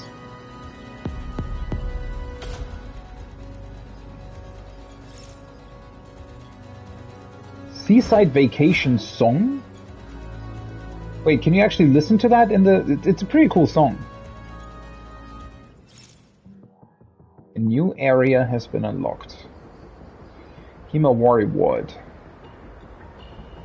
Complete Juro Kurabe's Juro Kurabe event. Okay, so you actually have to,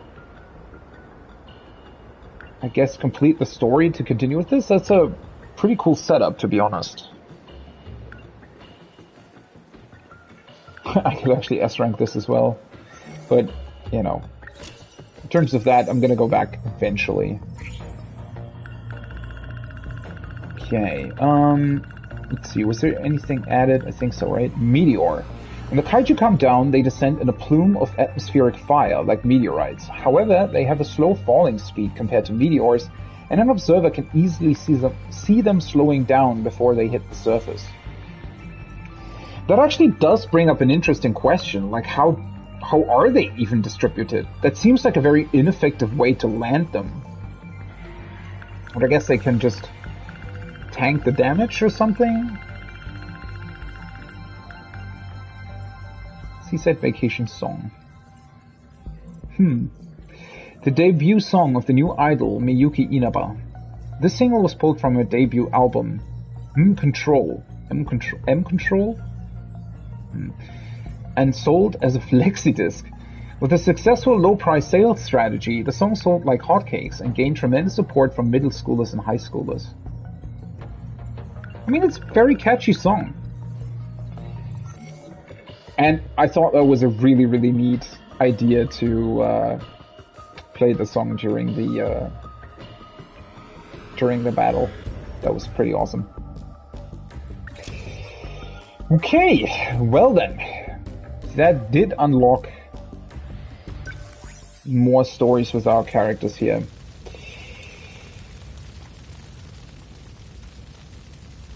Well, that brings up the interesting question. I mean, okay, so destruction is at 71%.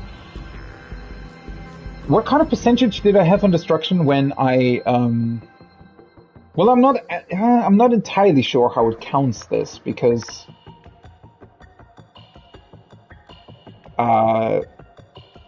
it might also count the bonus objectives and stuff. So I'm not entirely sure if the last area is going to be 10 waves as well, or if it's only going to be 5 or something, or 7. Maybe there's going to be like 3 bosses at the end or so, something like that. I'm just thinking, right? So earlier I was saying, well, you know, maybe we could get through all the way to the end of the game, but now I'm thinking, well, this was already 8.5 hours in terms of stream time.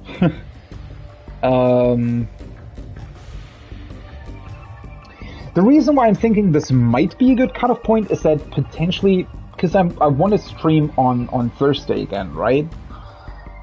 I might potentially be able to get through it on Thursday. Not that I really want the game to end, I'm just thinking about, you know, what would be the best sort of idea doing this moving forward.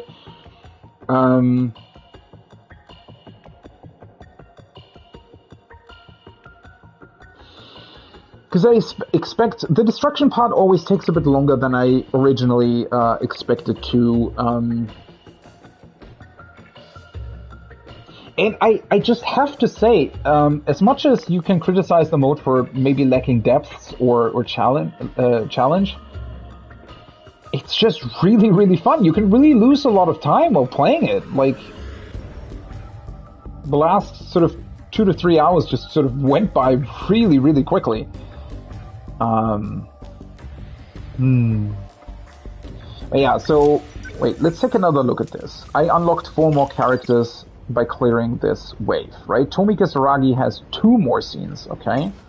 Shomiguchi has 1 more scene, Riku Shinonome has 1 more scene, and Juro Kurabe has 1 more scene. So this is Juro Kurabe's Juro Kurabe event. Doing this will also then unlock Megumi and Goto.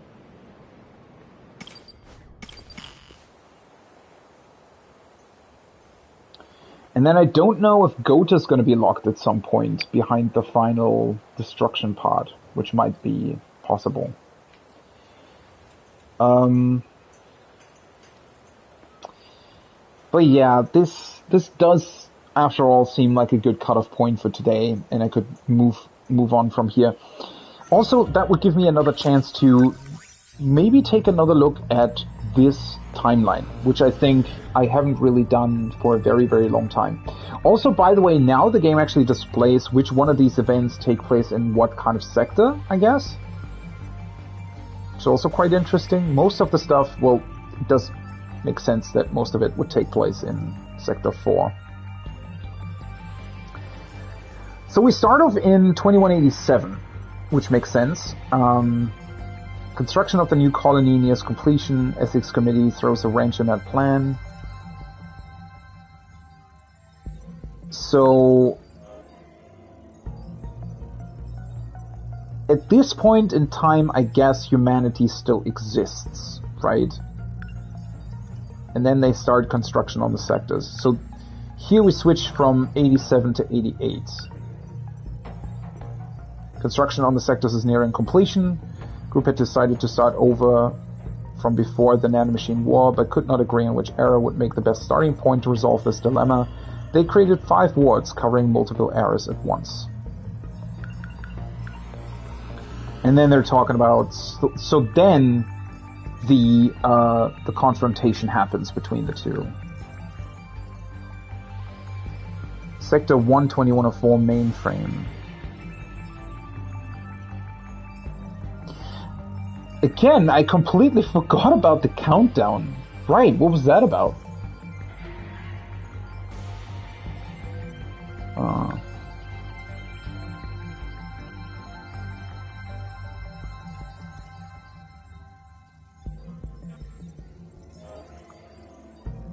Okay, so this is basically after the first kaiju attack, right? Which took place in Sector 1 in 2105. And Juro, Iori, and Okino escape through the shift.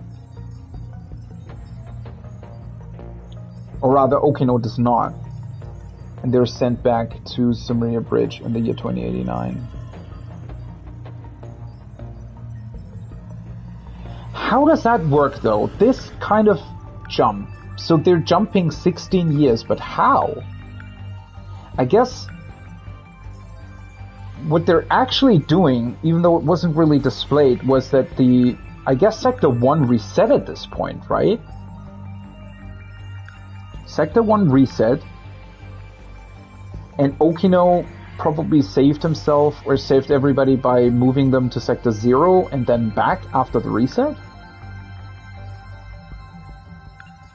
And then I guess they kind of remember what happens, and Juro and Iori have now grown up, and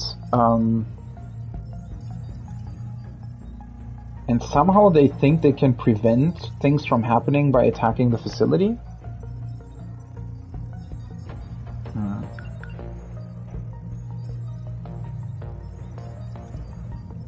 Then Sector 3 gets attacked and destroyed.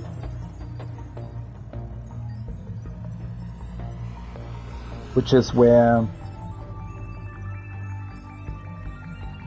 Ida and Kisaragi come from.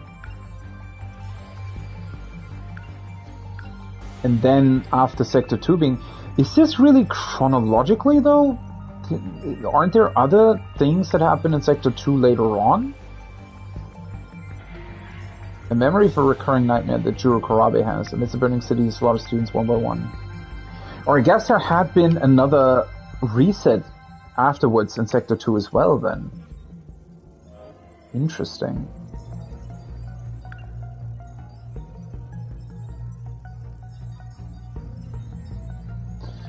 Right. This is actually interesting. So we get to see basically all of the sectors being attacked once, and all of them being reset once already, right? Except for Sector 5, potentially?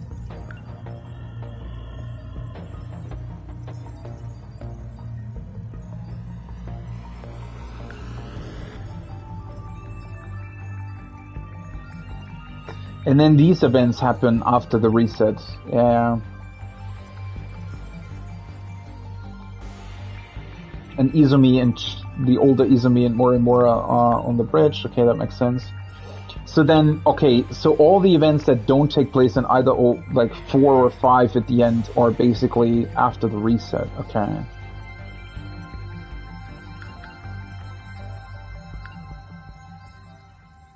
It's actually really interesting. That was sort of one missing link that I didn't understand for a very long time. So there was an actual loop, but obviously we're not time traveling. It's just that they showed us events after that, I guess, first loop or whatever it was.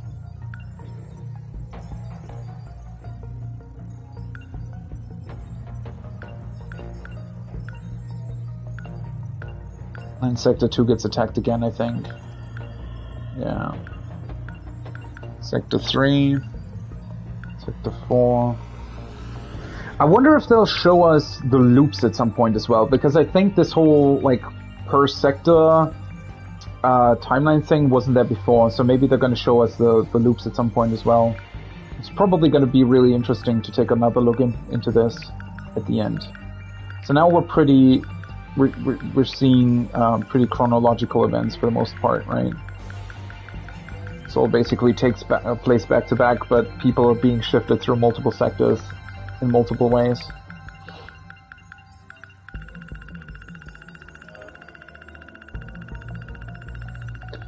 A lot of stuff takes place in Sector 4, obviously.